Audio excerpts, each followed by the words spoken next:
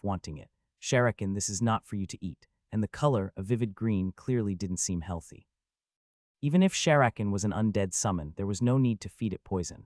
Eventually, the green potion went into the bag. Sharakin pawed the ground in disappointment, but Yaner closed the bag. We'll see later. Yeah, the priests of the Prasinga Order are visiting, right? Yes, I should also visit the priests of the Prasinga Order. Yaner, nodding her head, felt a sense of dissonance in Yihan's words. Also, visit the priests. I need to check which other order's priests have come. See you later. Yaner said nothing to her friend, who seemed to be casually exploring the various religious orders like one would browse through a neighborhood shop. Instead, she offered silent encouragement. Hang in there. Though she still wasn't quite sure what exactly her friend was up to. Yihan of the Wardenaz family, it is a pleasure to see you here. The pleasure is mine. Are you perhaps interested in the faith of Bildachkal? I have always been curious. Well then, but can one believe in Bildachkal's order and others simultaneously? That is not allowed, is it? While young priests called out to Yihan with goodwill, he declined. Since he needed to benefit from visiting various orders, there was no way if they did not allow belief in other orders. Yihan of the Wardenaz family. With a voice as if aflame, Priest Nijizer, a fire spirit mixed blood, appeared blazing as usual. Good to see you. Are you interested in the Afar Order? I have always been curious. But does the Afar Order not mind if one believes in other orders as well? To Yihan's question, Priest Nijizer nodded. The fire of Afar simply burns, it does not force a direction. Oh, then I would like to meet with your priest. Priest Nijizer led the way, and Yihan followed, pondering about the Afar Order. Now that I think about it, I don't know much about the Afar Order. There were so many religious orders in the Empire that unless one was famous or personally believed in it, it was not easy to know about them. The Afar Order was said to worship fire. Does that mean they specialize in flame magic? If so, it could be greatly beneficial to Yihan. One of his biggest weaknesses was fire element magic. While he was relatively better at other elemental magic, his compatibility with fire was the worst. He could use the magic, but if not careful, he might end up burning himself. It's warm. Upon entering the large tent of the Afar Order, the first thing Yihan felt was warmth, emanating from the purple flames burning inside. The priests of the order, comprised of various races and dressed in diverse, ununiformed attire, were comfortably chatting. They greeted Nijizer warmly as he entered. Priest Nijizer, may the fire of Afar find you. May the fire of Afar find you. Priests, this is Yihan of the Wardenaz family. Ah, the one you mentioned before. I am surprised. I thought the mages of the Wardenaz family had little interest in faith. That's a misconception. Yihan lied blatantly without even a hint of shame on his face. Anyway, it's good that you are interested. Shall I explain our faith to you? Yes, I would appreciate that. The priest of the Afar order looked like a mercenary who had spent about a decade on the battlefield. However, as soon as he began to speak, a wealth of knowledge about faith flowed from him. Yihan listened intently. Joining the Afar order could offer valuable benefits, and this was an opportunity to understand what they might be. So we believe that the end of this world will come with the fire of Afar, which will burn everything to ashes. Yihan, who had been listening closely, paused in surprise. Wait, what that? Fire, is it a metaphorical fire? Like one that burns only the world's injustices, evil beings, and skull liches? No, it's just a fire that burns everything. Ah, so is it destruction for the sake of new creation and rebirth? That's an interesting perspective. But after the apocalypse, there's nothing left. It's just burning. Now, let's see the flame you hold within your soul, Yihan of the Wardenaz family. Yihan suddenly felt he understood why priestesses Tigeling and Siana had warned him to avoid priest Nijizer. Perhaps they don't want me to unleash the fire within my soul to contribute to burning the world. Fortunately, the Afar Order was not the kind of organization that Yihan had feared. Oh, you were worried about that. Ha ha. People who don't know much about us often have such misunderstandings, laughed a priest of the Afar Order with a carefree chuckle. We don't set the world or the empire on fire. If we did, would our order still exist as it does now? Indeed, that makes sense. It was a valid point. Even if the empire was lenient, it would not be so to the extent of allowing an order that goes around setting fires. Our priests simply believe in the fire of Afar. That's right. The fire of Afar will eventually come to us, so we must live without regrets. Apart from their gloomy pessimism, in believing that the end of the world fire would someday come, the priests of the Afar order were generally cheerful and friendly. Moreover, their strong belief in the fire of Afar significantly enhanced their flame magic. In magic, personal belief or mental imagery is as important as mana. The priests of the order, who sincerely believed in the formidable entity known as the fire of Afar, naturally had an advantage in flame magic. As Yihan had guessed, many masters of flame magic were among the priests of the Afar order, to the extent that the Empire would request their assistance when in need of flame magic. Luckily, they are more normal than I thought. Yihan was relieved. Apart from their belief in the eventual doom of the world, the Afar order was quite normal. The rules of the order were also relaxed. Aside from meditations directed towards the fire of Afar, there were hardly any obligations. By comparison, they were better off than the Prasinga order, which forced its members to wear cursed items. Come over here. It's time to check the flame within your soul. An Afar priest approached, holding a large, crudely shaped copper cup. Feeling more relaxed, Yihan asked, "How will you check it?" According to the explanation, this copper cup was an artifact that drew out the flame from the soul of the person touching it, making it flare up inside the cup. The priests often used this cup to check how humble and faithful they were in front of the fire of Afar. It seems similar to a flame element magic aptitude test. Does the flame in the cup improve as one becomes more familiar with magic? While the Afar priests would have indignantly responded, "That's preposterous. It's about the flame in the soul and devotion." Yihan had no choice but to interpret it through the lens of magic. Being from the Wardenaz family, like its patriarch, Yihan was not particularly devout. What the priests interpreted as faith, Yihan could only understand as magic. There was no other way to see it. Yihan placed his hand on the copper cup, feeling a slight tension. I hope nothing goes wrong. Given what Professor Garcia had said in his past experiences, it was natural to feel nervous. What if the flame suddenly shot up, burning the surrounding tents? Whoosh! A flame sprouted within the cup, not too large, and it flickered stably without overflowing. I don't know much about this cup, but it seems fine, Yihan was reassured. The flame did not surge unusually high, nor was its shape unstable. Wasn't this average? How is it? Now let's check. One of the priests blew a puff of air, but Yihan's flame did not flicker at all. Oh, the soul's flame is quite strong indeed. The priests of the Afar order were delighted with the strength of Yihan's flame. The size of the flame inside the cup was not what mattered. What was important was its resilience against any disturbance. Despite being blown upon, the fact that it did not extinguish but remained steadfast was proof of its strength. Another priest fetched water and poured it over the cup Yihan was holding. With a hiss, the water evaporated. Yihan's flame remained unflinching. Oh, bring something else. As much as they dealt with flames, paradoxically, the priests were also adept at countering them. They brought out black sand called black shadow sand, a magic reagent that could quickly consume ordinary flames. However, Yihan's flame remained unaffected. Next, various other methods were employed: magic, reagents, potions, items, and more. Yet Yihan's flame never extinguished. The usually jovial faces of the priests turned serious. Is there a problem? Haha, no, not at all. Thank goodness. Yihan was about to feel relieved, but the priests quickly turned away and whispered among themselves. Can we contact another priest of the order? Send a bird immediately, as quickly as possible. We might need to call the bishop. Hearing the priest's murmur, Yihan began to feel uneasy. Bishop Yu of the Afar Order hurriedly arrived upon receiving the news. It was only natural, given the report of a boy possessing a flame close to the fire of Afar in his soul. Wait, Venerable O's Ganedouts, it's a pleasure to meet you, but I have urgent matters to attend to. Of course, I know what it's about. The priests of Afar have found a talent, haven't they? The Skull Principal knew well about the Afar Order. Apart from being a bit overly pessimistic and foolish, they were adept at handling flame magic. The problem was their infatuation with the boy from the Wardenaz family, trying by all means to take him with them.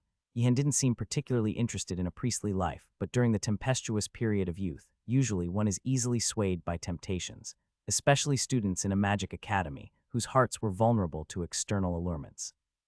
This had to be prevented at all costs. This academy was established by His Majesty to cultivate talents for the Empire. I trust you will not forcefully turn future mages into priests of the order. The bishop nodded as if he understood the principal's warning. Of course, Venerable O's Ganedouts, we have no intention of making talents from the Magic Academy into priests. Is that so? The principal's voice softened. Indeed, the Afar Order knew decorum and had a sense of moral integrity. But Venerable O's Ganedouts, the boy from the Wardenaz family, is in a dangerous situation now. I have done nothing wrong. What do you mean? Confused by the principal's instinctive defense, the bishop explained further. As you know, Venerable O's Ganedouts, a talent too powerful to control can harm its possessor, and more so with the nature of flame. Magic was as dangerous as it was powerful. Flame, in particular, could easily harm its wielder if mishandled. A boy like Yihan, with such a strong flame in his soul, had to be considered very dangerous.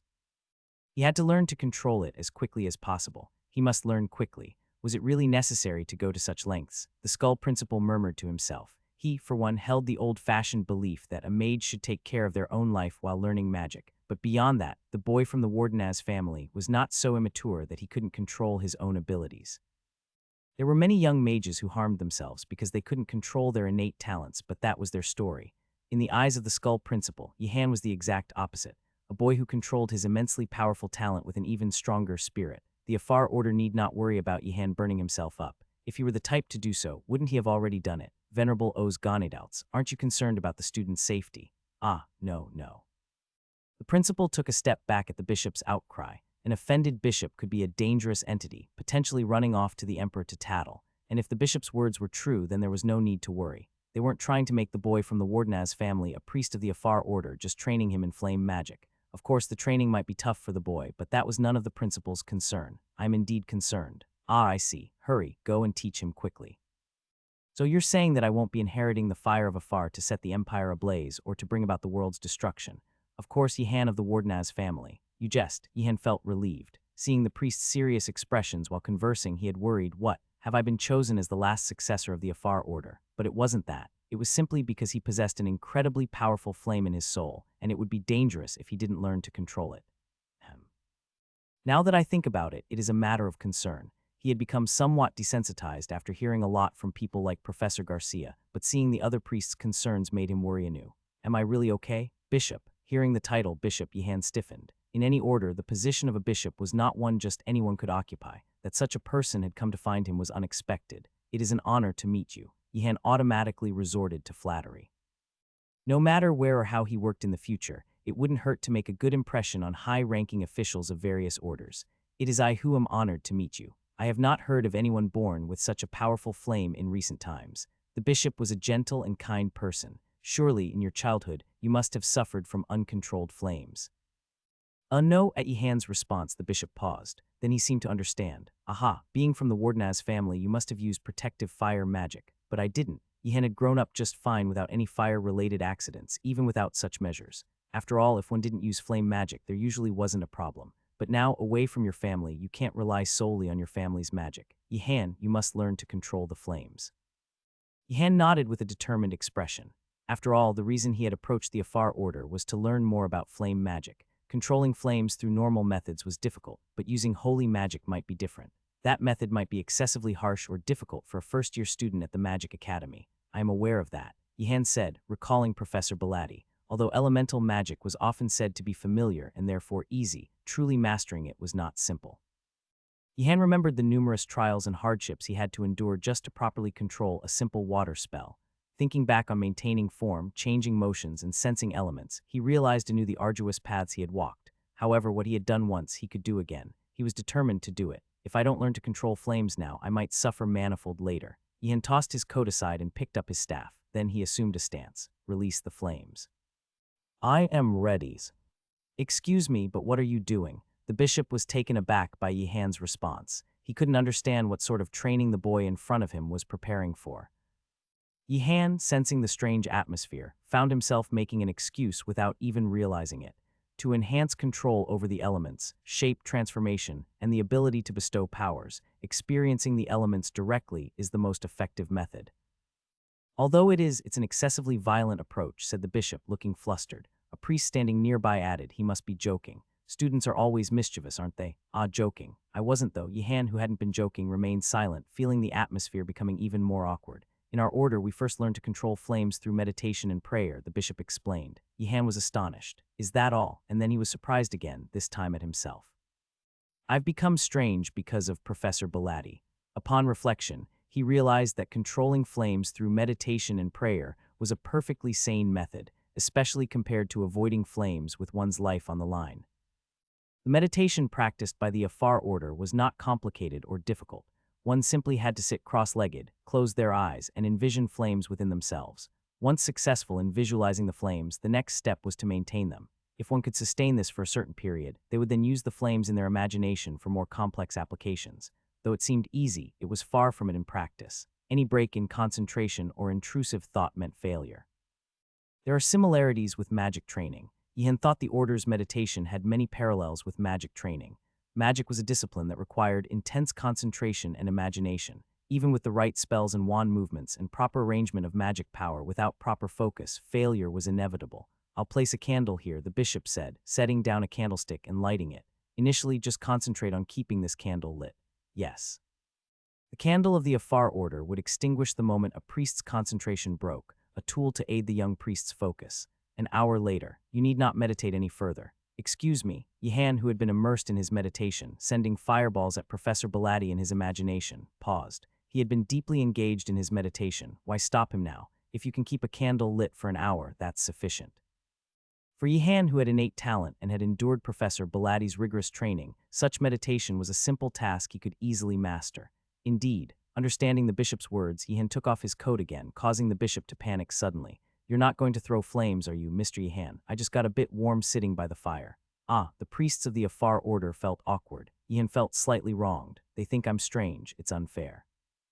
By the way, does this mean I have an aptitude for fire magic? Yihan asked out of curiosity. He knew he was quite compatible with water elements, and he was also using lightning elements fairly well. However, he hadn't had much opportunity to use fire elements, so he wasn't sure how well they suited him. How much aptitude did he have for it? The priests exchanged glances. With his level of skill, he definitely counted as one of the more talented. Normally, priests of the order would maintain their inner flame through regular, periodic meditation. That he had accomplished this effortlessly without proper training indicated a natural gift. Yihan possessed an innately high aptitude for the element of fire, and his visualization of flames was exceptionally solid. It was as if he was born to be a priest of the Afar order. But he couldn't say that. He had made a promise to the principal. If I tell the truth, Mr. Yihan of the Wardenaz family might want to become a priest of the Afar order. That's impossible. The principal of the Magic Academy did not like to lose talented individuals to the order, and the priest respected that. Of course, it was unlikely that Yihan, with his personality, would want to become a priest of the Afar order, but the priests were not aware of that. He's of average level, quite ordinary. Indeed, I see. Yihan nodded. Guess I'm just average. Since the priests said he was ordinary, Yihan did not doubt them. There was no reason for them to lie. And being average was enough, as long as it didn't hinder his learning of other magic. Now, Mr. Yihan of the Wardenaz family. The bishop slipped a ring onto Yihan's finger. Yihan felt a curious surge of mana from the ring. What's this? This is a ring of flame absorption. It will protect you when using fire magic. Originally, the ring was used for defending against fire magic or dealing with fire elemental monsters. However, it was also a useful artifact for a talented fire mage who could not fully control their own flames during training. Yihan bowed his head in gratitude. Do you know the spell? Give it a try. Yihan waved his wand and chanted. Blaze forth. Whoosh. A fist-sized flame blazed up above his palm. The effect was much better than he expected, and he was visibly pleased. Remarkable. Bring more rings. Yihan was startled by the bishop's serious response. Was the effect lacking? Just got lucky, I suppose. Looking down, he noticed the ring was already cracked. Despite its best effort at absorption, it seemed inadequate. Just one ring was hardly significant. Click, click, click, more rings were added. Yihan asked the bishop cautiously, "Is this really okay?" As 10 rings filled his fingers, Yihan became a bit worried. Wouldn't wearing so many rings prevent fire magic from being cast at all? It's a bit too much. Might be insufficient. Bring some bracelets too. Ian started to wonder if he was a freshman at a magic academy or the Empire's worst fire magic criminal. The bishop, not content with filling Yihan's hands with 10 rings, added 4 bracelets and even 2 necklaces. As the Afar Order often dealt with fire magic, such anti-fire magic artifacts were plentiful. Quite an avant-garde fashion. Mages might not be known for their fashion sense, but this seemed a bit much. Although his appearance became a bit odd, the Afar Order's method proved quite effective. Yihan, adorned with numerous artifacts, began his training in fire magic. He started with spell, then moved on to controlling the generated sparks. He also practiced spells like end. In truth, the priests were much more earnest about the latter. Fortunately, everything went better than expected. Yihan wondered whether his compatibility with elemental magic was the reason, or if Professor Bilatti's teachings were also effective for fire magic, and Yihan hoped it was not the latter. He did not want to become a living testament to Professor Bilatti's educational theory. That will be all for today. You've worked really hard. Absolutely not. A priest whispered seriously from the side. Shouldn't we put a few more on Mr. Yihan? Yihan pretended not to hear and said, "But if I don't practice alone, I won't improve. Next week, the priests of the order will stay at the academy. We have received the emperor's permission for the spring festival." Yihan was more surprised by the bishop's words than anything else. The priests staying at the academy even after this weekend. Such good news. Seeing Yihan's face light up, the priest also smiled contentedly. He seemed pleased about the spring festival, like a proper freshman. "You're happy about the spring festival?" "Yes, yes, I am." Yihan belatedly remembered the spring festival. He had been too delighted by the fact that the priests would be staying at the academy. "Does the principal know? I plan to inform him after today's schedule. You should tell him right now. The principal will be very pleased." "Is that so?" There was no harm in telling a few hours early. The puzzled bishop nodded his head. Priest Nijizer, on his way back, stepped forward to bid farewell to Yihan. Having received various teachings and even artifacts, Yihan was very satisfied with the Afar Order. "There were many rumors about the Afar Order, but meeting you today, I realized that foolish people have spread false rumors." Priest Nijizer smiled pleasantly at Yihan's words. It seemed to be the first time he had seen him smile. "Of course, the priests of Afar, who serve the flame, are all kind and good.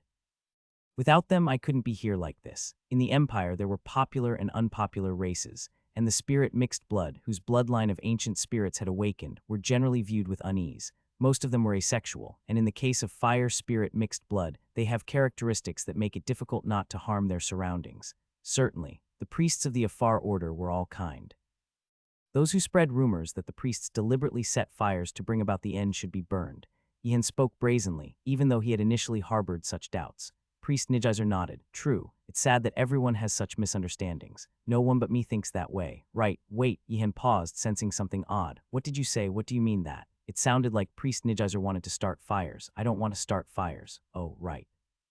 It's just that I sometimes wonder if using more fire magic might hasten the arrival of the fire of Afar. The priests say it's not so, but every time I meditate, the flame of Afar whispers to me." Yihan unconsciously stepped back. Nijizer, unaware of Yihan's inner thoughts, continued in that regard. "It's truly wonderful that Mr. Yihan of the Wardenaz family is born with such a strong flame in his soul. I pray for your great success in the future."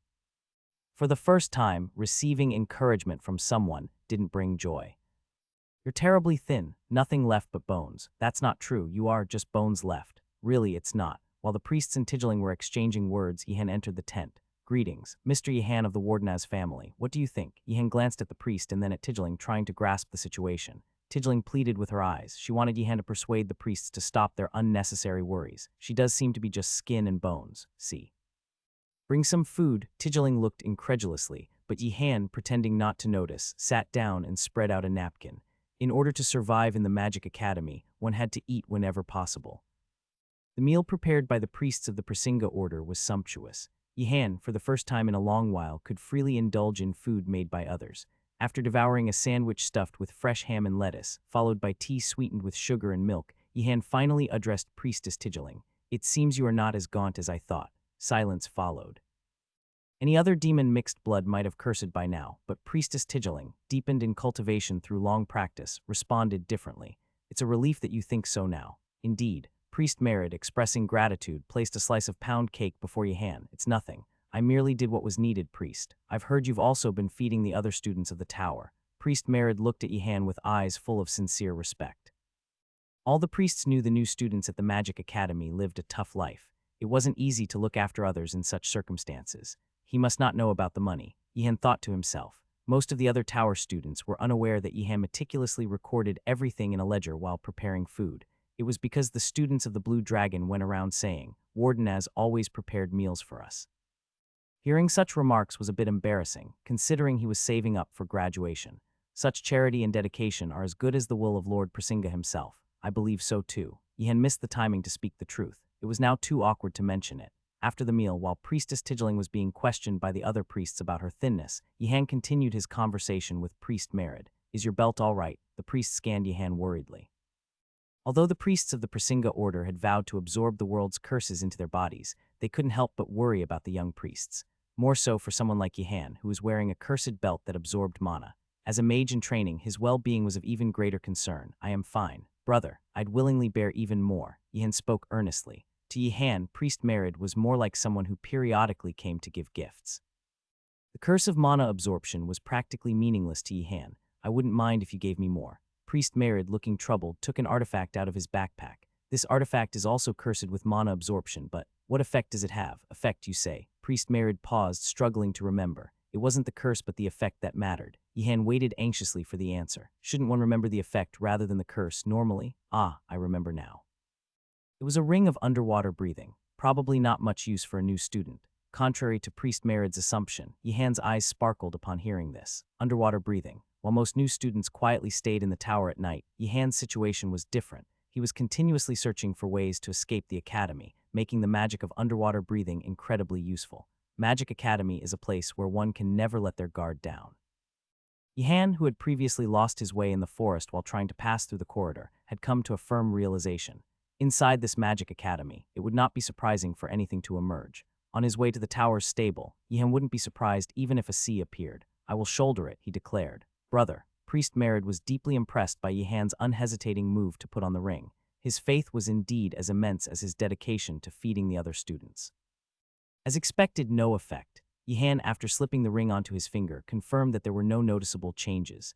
Priest Merid asked, looking concerned, "But brother, aren't you wearing too many artifacts?" Wearing too many artifacts was dangerous. Their individual magics could collide or cause unexpected effects. Though it was relatively safe if the artifacts were a bit apart, more caution was needed when wearing multiple items on the same finger, like rings. The fire-absorbing artifacts, all having the same function, posed no risk of clashing, but the ring of underwater breathing needed careful handling. "I will wear them alternately," Yihan assured. "That's reassuring." "Should I ask why he's wearing so many rings?" Priestess Tigling wondered silently. "The Prasinga order is also staying for the spring festival," Yihan said with a bright voice. The priests of the Prasinga order, like the others before them, harbored a similar misconception. Naturally, as a freshman, he is excited about the spring festival. "Yes, we plan to stay at the academy until next week to help with the spring festival," they replied. The Empire's spring festival was a time to welcome the coming spring, celebrated freely and informally. It was an occasion where one could expect plays, performances, and events all happening in one place.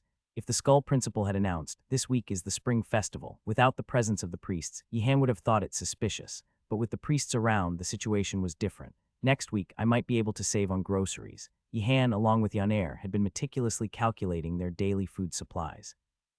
Despite bringing in bulk from outside, the rate of consumption was high. It was necessary to save whenever possible. He planned to try leaving the academy again before the semester ended, though there was a chance of failure. The remaining food supplies. "I might consider trading with the students of the Black Tortoise to fill up some more, but I also have to seriously set traps to catch something.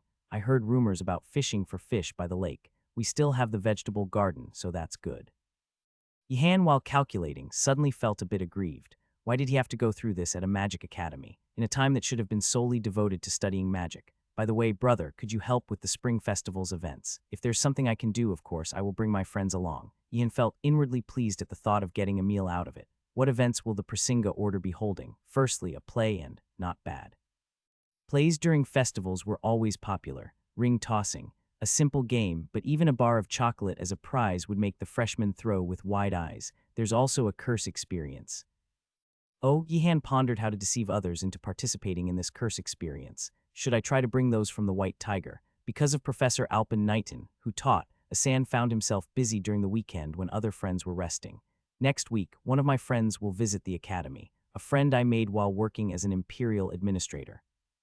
He wishes to see the skills of my students when he visits, so I want to entrust you all with creating a simple magic circle. Assigned this task because he had the second best grades after Yihan, Asan was far from pleased, who would be happy to prepare on a precious weekend. Don't feel too bad about it, Asan. I wanted to do this. Wardenaz, unaware of Yihan's sinister ulterior motives, Asan's eyelids trembled with emotion. Even 100 of the likes of Gaynando couldn't match Yihan. I will definitely catch the administrator's eye. Though it had nothing to do with tests or midterms, Yihan's eyes blazed with ambition. He was determined to leave a deep impression on the professor's friend. By the way, I heard the professors are doing something for the festival next week. Have you heard? Really? Yeah, even the principal is planning something. Yihan suddenly felt his anticipation replaced with worry. What is this crazy lick planning now? No, it's not time yet. Besides, the priests are at the academy. He won't move so recklessly. But Asan, where did you hear that? Professor Garcia was looking for students to help with the festival earlier. She was calling for the top performing students. I see. Wait a minute. Yihan suddenly felt a chilling premonition. Surely the Skull Principal wouldn't call on Yihan, would he? Nilia, summoned by Professor Garcia, was puzzled not to see Yihan. Isn't Wardenaz coming? If students from each tower were being called, Yihan's absence was unthinkable. Yihan is. He looked too busy and exhausted. Nilia nodded repeatedly, her mouth shut tight at Professor Garcia's words. It made perfect sense to her. Please tell Yihan to take care sometimes. I do tell him, but, Wardenaz is so earnest about magic. That's true, isn't it? The two professors and the student continued a conversation that would have baffled Yihan had he heard it. You're preparing so hard, Professor Garcia. Behind them, the Skull Principal appeared, his voice more indifferent than usual. Professor Garcia was taken aback to see the other's expression contorted in displeasure. It was unusual for a lick, devoid of muscles or flesh, to manipulate his skull magically to show expressions. Do you really need to use high magic for such things? Wouldn't the students be happy? Why should the students be happy? We're the ones providing the teachings. Shouldn't the students be the ones to please us? The Skull Principal continued to grumble. Professor Garcia magically ensured that Nilia couldn't hear the conversation. I guess I should go prepare too. If I don't do anything, the priests will report to His Majesty, and His Majesty will likely scold me. The Empire is being devoured by fools. Professor Garcia thought it was wise that she had blocked Nilia's ears. The Skull Principal continued to berate the orders of the Empire. I'll be going now. Take care. Wait a minute. Principal, what are you planning to prepare? Professor Garcia suddenly became curious and asked. I'll have to ask a student and then decide. I see. Just a moment, please. Just a moment. Why do you keep repeating that? No, sorry to keep calling you back, but which student are you going to ask? Professor Garcia consciously refrained from stating the obvious. You don't have any close students, do you? The Skull Principal was already sufficiently sorrowful. The boy from the Wardenaz family. Isn't Yihan too busy? That's none of my concern. Professor Garcia had to suppress the urge to unleash a spell in frustration. Hold on. What now? There's Professor Bagrak. Doesn't he lack close students too? Although it was an impertinent remark, Professor Garcia found it hard to refute. A fierce competition would undoubtedly ensue if it came down to who, between the Skull Principal and Professor Belatti, had fewer close students. Well, why do you ask? I'm just concerned seeing Professor Bagrak pass by like that. He must be in charge of something for the festival. He'll manage just fine. No, you misunderstand me, Professor Garcia, the Skull Principal said firmly. Professor Bagrak, having no close students, is likely to call upon the boy from the Wardenaz family. Professor Garcia realized what was meant. Just as the Skull Principal, who had only Yihan as a close student, might do, Professor Belatti was also highly likely to do the same. It was indeed an unfortunate situation for student Yihan. How about you concede this time, Principal? Did I hear you wrong? Principal, if you just yai. Still can't hear you. What did you say? Right, it's unlikely that you would concede. Professor Bagrak, the Skull Principal called out to Professor Belatti, who was passing by in the distance. The pale vampire mage approached without a change in expression. So this is the situation. Do you understand? Why don't you just concede, Principal? Ha ha ha. Don't talk nonsense. I did not talk nonsense. A conversation between two mages, far removed from the word compromise, gave Professor Garcia an instant headache. But contrary to her worries, they did not fight. How about we compromise then? Split the time in half. Agreed. Predators respect each other's territories. The Principal and Professor Belatti quickly reached an agreement. It was as if only the herbivores destined to be bitten by these predators were to be pitied. Wait, there goes Professor Uriger. Just exclude Professor Uriger. He has plenty of close students. Professor Garcia desperately interjected. Surely, dividing it into thirds would be too cruel. Unaware that his schedule had been expanded, Yihan was immersed in deep thought and concern, never having imagined such a development. Professor Alpin had described the magic circle as simple but naturally that was by a professor's standards, and for Yihan and Asan it was far from simple. So once completed, were to float spheres of light at regular intervals along both sides of the corridor, and in the center show a statue made of illusions. It seems so. Asan, having read the book given by the professor, spoke with a voice full of conviction.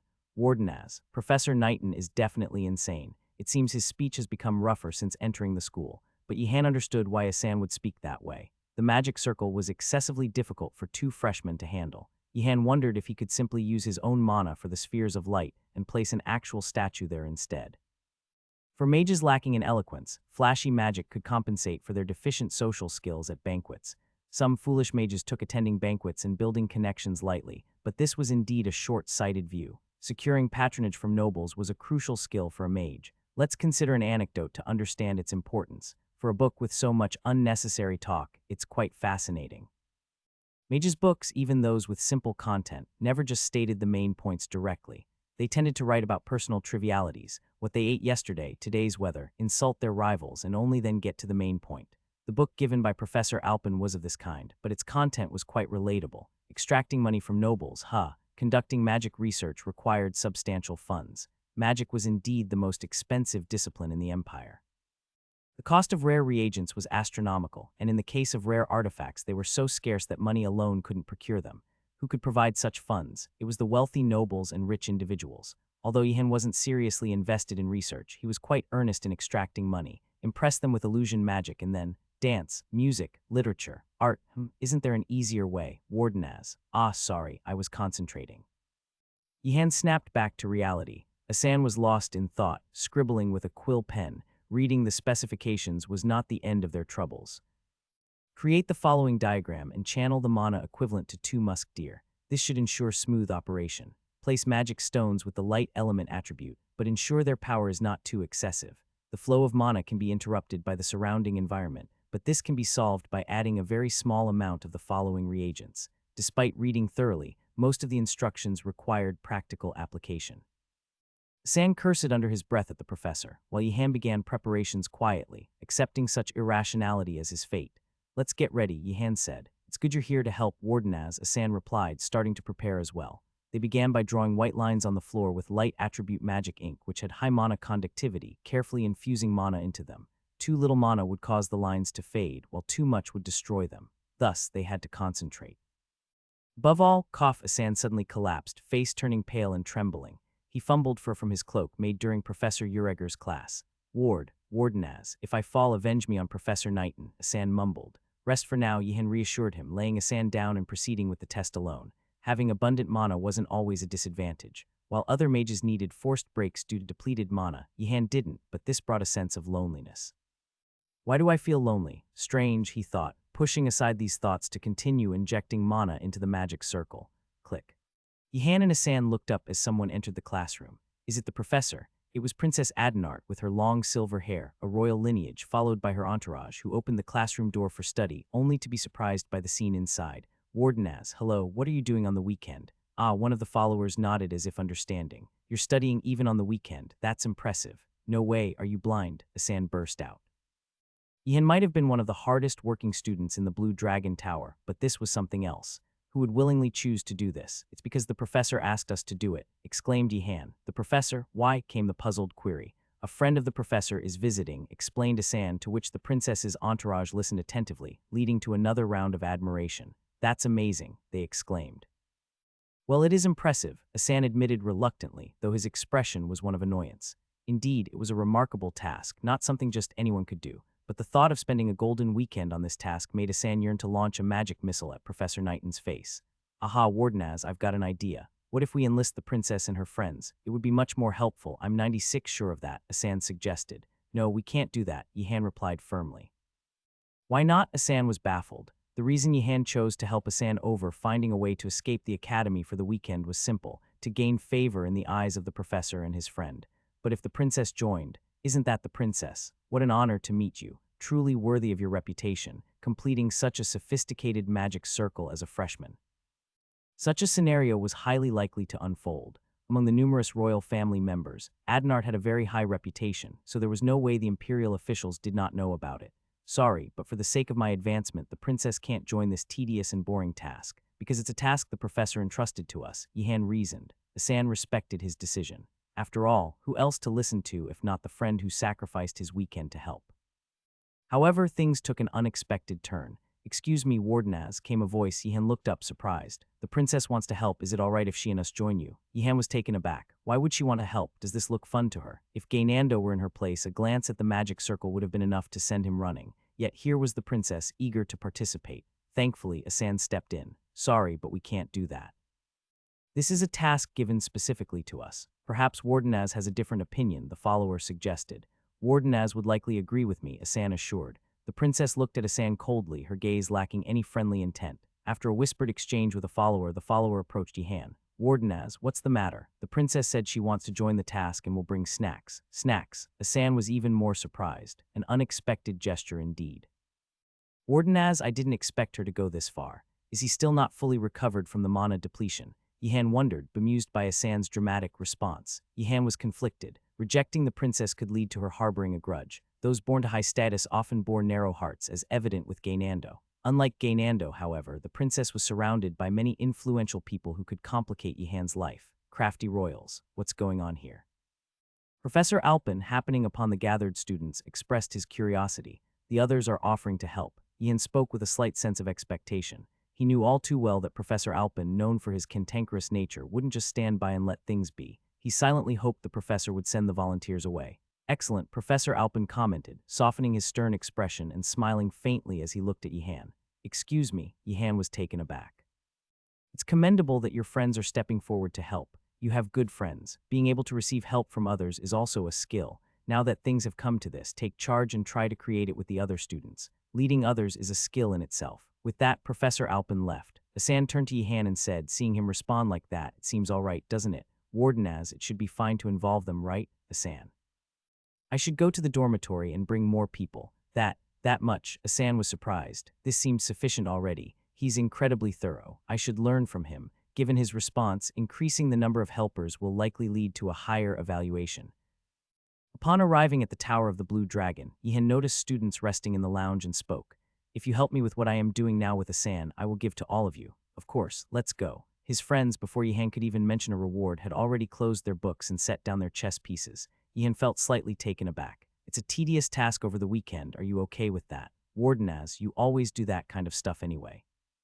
Touched by his friend's warm words, Yihan was moved. What in the world was the Magic Academy doing with students like these? "Where's Gaynando? He's resting upstairs." Wardenaz, "But Gaynando might not come, right?" His friends thought Gaynando wouldn't show up. It was unlike him to participate in a weekend task, but Gaynando must participate. Yihan was resolute.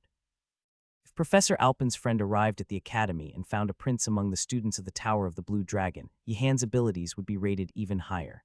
"Don't worry, I have a plan." Yihan summoned Gaynando. Puzzled Gaynando, who had been lounging in his personal room, came downstairs. "Why, what's going on?" "I'm sorry, Gaynando." Yihan spoke with a voice full of regret. Gaynando was terrified by his words. Am I going to the punishment room?" "No, not that. Phew.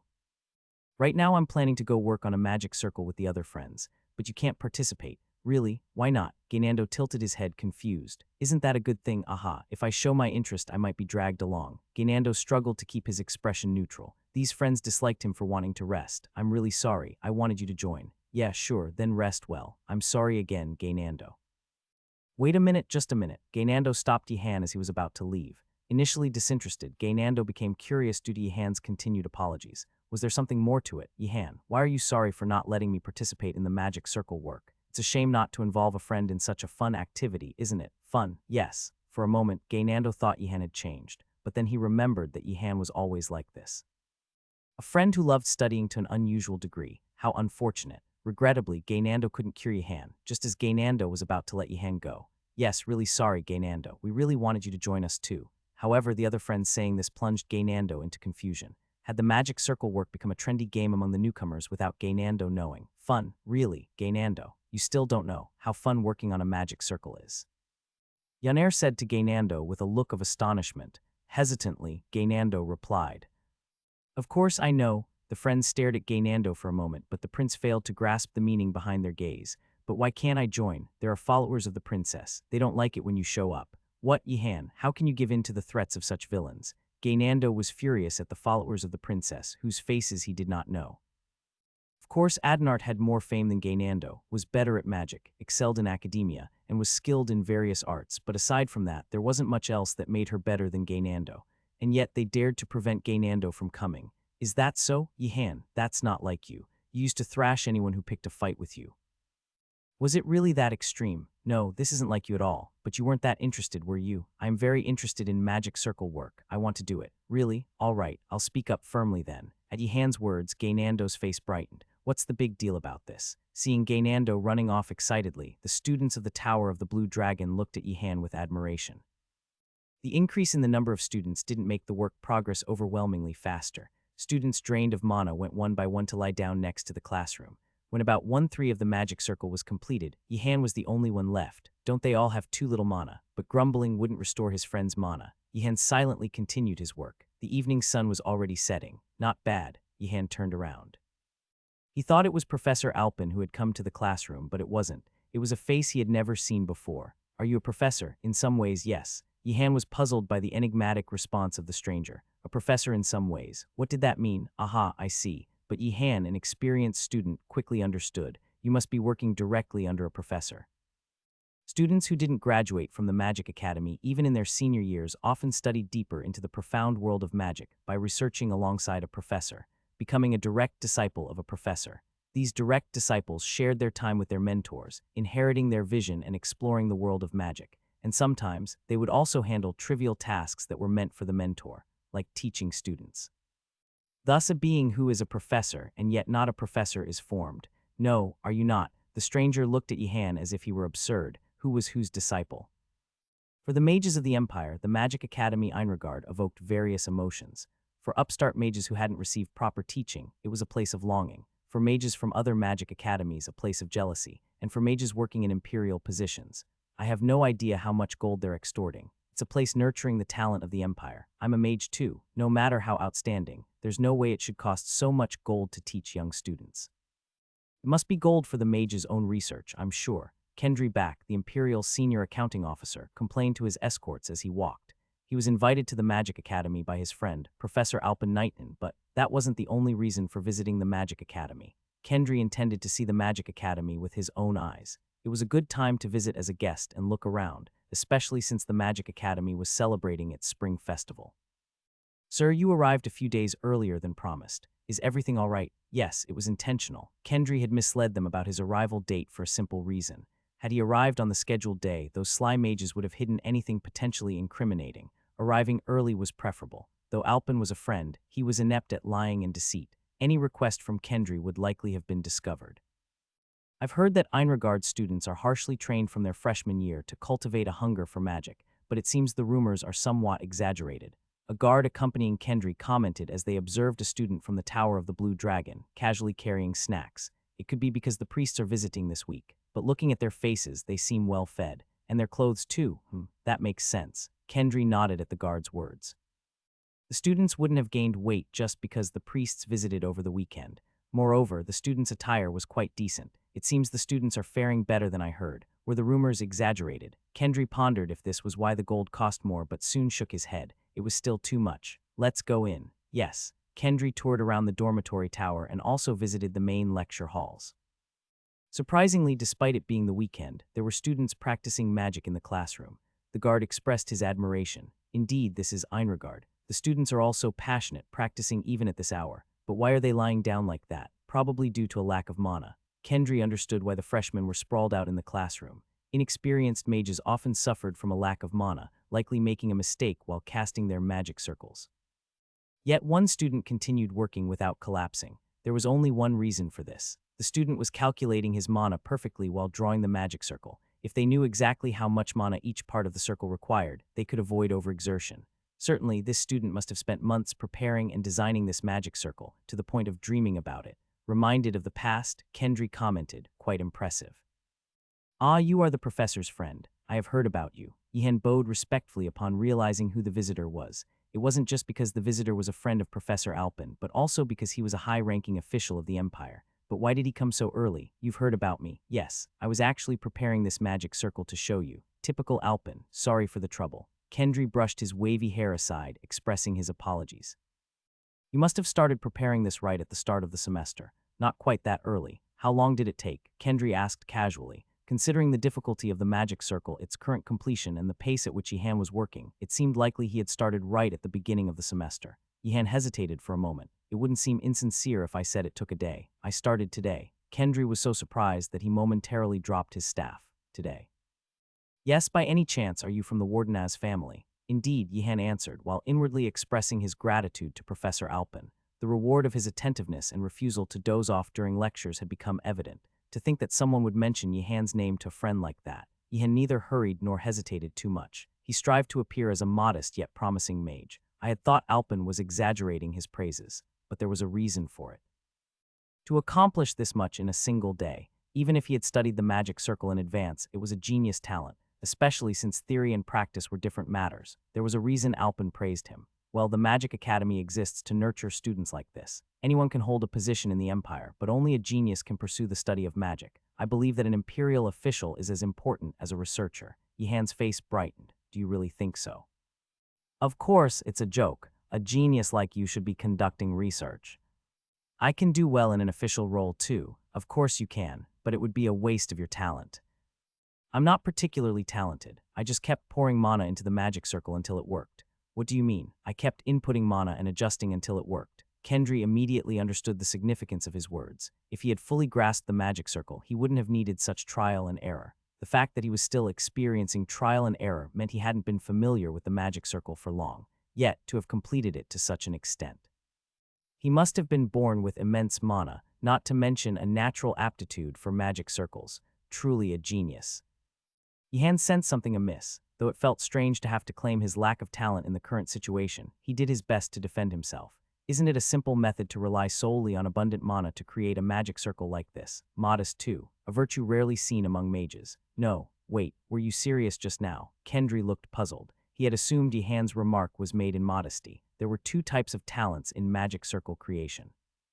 One was the intellectual type, those who excelled in the theory and structure of magic circles, who thoroughly studied and understood them in their minds before starting. The other was the intuitive type, those who created magic circles based on sensation and intuition, even if they were less skilled in calculation or understanding, letting their mana flow through. At first glance, the latter might seem simple or ignorant, but it was, in fact, more challenging.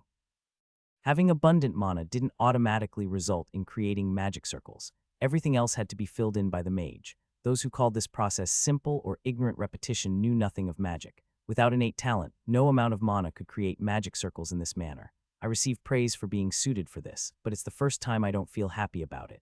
Yihan felt more bewildered than happy upon hearing he had a talent for magic circle creation. The latter seems fitting for an imperial office position too. Yihan tried to argue back passively after hearing the explanation. However, Kendry looked at him as if he didn't understand what Yihan was saying. You're both. Excuse me, you're both. No matter how great your intuition is, to complete a magic circle like this as a freshman, you need a sharply working mind. There were limits to intuition.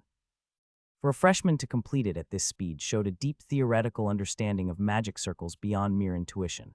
Knowing either was enough to qualify as an imperial official, but excelling in both, that meant dedicating oneself to magic for the Empire's future. As expected of a professor's friend, he's hard to communicate with. Yihan quickly gave up. Given the response, it seemed faster to persuade someone else and aim for an official position. Not all imperial officials would be like this. I do like them. Ha ha ha, just kidding, I really want to hit him. Yihan inwardly seethed at Kendry's dismissive attitude towards a freshman because of his higher status. You can think badly of him if you want. Yihan swallowed his words. He never knew where or when the Skull Principal might be listening. If you need help, contact me. Supporting mages like you is our official's role. Yihan's face brightened. Yihan's face darkened again. He didn't really need that kind of help. What about supporting young mages, startups instead of just research? There will be outside guests this week, so stay focused and don't get distracted. You understand, are there others besides the priests? Kendry hesitated for a moment, wondering if he could tell the freshman. Yihan, without even breathing, lied. I heard it from the principal, but it wasn't a joke then. Ah, you heard. Well, Ganedals is really. Oh, sorry, I shouldn't speak ill of a mentor in front of students. Mistaking that the Skull Principal had spoken first, Kendry opened his mouth. It must be because of the festival. People interested in Einregard are probably visiting. The same goes for other magic academies. Einregard's reputation is well known, right, from other magic academies. Yihan paused, taken aback. He hadn't expected such guests. He thought there would only be priests. I'll spread the word about what I saw today to others. No, it's all right. Why? It's good to build a reputation early. It will help you in your research later. Really, it's fine. He's from the Wardenaz family, and yet so modest. How surprising. Kendry was amazed but nodded. After all, it wasn't bad for a talented mage to be humble. One reason mages with bad reputations among the imperial officials accumulated grudges was their arrogant behavior. The estimate is unclear. Rewrite it. You can't understand this estimate. That's because you're a dim-witted loser. You fool. Are you jealous of me because you lack talent? My overflowing talent. Thinking of this, Kendry found Yihan even more remarkable. I hope he grows up just like this. He hoped that Yihan would become a great mage without changing. After all, the secular matters would be handled by other people of the empire. As the sun fully set, Yihan stopped his work and fed the students dinner. The students, having expended their mana, devoured the grilled meat as soon as it was ready. The oil dripped down, sizzling in the flames. Yaner, how did the potion checking go? I managed to identify a few. Yaner replied brightly. One turned out to be alcohol. Yihan was slightly incredulous. Why were there several bottles of alcohol in a potion box? But it wasn't incomprehensible. In such a magic academy, it was natural for seniors to turn to alcohol. And the others, transformation potions. I need to check further, but they're probably animal-based. Not bad. The exact animal was yet to be determined, but transformation potions could be very useful. If it was a winged animal, I'm not sure what the sky of the Magic Academy is like, but it's worth trying. By the way, the potion Gaynando drank was indeed a confidence potion. I thought so. And a curse removal potion. They said it's very powerful. Oh, and there was also a calmness potion. The nearby students showed interest. A calmness potion, if we drink that, won't we get caught by the professor? We should think about not getting caught. The students of the Blue Dragon were quickly adapting to the Magic Academy. They had begun to see exams as a battle not with themselves, but with the professors. We'll check the rest next week. I plan to finish the checks while the priests are still here. Not more than you. Professor Ureger was worried about you. Yihan paused, startled. Worried about what? He said he wanted to call you, but couldn't bring himself to do it. During the festival, Professor Ureger, who was forced to prepare something, had called upon students proficient in alchemy. Yaner, of course, was among those summoned. The summoned students were puzzled by Yihan's absence. Isn't Wardenaz here? I didn't have the heart to call him.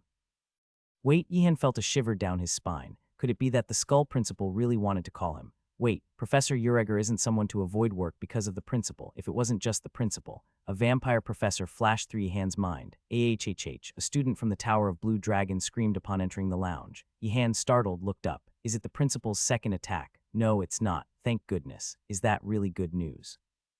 Yihan thought as he moved forward. The lounge looked as though a thief had ransacked it.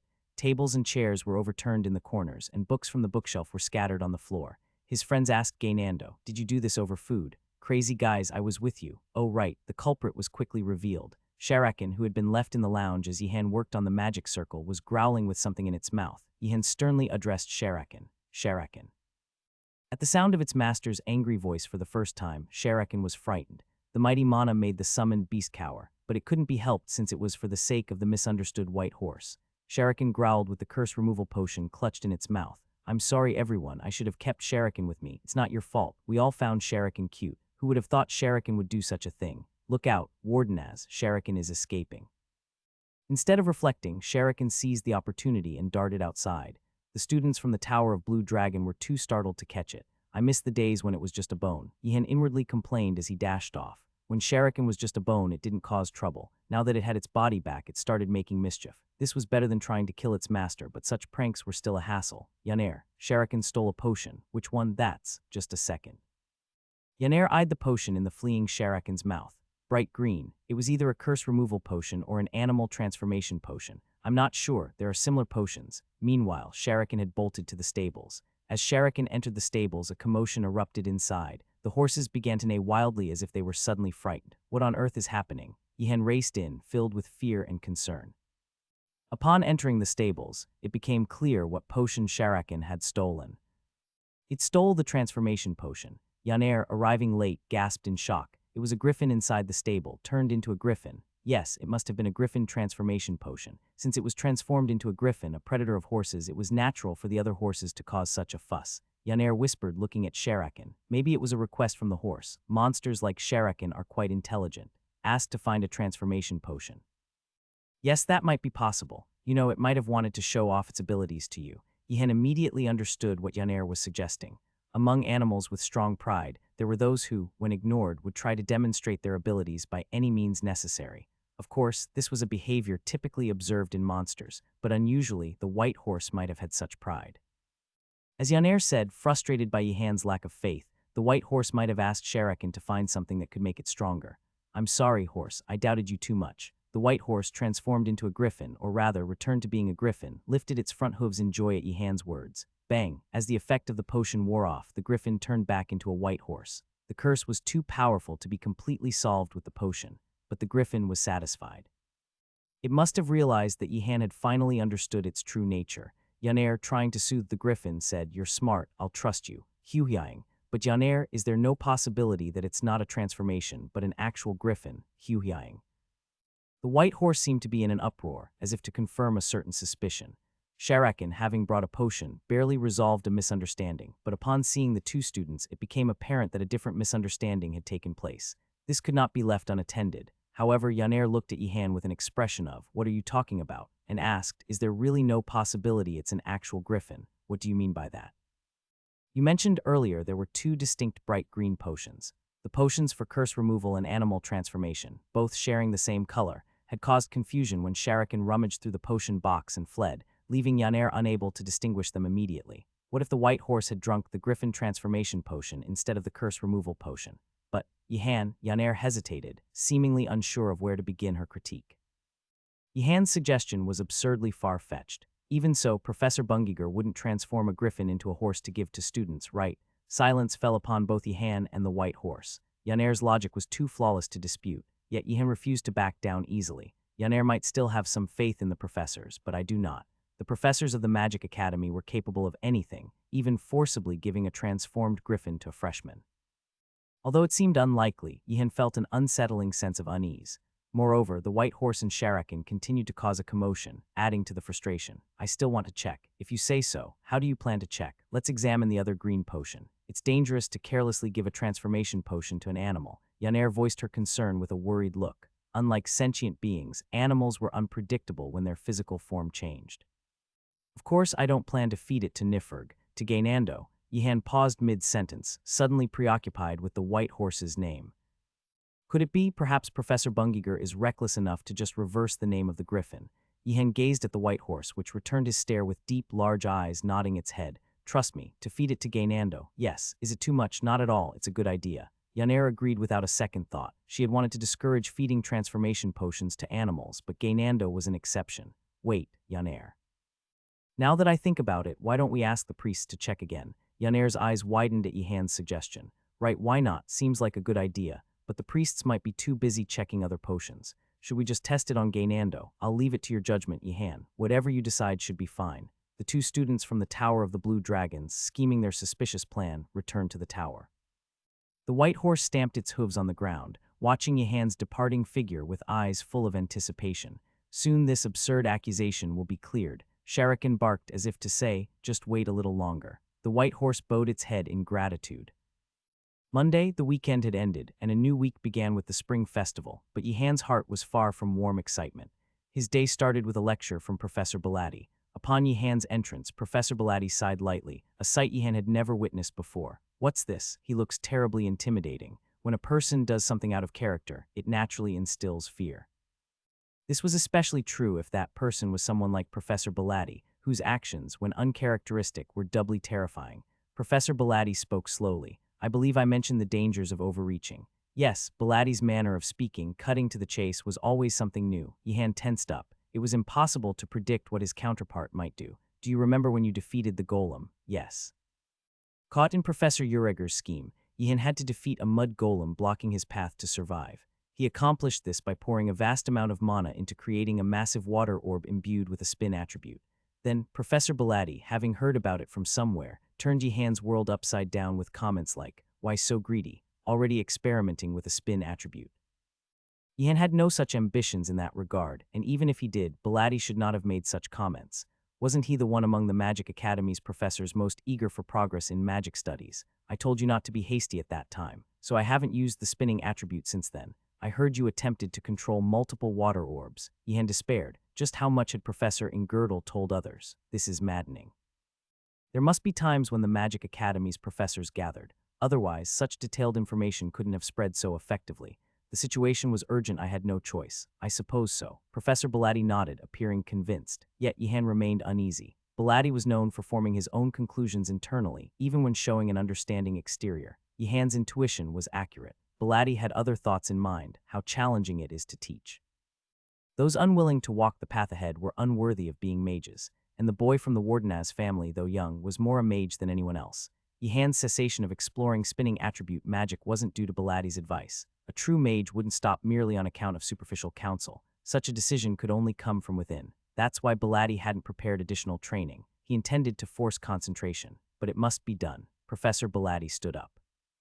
A look into Yehan's eyes revealed everything. The boy from the Wardenaz family would not stop. This time, Belatti didn't plan to offer mere superficial advice. Take this. Yehan was puzzled by the bundle Belatti handed him. What is this? Open it. Inside the bundle was an old cloak, clearly enchanted with magic. What magic is cast upon it? Defensive magic. Yehan sighed. Why else would Professor Belatti give him a cloak imbued with defensive magic? He's planning to hit me harder than before. But how hard? Instead of casting magic, Belatti turned and walked out of the lecture hall.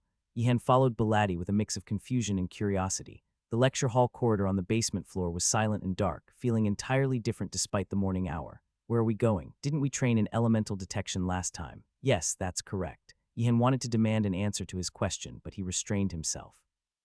This was typical of Professor Belatti. Your ability to detect elements is sufficient. There's no need for further training in that regard. For Professor Belatti, that was indeed high praise. Yehan gratefully accepted it. And I gave you a book on basic lightning magic and its applications. I've been studying it diligently, but I haven't mastered it completely yet.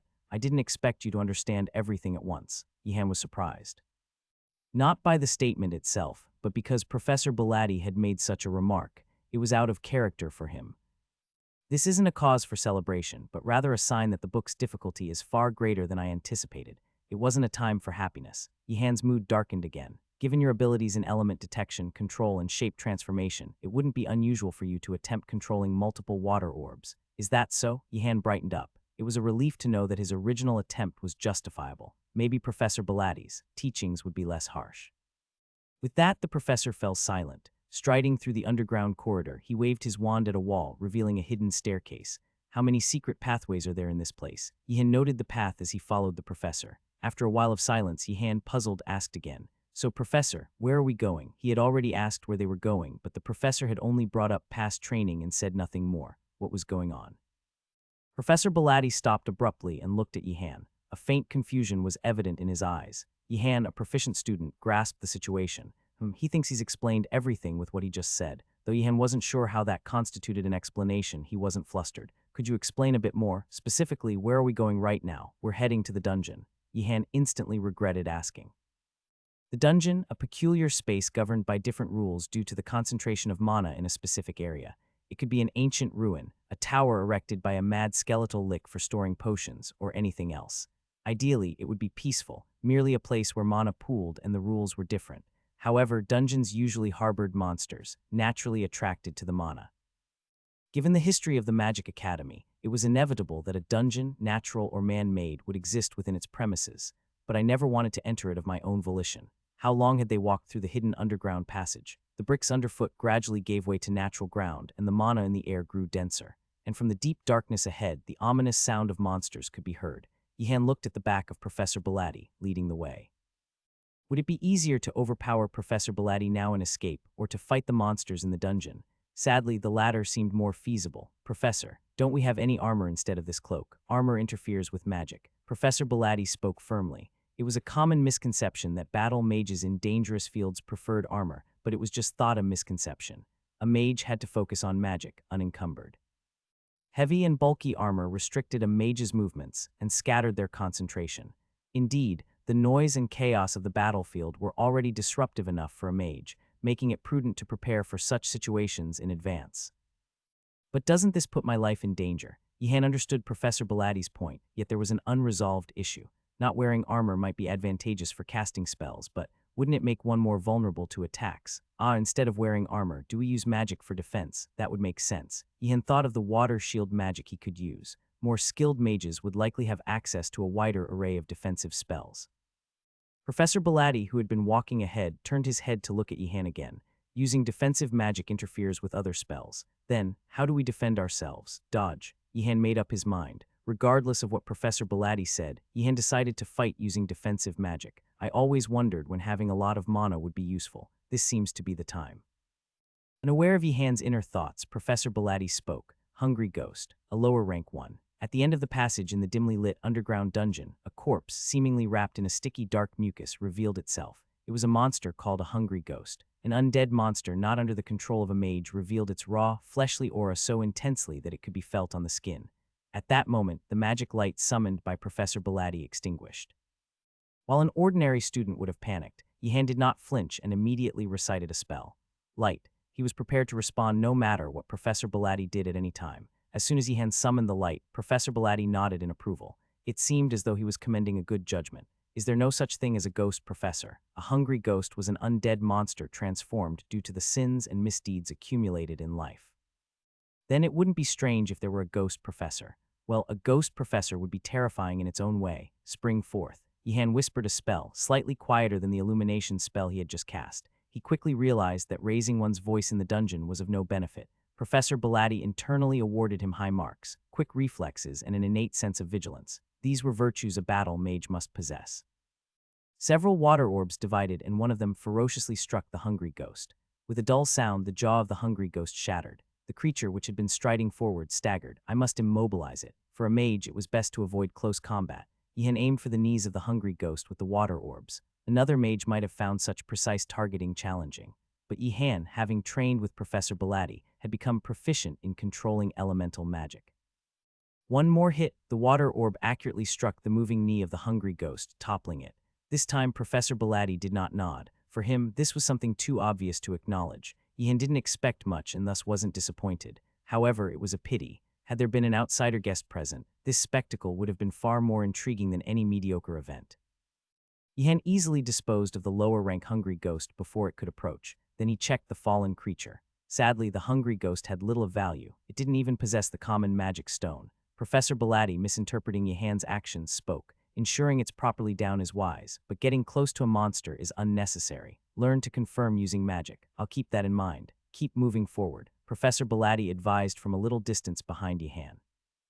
Yihan, about to walk mindlessly, hesitated. Wait a moment. He wondered if blindly following Professor Belatti's instructions could be dangerous. After all, why had Professor Belatti brought him to this dungeon? It was for Yihan to manipulate multiple water elemental spells. Then the dungeon might contain traps that forced the use of multiple spells. Space, be perceived. Feet, grasp the earth. There was a saying about testing the waters before crossing a bridge. But for a mage, that wasn't necessary. After testing the bridge, one could simply fly across. Seeing Yihan cast various enhancement spells, Professor Belatti smiled faintly. A student who learns quickly from experience is a good student, and Yihan was learning even before experiencing. Perhaps this was the joy of teaching. Professor Belatti standing still somehow makes me more uneasy. Yihan took out a bone fragment from his pocket and threw it. Appear, bone hand. The summoned bone hand flew forward. Suddenly, a hungry ghost sprang from what he thought was a wall. Yihan's eyes widened. Invisibility. The bone hand, swimming through the air, tried to strangle the hungry ghost, but the creature's strength was superior. The bone hand was quickly repelled. Thud. The bone hand was more of an auxiliary than an attack spell. It was enough if it just bought time. Realizing the appearance of the hungry ghost, Yihan again launched water orbs to bring down his enemy. Can they also go invisible? The traits of hungry ghosts vary. Yihan decided this approach wouldn't work. Clink, clink. As Yihan began putting on various accessories, Professor Belatti raised his eyebrows slightly. Fire magic. Yes, a good idea. A great mage never settles. A mage accustomed to water elements but only using them was unlikely to advance. A great mage must continually seek new challenges. I'd like to settle, but you don't give me a chance to. Yihan thought inwardly, focusing on fire. Unlike the familiar water element, the fire element required much more concentration. Especially since a lapse in focus could burn everything around.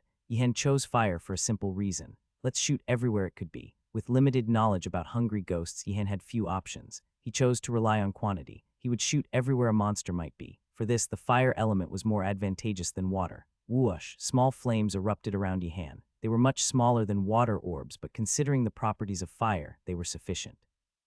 It seems you've adapted well. I've just started, though. Go through the dungeon and come down. I'll be waiting. With those words, Professor Belatti disappeared. Left alone, Yihan refrained from cursing Professor Belatti. His voice might still be heard. Bang, cursing the vanished Professor Belatti wouldn't change reality. Yihan silently dealt with the hungry ghosts. I think I'm getting the hang of it. The hungry ghosts in Professor Belatti's dungeon preferred to use invisibility. Using the dark dungeon terrain to their advantage, those clinging to walls became easy to spot once familiar. Those clinging to the ceiling in silence or crouching in stagnant puddles were startling even for Yihan, but even this fear became familiar over time.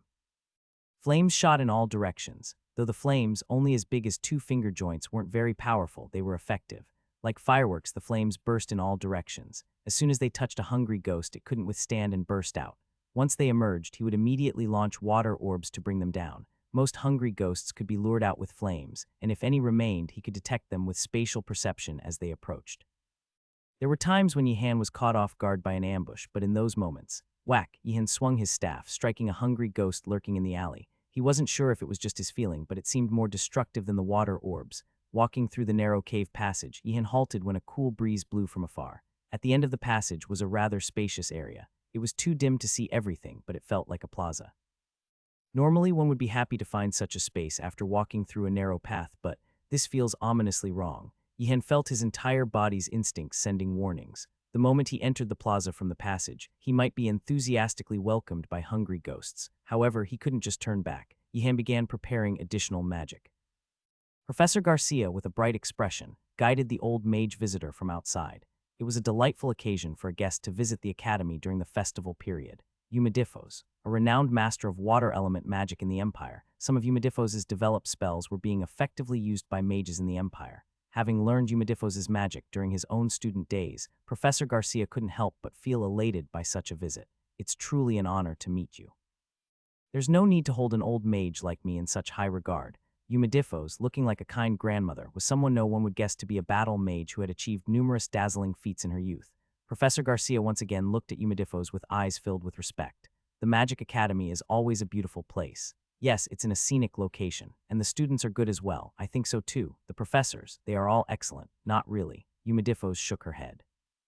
Professor Garcia coughed awkwardly, feeling embarrassed. Is that so? Everyone is working hard though. It's not about skill but character. But with Ganedouts around, it can't be helped. He might be the root of all problems. Professor Garcia felt torn between agreeing with the great old mage and the duty of not speaking ill of the principal as a professor. She must restrain himself. Do you have any interesting students? Yes, there's nothing more joyful than nurturing good students. I managed other tasks well enough, but I didn't do a great job in training disciples. Hearing Eumedifos' humble words, Professor Garcia shook her head as if to say, "What are you talking about? Your disciples are all impressive. They all have their shortcomings. Speaking of which, is Belatti Bagrak here? Yes, I should meet him before I leave. Would you show me the way? Of course." While guiding Eumedifos, Professor Garcia suddenly remembered. Wasn't it time for the class? I hope Eumedifos gets to see the lecture and gives a piece of her mind. Professor Garcia opened the door to the classroom downstairs, but no one was there. They must be conducting the lecture elsewhere. Eumedifos tapped the floor with her staff. Suddenly, footsteps lingering on the ground glowed green, revealing their traces. Ah, it's nice weather, so they must be in the courtyard. Eumedifos looked at Professor Garcia as if wondering what she was talking about. Professor Belatti was not the type to hold classes in the courtyard, just because the weather was nice. Not there, he must have gone to the dungeon. The dungeon. Yes, the dungeon. When a student's achievement reaches a certain level, practical training in the dungeon is faster. Is he teaching 3rd year? Is he teaching 3rd year or 4th year? Stunned by the shocking revelation, Professor Garcia shook her head at Eumedifos' question. Actually, Professor Bagrak is not teaching 3rd or 4th year, 5th year. If it's 5th year, off campus would be better than on campus. Professor Garcia didn't respond. Instead, she quickened his pace, filled with anxiety and apprehension. Let's go, why are you so flustered? Professor Bagrak seems to have taken a freshman to the dungeon. A freshman? Yes, they must be quite capable. Capable or not, that's not the point. Professor Garcia suddenly lost her temper with the respected old mage. Despite Professor Garcia's fury, the old mage Eumedifos remained unfazed. In our time, we used to teach magic right in the dungeons. The abundant mana made it easier to cast stronger spells. Plus, the various phenomena that occurred there were useful for reference. Modern mages don't learn that way. Indeed, recalling the educational policies of the Magic Academy, it didn't seem too far removed from such archaic methods, but Professor Garcia insisted otherwise. At least that was how Garcia planned to teach. It's not good to raise your disciples too weakly. The principal tried that and failed miserably. Ganedouts was too extreme. Eumedifos stated emphatically. Even to Yumedifos, known for her strict and harsh educational philosophy, Ganedalt's methods were excessive. It's always important to find the right balance. Baladi Bagrak knows how to maintain that, so there's no need to worry too much. Though the voice was gentle, like a kind grandmother, Professor Garcia was far from reassured. Having met her only recently, Garcia sensed that this respected Maid Yumedifos was closer in approach to the skull principal than to herself. One must be vigilant. Are you acquainted with Professor Bagrak? He briefly received instruction under me. Was he your disciple? Not a disciple, just briefly instructed. Usually, that would be considered a disciple. Professor Garcia thought so but didn't further challenge the point. Indeed, among mages, there were many who were particular about the definition of a disciple. Teaching a single spell didn't necessarily constitute a master-disciple relationship. A disciple must inherit the mage's vision and enlightenment. Intrigued by Yumedifos' words, Professor Garcia asked, "Was Professor Bagrak not adequate to be your disciple? Our personalities didn't match." I feared if we spent too much time together, one of us would end up dead. It was an unexpected reason, but Professor Garcia genuinely understood. Indeed, Professor Baladi had a talent for infuriating people. Professor Yehan swore and blurted out something unusual as he flew backward. Damn it. Entering a dark and likely ambush-filled plaza, Yehan had prepared as best he could. To any other mage, his readiness might have seemed excessive for a novice. He had activated, and in not stopping there, he wrapped himself in and, ready to block any surprise attack from any direction. And Yehan's calculations were almost spot on. Indeed, the ghosts appearing all over the plaza couldn't penetrate Yehan's defenses. Some were deceived by the illusion and rushed towards it, while others floundered against the water shield. Meanwhile, Yehan precisely took down the ghosts. He ignited flames on distant ghosts and shattered the nearby ones with water orbs. Everything seemed perfect, until an unexpected foe appeared. Faced with the appearance of a colossal hungry ghost, several times larger than the ordinary ones, Yehan was at a loss for words. Did I have to face this just because I used multiple spells at once? Yehan suddenly felt unjustly burdened. Was it really such a mistake to divide and use the water orbs that he had to face such a creature during a lecture? Yet, the colossal hungry ghost paid no heed to Yehan's sense of injustice and charged. Gritting his teeth, Yehan unleashed a barrage of magic. Flames burst forth while water orbs flew chaotically from all directions, fiercely striking the colossal hungry ghost. Unlike the ordinary ghosts which would have fallen, the colossal hungry ghost protected itself with a thick, sticky layer of mucus-like armor. As the blazing flames died down and the water orbs slid off without causing any impact, Yehan was sent flying backward with a dull thud. Professor. Had he not hastily summoned the water shield, he would have likely broken a bone or two. Yehan quickly got back on his feet. Cursing or complaining could wait. What mattered now was confronting the enemy before him. Flash forth, the lightning veered off course, not even reaching the colossal hungry ghost. Yehan quickly realized the situation. A green rock in the plaza was attracting the lightning magic. What is this? In a short span, Yehan cursed at Furkantra and Professor Baladi. Although Furkantra wasn't really at fault, Yumedifos and Professor Garcia soon found where Professor Baladi was. It was the deeper parts of the dungeon connected to the underground classroom. Yumedifos, Baladi Bagrak, it's been a while. Despite the unexpected visit, Professor Baladi showed no change in expression, merely nodding his head. Yumedifos, not expecting any fuss from Professor Baladi, quickly shifted her gaze elsewhere. Before Baladi, a vista composed of illusion magic unfolded. Professor Garcia sighed. She knew who it was without even looking. It was the boy from the Wardenaz family. He really took him to the dungeon. She had doubted it, but indeed, Baladi had brought him to the actual dungeon. Professor Garcia was astounded, but Yumedifos and Baladi calmly continued their conversation. How skilled is this freshman? Elemental control, shape transformation, multicasting. I was asking which of these he has mastered, Baladi Bagrak. Yumedifos sighed. Even in the past, Baladi had little talent for conversation. His awkwardness was one thing, but it was his unnecessary self-assurance that made it more frustrating. He was probably thinking, I've answered correctly, why are they behaving like this? All of them, he's skilled in all.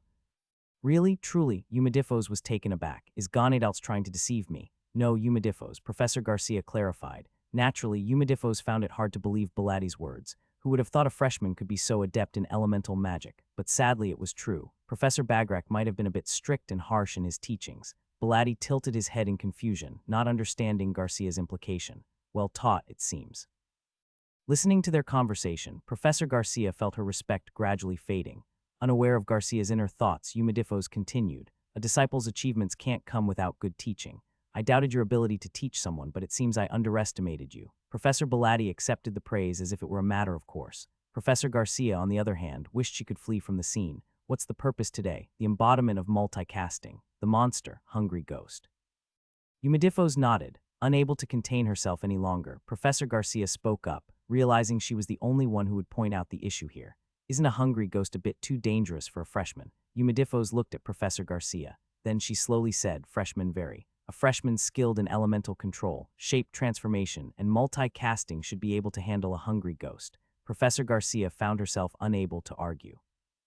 It was too accurate a statement. Beside her, Professor Belatti nodded in agreement. Garcia clenched her fist. Yumidifos turned her gaze back to Yihan, finding the boy quite intriguing. His magic. He has a considerable amount of mana. That must make it difficult to control, yet he uses so much magic skillfully. Naturally talented mages often grew slower due to their abundance of mana, which took more time to control.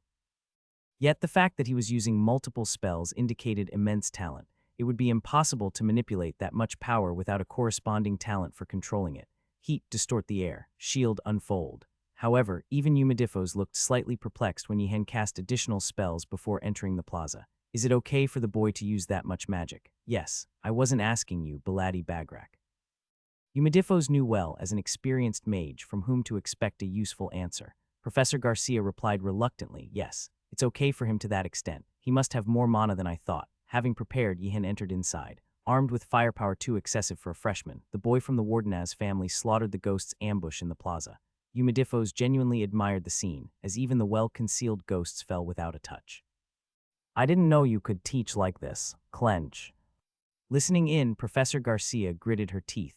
Just when it seemed all was over, another monster appeared in the plaza. It was a colossal, hungry ghost.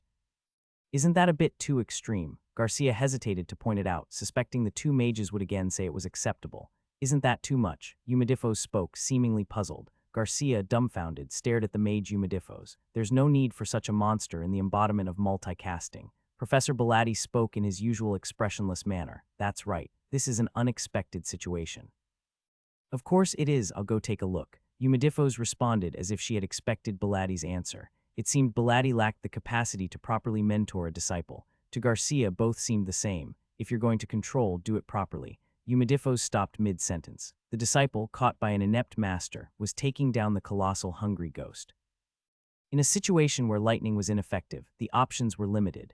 Yihan swiftly dodged the attacks of the colossal hungry ghost. With his skills honed in nearly real combat and enhanced by magic, evading a simple charge was manageable. Choose the most familiar element. Yihan opted for the water element. It was a better choice than the lightning element, which had proven ineffective, or the fire element, in which he was not yet confident. Of course, he couldn't just shoot it out. He had already realized that the impact of the existing water orbs was ineffective.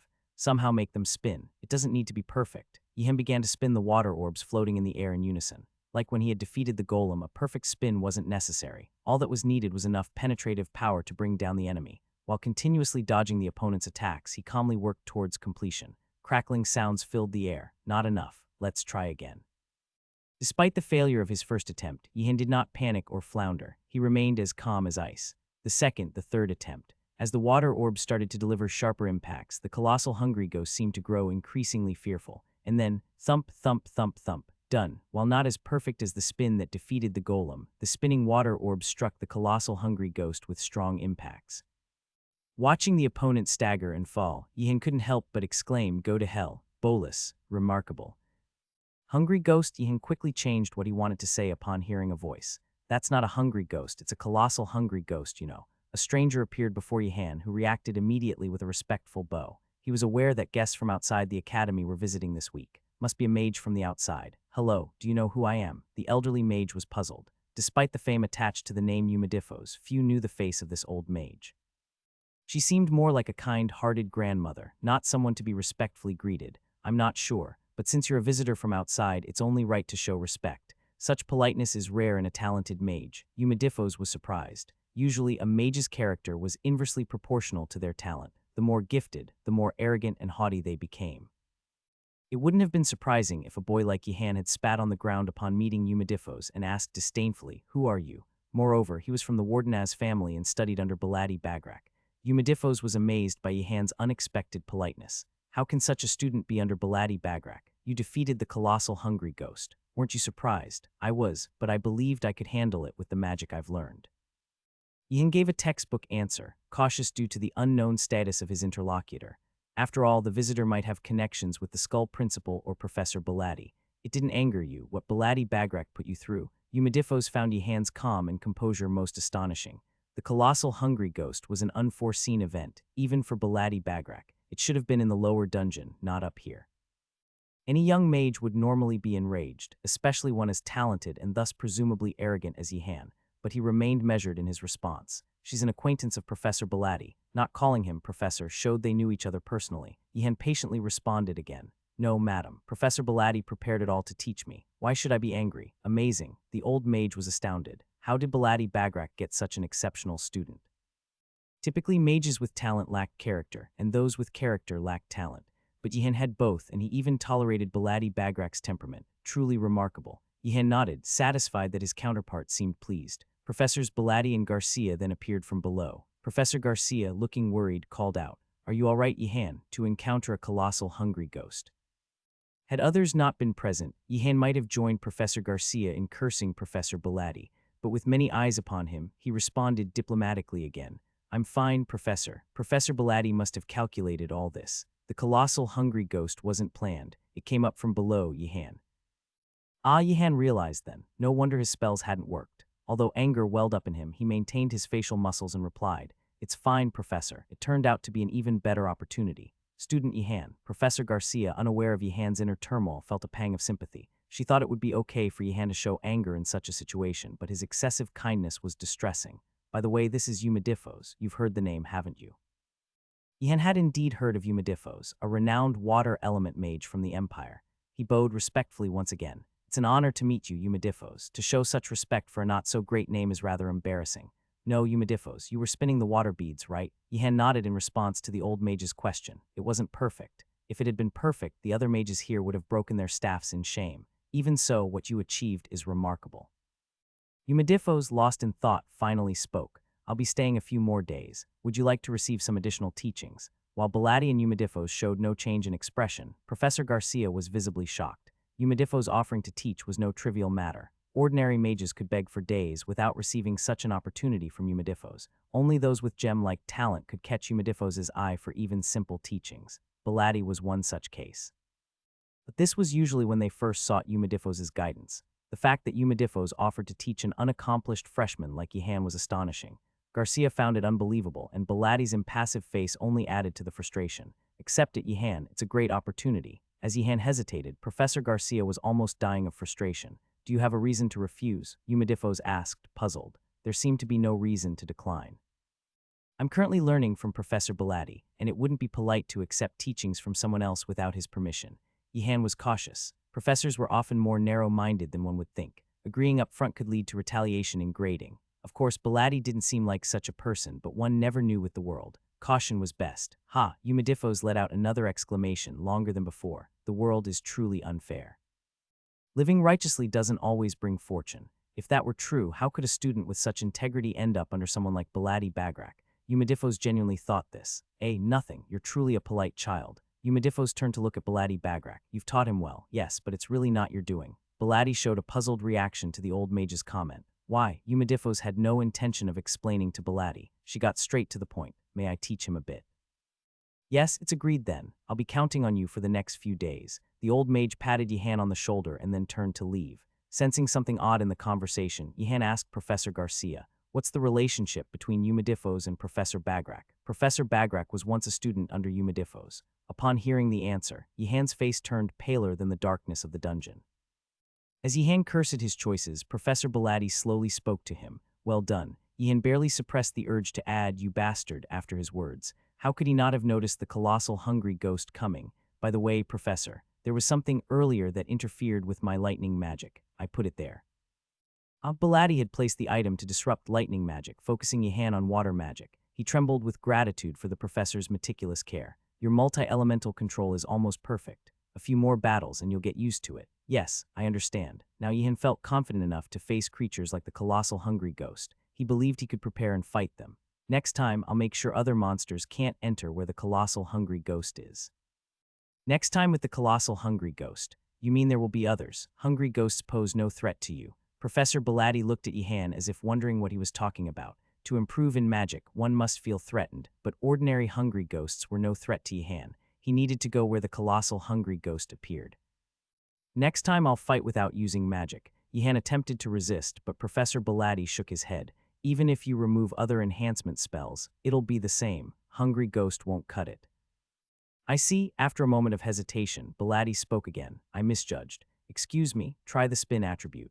Belati had thought Yihan was moving too fast, intending to let him become familiar with other attributes first. But watching today's battle changed his mind. A truly talented mage wouldn't stop exploring unknown realms just because they were blocked. Seeing Yihan attempt spinning while managing multiple elements confirmed this.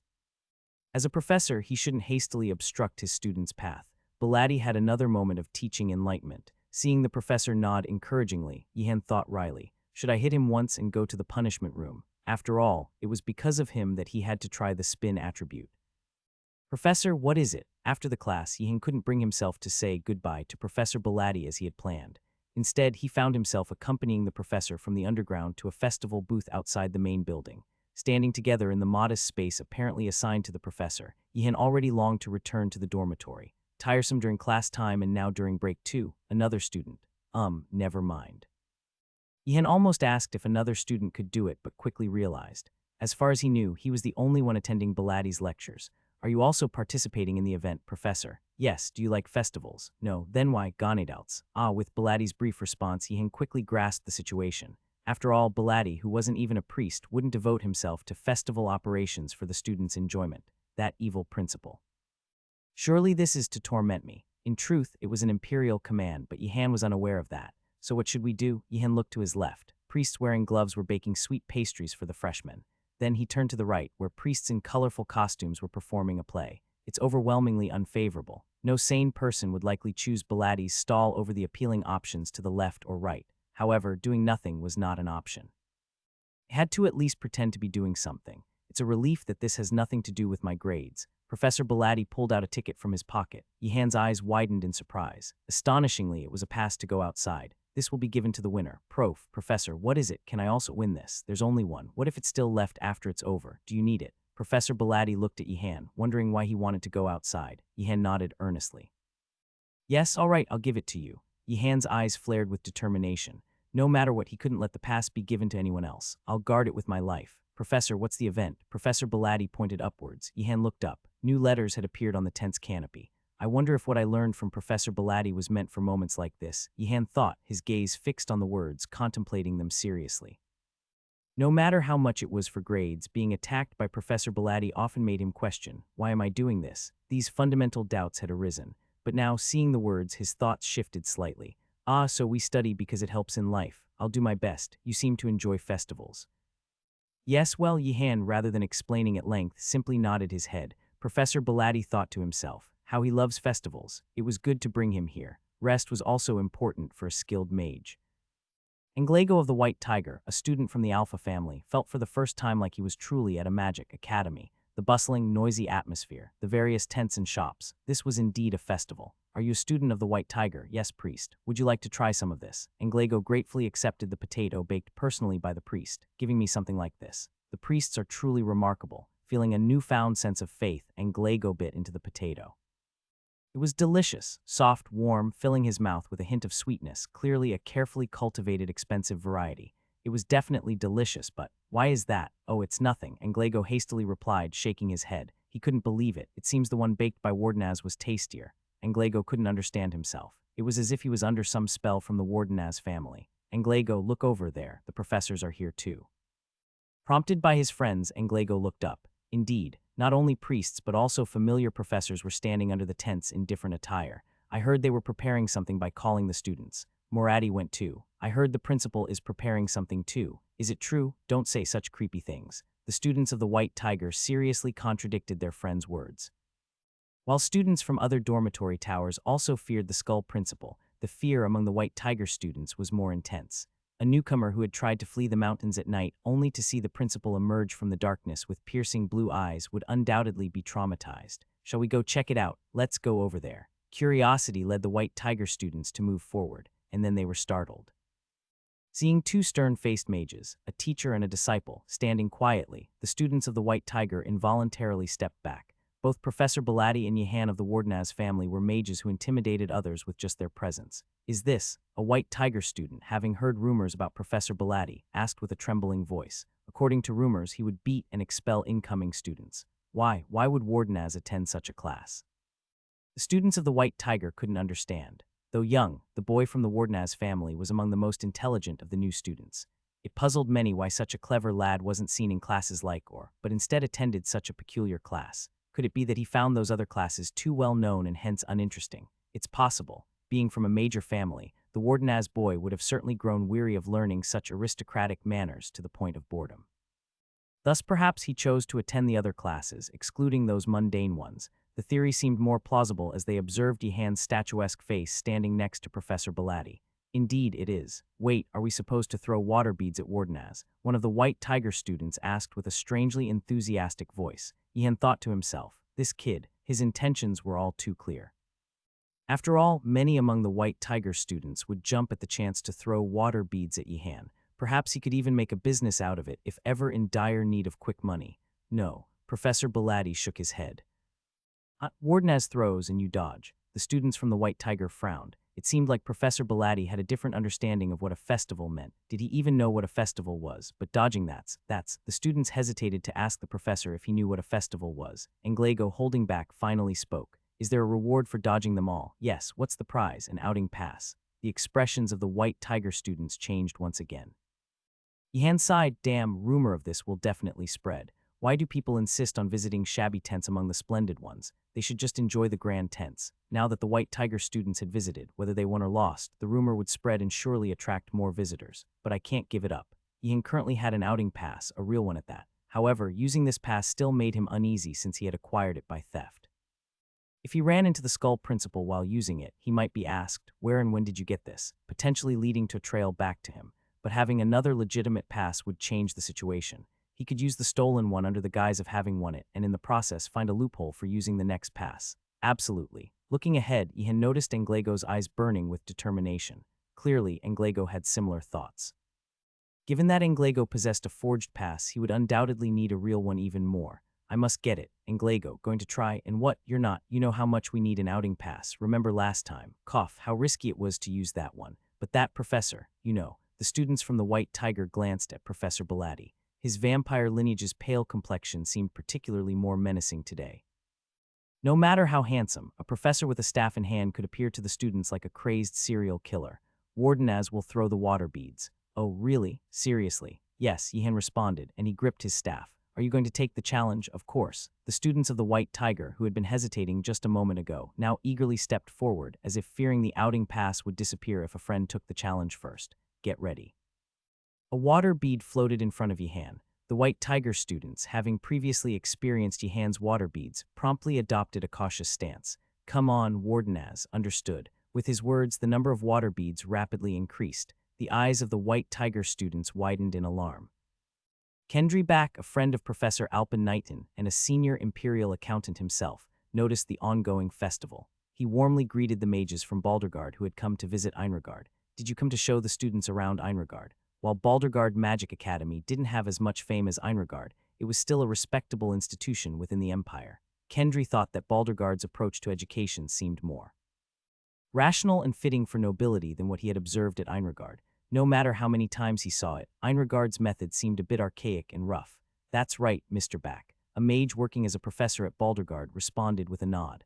The boys and girls behind him then spoke with a hint of discontent in their voices. Why don't Einregard students visit our academy, but we have to come to them? Is Einregard looking down on us? SHH.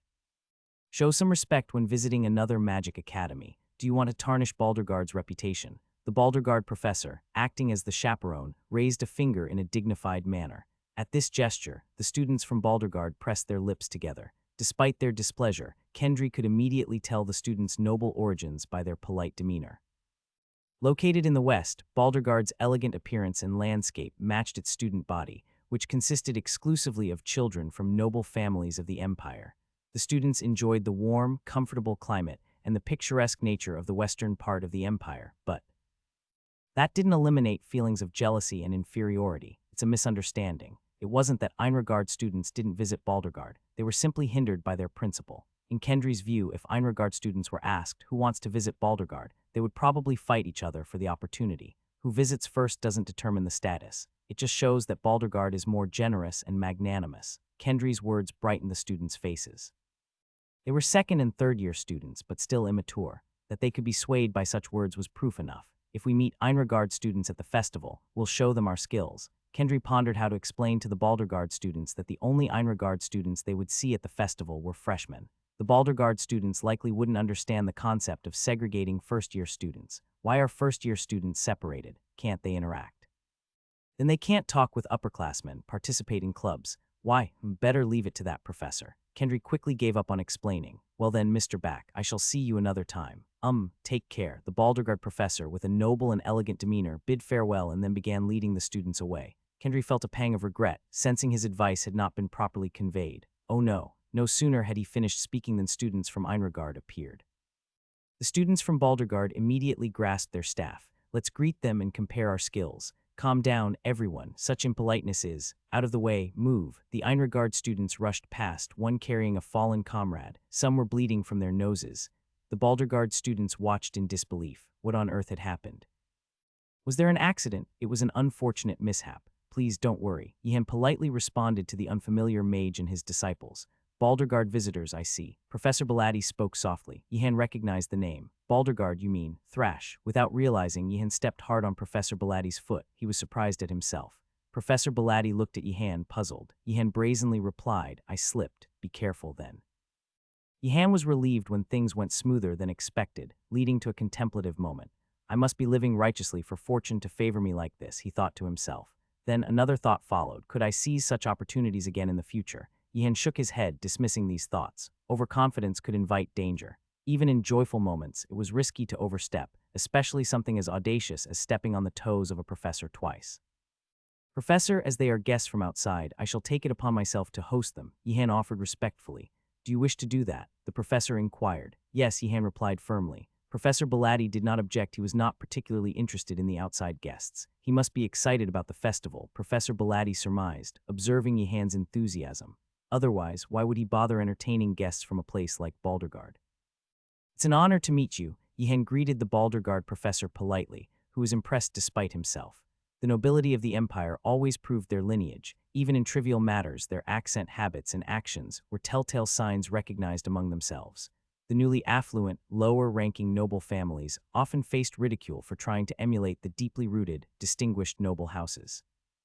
Opulent mansions and wealth could be amassed, but not the heritage and customs of an ancient lineage, and the young boy before them exhibited a demeanor only a scion of a prestigious noble family could possess. His manner was so refined that even the typically grumbling Baldurgard students fell silent. Which family do you belong to? I am from the Wardenaz family. Wardenaz, indeed, worthy of admission to Einregard, the Baldurgard professor complimented.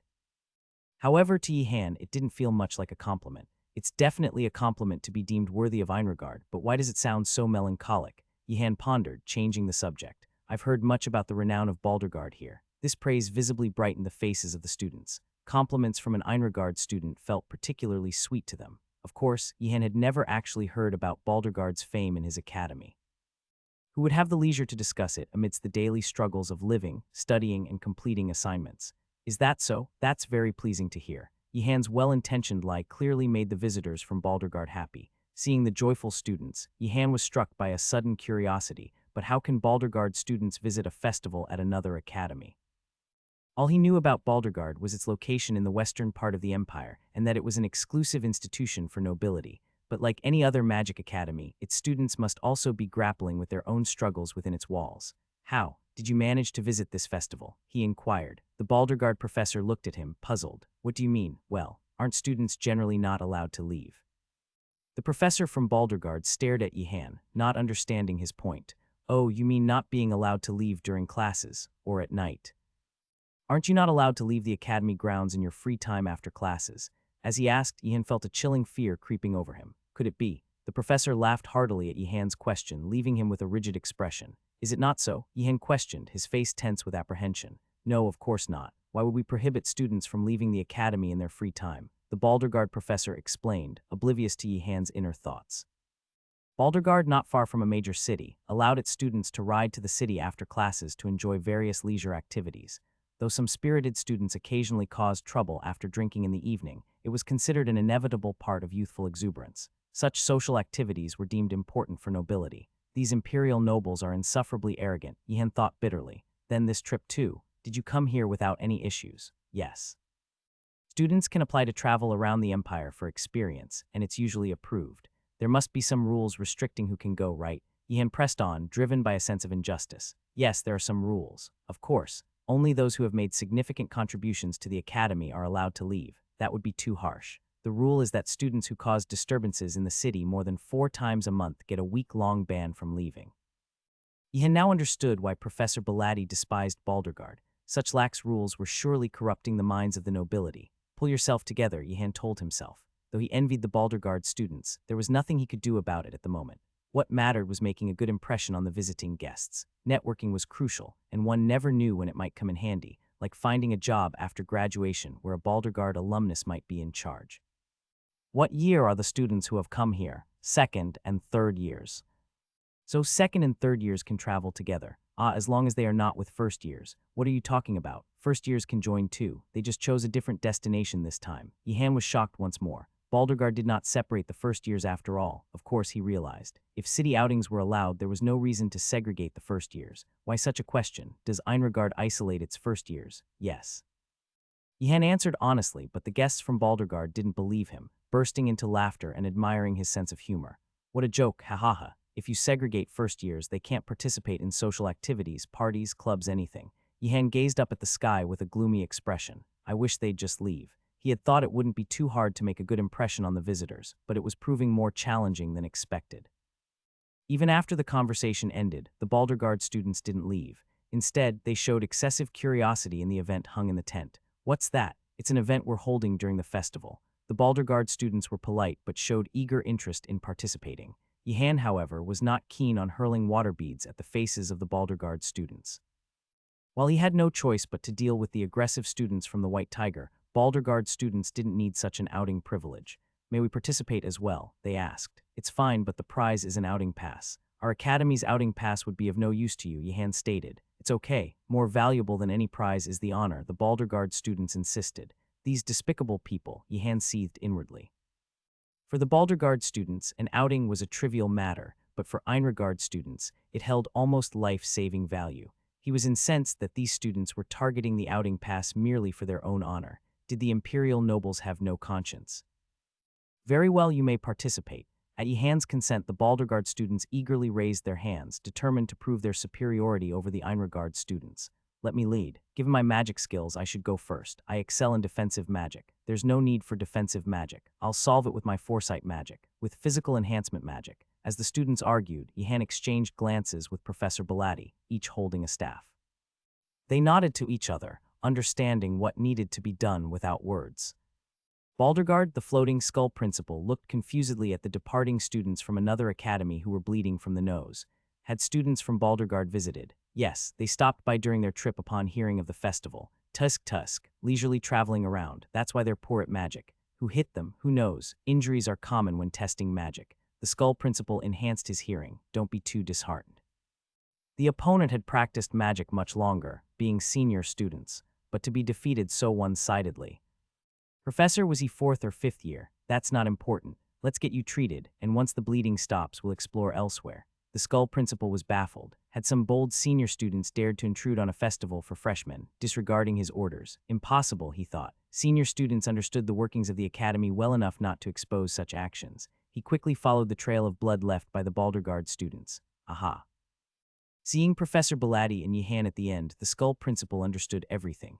So that's it. Well done, you have upheld the honor of Einregard. Seeing the approaching skull principal, Yihan bowed his head. It's not a matter of pride. I'm ashamed for not controlling my power and hurting the opponent. No, it was unavoidable. Surprised by the skull principal's rare words of comfort, Yihan was taken aback.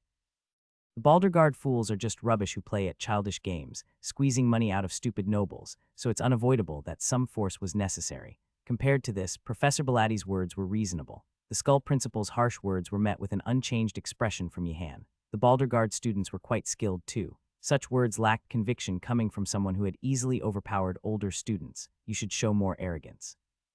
Unswayed by the skull principal's instigation, Yihan maintained his composure. After all, in old tales, succumbing to such devilish whispers only led to a twisted life. When Yihan did not react, the skull principal made a face that conveyed boredom. How uninteresting. Anyway, let's go. Where to? Is time up, Professor Bagrak? At the skull principal's question, Professor Belati nodded. They had agreed to share Yihan's time, and the allotted time had just run out. It's done. Professor Belati cleaned up the letters and closed the tent's door. Yihan, realizing what had happened belatedly, looked at Professor Belati with a shocked expression. Unfortunately, Professor Belati did not understand the meaning behind Yihan's gaze. Yihan thought to himself, I should have stepped on his foot one more time earlier. Do you know why I have to do this? Following the skull principal, Yihan answered respectfully. It's because you, as the principal, care deeply for your students. Stop with the creepy and goosebump-inducing talk. It's the Emperor's order. Yihan realized belatedly. He had thought it was the principal's hobby, but upon reflection, it was too enjoyable for freshmen to be just a hobby. Of course, Yihan, a freshman himself, did not find it enjoyable at all. What should I help you with? Various things. Let's start with making magic fireworks. Aren't those usually used at the start of a festival? Yihan was surprised that the skull principal had such a sense, but also wondered if it wasn't a bit late. Are you planning to use them at the end? We're going to shoot them at the students. It's not surprising at all. Instead of expressing astonishment, Yihan remarked, is that so? You're planning to shoot fireworks at the students. Shooting fireworks at students, does that make sense? X. So you're planning to shoot fireworks at the students. Oh. The idea of shooting fireworks at students seemed preposterous, but Yihan, who had already prepared himself, was not perturbed by such a notion.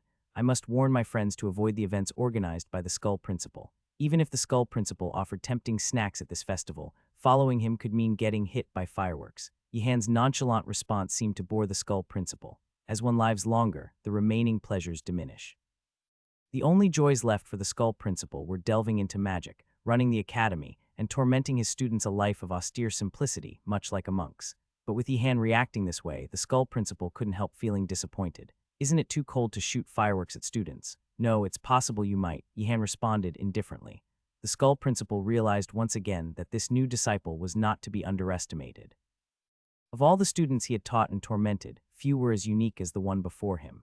Yihan's words were gentle like a willow, yet his resolve was firmer than any noble could imagine. Such a person should truly practice magic. The state of the empire deeply troubled the skull principal. What has become of the Magic Academy? In the past, a master and disciple would sit face to face, passing down all knowledge. Listening to the chatter of other mages only led to misguided aspirations. It was truly regrettable to take the long way when shortcuts existed. Yihan followed the skull principal. Is this another professor's workshop? A tower with a unique appearance, located a bit away from the main building, hinted at belonging to another professor, as each had their own workshop. Yihan was puzzled to see a forge and bellows, equipment usually found in blacksmith shops. A place like this in a magic academy. He recalled visiting such places while accompanying Knight Arlong. For knights, having a relationship with a skilled blacksmith was as vital as life itself. The blacksmith shops Knight Arlong frequented were among the best in the empire. This place is just as impressive. The level of specialization was astonishing. Surprised, aren't you? The skull principal asked subtly, noticing Yihan's astonishment. Some of the academy's facilities were built with funds obtained through the skull principal's pleas to the emperor, to which he was understandably attached. Yes, I am surprised. This is, Yihan began, the artifact hall. Do you understand its purpose? It's for making artifacts. Exactly. You're quick to catch on. Creating magic artifacts was not a task for just anyone, without a mage who would imbue the magic. A skilled artifact creator was not only an excellent mage but also a master blacksmith, an experienced sculptor, and a talented artisan. Do you plan to sell artifacts at the festival for profit? An interesting notion, but no. The skull principal was amused by Yihan's suggestion. While artifact sales were a major source of income for mages, few who knew how to make artifacts were keen on mass-producing them for wealth. Mages obsessed with money, and those who see it as their goal often struggle to reach higher realms of mastery. Why not sell them? There seem to be more outside visitors than expected. Why is this guy so interested in money when he's not even managing the academy? Both the principal and the student found each other's perspectives peculiar.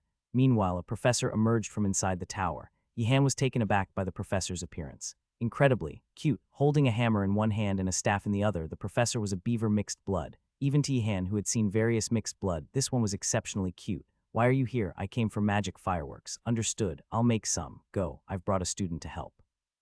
No need for help. The beaver professor looked quizzically at the skull principal, who then spoke earnestly. I'm concerned about you. You like to do everything alone without asking students for help. You might harm yourself. Why should I involve students in something so enjoyable? I don't understand." The beaver professor grumbled in dissatisfaction, but the skull principal was not easily swayed. After all, wasn't the purpose of bringing Yihan to get him involved in the creation of magic fireworks? It would truly be sad for the skull principal if, after all the effort, Yihan just lazed around while the beaver professor did all the work. "Ah, you'll hurt yourself if you keep going like this. As the principal, I order you to make them with this student. He's really persistent." Yihan wasn't fooled by the skull principal's supposedly caring words. There was only one reason for the skull principal's sudden display of kindness and gentleness: to make Yihan work. It seemed that the beaver professor didn't like delegating work to students, and the emphasis was likely to ensure that Yihan wouldn't be left out. Okay, we'll do it together." "Good, I trust you. Now, Wardenaz, make all the designated magic fireworks before I return." "Understood." The skull principal reiterated his instructions several times before floating away, humming a tune. Yihan was suddenly reminded of a fairy tale he had read in the past, about filling a leaky jar with water while the owner was away. The only difference now was that Yihan had no one to help him. "I better get to work." Despite the cute appearance, Yihan remained vigilant. What kind of person was this beaver professor? Professor Huh-Oh. Professor Huh-Oh, yes, right. Professor Beevil Verdus, the beaver mixed blood, turned out to be less intimidating than expected. He wasn't the kind of professor who would hurl lightning at freshmen or send undead minions to attack them. Instead, Professor Beevil seemed to have little interest in his students. To be precise, he seemed indifferent to anything other than his own magic. "I heard you teach enchantment magic." 30 seconds into fiddling with glass and metal, Professor Beevil finally responded to Yihan. Enchantment magic, a broad and highly demanded magic in the Empire. It became a strengthening spell when cast on people and turned objects into artifacts. Yihan was particularly interested and fond of this enchantment magic. It's a discipline as financially rewarding as alchemy.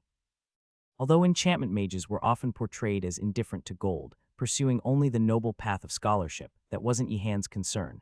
Learning how to make artifacts and selling them consistently could turn into a lucrative side business, couldn't it? Even a stable job as an imperial bureaucrat was uncertain in the future. Having a steady side income was not a bad idea, but with the professor behaving like this, just wait a moment. Yes.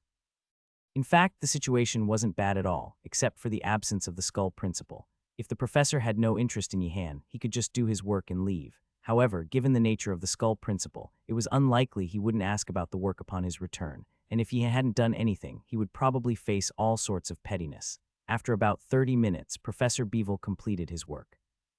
He dipped the finished metal plate into a large solution, cast a spell on it, and then started to walk toward another room. "Professor, what is it? How long have you been there?" "I'm Yihan, here to help you make the magic fireworks." Right, sorry, I keep forgetting." Approaching Yihan, Professor Beevil asked, "Which year are you in?" "First year." Professor Beevil paused and then repeated, "First year?" "Yes."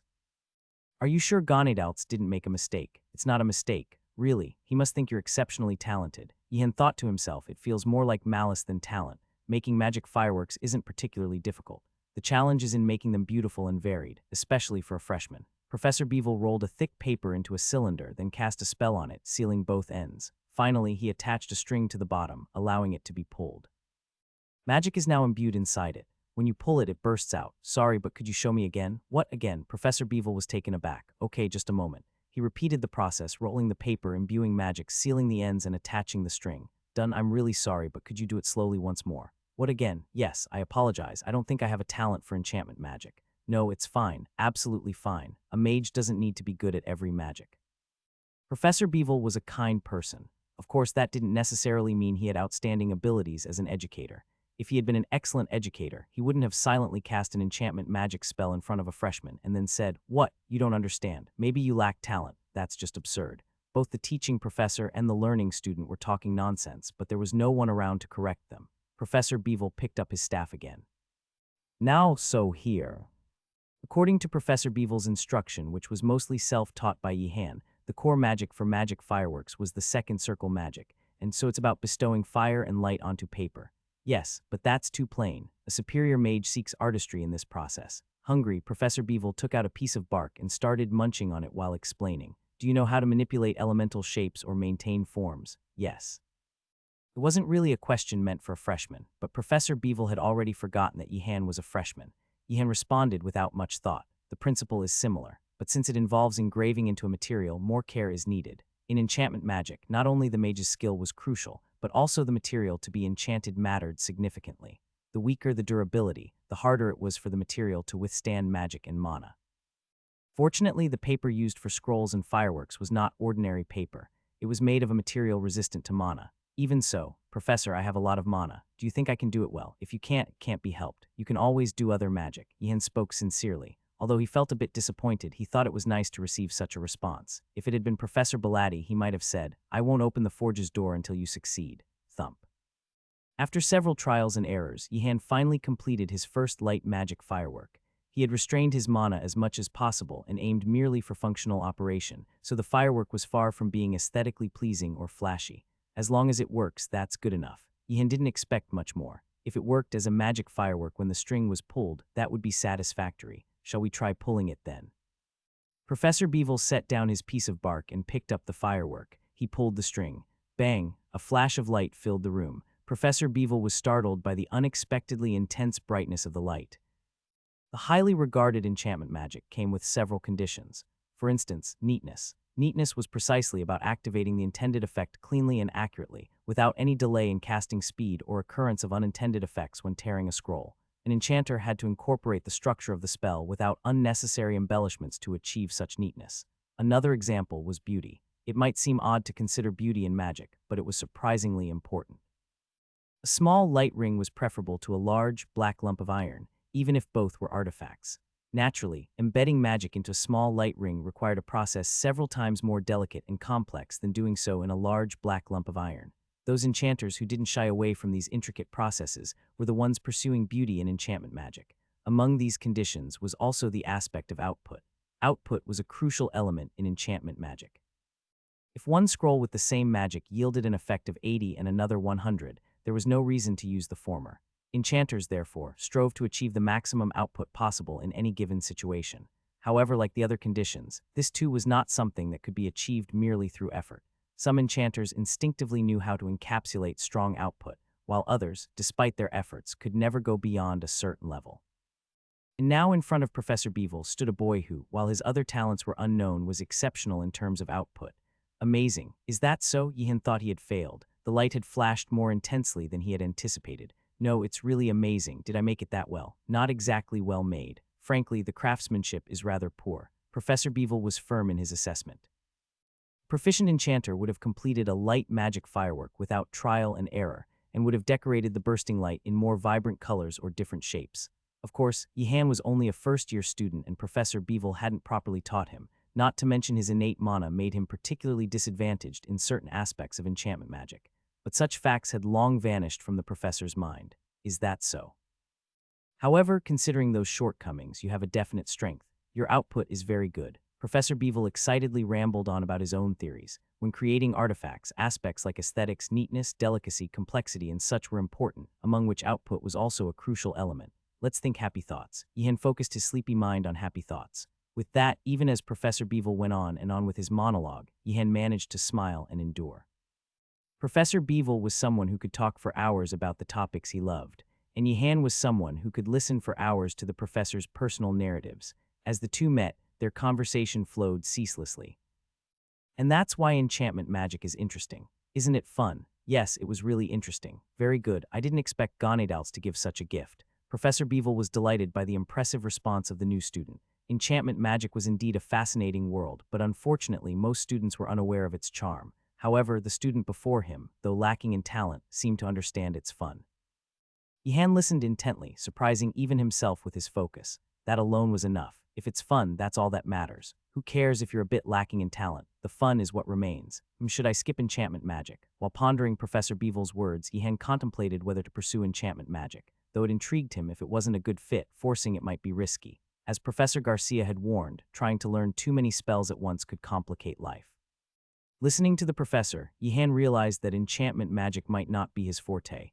The only plus side seemed to be the professor's charm, calling for a pragmatic decision.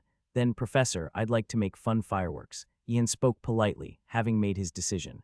It seemed he could now quickly complete the task at hand and escape the grip of the Skull Principal. The Skull Principal probably doesn't care about the artistic value of magic fireworks, so I should just quickly apply the minimum magic necessary. Right, Eager to start, aren't you? Yes, let's begin. I'll start with light magic fireworks. Yihan first created a magic firework, a spell he had already learned and practiced. This new light magic firework was created with fewer trial and errors than before. However, Professor Beevil shook his head. No, no. Was there a mistake in the casting, Professor? Yihan examined the magic firework but couldn't discern any errors. Was there a mistake that Yihan couldn't perceive but the professor could? It's too plain. Professor, I actually prefer plain fireworks. No, that's no fun. You're just not aware of other methods yet. If you try a different approach, it will surely be more enjoyable. Professor Beevil, fond of enchantment magic, eagerly pulled Yihan along, eager to have his student experience more fun. After all, enjoyment was more important than talent, and the student had the advantage of powerful output. If that was utilized, enchantment magic could become even more enjoyable. I have a bad feeling about this. Yihan was beginning to sense something ominous. Now, it's not just about setting off light magic. You have to change the form of the light and maintain it. See this engraved enchantment pattern. Do you feel something? A spell based on light magic. To change and maintain a form. Is it an animal? Only a mage with a sharp intuition could feel the flow of mana in the enchantment pattern on the paper and guess the nature of the spell. However, Professor Beevil, preoccupied with his own thoughts, didn't notice such details. Yes, that's right. A cute and simple animal. Wouldn't it be more fun if that appeared? Yes, I suppose so. Yihan resented his own words, which went against his instincts. But what could he do? The other person was a professor, after all. Well, if it's a cute and simple animal, it shouldn't be too difficult. That's a relief. Yihan thought of a simple monster like a slime, which would be easier to maintain in light. What animal, Professor? A dragon.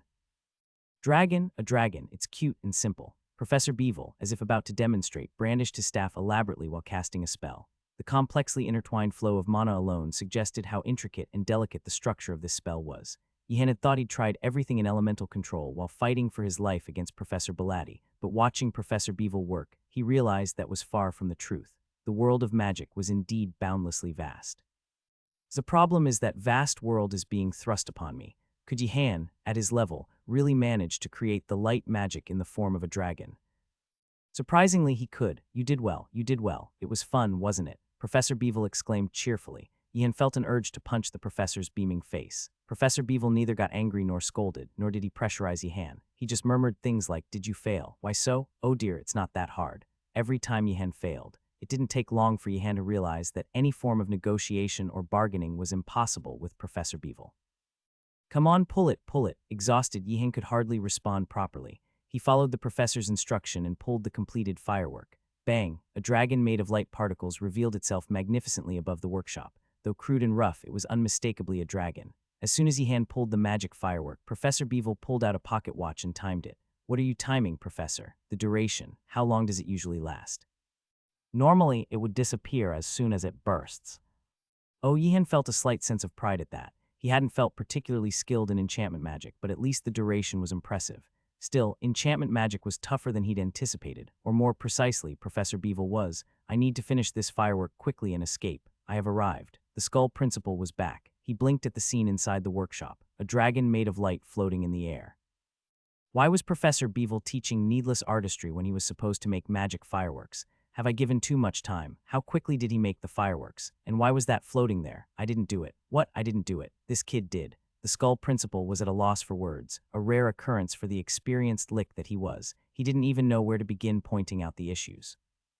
He had asked for magic fireworks to be made, yet here was this insanely difficult illusion making magic being taught, and the student learning it actually managed to pull it off. Weren't you supposed to make magic fireworks? This was made from magic fireworks. Wait, why isn't that disappearing? The Skull Principal belatedly realized that the light-formed dragon wasn't vanishing. There could only be one reason, the peculiar constitution of the boy from the Wardenaz family. All right. It was foolish of me to leave the two alone. As usual with you, isn't it? It's all right. So are all the magic fireworks done? Professor Beevil hesitated. He had spent all the time perfecting just one magic firework. The Skull Principal didn't need any words from Professor Beevil to understand the situation. And you call yourself a professor? Sorry. Next time I'll make sure to create them. What next time? Every time it's like this. You do this on purpose, don't you? As sparks flew towards him, Yihan felt immensely wronged. He was stuck in a cycle of endlessly repeating enchantment magic during the festival period, all because of someone else. Principal, think about it.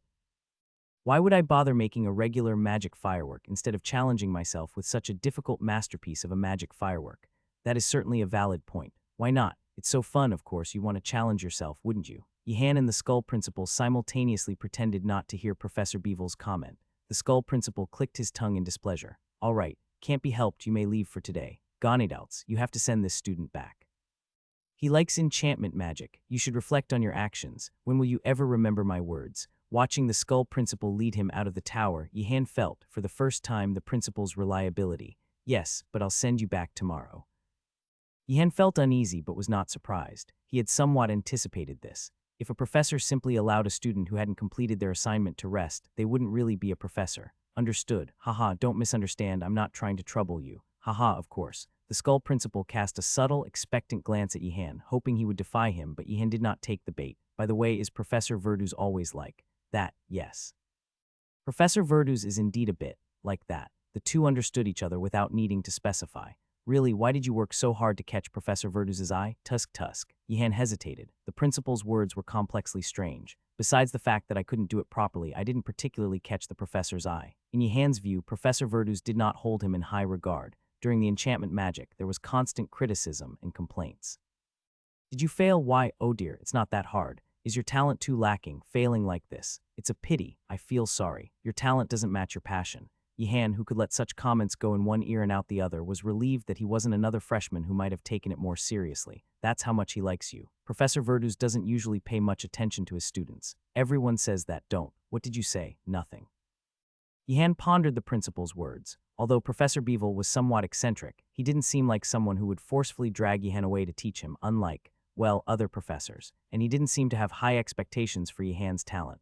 I guess he was just being nice because I was obedient, but he would understand if I refused. This festival week is going to be tough, the principal spoke mischievously. There was still Professor Bellatti's tent to manage for a few more days, and the principal's magic fireworks hadn't even been made yet. Wait, I haven't even finished Professor Alpin's magic circle yet.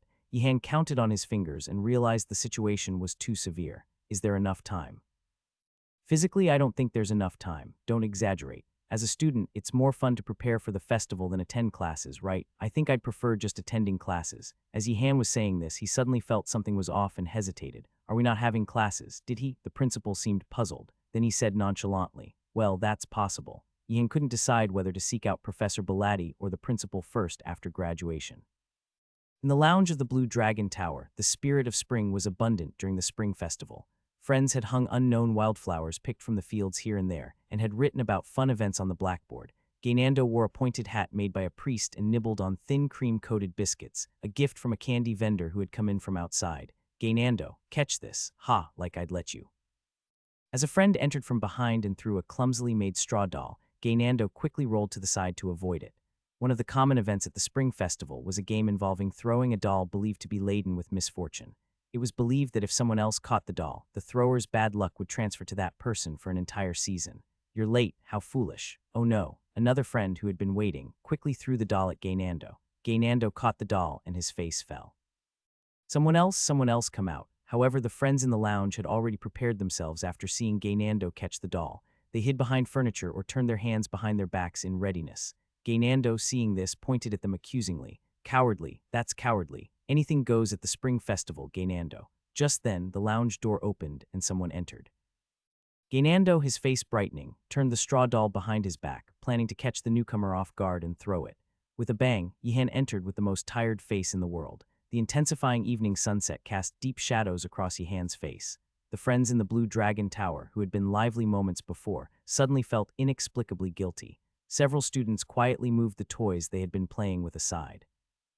San, who was scribbling on the blackboard, unknowingly flipped it to the back. The princess, who had been playing chess with a follower, pulled another student to sit in front of the chessboard and pretended to read a book.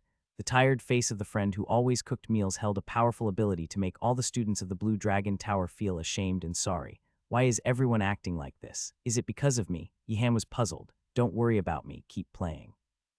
I don't understand why you're all being so cautious. Is that so? Haha, I'm not sure either. The friends slowly brought out the toys they had put away. Asan flipped the blackboard back. The princess put her book away and resumed playing chess. Gaynando, eyes gleaming, approached Yihan with the doll hidden behind his back. Yihan, hey, you deceitful and despicable guy. How can you be so cruel? Two students from the Blue Dragon Tower rushed at Gaynando, grabbed his arms, and pulled him away.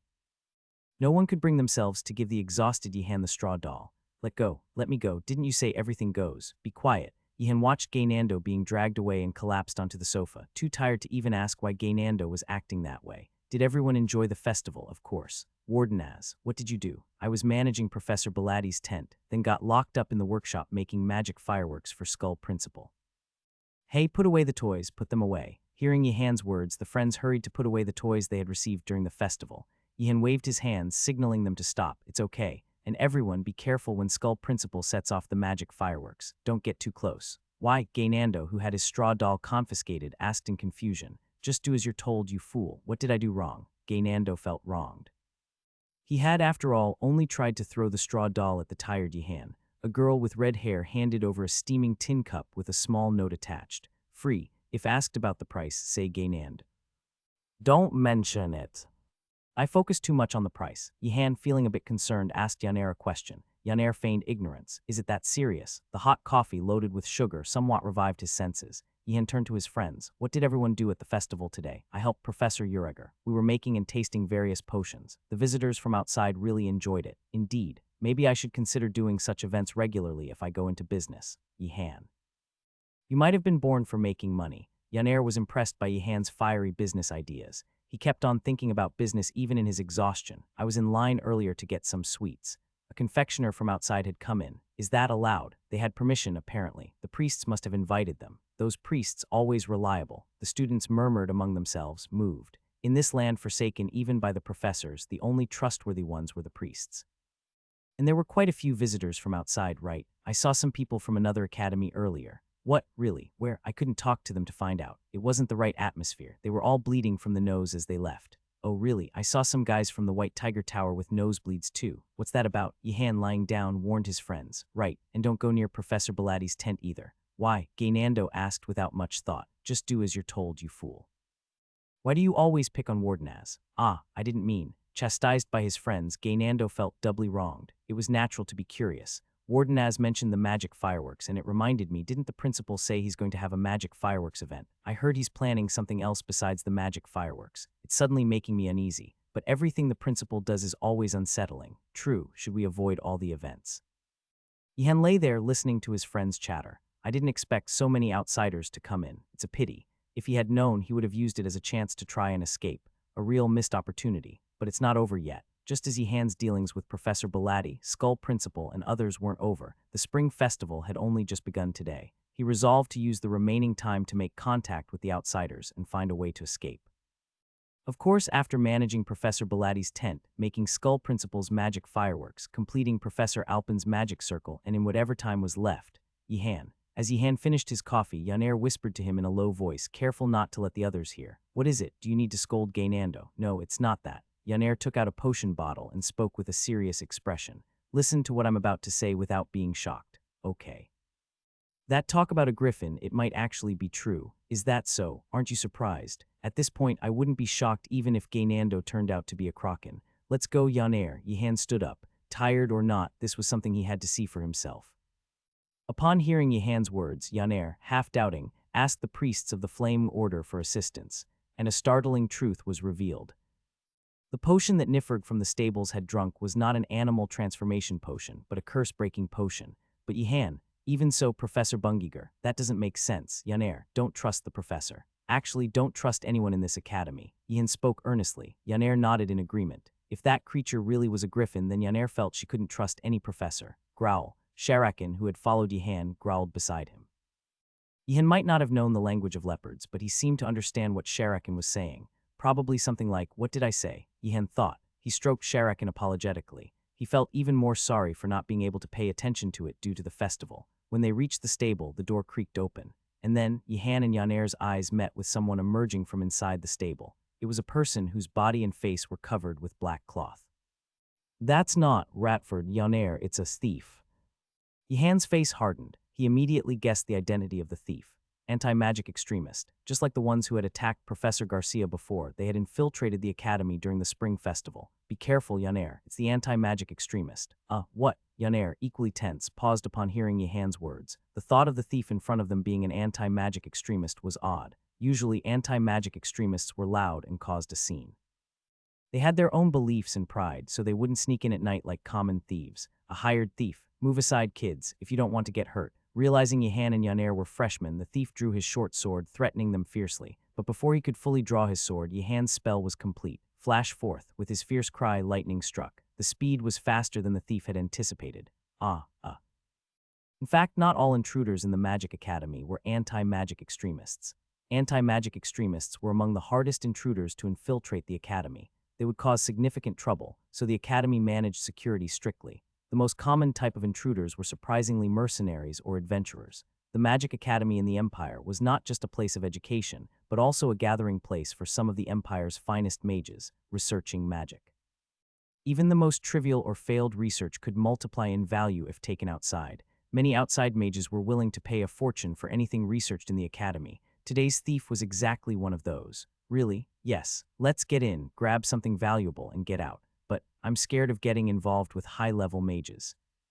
Of course, I know there are monstrous mages out there, but they're few. Would they bother for a small theft among the guests? There are so many people. Just don't get caught. That makes sense.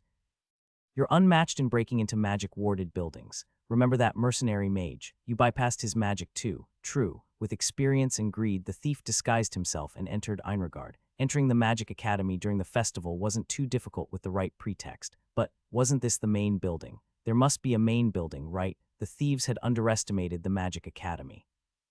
The first and second circle mercenary mages they usually encountered, and the mages in the Academy were on completely different levels. Unprepared, the thieves couldn't find their way due to the Academy's defensive and illusion magic. Wandering aimlessly, they finally found a building. Found it. It's just a stable.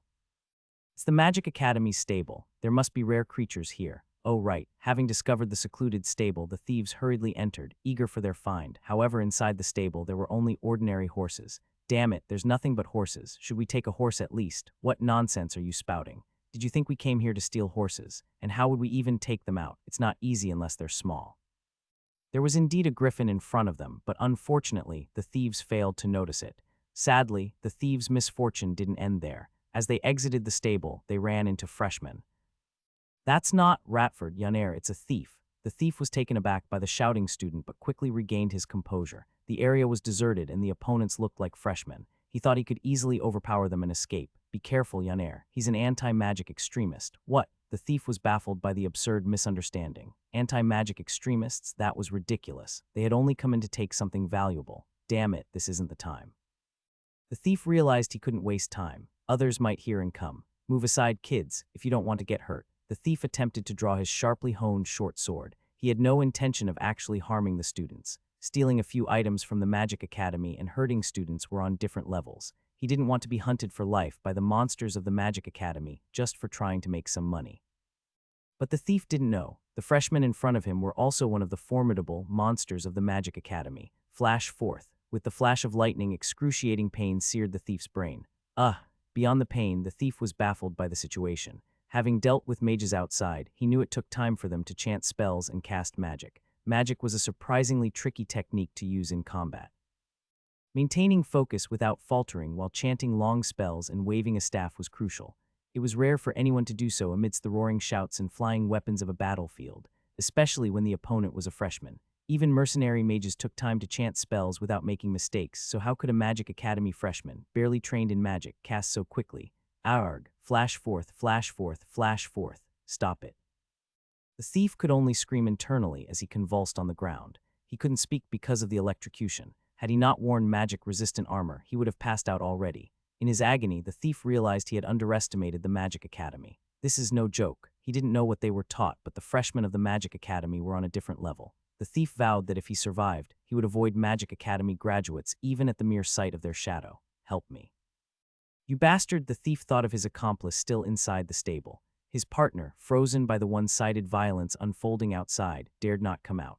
The suffering thief understood the hesitation, but being fried by lightning, he couldn't help but curse. Help me. If I'm subdued, you're next. Meanwhile, Yihan continued to unleash lightning while conjuring water orbs. Although Yihan had gained the upper hand, he never let his guard down. The thief could have been an anti-magic extremist, employing deceit. Yaner stepped back, but he seemed subdued. Although Yaner was no expert in combat, she could tell that their opponent was foaming at the mouth. No, it could be a trick of the anti-magic extremists. Really, Yaner retreated as Yihan had instructed. It seemed the thief was incapacitated, but Yihan was not one to be wrong about such matters. Swoosh, a water orb hit the fallen thief. Fortunately, the thief lost consciousness. It seems he's down. Actually, he seemed down earlier. Yihan remained vigilant, even with the opponent down. He cast various spells and conjured more water orbs. Anti-magic extremists usually didn't operate alone. It wouldn't be strange if the thief's accomplice was nearby. Light. Yihan sent a giant sphere of light into the sky. Such a bright orb would surely attract other professors. The professors will be here soon. We just need to hold on until then. Okay. Yaner glanced at the fallen thief. It was unclear who needed to hold out until the professors arrived, considering the thief's condition. Creak, Yihan turned his head. The stable door slowly opened with a creaking sound. He aimed his staff, ready to unleash his prepared spells the moment the enemy appeared. Please, spare me. But it was a tear-stained, sniveling thief who emerged. Having witnessed his accomplice being pummeled by magic, the thief was utterly terrified. He raised his arms and pleaded desperately. I'm not an anti-magic extremist. I swear I'm not. Please just spare my life. Flash forth. Aag. Yihan swung his staff mercilessly. The thief struck by lightning fell forward. Yihan muttered to himself. Maybe they really aren't anti-magic extremists. I'm really glad we're friends from the same tower. The first to arrive was the Skull Principal.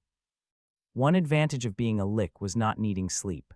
Alarmed by the commotion, the excited Skull Principal rushed over, thinking it might be an escape attempt. They're just thieves.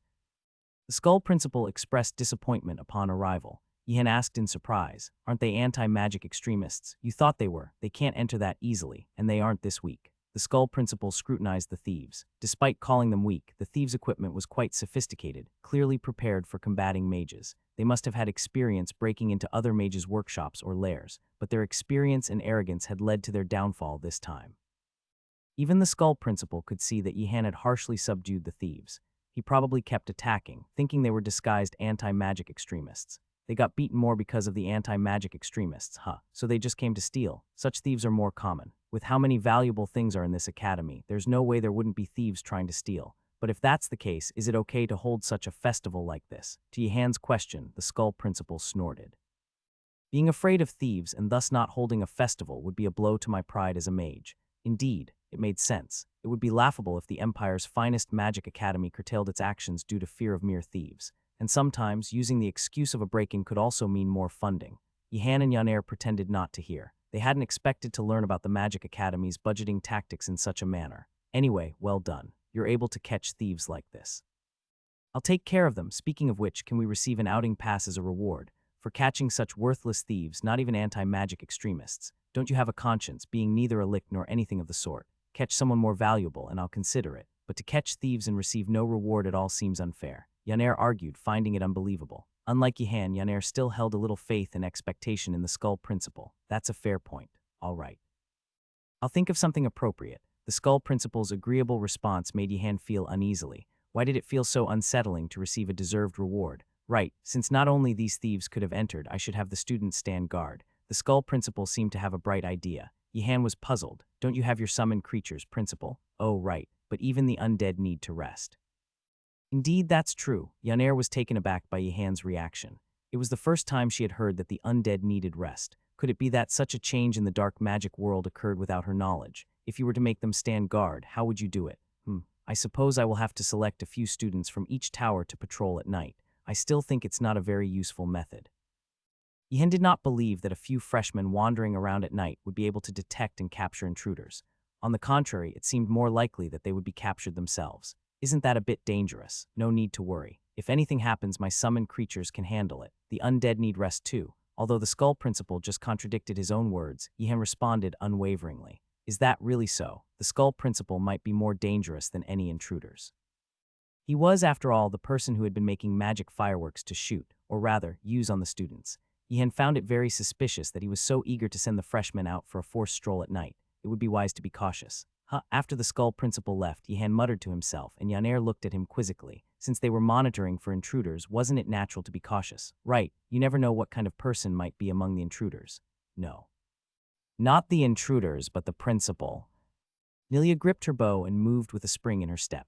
Surprisingly, students from other towers had readily accepted the Skull Principal's command to patrol at night. Students like Yihan, who believed, whenever I want to go out is the right time to go out, permission or not, were rare. In fact, many students refrained from going out after evening, deterred by the rules. But now that they were allowed to roam legally, they couldn't help but be excited. In contrast, Ratford, who followed Nilia, looked serious. Why so serious? Don't underestimate thieves. They could be lurking anywhere, waiting for a chance to steal. True to his nature as a professional thief, Ratford reacted sensitively to the principal's warning that thieves might enter the academy during the spring festival. Thieves were always looking for an opportunity to ply their trade. It doesn't seem that serious, does it? Nelia tilted her head. If it were that serious, the principal wouldn't have asked the students to patrol. Maybe he just wants us to roam around just in case, to enjoy the festival atmosphere. Indeed, if that's the case, it would be a relief. Ratford nodded. A festival wasn't just about laughing, talking, and enjoying events. Preparing for the festival, patrolling, and being vigilant against thieves were also part of enjoying it. That was also the case when Ratford was in the city. People enjoyed preparing for the festival more than the festival itself. Right, it's probably not that dangerous. Yes, it reminds me of the old days. Wow, have you ever prepared for a festival? Nelia looked at Ratford with envy. She wasn't ashamed of being born and raised in the mountains, but she envied city-born students at times like this, especially when they enjoyed various festivals and city entertainments while Nelia was chasing prey with her bow in the mountains. Yes. Oh, how was it? Nelia decided to pretend she didn't hear it. Look, there's a light over there. Let's go. Yes. Nelia moved towards the distant light to check it out. Could it be other tower students? Neither Nelia nor Ratford were particularly worried about the light, since it was not far from the tower and those who openly light up like that were usually not intruders. What kind of intruder would act so boldly? That must be another tower student. Thaw, that's a griffin. Ratford, retreat. Nelia immediately prepared her bow and arrow to shoot. A griffin, it was unbelievable. A monster that was even rare to see in the mountains was here on the grounds of the Magic Academy. I heard all sorts of monsters come out, but this is too much. Nelia observed the griffin without hastily shooting. Shooting in fear would only provoke the creature. If the creature had no intention of attacking. Nelia, it's me. Calm down. Wah. Wardenaz. Nelia was confused upon hearing a familiar voice from the griffin. Yes, you transformed into a griffin. Look behind the griffin. Startled, Nelia then realized that there were two friends behind the griffin. They had been hidden by the griffin's large body. Ah, you thought I transformed into a griffin. What have you been thinking of me all this time? Ihan thought to himself and greeted Nelia. Ratford, who had fallen down with weakened legs, also hurriedly stood up. Calm down, I can explain. Did you transform the horse into a griffin? At Ratford's words, Nelia looked at Ihan in surprise. Could it be? Ihan firmly shook his head. No, not, I naturally thought. After the skull principal left and Ihan finished checking the surroundings, he took Nifrig out. Then he and Yoner carefully administered the potion. They said it can't completely remove the curse, right? Yes, if it returns to its original form after some time, it means the curse's power is stronger than the potion's and it's impossible to completely remove it. Why would someone cast such a powerful curse? No, it's pointless to ask. Bang. Freed from the curse and returned from horse to griffin, Nifrig glared at Ihan and Yoner with a resentful look. It was a look that said, I told you so. Seeing that, Yoner whispered worriedly. I heard griffins are very fierce and savage monsters. Isn't it going to attack? But Yoner, I heard once a griffin pledges loyalty, it remains loyal. But we've always doubted it. That makes sense. Should we keep our distance? The griffin protested vehemently, stomping its front hooves on the ground. Nifrig, it's a misunderstanding. I trust you. The griffin looked at Ihan with eyes full of sorrow and injustice. Ihan had to work hard to appease the griffin with a thorough brushing. As the griffin's sorrow eased a little, his friends appeared. So, it wasn't Wardenaz who transformed it, but the professor. I don't even know where to start. Nelia trailed off her words in disbelief. Even Professor Bungiger, who seemed relatively sane, was doing such things. Who was she to trust anymore? Regardless of Nelia's thoughts, Ihan spoke to the two black tortoise students. Don't go near the principal if he's doing something, especially if he's about to set off magic fireworks. Avoid at all costs. What? Got it. Yes, we'll avoid it. Having grown up in dangerous environments, the two friends accepted the warning first and thought about it later. The reason could be asked afterward. Are you two on patrol for the black tortoise? Yes, we were told to just circle around the tower. That's good. Nelia was surprised by Ihan's words. Are the intruders really that dangerous? No, I caught two earlier. It's more about the principal being dangerous than the intruders. What did you two do during the festival? Nelia was more curious about the story of the dangerous principal, but she first answered the question. I assisted in alchemy and participated in archery competitions. I was asked about good places to hide treasures. Really, everyone else is enjoying the festival except me. Ihan felt sad but quickly composed himself. It was good, after all, that his friends were having fun. You were asked about good places to hide treasures. By whom? Yoner asked with curiosity. The principal asked me. What? The principal inquired about suitable places to hide treasures. Did he say anything else? He said there would be a treasure hunt. Ihan's expression turned serious. Given the Skull Principal's character, it wouldn't just be a normal treasure hunt. How many traps is he planning to set the next day? Before the festival resumed, Yihan went to see Professor Bungiger early in the morning. Professor, the horse I'm riding seems to be a griffin. Professor Bungiger nodded gravely. You've realized it too quickly. But why isn't it better to learn how to deal with a griffin now, transformed into a horse, than to meet a real one later and learn then? Oh, Yihan, about to be convinced, snapped back to reality. Upon reflection, there was no need to learn how to deal with a griffin. She said such nonsense with such a serious face. Yihan was not fooled. Is that so? You don't seem very convinced. No, I am convinced. But Professor, I have a question. Go ahead.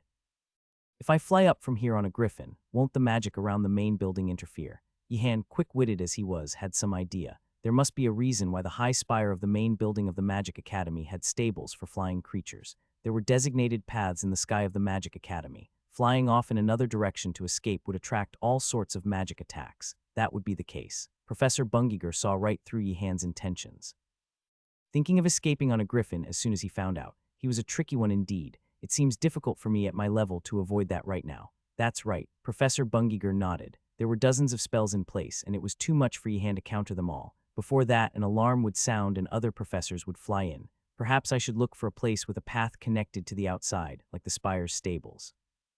Professor Bungiger felt a shiver for the first time in a long while. How on earth? As one of the entrances for outside visitors, the spire's stables were connected to a sky path unaffected by magic. But for a freshman to have already figured that out was beyond belief. Right, it's impressive to have found it already. Then, Professor, please tell me about another such place, Yihan boldly requested. Professor Bungiger was dumbfounded. What? Since I already know about the spire's stables, please inform me of another path that is not obstructed by magic. Professor Bungiger was at a loss for words. What kind of student was this? But audacity was also a talent of a mage, and the boy in front of him certainly deserved praise for what he had accomplished. After all, he did figure out the griffin's true identity. Even though it was Professor Bungiger's own doing, she was still amazed at how the boy had figured it out. Before the professor could speak, Yihan said again, "If you do not tell me, I will speak of the griffin's matter to the guests from outside. Get out the paper. I'll tell you about one place only." Professor Bungiger had no choice but to acknowledge that her student was indeed a formidable character. Guests visiting the Magic Academy usually enter through the main gate during the day and through the spire's stable after evening. Indeed, as Yihan began to jot down notes immediately, Professor Bungiger momentarily wondered if Yihan was from the Wardenaz family or the Thieves' Guild. But there are more ways into the Magic Academy than you'd think. Have you ever been down to the underground? Yes, I was lucky. It was wise not to try again. Ganedaltz is not so negligent as to leave a path once breached by a freshman open. Yihan nodded. He had known since his admission that the Skull Principal was insane. Anyway, one of those paths is here. Professor Bungiger quickly drew a map, pointing to a spot on the huge mountain range behind the academy. It was a simple and rough map, but it clearly showed the way. Rockgrass underground cave, beware of the cave owner. Sometimes professors sneak out using this cave. It connects underground to the outside. Yihan was puzzled. If that was true, it meant that anyone could easily enter the academy from outside. No, that's not it. Does the cave owner filter out intruders? If there seemed to be a vulnerable and easy spot in the Magic Academy, it meant there was a separate entity managing it. Set foot carelessly and you die. Who is the cave owner? That's a secret. Yihan gave Professor Bungiger a sorrowful look. The carrot and stick approach worked not only on students, but also on professors. Looking even more pitiful with his statue-like face and sorrowful eyes, Yihan was already a topic of gossip among the professors. They said he was favored by the Skull Principal and was receiving special attention, or rather, teachings. It's not that I'm trying to torment you, but I can't reveal it because of a promise. Other professors who have permission to pass through the cave have made the same promise. Clever and powerful monsters or spirits didn't like to reveal their identities or locations.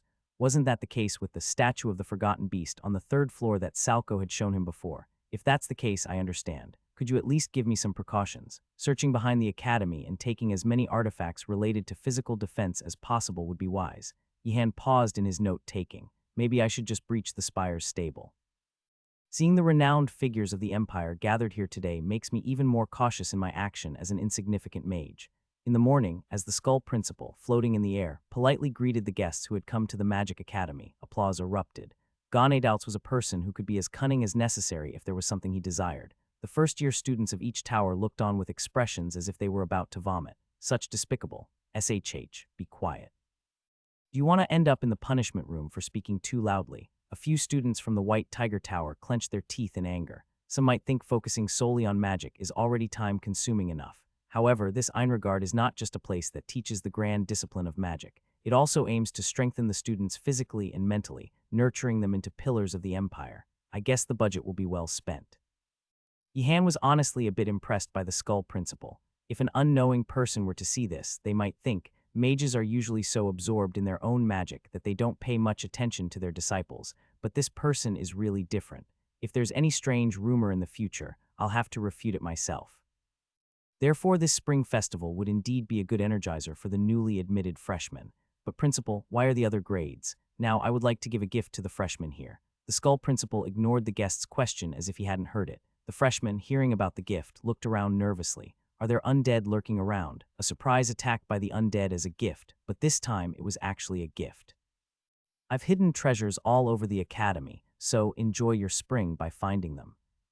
Really? No traps? How could that be? I've prepared some minor pranks as well, so it'll be even more fun when you find the treasures. The freshmen seemed to have a rough idea of what these minor pranks might be. Seeing the lukewarm reaction of the students, the skull principal smiled kindly. Among the treasures, there is also an outing permit. An outing permit. Some students from Baldergard were puzzled by the skull principal's words. Do they need a special permit to go out? Why? Should I challenge that guy to a duel? Hold on, he's a guest. Regardless of the skull principal's ulterior motives, the mention of an outing permit heightened the students' anticipation for the treasure. They were already jittery, eager to start moving. Let's go. Even if it's a trap, let's try finding it. Yihan, you're coming too, right? Yeah, I am. As Yihan was about to leave, someone placed a hand on his shoulder. It was Professor Belatti. Let's go. Well, yes. Professor's events didn't just last for a day, they continued throughout the spring festival week. This meant that Yihan had to participate daily in Professor Belatti's tent. For the first time, Yihan resented the emperor he had never met. Why can't the professor just exclude me? If the professors were busy, the disciple ended up doing the work. Perhaps because of this sorrow, Yihan's water beads became sharper and more precise. Some of his moves even earned praise from Professor Belatti. Cough, there's no need to go this far. Another student from Baldergard, having heard the rumors, protested upon seeing a friend bleed from the nose. The White Tiger Tower students, who came first and already bleeding from their noses, angrily defended the situation. Does dodging water beads seem like a joke to you? We are fighting for our lives here. You outsiders have no say. These guys learn only the bad things quickly. Yihan looked at the White Tiger Tower students with contempt. He's so oppressive to outsiders. Of course, Yihan, who was beating up external guests with water beads, wasn't really in a position to talk. Are you all right? I'm sorry. I've heard so much about Baldergard's reputation that I felt I had to do my best. Even that might not be enough. Professor Belatti slightly tilted his head at Yihan's words, but the students from Baldergard had already calmed down. If that's the case, it can't be helped. Yihan from the Wardenaz family. Let's meet up next time when the third-year students gather. No, wait. Before Yihan could explain, the students from Baldergard had already left. As a first-year student, after the Baldergard students left, a White Tiger Tower student wiped off his nosebleed and stood up again. I challenge you. Aren't you going to stop, HMPH? Are you scared? Other White Tiger Tower students whispered to their friend in a frightened tone. Hey, don't provoke Wardenaz. He can increase the number of water beads. Who's scared? I'll show Yaukov. Yihan took advantage of his opponent's momentary lapse in concentration and struck his face with a water bead. The essence of magic combat was always to strike first. After spending the entire morning beating people with water beads and having a quick lunch, Yihan went to meet Professor Bevel Verdus. The beaver mixed blood professor, busy eating bark, looked up. It's okay, I've eaten. Really? Then let's begin. Professor Bevel, perhaps due to the skull principal's strict instructions, only made very simple and ordinary magic fireworks. He finished them with and even Yihan, after a few mistakes and accidentally burning the surroundings each time he failed, got the hang of it. It was not a particularly difficult magic. However, Professor Bevel's face grew darker and his mumbling increased. I don't want to make these. They're boring to make, not fun. He's putting pressure in a different way. A silent professor was scary in its own way, but a talkative one wasn't necessarily better. Yihan focused as much as he could to get out of there. Every time I fail, my time here gets extended, waving his staff, chanting spells, completing the magic fireworks. In the uncomfortable and awkward atmosphere, Yihan's concentration was honed to a sharper edge. One of Yihan's strengths was his nearly limitless mana. With this vast mana, he continuously produced magic fireworks. It was a speed difficult for even seasoned enchantment mages, let alone freshmen, to match. The fact that he needed no breaks made it possible. I'm done, Professor. Boring. Huh, really? Professor Bevel, muttering to himself while making fireworks, lifted his head. Yes, I've finished. Yihan responded with a faint smile. Professor Bevel blinked and checked the number of accumulated fireworks, his face brightening. Really impressive, isn't it? Any other professor would have focused on the fact that a student made more than the professor. Even though Professor Beevil grumbled while making them, it was still remarkable that a freshman, starting at the same time as the professor, had made more. But Professor Beevil was just glad the tedious task was over. That's great. Yes, Professor. Then, if I may, well, since we have time left, let's make something more interesting. Well, I'm not confident in enchantment magic. It's okay. It's fine. What's fine exactly? The magic spell Professor Beevil taught next was, this spell, cast over a thick robe, was essential for novice mages learning various flame enchantment magics. Despite Yihan's apprehensions about fire magic, he couldn't deny the usefulness of this spell. But Professor Beevil's words cast an ominous shadow on Yihan. If you learn this spell, it will help you practice other enchantment magic in the future. Is that so, Professor? But I'm not skilled in enchantment magic. I know, you say you lack talent, but don't worry too much. Other enchanters also lack talent but still manage. In truth, the fact that Yihan started making magic fireworks with the professor and made more, and somehow succeeded in mastering the third circle magic within the allotted time, was something impossible without talent. But Professor Beevil evaluated it differently. If one is worse than him, they lack talent, and if one is better, they have talent. Of course, this was a dilemma for Yihan. Even being told he had talent, he wondered if he could learn properly, especially since his mentor was not very reliable, often saying things like, just do it because it's fun. Whether it will work out or not is not important. I think the speed at which I'm learning magic isn't too bad. Maybe I should ask Professor Garcia for advice. Yihan resolved to seek out the true mentor of this magic academy, the trustworthy troll mixed blood professor. Let's give up on that one. Are you calling that a solution? What if that's the outing permit? Is there even any guarantee of finding other treasures? As Yihan walked out, he was puzzled to see students from various towers gathered and chattering. What's happening? Wardenaz. Help us? No, not Wardenaz. He'll take it for himself. Let's get it out first and then think. As he got closer, Yihan immediately understood what was going on. There was a treasure chest, personally made by the principal, on top of a huge, fiercely burning firewood pile that is easily several meters high. Indeed, one of the White Tiger students was astonished by Yihan's impassive reaction. Shouldn't he be more surprised? Isn't that surprising? Not particularly, Yihan replied coolly. In fact, that level of treasure was probably among the easier ones to obtain, a blazing pile of firewood. Even from the outside, its danger was palpable. The real peril lay in the traps that could not be detected until one reached the treasure chest. Yihan had not forgotten how the Skull Principal had once laid a trap beneath the sandy beach after making him cross a lake. Tutanta, Wardenaz, Yihan greeted the muscular, short dwarf-no-elf. It seemed Salco and his gang were also eyeing that treasure chest. The White Tiger students, arms crossed, looked on unwillingly to retreat. The ownership of the chest was still undecided. A palpable tension hung in the air. Are there no students from the Blue Dragon? Among the followers of the princess, he spotted Nebrin of the Kurak family.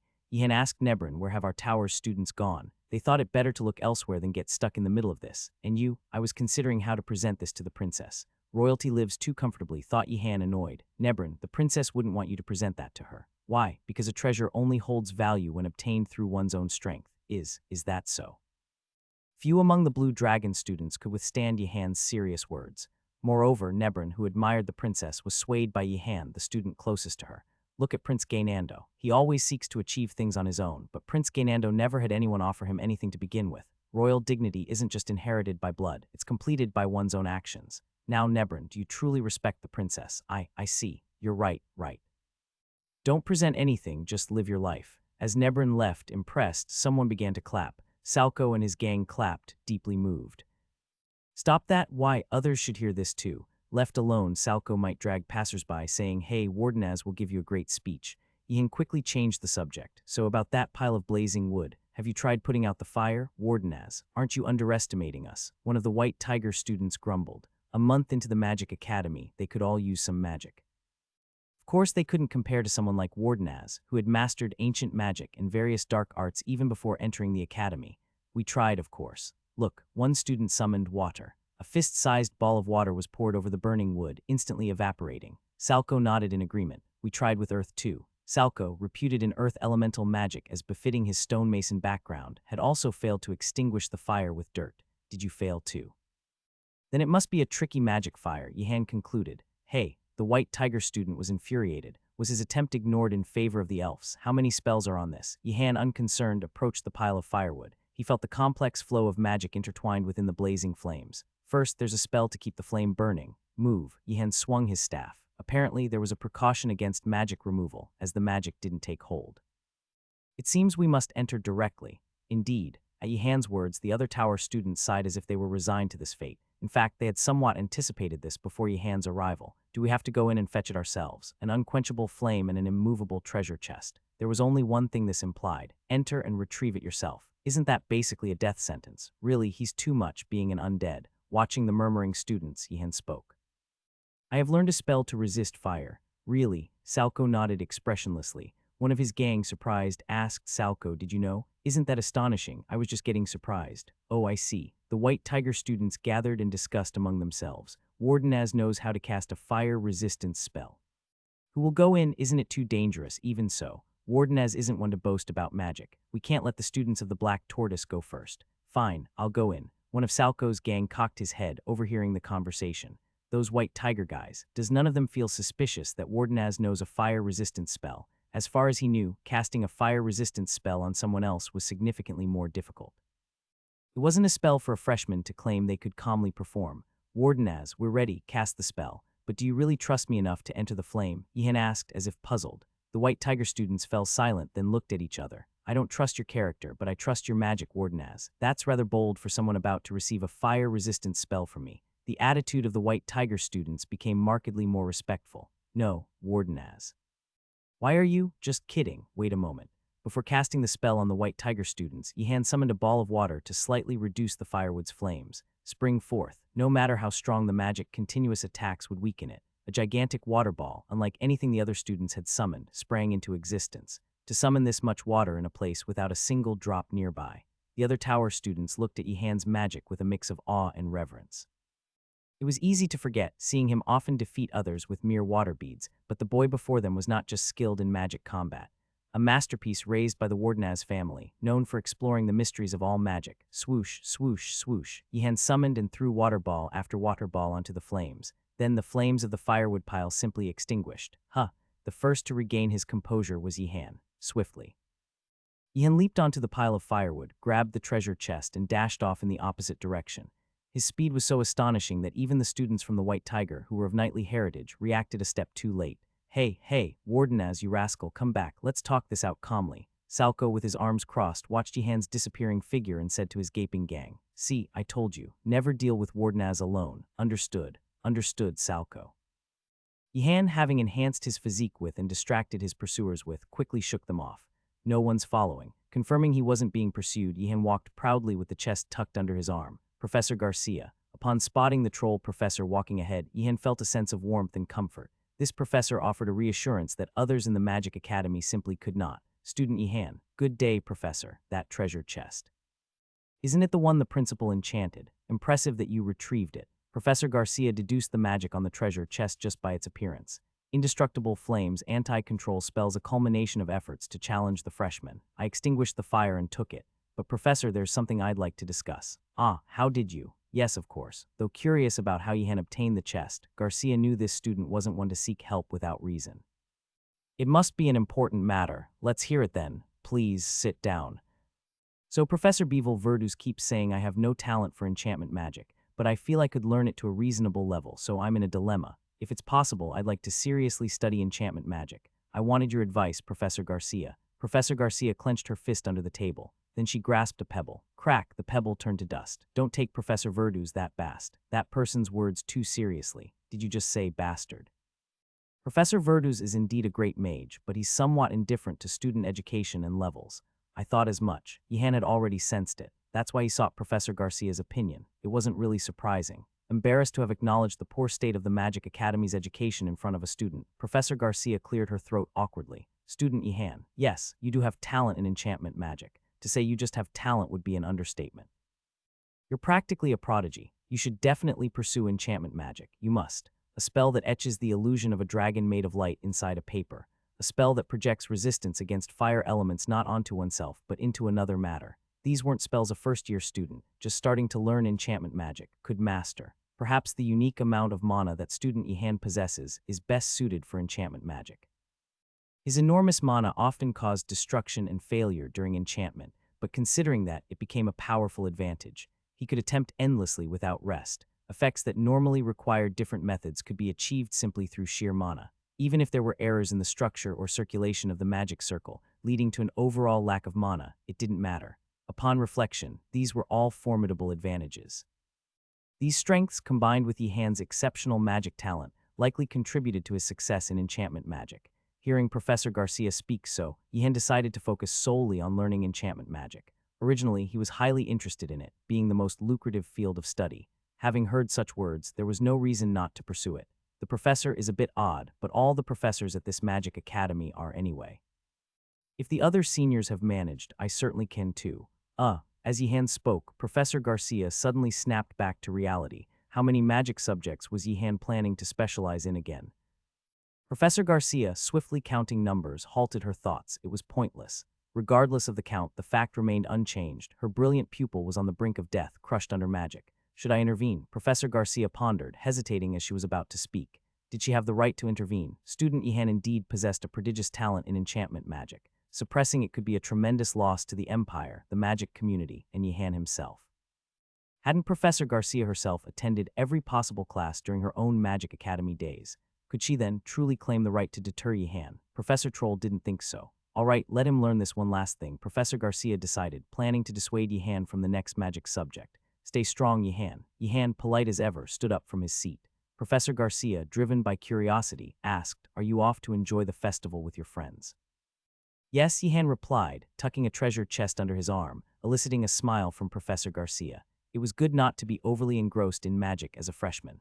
Forming friendships and memories was also important. After meeting Meiji Medifos for instruction and training in fire element magic with the priests of the Afar Order, watching Yihan's retreating figure, Professor Garcia regretted not intervening sooner. Meiji Medifos, dressed as if ready for a picnic, awaited Yihan. Her straw hat and sturdy cloth trousers exuded the comfortable air of someone managing their own rural farm. However, Yihan remained alert. This person is Professor Bilatti's mentor, he thought, marking Medifos as one of the most dangerous individuals in the Magic Academy. Shall we depart? Are you climbing the mountain? Yes. Yihan refrained from asking, what for?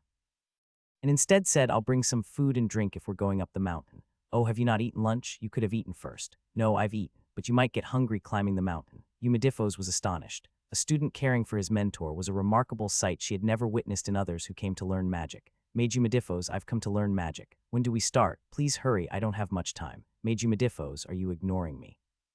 To think I can't perform such magic. How rude. Meiji Medifos, objectively speaking, this magic isn't very good. It's fine, everyone makes mistakes. Teach me another magic. Recalling these past encounters, Medifos acknowledged her part in this. Typically, the more talented and skilled a mage, the more arrogant they become. She had laid trials and traps around her secluded tower. Those who managed to reach her were inevitably haughty and impolite.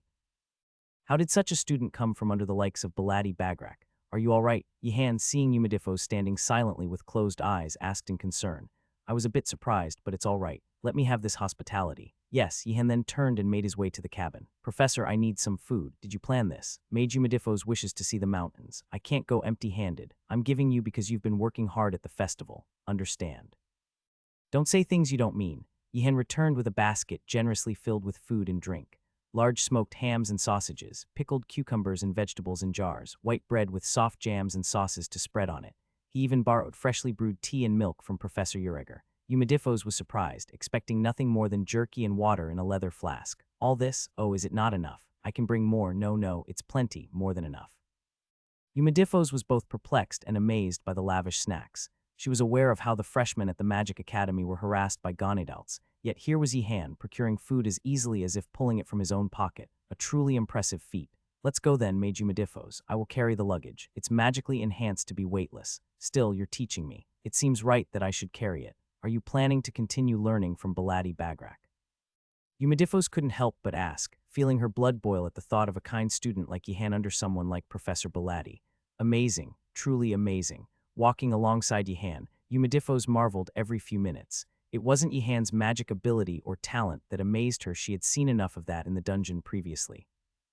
There was no need to question Yihan's magic prowess or talent, evident from his ability to single-handedly defeat a colossal hungry ghost as a freshman. What Medifos admired was Yihan's upright character, a shining, radiant character, unseen among the Empire's prominent mages. A person's nature cannot be hidden forever. Though one might conceal their motives briefly, continuous interaction reveals their true heart. Yet Yihan showed no trace of arrogance or pride in his interactions with Yumedifos, who listened attentively and respectfully to even the simplest of Yumedifos' words. At this point, Yumedifos seriously pondered a question. Why does the world work this way? Why does someone like Ganedalts or Bagrak have a student like this? She knew that the righteous don't always receive their due, but still, characters like Ganedalts and Bagrak did not deserve such rewards. It was too much.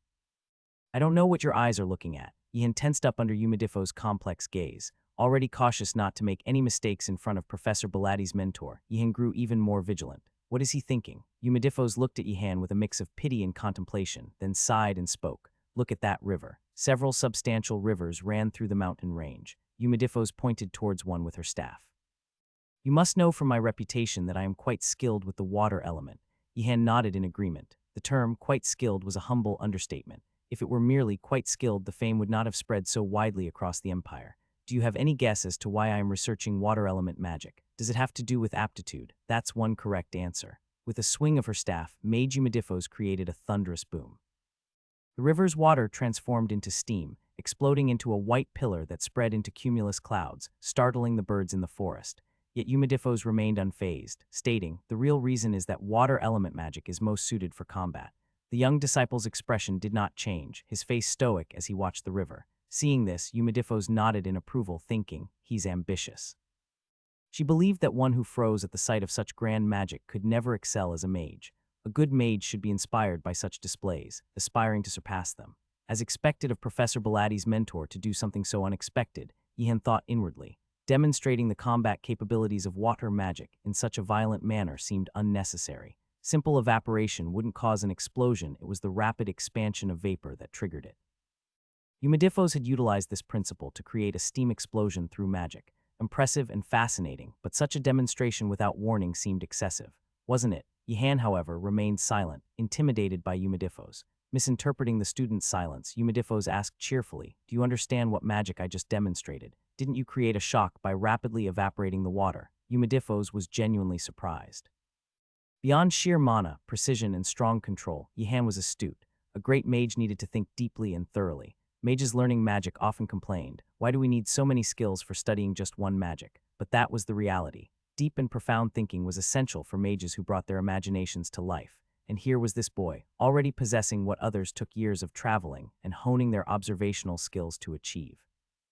Yumedifos admired the boy's talent and found herself truly wanting to eliminate Baladi Bagrak. That man has done nothing. You are correct, very perceptive. Yihan had no idea of the rapid thoughts that had just passed through the elder mage's mind. Mages unfamiliar or clumsy with water magic think it's all about summoning, shaping, and manipulating water. But that's just the beginning. The world of water magic is much wider and deeper. Yumedifos clenched her fist, causing the water level in the river to drop dramatically, and the surrounding land began to lose its vitality. Moisture absorption. Indeed, it was remarkable. Yihan had always associated water magic with shape transformation and control, perhaps due to Professor Baladi's relentless training. But this was something else entirely. The potential for expansion in areas like evaporation and absorption was always there. I used to think that water magic was somewhat unsuitable for combat, but I was wrong. You have already mastered the basic transformations and controls, haven't you? Not to that extent. Yihan spoke sincerely, but Yumedifos took it as mere modesty and didn't dwell on it, so you must be practicing spin attributes. Right, no, that was just an accidental incident. It's a natural course and a path every mage must tread, but is she hard of hearing? Yihan thought to himself. Yumedifos could dry up his blood with a blink of an eye, so he didn't dare speak out loud. Focusing too much on control alone can narrow your perspective. I called you here today to show you that there are other aspects to handling the water element. Yumedifos spoke like a kind grandmother. Of course, Yihan wasn't fooled by the atmosphere, considering what had just happened. Now, go ahead and try. Yes, what should I do? Fortunately, Yumedifos was not a madman like Professor Baladi. Had it been Professor Baladi, he would have thrust Yihan deep under the river and commanded him to evaporate his way out, but Yumedifos did not do so. The purpose of today's outing was to open the young mage's eyes to the vast world of water element magic. There was no need to push him too hard. It was sufficient for him to experience and learn about the various attributes of water magic. The spell is as follows, Yumedifos began. She meticulously taught Yihan the incantation and gestures for the first circle magic spell. Truth be told, was a magic spell so tricky it almost seemed unfit to be classified as first circle. A quintessential trap magic. Even within the same circle, the difficulty of spells varied greatly. Magic that was significantly more challenging than its peers in the same circle was commonly referred to as trap magic. Although belonged to the first circle, it was a spell that novice mages could hardly learn, such was the complexity of its evaporation attribute. Let's give it a try, Eumedifos declared, having finished her brief lecture, and observed Yihan. Water elemental mages usually practiced evaporation on various liquids placed before them, starting with easily evaporable substances like strong alcohol and gradually moving to liquids with higher boiling points to increase the intensity of the magic. However, Eumedifos set nothing before Yihan. She intended for Yihan to first practice the movements and incantations to master the spell itself. She was not so harsh as to demand Yihan to evaporate a liquid immediately after learning and without practice. Yihan glanced at Eumedifos and then once more at the flowing river, pondering. Is she expecting me to evaporate the river now? Due to Eumedifos' sparse explanation, Yihan couldn't help but misunderstand. In truth, it wasn't Eumedifos' fault. Usually, when asked to try a newly learned spell, one would practice the gestures and incantations, not attempt to dry up a nearby river. If there was any blame to be cast, it lay with Professor Belatti. Yihan's misunderstanding stemmed from his experiences with Professor Belatti. No choice then. I must do my best, even if it's just for show, to avoid falling into the water. Yihan sensed what might happen if he continually failed the magic. Likely he would end up in the river. Evaporate, no. Eumedifos was taken aback by Yihan, who, without practicing the gestures or incantations, boldly cast the spell towards the river. He hadn't even practiced. With a hiss, steam rose above the river. While it wasn't an explosive burst of steam like Eumedifos could produce, it was still a considerable amount. Eumedifos was astounded, a true genius. Among the Empire's mages, the term genius was often overused. Nearly everyone claimed to be a genius. The mages who came to Eumedifos to learn magic, except for Belatti Bagrak, all declared themselves geniuses. Mage Eumedifos, for the future of magic in the Empire, you must teach me earnestly. I am among the top geniuses of the Empire's mages. Mage Eumedifos, it's embarrassing for me to say, but I am a genius in magic. You don't need to teach me every single spell. Mage Eumedifos, as someone with a genius aptitude for magic, I don't think this spell is that great. It would be better if it were improved. In fact, it wasn't entirely wrong. The mages who came to Eumedifos were indeed among the more exceptional in the Empire. Otherwise, they wouldn't have been able to seek her out in the first place. However, Eumedifos, who had been through many battles and challenges, had a strict and harsh eye. The level of talent they possessed was something any serious mage should naturally have, not something to boast about as a treasure. But the boy before her was certainly different. He had an aura only a true genius could possess, unlike the self-proclaimed geniuses. He seemed to possess all the qualities deemed indicative of talent, a natural abundance of mana, delicate control, and deep, rich thought, any one of which would be enough to earn praise. Is it the river? Am I going to end up in the river after all? While Eumedifos quietly marveled, Yihan was quietly anxious. To Yihan it seemed like a success, but that wasn't what mattered. What mattered was how it appeared in Eumedifos' eyes. Was it a failure after all? Shouldn't this be considered good for a first attempt? Yihan wasn't one to be arrogant, but objectively, it seemed like the evaporation magic had gone quite well. Compared to other magics, evaporation seemed to be more compatible with Yihan. He could accurately and concretely imagine evaporation, above all, could be forced through with power. While mages with less mana than Yihan had to meticulously and delicately control their mana to complete a spell, Yihan could simply push through with his power. For Yihan, water evaporation was much easier than controlling water beads. Well done, that was excellent. Yihan sighed with relief inwardly. It seemed he wouldn't have to go into the river after all. Actually, I didn't mean for you to evaporate the river. Practicing a new spell on a flowing river isn't a suitable target. Not only the quantity, but the constantly flowing river made casting the spell several times more difficult. Having achieved this, the boy had every right to be proud. But instead of pride, Yihan's expression hardened. What did she just say? He realized he had mistakenly thought Eumedifos wanted him to test the magic in real conditions, like Professor Belatti. But seeing you succeed in one try, I think I understand why you chose the river as your target. It's a justified confidence. No, it's a misunderstanding. Okay, it must be a misunderstanding. Eumedifos nodded with a kindly smile. At first, I thought it was Belatti Bagrak forcing you. That's right, Yihan thought to himself, but it didn't reach Eumedifos' ears. But now I see that's not the case. It wasn't Bagrak forcing him, it was clear that the student was simply learning the spells too quickly. Eumedifos internally resolved to retract one of her misunderstandings about Bagrak. Yes, Yihan replied with a voice tinged with a faint sadness. It was the sorrow of not being able to openly criticize Professor Belatti. Yihan thought that when he graduated, he might go to see Professor Belatti before even the skeleton principal. Eumedifos didn't ask Yihan to perform any more magic. Having seen him learn it in one try, there was no need. You should eat more than me. Instead, they took a break. Yihan prepared a seat for Eumedifos, spreading a blanket and arranging food and drink to offer. Eumedifos looked at Yihan with a gaze mixed with gentle emotion. I didn't expect such hospitality. Have your other disciples never done this? Never. Puzzled, Yihan thought of Professor Belatti and then understood. It makes sense. Yihan made milk tea with black tea he had stolen from Professor Ureger. The sweet beverage, rich in sugar, rejuvenated his tired mind. Even with seemingly infinite mana, using magic inevitably led to decreased concentration and mental fatigue.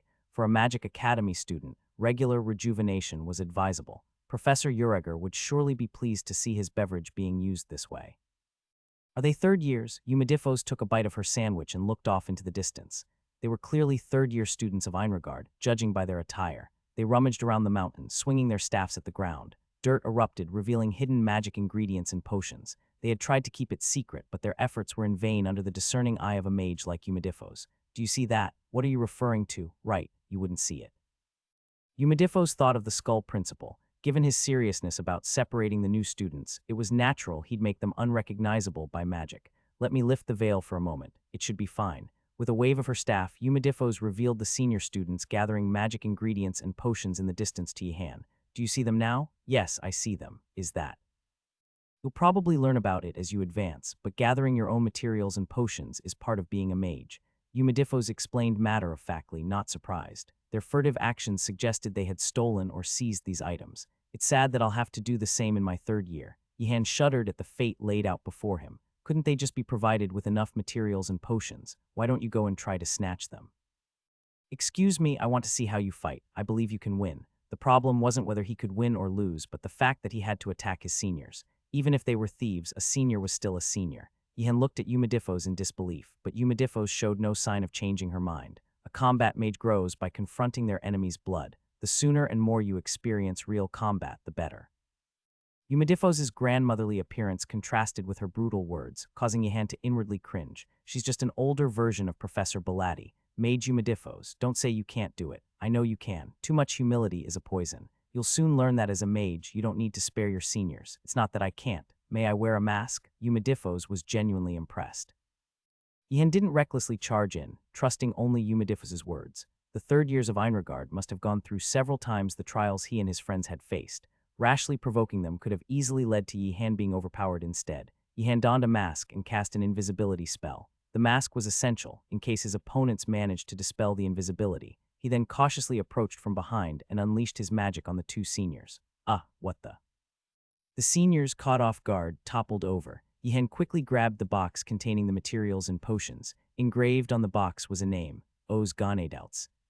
Seeing this, Yihan was shocked. Isn't this insane? Do third years even raid the principal's storeroom? It was more likely that the principal had led them to it, rather than them stealing it on their own. Nevertheless, it was hard to believe. This isn't the time for this. Yihan swiftly left the scene. Well done. Eumedifos, seeing Yihan's return, was thoroughly pleased. It was almost perfect, confirming that Bagrak hadn't wasted time. The ambush, first strike, achievement, and escape. It was the essence of magic combat. Was there a name on the items, by any chance? It seems to be from the principal's storeroom. Is that so? Then it's better you keep them. Yihan was surprised. He nodded obediently. Yes, I will do that. Seeing his compliant disciple, Eumedifos looked at Yihan with warm eyes. The magic combat practice did not end with just one session. Eumedifos's eyes caught sight of other third-year students. Those students over there are hiding stolen items as well. Is this place filled with nothing but thieves? It was unclear whether there were just many thieves around, or if the academy was turning its students into thieves. Eumedifos pointed out students who were trying to hide potions and materials. Bring those as well. Yes, robbery seemed easier the second time around than the first. Yihan approached again. However, this time it was not as easy as before. Screeching bird cries filled the air as he drew closer. When an alarm spell was triggered, two third-year students panicked and shouted, "We've been followed. Reveal yourself, hidden one." Indeed, the third-year students were not to be underestimated. As soon as the alarm spell warned of an intruder, they realized someone was hiding nearby and immediately cast a spell to reveal any invisible presence. Next time I need to disrupt their alarm spells first. The two seniors were flustered by the sight of Yihan wearing a mask. He was not the pursuer they had expected. What is this? Did the principal send you? Of course, the principal sent him. Don't be deceived by appearances. It's meant to confuse you. Yihan chose not to correct their misunderstanding. How dare you try to steal from Ganedouts? Arg. It's basically you who forced us to do this. You're the one to blame. The third-year seniors attempted to resist, but Yihan was quicker. A water orb, thrown in an arc from an unexpected angle, knocked the staff out of the seniors' hands. Pop. Surprisingly, the seniors were quite careless in magic combat. Though their magic skills were superior, they had too many vulnerabilities. Professor Belatti would have been vigilant about his surroundings from the start. To Yihan, who had been rigorously trained in magic combat, these third-year seniors were like delicate flowers in a greenhouse. Cough, gack. Upon seeing the unconscious seniors, Yihan suddenly came back to his senses. Will I be able to deal with the aftermath of this? Surely the seniors wouldn't find out who the perpetrator was, right? Pleased with the outcome, Umidifos descended the mountain with Yihan. On their way down, Umidifos spotted freshmen from the White Tiger. They were excitedly discussing one of the boxes hidden by the skull principal that they had found and were holding it closely. Freshmen, they won't be of any use. While battle experience was essential for a young mage from the Wardenaz family, there were limits. In Umidifos' view, students of the same year as Yihan were not much of a challenge. A definite overestimation. However, Yihan spoke firmly. Please let me face them, but you won't learn much from them. Isn't there something to learn from every opponent, regardless of who they are? Yihan looked at the box held by the White Tiger friends, thinking about the one he had left at Professor Ureger's cabin, which he had yet to open. The more boxes, the better. Then let's go for it. Yes, Yihan was the most proactive he had been all day, following the teachings he had received. Thud. Thud, thud. Caught off guard by an invisible assault, the White Tiger students collapsed one by one. But the first-year students were different from their seniors. You're Wardenaz. No, how did they know? Yihan was startled to realize that his friends had guessed his identity without even seeing him. He wanted to ask how they knew, but they had already fainted. Wednesday, Asan yawned while watching Yihan complete the remaining part of the magic circle. By the way, Wardenaz, did you enjoy the festival yesterday? Yes. What did you do? I helped with Professor Belatti's tent and made fireworks when called by the principal. Asan nodded. It seemed his friend had been quite busy the previous day. After all, Yihan was one of the most outstanding students in their year, so it made sense that he was so occupied. I received some lessons from Mage Umidifos and went to the Afar Order to practice fire magic. Listening, Asan felt something was off. Wait, when did he actually enjoy the festival with all that work? Just about that. Wardenaz, sorry, but that doesn't sound like you enjoyed the festival. What do you mean, the festival? As Yihan was responding incredulously, he suddenly paused. Surprisingly, even he hadn't realized it until now. I didn't really enjoy it. I'm sorry, no, it's all right. I wanted to help with these tasks. Yihan said so and continued drawing the magic circle, but there was a slight dejection in his posture. Seeing this, Asan felt very sorry. It's because of me. He felt terrible seeing his friend's dark circles, which had formed from working on Professor Knighton's magic circle since the morning. However, the real reason for Yihan's dark circles was different. If it's something that goes in a box, why not just give it directly instead of wrapping it in a code? Yihan had obtained 2 of the Skull Principal's boxes. The one taken from the White Tiger students, shockingly, was a dud. All that glitters is not gold. O's gone doubts. Though he had anticipated some duds, seeing one firsthand was honestly infuriating. And what was more frustrating, the White Tiger guys won't believe it's a dud even if I tell them. The other box, however, contained a 3-page magic spell. Written in complex ancient characters and a jumbled code. Although magic books often came in such a form, the Skull Principal surely had the ability to write them more clearly but chose not to. As a result, Yihan had to sacrifice his sleep to decipher the magic spell. He still had half left to decode, probably requiring another all-nighter. So now, Priestess, please entrust it to me. I will use it for the Empire. No, I should. Early in the morning, following Yihan and Asan, new students appeared in the classroom, chattering loudly. Their serious expressions suggested something was definitely amiss. Yihan was puzzled. What's going on? Did the Skull Principal release some undead? What's the matter? Priestess Tigling found an outing pass in the box. Yihan and Asan's expressions turned as hard as stone. No, is luck really the best thing over magic and effort? Yihan watched the entering students with a bittersweet feeling. Numerous friends were making offers to Priestess Tigling who had found the outing pass. Priestess Tigling, if you don't plan to use the outing pass, please sell it to me. I'll give you 50 loaves of bread from our meals. Are you insane? Priestess Tigling, I will give you 500 loaves of bread, and I'll add cheese and sausage as a bonus. I must intervene. Yihan sighed internally and moved forward. It was always the case that when a treasure was found, those nearby would extend their malevolent claws. It seemed Yihan was the only one who could put a stop to this. But before Yihan could speak up, Priestess Tigling was the first to open her mouth. Please accept this. Yihan's eyes wavered. It felt like a temptation from a devil. Not that he thought so because Priestess Tigling was a demon mixed blood. I wish I could accept it with my eyes closed. As much as Yihan was using all means to secure an outing pass, snatching it from the hands of an unsuspecting priestess seemed wrong. Besides, they were both from the same Prasinga order. If he accepted Priestess Tigling's outing pass, he wouldn't be able to face the other priests later. No, it's okay, as Yihan declined. His friend seemed even more disappointed. Wardenaz, why not, priestess, then I will take it. Everyone be quiet, you honorless fools. At Yihan's words, his friends blushed in shame.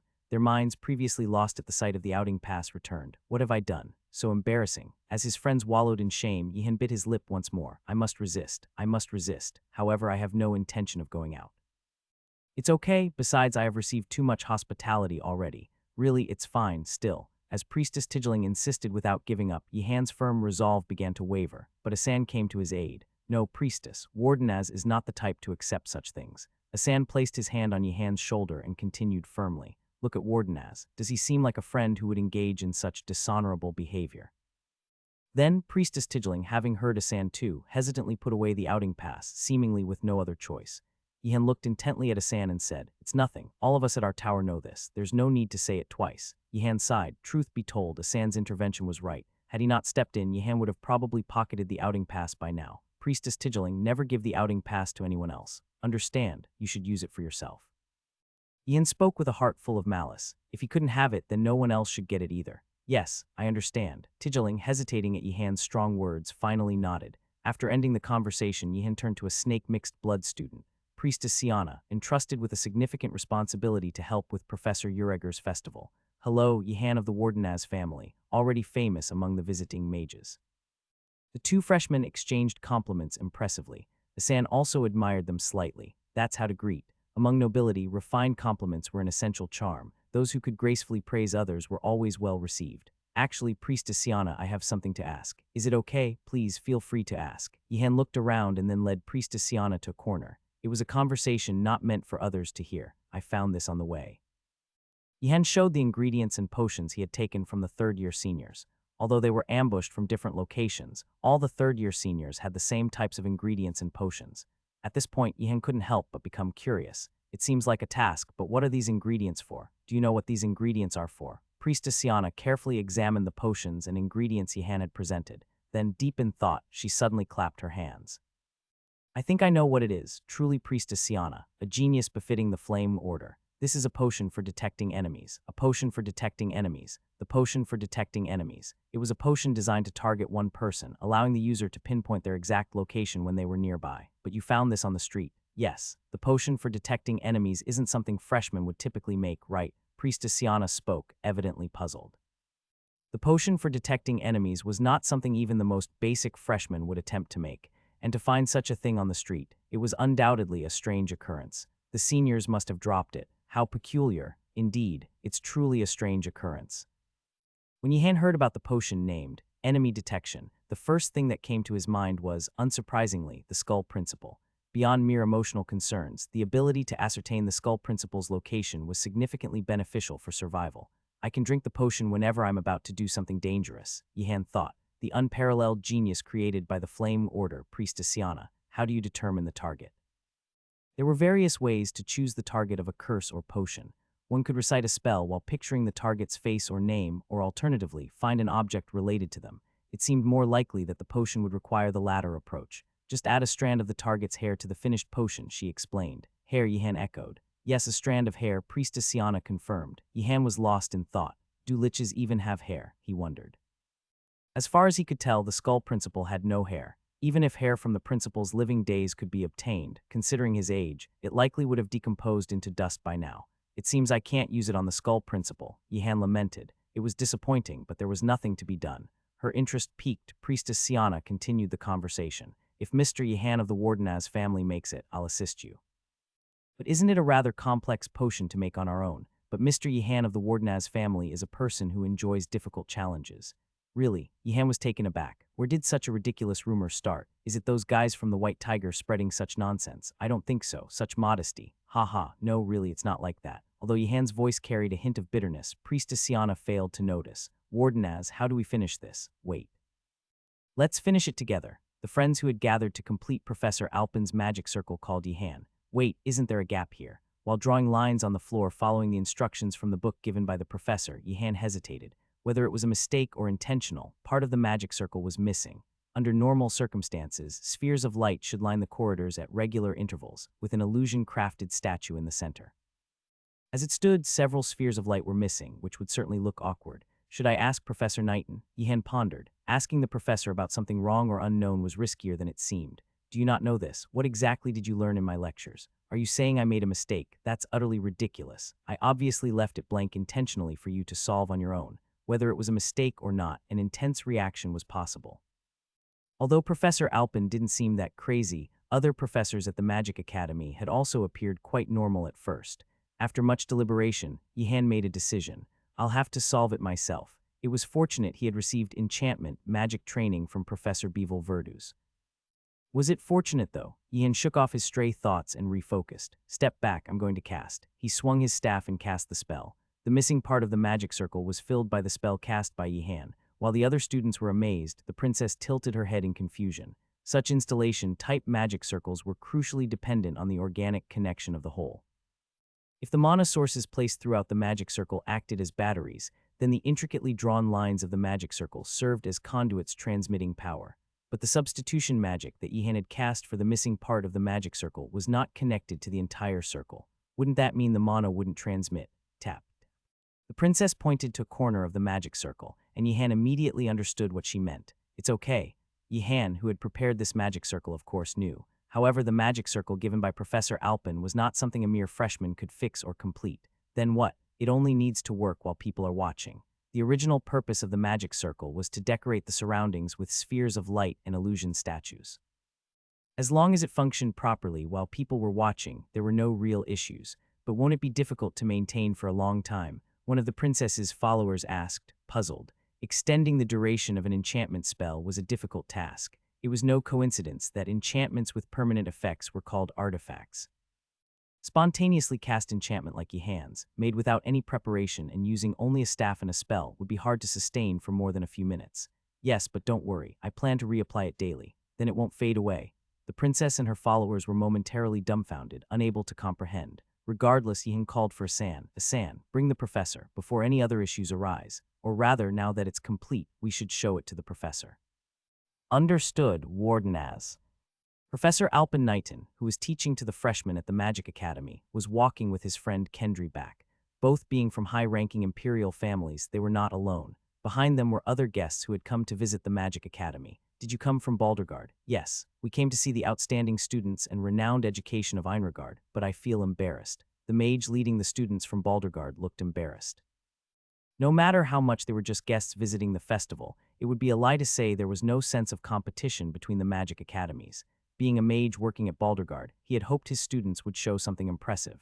Sensing his feelings, Alpin and Kendry reassured him. A student's exceptional talent isn't something that can be forced or hastily shown, Alpin said. Alpin is right, there's no need to worry about that.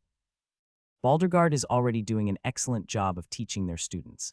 Apart from a few flawed individuals from Einregard, imperial officials held Baldergard in high regard. The mages of Einregard, 1,780 gold coins. Who do they expect me to stick this to? If they won't triple it, they might as well take it all. Wait, what if they really do take it? Oh no, that corrupt imperial official is oppressing the free spirit of magic.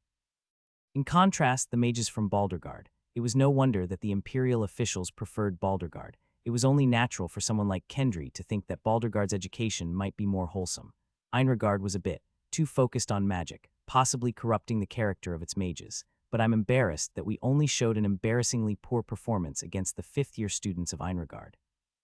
Of course, we couldn't have won against higher-level students, but we should have been able to show a better performance. Alpin was puzzled. The fifth-year students didn't participate in the festival, did they? Kendry quickly and quietly explained the situation to Alpin. Did Professor Bagrak beat up a Baldergard student? No, it was Professor Bagrak's disciple. They lost against a first-year student. Magic combat is different from magic skill. If you don't practice separately, you can be clumsy. But even then, a first-year student wouldn't have had the opportunity to practice magic combat. Let's not unnecessarily hurt those who came to enjoy the festival. What good would fighting amongst magic academies bring to the Empire? You're right, the two nodded in agreement and decided to keep their lips sealed. What were you talking about? Nothing important. They were about to change the subject when a first-year student ran towards them from a distance. It was Asan from the Dargard family. Professor, I've completed what you mentioned last time. Well done, let's go and check it now. Asan bowed his head and then ran ahead to inform his friends that guests would be arriving soon. Watching Asan's retreating figure, Professor Alpin hesitated. What's the matter? Didn't he say he just completed it? Yes, he did. I saw it before they had made considerable progress. It wasn't meant to be completely finished. Professor Alpin murmured, puzzled. I wanted to entrust you with the creation of a simple magic circle. He had wanted them to take on the task of creating a magic circle, not to finish it completely. It would have been difficult for freshmen to complete it on their own. That's why Professor Alpin had told them to do as much as they could with the help of other friends. Looks like there was a misunderstanding. There was a misunderstanding. Empire officials, known for forgiving their own mistakes, took a lenient view of the situation. It turned out to be a good opportunity for the students. Indeed, it's surprising they managed to complete it. I didn't expect that. May I hear more about it? The Baldergard mage asked, curious. After Professor Alpin explained what had happened, the Baldergard mage praised him. Your praise is making me blush. Ha ha ha ha ha ha ha ha. The mages laughed and complimented each other. The second-year Baldergard students, who arrived late, asked in confusion, what's going on? The Baldergard mage explained the story they had heard. Then the Baldergard students responded in disbelief. A magic circle that advanced, completed so quickly. That's impossible. It must be incomplete. Beyond the difficulty of the magic circle, the speed of its completion was unbelievable. Creating a magic circle wasn't just about drawing shapes. It involved carefully calculating the amount of mana and conducting tests. Even seasoned mages often collapse from mana exhaustion while creating them. It might be possible, but even if it's incomplete, isn't it impressive that they finished it to the extent that they could show it to the professor? Well, yes. The polite Baldergard students had to admit it. Even if incomplete, the fact that it was finished to the extent that they could present it was indeed remarkable. Shall we all go and take a look then? Yes, Professor. As they followed the older mages, the Baldergard students whispered among themselves. But which year students did this? Who knows? Upon arriving at the classroom, the Baldergard students immediately nodded in agreement. It was done by the fifth years. Why, see that person over there. I heard he's a fifth year, I see. The students acknowledged this upon seeing Yehan's face. As the third-year Baldergard students were increasingly outmatched, rumors about Yehan had been growing. Wait, isn't that person? Princess Adenart, the princess. Why, I thought she was a year younger than us. Then she's a first year, right? She must have worked on it with the higher year students. It wasn't uncommon in Baldergard for senior students to collaborate with their juniors in magic. Seniors received assistance from the juniors. Juniors received guidance from the seniors. This was the educational ethos of a prestigious magic academy. Did the fifth years come too? Resting in his seat, Yehan was puzzled by the word fifth year he overheard among the students who had just arrived. He hadn't seen any fifth-year students from Baldergard. Warden as, well done, Yehan bowed politely. Being acknowledged by a professor was always a moment of honor. Especially when the professor was known to be demanding, the recognition felt even more glorious. It wasn't meant to be completed, and yet you finished it. But you completed that part separately. Wait a moment, Professor. Just a moment, please. Yehan inadvertently interrupted the professor's words. What did he just say? Aha, such a misunderstanding. Yehan, having heard the explanation from Professor Alpin, let out a short exclamation of surprise. How could such a misunderstanding arise? Isn't it ironically amusing? Indeed it is, but such a misunderstanding has enhanced the student's abilities. It's what you might call a happy mistake, right? Yehan, who had been focusing his facial muscles to maintain his composure, almost lost his grip on his sanity for a moment when the mage from Baldergard made a comment. Did the opponent use mental magic? Otherwise, it was impossible to make such an infuriating remark. Ha ha ha, ahahaha. Ha ha ha ha, Yehan laughed along, not wanting to disrupt the harmonious atmosphere. A friend from behind asked with curiosity, so we didn't actually have to complete everything but went through all that trouble. Trouble? What do you mean? How can trials and errors in learning magic be considered suffering? Yehan spoke firmly to silence his friend. Of course, it was indeed a tough ordeal, but they couldn't admit that in front of the professors. The mages nodded in admiration. That's right. Truly commendable, Warden as. With such a mindset, it's no wonder you completed it so quickly. But that part you finished separately. Yehan quickly offered an excuse. The same outcome can appear different depending on how one speaks. The student's rhetoric skillfully covered the professor's mistake. However, Professor Alpin wasn't someone who paid much attention to such things. That was a mistake on my part. My apologies. How was it? Remarkable. Having examined the magic circle, the mages stepped outside the classroom for a brief discussion. Regardless of Yehan's feelings, Professor Alpin couldn't help but admire the work once again. As it wasn't meant to be completed fully, there were empty parts in the latter half, and yet a freshman had solved it with his own wisdom. Moreover, that sphere of light. It seemed to be sustained by an enchantment spell, yet it maintained its form minutes after they had entered. It's been minutes and it still maintains its form. The freshman must have spontaneously added magic to connect it to the existing magic circle. Truly astonishing. It's a pity, really. The Empire's bureaucracy could use such talent. At Kendry's words, Professor Alpin cast a stern glance. Just kidding, I know. Of course we should let him devote himself to magic. That's our responsibility and duty. The two mages exchanged meaningful glances, whispering their resolve. Let's ensure this young genius can devote himself to magic. It's not entirely a bad thing. The professor rated it quite highly, didn't he? Right, Wardenaz. Yes, even the guests from other places were extremely impressed, weren't they? Unlike Yihan, his friends recovered quickly from the shock. Initially, they were surprised to have done something unnecessary, but the professor's praise and the admiration of the visiting guests felt much more gratifying. The awe of the people at the completed magic. Isn't this the true reward of being a mage? It's not entirely a bad thing. The professor rated it quite highly, didn't he? Wardenaz, what's wrong? You agreed, didn't you? It's not entirely a bad thing. Wardenaz, what's wrong? Are you okay? His friends from the Tower of the Blue Dragon, concerned for Yihan, grasped and shook him. It was then that Yihan finally regained his composure and steadied his heart. Yes, it's not bad. Originally, he had joined Asan in the task solely to impress Professor Alpin, a task Asan could have handled alone. In a way, they had overachieved. Even the strict and pedantic Professor Alpin would surely remember Yihan's name, if only slightly. Perhaps when I apply for an official position later, I might get a recommendation. While Yihan tried to indulge in his most optimistic thoughts, the students from Baldergard were busy finding flaws in the magic circle. This part seems a bit inelegant, doesn't it? If it were me, I would have merged these three lines into one for efficiency. But doing that would cause a magic collision here, preventing the mana supply to the sphere. Damn it, how did he create such a magic circle so quickly? It's not like he has infinite mana. SHH, don't be so undignified. Sorry, I almost tarnished Baldergard's honor. What are they doing? Yihan wondered, watching the Baldergard students murmuring. Their incessant hovering and murmuring around the magic circle seemed strange as the guests had already stepped outside. Should I say something? But Yihan hesitated to initiate conversation, because he had beaten the Baldergard students too severely. In his focus to not lose the outing pass that Professor Belatti held, he couldn't afford to be lenient. In hindsight, I could have been a bit gentler. Approaching them could lead to a complicated situation if one of the students he had beaten sought to start a quarrel. That's when it happened. Crackling. What are you doing? One of his friends exclaimed in shock. A student from Baldergard had accidentally made the central illusionary statue disappear.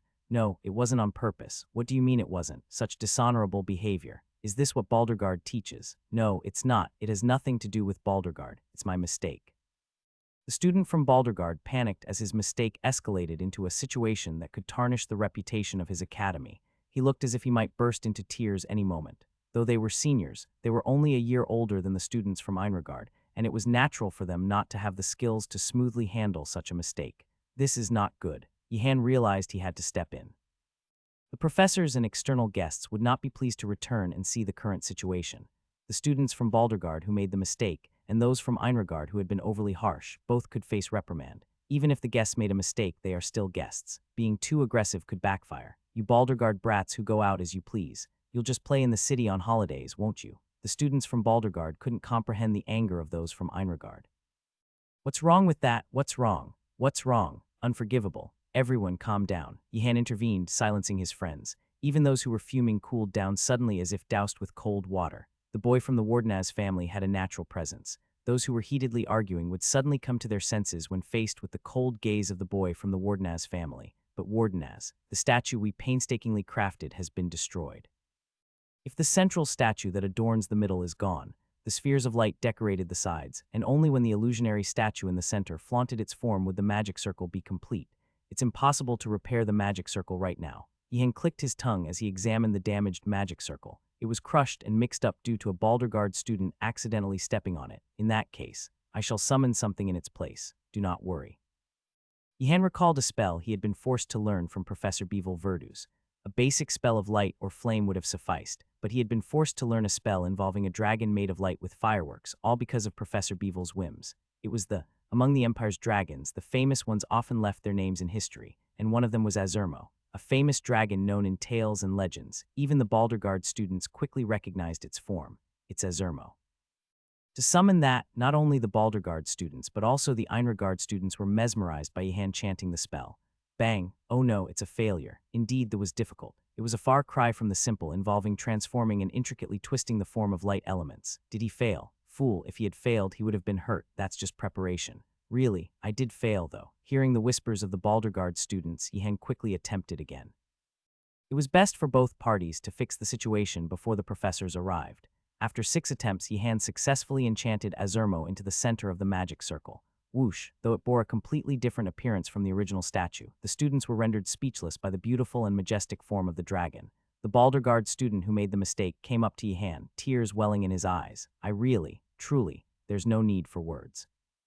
Yihan responded kindly. Having decided to amicably resolve the situation, there was no need to insult the other party unnecessarily. Of course, Yihan also felt a surge of anger when he heard tales of the Baldergard students indulging in reckless pleasures on weekends, but that was a separate matter. Moreover, since he had his own original sin of creating trouble with water beads, it was better to be kind in this situation. Senior. If we meet outside, please do visit our family's mansion. Realizing he was being misunderstood, Yihan could not clear up the confusion. The returning professors were surprised to see the changed magic circle. The mage of Baldergard, seeing the damaged magic circle and the students' expressions, understood what had happened. I'm truly sorry. The mage of Baldergard called Yihan aside to express his gratitude once more. It's nothing, Professor. However, it seems the Baldergard students have a misunderstanding about me. If there's a student who fears the Wardenaz family based solely on rumors, I'll make sure to firmly tell the nobles of the Empire not to be swayed by such gossip. No, that's not what I meant. I must be going. Once again, I express my gratitude for your generous response. Do you think the Baldergard folks are a bit annoying? Yihan's words were met with a vigorous nod from Asan, showing his strong agreement. They're incredibly irritating.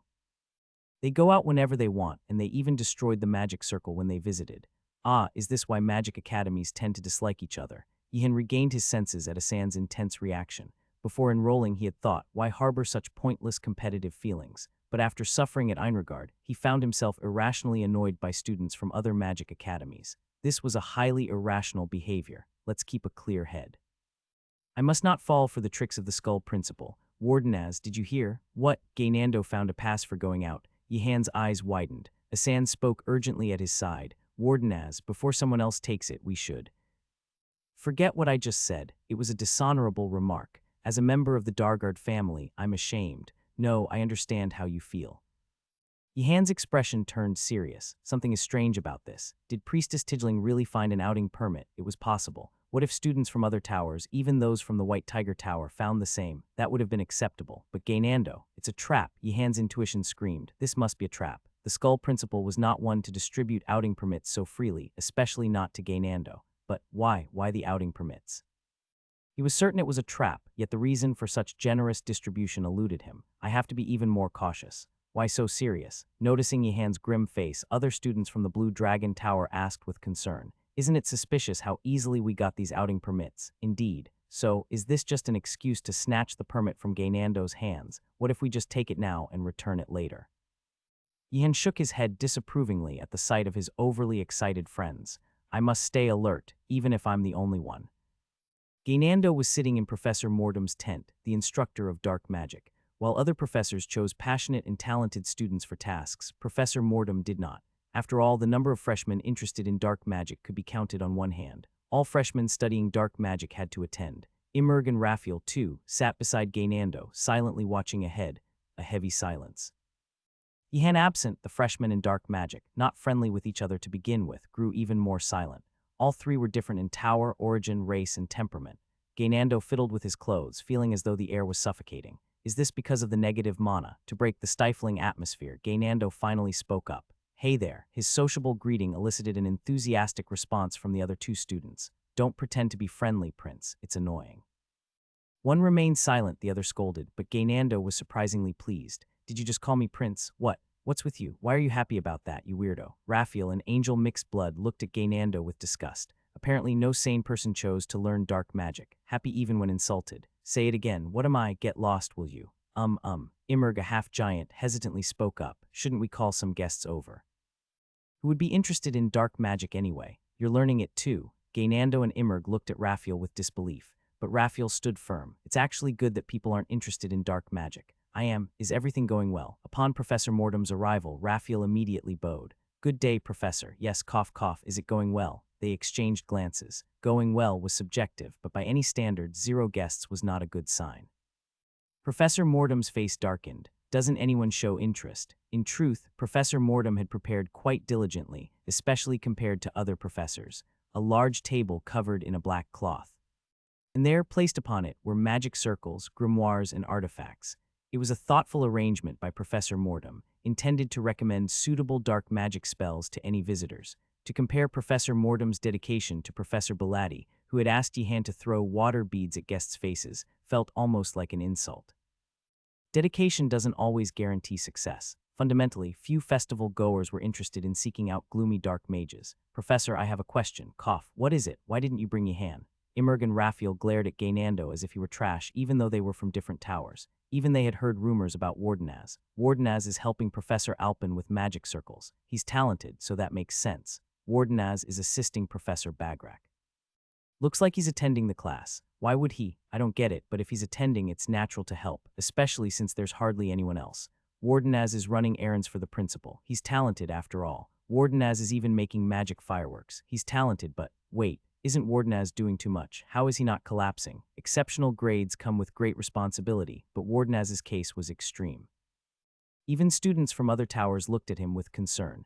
And here was Gaynando from the same tower showing no concern and instead asking the professor, why didn't you call him? What a piece of trash. Raphael looked at Gaynando with contempt. Cough, Wardenaz has other tasks to attend to, so I left him be. Still, it would have been nice to have Yihan here. He's probably too busy. Yihan would be fine, cough, well, I'm not sure.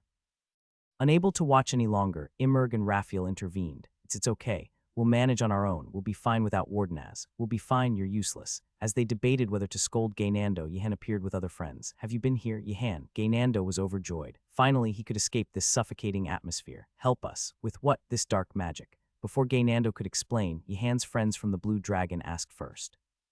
But Gaynando, didn't you get an outing permit? Yes, pride and arrogance bloomed on Gaynando's face. His friends regretted asking. Should have just snatched it without asking. Where did you get it? I found it. Found it? As Yihan asked in disbelief, Gaynando protested with a voice filled with injustice. Really, I found it. Walking down the road, there was a box in the bushes nearby. I opened it, and look, it's real. Gaynando pulled out the outing permit with innocent eyes, not suspecting for a moment that Yihan might snatch it. The other friends from the Blue Dragon looked at Yihan with tense faces. Now's the time, Wardenaz. Do it now. Even without telepathy magic, he could hear his friends' thoughts. Yihan checked the permit and returned it to Gaynando. It's real, see, but it's even more suspicious now. Now he was certain. Yihan resolved to never let his guard down until he used the outing permit. Hey Yihan, help us. With what? Gaynando rambled on about his time with Professor Mortem. The professor had called his talented students for a task, so they had prepared various things, but then no one showed up. What nonsense is Gaynando spouting? Yihan wondered inwardly. Immerg and Raphael were looking at Gaynando as if he were garbage. Raphael always despised dark magic, but Immerg was a relatively kind student, unless Gaynando had done something terrible. All right, I'll help. Both were shocked, not expecting Yihan to actually agree. Why are you surprised? Just thought you'd be too busy. I finished my urgent tasks today. I was planning to enjoy the festival. Asan, sensing something ominous, spoke up urgently. Wardenaz. You're not planning to skip the festival today too, are you? There's not much time left. I can enjoy it tomorrow. Oh, no. The students from the Blue Dragon Tower glared at Gaynando. It's his fault that Wardenaz is staying. I can't just leave with Professor Mortem here. Of course, Yihan's decision to stay wasn't due to his friendship with Gaynando. It was because Professor Mortem was right there. Even if Mortem said, cough, go and have fun, he was a narrow-minded person not to be trusted. If Yihan actually went to have fun, he might later hear something like, really, you went to have fun, cough, impressive. There was nothing good about being marked while learning dark magic. I will help. Why? Professor Mortem looked at Yihan, puzzled. Having heard from other professors, Mortem knew how hard Yihan worked. I'm learning dark magic after all. Not just Professor Mortem, but other students were moved too. Even Raphael's heart wavered. Though he's just a dark magic student, his honor is impeccable. Yihan, as for that lazy prince, unaware that Raphael was cursing him, Gaynando asked, so how will you bring people here? Just need people to come. Yes, Yihan asked the students from the Blue Dragon Tower. You guys line up. Us too, SHH, Wardenaz said to line up. Though they came to hang out, the Blue Dragon Tower friends ended up being roped into the dark magic tent, lining up for friendship's sake. Asan, if you have friends from other towers, call them over. Don't worry. Wardenaz. Asan nodded, ready to do his best, indebted as he was to the magic circle. Shortly after, Asan returned with students, not just from their tower, but others too. Wardenaz, do we just stand here? Yes. Wardenaz, it's a bit off to make the princess interested in dark magic, isn't it? I'll stand in her place so the princess can. There, Yihan handed a candy to the princess's palm. Without a word, the princess lined up. Rowena was shocked. No, Wardenaz, I brought more people. Asan, who had disappeared after bringing the first group, returned with guests from Baldergard. As Yihan looked puzzled, Asan explained excitedly. They said they wanted to help as soon as they heard your name. That's good, well done. Asan disappeared again. Then he returned with a few priests and imperial officials in tow. How did you manage to bring them? Yihan could understand the involvement of fellow students and guests from Baldergard. They owed him favors. But how did he manage to bring priests and officials? Is it the influence of the Dargard family? They wanted to help when I mentioned your name. Yihan was baffled. Why? I've never seen Professor Mortem so happy before. Haven't you only known the professor for a few months? That's true. Yihan walked back to the dormitory with Gaynando. They had stayed to help clean up until evening and it was already dark. Do you want to play cards when we get back? I have to decipher some magic. After you're done with that, how about a game of cards? It will probably be dawn by the time I finish. Gaynando, seemingly obsessed with card games, was not easily dissuaded. Then at dawn, suddenly something flew out of the darkness, attacking Gaynando. At first, Yihan thought it was a robber aiming for the outing permit. Gaynando, don't let them steal the outing pass. Wait, it's a monster. Thud, despite the advice, Gaynando collapsed to the ground. It seemed he had been attacked by a monster and knocked unconscious. I didn't notice it at all. Even in the darkness, it was surprising that he hadn't noticed the monster approaching so closely. The creature must have had the ability to conceal its presence. Light. Yihan conjured a sphere of light, illuminating the surroundings while simultaneously rendering himself invisible. Heat, distort the air. His actions didn't stop there. In the place where Yihan had become invisible, an illusion appeared in his stead. Sharakan, attack when the enemy approaches. With a growling sound, Sharakan burst forth, barking ferociously into the darkness. It's over there. Yihan created another sphere of light. The pitch-black darkness was swiftly pushed back. The outline of the opponent became vaguely visible. It looked like a monster formed from shadows, as if clay had been shaped into a shadowy figure. The shadow monster, startled by the approaching light, quickly widened the distance between them, blending back into the darkness, its form disappearing instantaneously. This doesn't seem like an ordinary monster. Yihan gazed in the direction where the shadow monster had vanished, lost in thought. Unlike living monsters, the shadow creature lacked any sense of vitality. It seemed as if someone had artificially summoned it, and this was a magic academy. There were too many who could summon such a creature, which was a problem. First, I must subdue it. Blaze forth. A flame was ignited, piercing through the darkness. Realizing the nature of his adversary, Yihan decided to press on more aggressively. A creature that feared light would likely fear flames just as much. Whoosh. As a flame erupted in the air, the shadow monster, as if mocking him, easily widened the gap once more. Its initial panic upon encountering the light had vanished, replaced by calmness. Light and fire were of little use in the dead of night.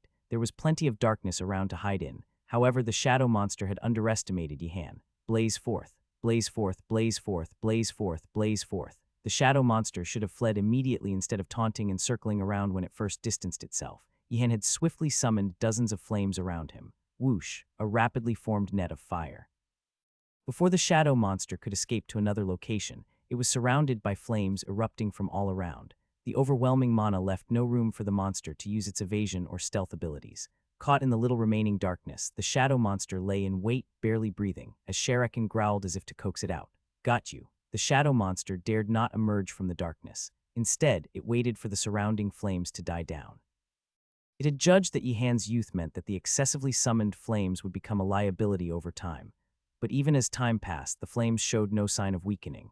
Yihan, waiting patiently, spoke coldly. If you don't come out, I'll burn you along with the darkness. 3, 2, 1. It was because he lacked confidence in handling fire magic that he had lit fires all around and waited, not because of fear of the shadow monster. Feeling the threat in Yihan's voice, the shadow monster emerged, completely intimidated. Tap, tap, tap, tap, tap. Footsteps were heard in the distance. Yihan turned his head, casting his gaze. A familiar face was running desperately through the night's darkness. He was the keeper of the Magic Academy's warehouse. For this festival, these are the monsters I have prepared. How do they look? There are many of them.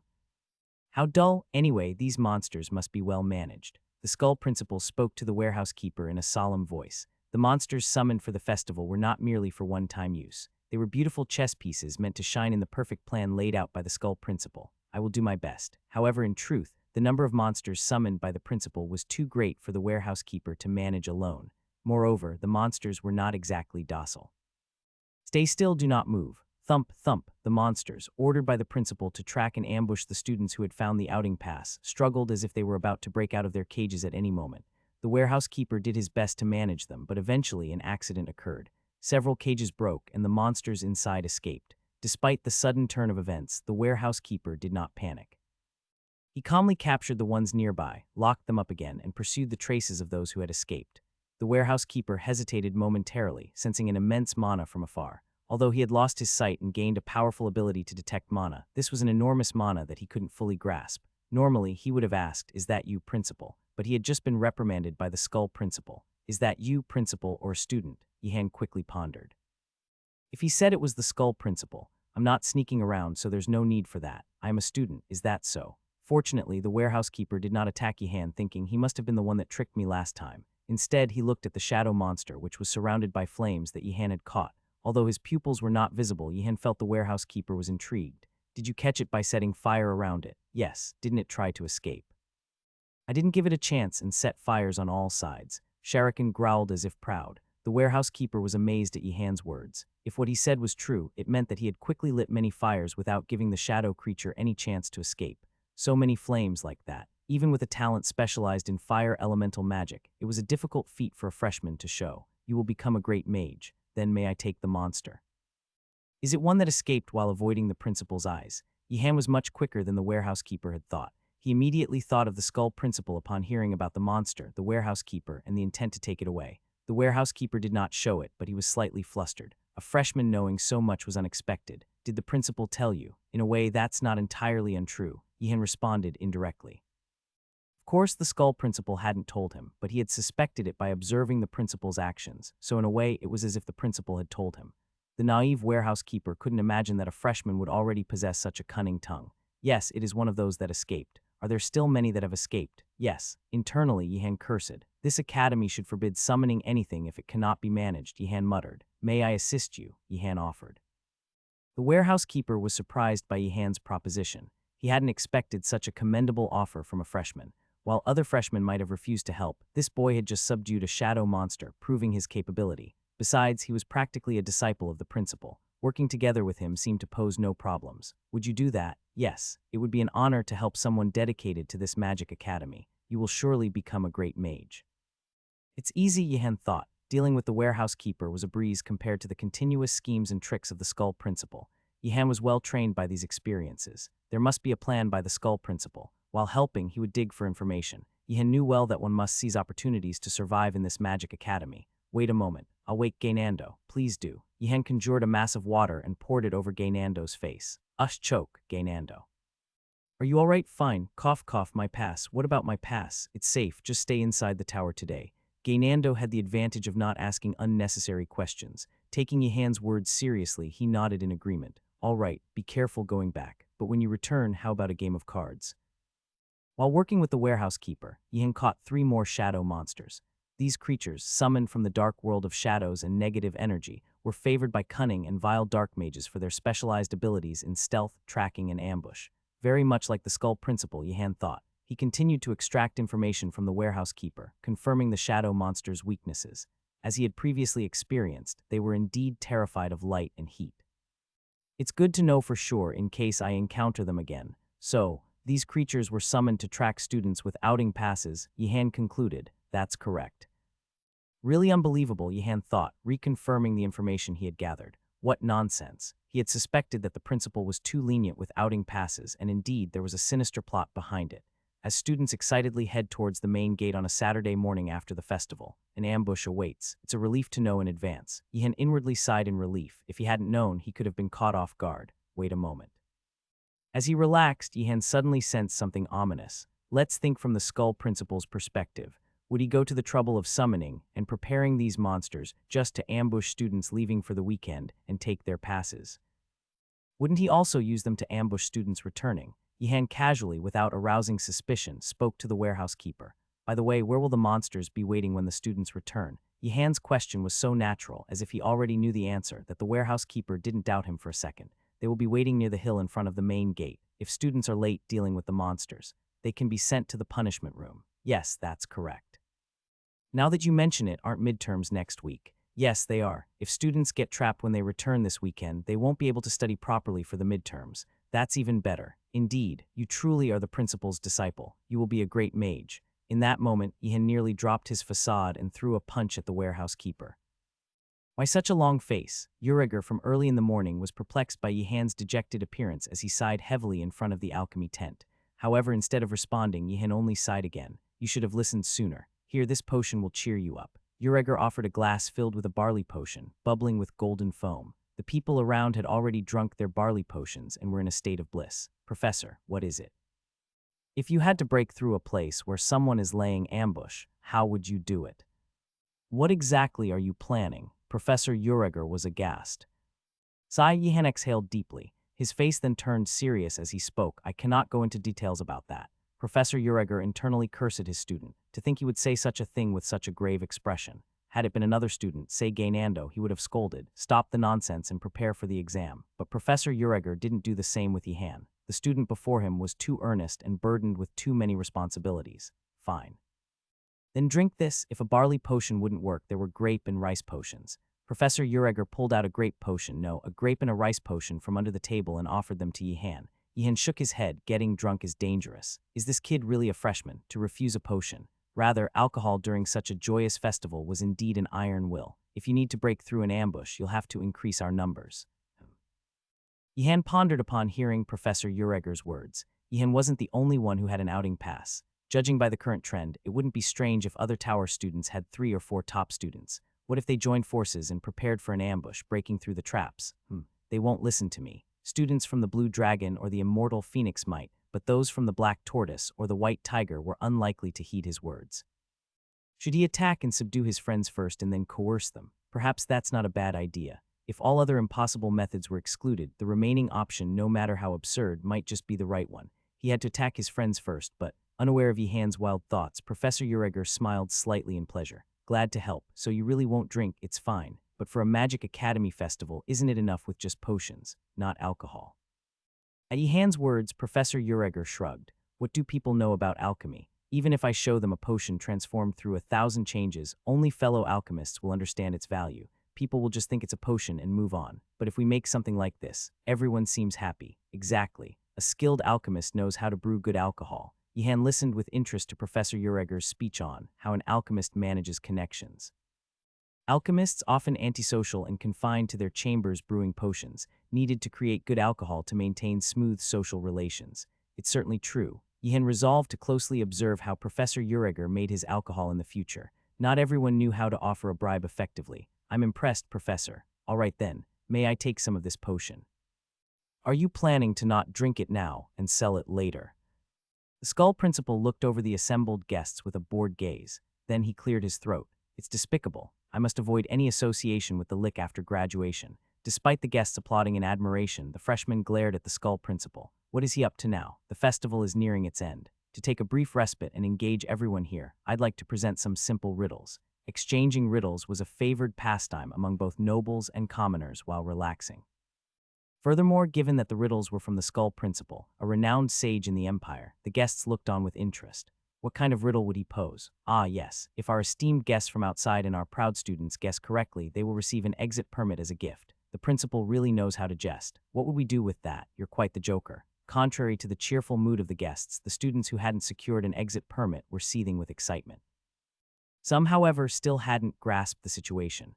They were guests from Baldergard. This is an opportunity. Yes, a chance to showcase our abilities to the mages of Einregard. Are they clueless? Yihan looked at the students from Baldergard with pity. If anyone from the Baldergard correctly guessed a riddle and obtained an exit permit, the freshmen of Einregard would view those from Baldergard as sworn enemies until graduation.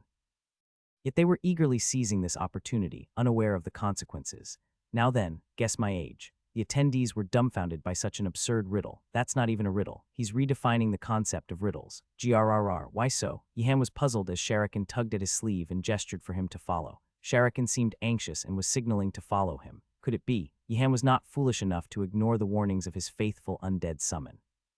Crouching and moving quietly, Sharakan led the way. Together with his summon, Yihan headed towards the secluded back of the main building. A massive pile of items covered with cloth caught his eye. Although covered, Yihan had a hunch about its contents.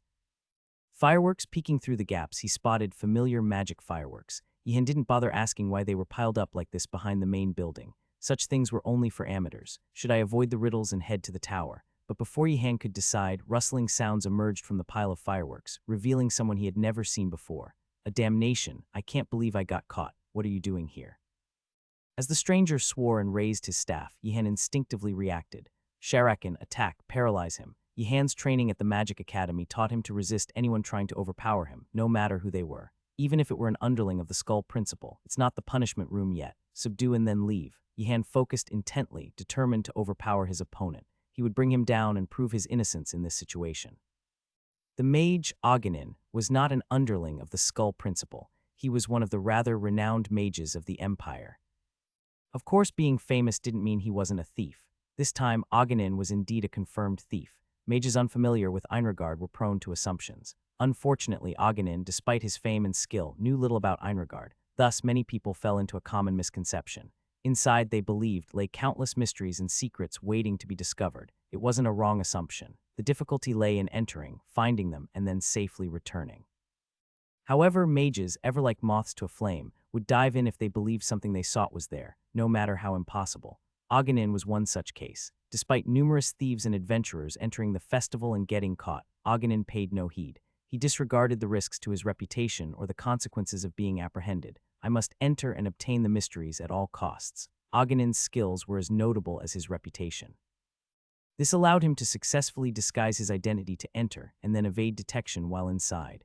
But his luck only lasted until he found the pile of fireworks. Upon discovering the pile which Aghanim initially failed to identify, he was thrilled by the powerful magic aura it emitted. Aha, they must be conducting some research here. To conduct a thorough investigation, Aghanim cast a barrier. Let the will of the Forgotten Ones repel any who approach. It was a high-circle mental spell, far more potent than any amateurish invisibility or refractive barrier, designed to deter and turn away anyone approaching. After setting up the barrier, Aghanim was about to examine the fireworks, until a freshman unexpectedly breached it and entered. How did he bypass the barrier? Aghanim couldn't believe that a freshman had simply ignored the barrier with immense mana. He thought it was a ridiculous mistake on his part. Is it because I'm not used to thievery that I'm this nervous? Such a mistake. Aghanim knew he had to escape this situation. If the freshman caught him and word got out, the embarrassment would be immense. May the illusion of another consume you. Aghanim cast a powerful illusion spell, intending to directly manipulate the freshman's mind and make him see hallucinations. The unsuspecting student wouldn't even realize what he had witnessed amidst the unexpected illusions. However, Yihan remained unshaken even after being hit by the illusion spell. He felt a wave of magic force strike him, but what's this? Not understanding why his opponent was doing this, Yihan decided to take advantage of the mistake. He had learned this from his numerous encounters with professors. Don't be complacent. Subdue when you have the chance. Flash forth. Lightning flashed and struck towards Aghanim, who in shock rolled to the side. He was surprised by the unexpected speed of the lightning spell from a freshman, but more so by the fact that his illusion spell had no effect. What's happening here? Aghanim wondered if he had mistaken the opponent for a freshman, perhaps a 4th or 5th year student.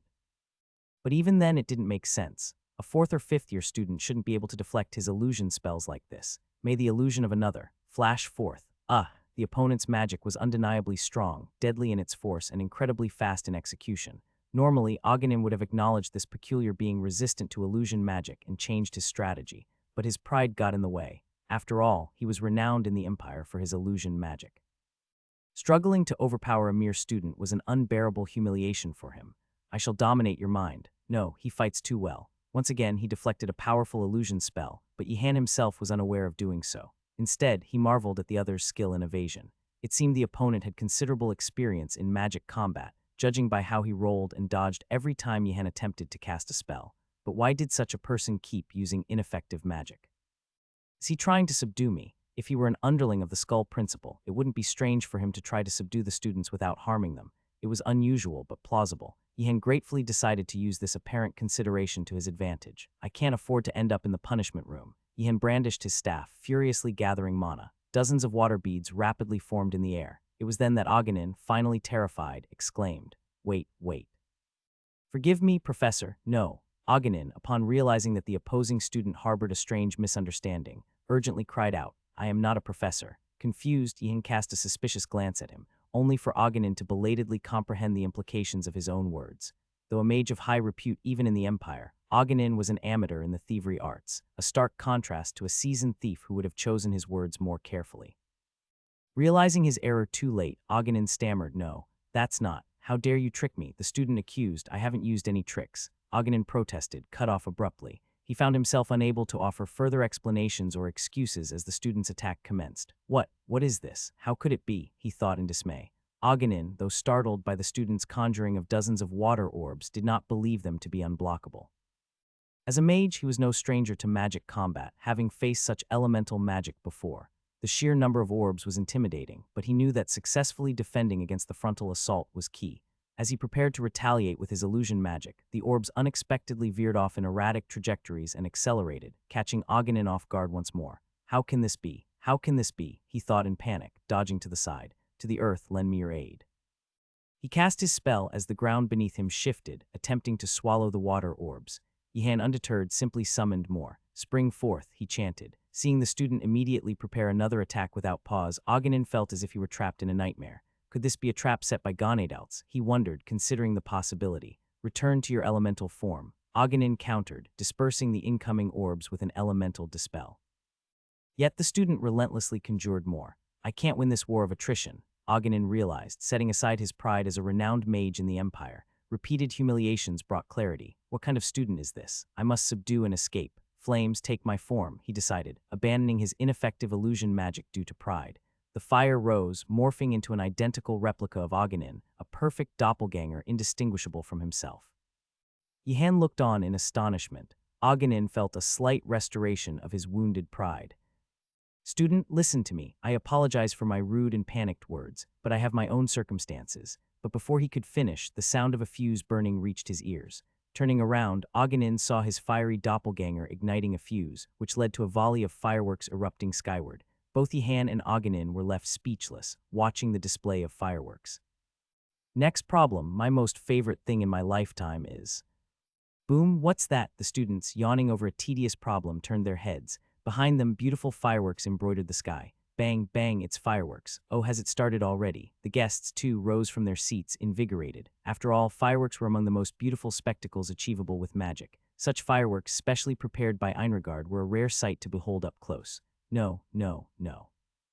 As the Skull Principal feigned surprise, guests from the Empire burst into laughter. You truly enjoy a surprise gift. Studying under such a delightful mentor must bring great joy to the students. No, who could? Which cursed scoundrel? What did you say? Silence. The Skull Principal revealed his true colors, silencing the Imperial guest with a curse of forced muteness. The cursed guest struggled in vain to speak. What? Who could? Blue flames blazed in his eyes, leaving a trail behind the soaring Skull Principal. Though his tears had dried long ago, the principal wept in spirit. His plan to provide the students with a fun experience of dodging fireworks had been ruined by some wicked individual. It's over, Aganin in despair collapsed face down. Never had he imagined it was a pile of fireworks, and now, having triggered them, escape was impossible. People would soon gather. Could this be considered a defeat? Yihan, observing the prostrate Aganin, pondered his next move. The right course of action was to render him unconscious to ensure a complete subjugation. While Aganin seemed to be a thief, not a professor, there was something peculiarly dignified about him.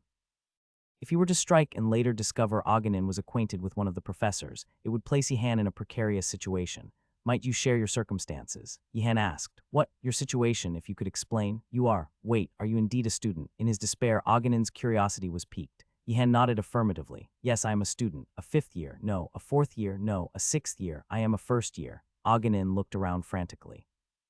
What are you doing? Looking for a rope to hang myself with. Please don't. Yihan's attempt to console was futile against Aganin's overwhelming despair. Embarrassed by a freshman in illusion magic, he had inadvertently set the fireworks pile ablaze. Feeling as if his entire career as a mage had been negated, Aganin lay there defeated. Is that so? So. Yihan tried to coax the story out of the despondent mage. It turned out Aganin was a specialist in illusion magic, who had once lost an ancient artifact related to his field in an auction to Ganedouts. Despite his request to collaborate, Ganedouts had dismissively told him to buy his own artifact. Driven to such lengths, Aganin had resorted to infiltrating the place to retrieve the artifact himself. A tear-jerking tale indeed. This story was particularly moving as it wasn't about someone else. In reality, senior students were currently raiding the Skull Principal's storeroom for materials, and soon they might have to target storerooms of other magic academies. What happened? No, Mr. Aganin. Kerman Ku, a fellow illusion mage and a professor at the Magic Academy, was the first to arrive and was shocked at the sight. Why is Aganin here? If you were coming, why didn't you just call? Professor Kerman, observing the fireworks exploding in the background and the prone figure of Aganin, glanced back and forth between the two, quickly grasping the situation. Did you, Mr. Aganin, set off these fireworks? Yes. Ordinaz, may I ask a favor of you? Want me to pretend ignorance in front of the principal? You really are. Professor Kerman was lost for words, astounded by the situation. Yes, I ask this favor of you. It's not a demand, of course. After all, it's true that Aghanim tried to meddle with the principal's treasure. No, it's fine. You are a friend of the professor, aren't you? Professor Kerman was genuinely moved. Unlike Bagrak's disciple was a warm-hearted and compassionate mage. How could such a student come from Bagrak's tutelage? Bang, bang, bang. As the fireworks continued to burst, the skull principal arrived on the scene. He observed Ihan, Professor Kerman, and Aghanim and likewise quickly understood the situation. Daring to set fire at someone else's festival just because of a rejected research collaboration. Ah, number principal, we do not know what happened. The fireworks were already ablaze when we arrived. Stunned by this unexpected betrayal, the skull principal was taken aback.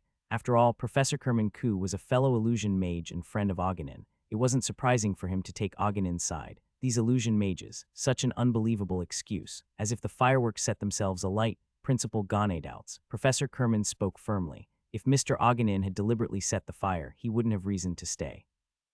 For the first time in a long while, the skull principal was at a loss for words, his eye sockets only moving. It was a perfectly logical argument. Why indeed would Aghanim set the fireworks ablaze and remain at the scene? Principal, the fireworks are truly beautiful. To witness such a spectacle. Bang, boom, bang. Fortunately, before the principal could ponder further, excited guests arrived, creating a diversion. Seizing the opportunity, Professor Kerman urgently spoke.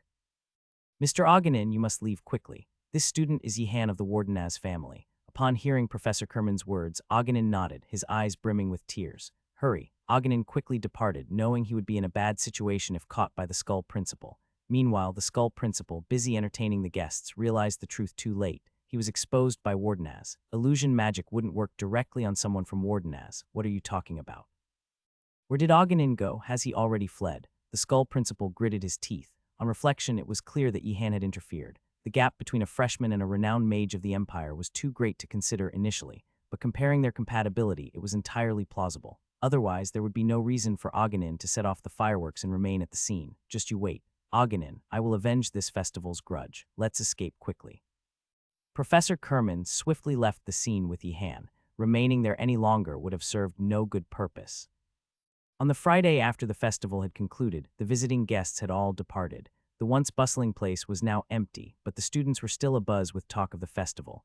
Did you see the fireworks yesterday? They were beautiful. Were they created with enchantment magic? Maybe we'll learn that in a couple of weeks. However, Ihan was slightly tense. He was soon to meet with the skull principal. Many students had earned the privilege to leave the academy premises this week, so they were all gathered to meet with the skull principal. Ihan had 2 such leave permits, one from before and another newly obtained from Professor Belatti this week. He wouldn't hold a grudge against me for yesterday's incident, would he? Ihan remained silent, but, given the skull principal's temperament, even silence could be taken amiss. Has everyone arrived? Yes. Did you enjoy the festival? Yes. But when the skull principal appeared, he was neither ablaze with rage nor flashing with madness. He looked sullen and calm. Thank goodness. No, I can't let my guard down. As the skull principal greeted the students, he fixed a piercing gaze on Ihan as he approached. Is there a problem? Are you close with Aghanim? What? No, I am not. I see. Ihan managed his expression almost perfectly. There was not a hint of a giveaway. Until he heard what the skull principal said next. Then you can join me for an outing next time. Ihan did not ask where the outing was headed. He felt he already knew, without having to ask. How could I possibly refuse such a delightful opportunity? He declared. I knew you wouldn't refuse. The teacher and student exchanged words laden with hidden agendas. The skull principal, having finished his announcement, surveyed the gathered students, each holding the leave permit in their hand. Revenge against the festival spoiling Aghanim would have to wait for now. He needed to deal with. Rather, attend to the students before him. Are all the students present? He asked. Yes, they responded in unison. Blessed be thy fortunes and skills in treasure hunting during the festival. I, Ganedouts, bestow upon thee my blessing. Why is he suddenly like this? Is he in a good mood because of the festival? The students whispered among themselves, confused, but Ihan, who knew the truth, saw it differently. The very embodiment of terror. I grant thee the Ironheads venturing out, freedom and licentiousness from Saturday's sunrise until Sundays. Gather at the academy's main gate before dawn. We understand. The beginning, he thought. Wait a moment, Ihan called, halting the dispersing students as the skull principal vanished. They tensed up, wary. Be careful, everyone. Wardenaz, remember Tutanta's words. Don't fall for it. Don't show your leave permit. Hide it. Despite the chilly response from his friends, Ihan remained unfazed. Prophets are often persecuted, after all. Friends, hear me out. We're listening. Wardenaz, speak. The students from other towers stepped back to create distance, then waited for Yihan's explanation. Yihan began calmly, so the thing is, 5 minutes later, the students looked at Yihan with peculiar expressions, as if to say, "That's a bit much, isn't it?" "It's true." "That's a bit much, isn't it? That makes no sense. Why would he go to such lengths? But it's possible. That's true, but still. No, they're actually listening better than I expected." Yihan realized, surprised at their more positive reaction than anticipated. It was due more to the Skull Principal's infamous reputation for evil than Yihan's own actions. But how did you come to know all this? He's Wardenaz, of course he would know, of course. Other tower students, questioning and answering among themselves, left Yihan puzzled. What exactly was obvious to them? Wardenaz, so why are you telling us this story? Are you asking for our leave permits in return? No. Now that it's come to this, we must all cooperate to overcome the crisis. The students from the White Tiger and the Black Tortoise fell into deep thought. Should we accept this? Moradi, what do you think? It seems risky, doesn't it? But if the principal really set a trap? The students, engrossed in serious discussions among themselves, prompted Yihan to turn to his friends from the Blue Dragon. Do I seem that unreliable? Of course not, Wardenaz. Those fools are just blind, skeptical, and lacking in discernment. It's ridiculous. Wardenaz is trying to save us, yet they act like this. Sure, Wardenaz did attack the lounge and beat up some guys from the White Tiger, but that was a kind of lesson, wasn't it? It could be seen as a teaching. I shouldn't have asked, he thought. The White Tiger and Black Tortoise students, after a lengthy debate of is Yihan scarier or is the Skull Principal, came to a conclusion. All right, Wardenaz, we'll join you. We'll move together, but once we leave the main gate, we'll split up. Right. I have no intention of hanging around with you guys outside either, and don't even think of using us as cannon fodder. Understood? Don't send us in first if there's a trap. Don't use us as test subjects for your magic. Don't make us. Got it, I understand. Yihan resolved to clear up the misunderstandings the White Tiger students had about this outing. Misunderstandings, built up due to the strict academy rules, lingered. The academy breeds these misunderstandings, he mused. The students heading out from the Blue Dragon were as follows: Yihan, Gaynando, Yaner, and Asan. What will you do once we're out, Gaynando? First, I'll buy a new card set. Cards, enough with the card games, his friends exclaimed, fed up with Gaynando's obsession. Gaynando was known as the top card player in the Blue Dragon, not for his skills, but because once he started playing, he wouldn't stop until he won. But there's a new card set this month. I need to buy some books. I want snacks. Is alcohol an option? Alcohol will get us caught at the gate. Watching his friend's light-hearted conversation, Yihan felt a pang of regret, such a carefree attitude. With that mindset, they were bound to get hurt during the outing. I'll head to a cafe first. You're wrong, Gaynando. Don't be so sure we can even get past the main gate. What? Be prepared. Think of it as taking an early midterm. Go to bed early, don't play around. We'll gather with students from the other towers and head to the main gate before dawn. Yihan advised seriously and walked away. He planned to go to bed early. Tomorrow, a fierce battle awaited them at dawn. As Yihan headed to his room, Gaynando tilted his head in confusion. Why is Yihan acting like this? Wardenaz isn't one to speak without reason. Shouldn't you be getting some sleep? No, it's fine, it's fine. Anyone up for a round of cards? Please, let's do something else. Gaynando screamed, ducking his head. Yihan quickly pulled him back. Step back, shield form. Yihan summoned a massive water shield. A sticky green liquid, flung from a distance, splashed against the water shield. What is that? Sleep inducer. Don't touch the liquid. It'll force you into sleep. The other tower students had harbored doubts when Yihan had warned them seriously. Would the principal really do something like that? He's still the principal. Is he capable of this? Is Wardenaz trying to deceive us? But any such doubts vanished as soon as they started towards the main gate at dawn. Bizarre plant-like monsters appeared, shooting green liquid blobs. Those who can create shields. Yaner, the thing you prepared. Here, Yaner pulled out a potion bottle and passed it around. Throw it. The White Tiger students crouched and did as told. The sound of shattering glass followed by rising flames enveloped the area. With a whoosh, the flames engulfed their target, Wardenaz. Students from the White Tiger were genuinely astonished as the sleep catcher, affected by the flame potion, ceased its attack and flailed helplessly. They were amazed not only by the prediction of a trap, but also by the accuracy in anticipating its exact nature. One student from the Black Tortoise asked in disbelief, Wardenaz, how did you know that monster would appear? I've faced it myself before. The students were stunned into silence. What? Could this be a scheme of the Wardenaz family? How outrageous.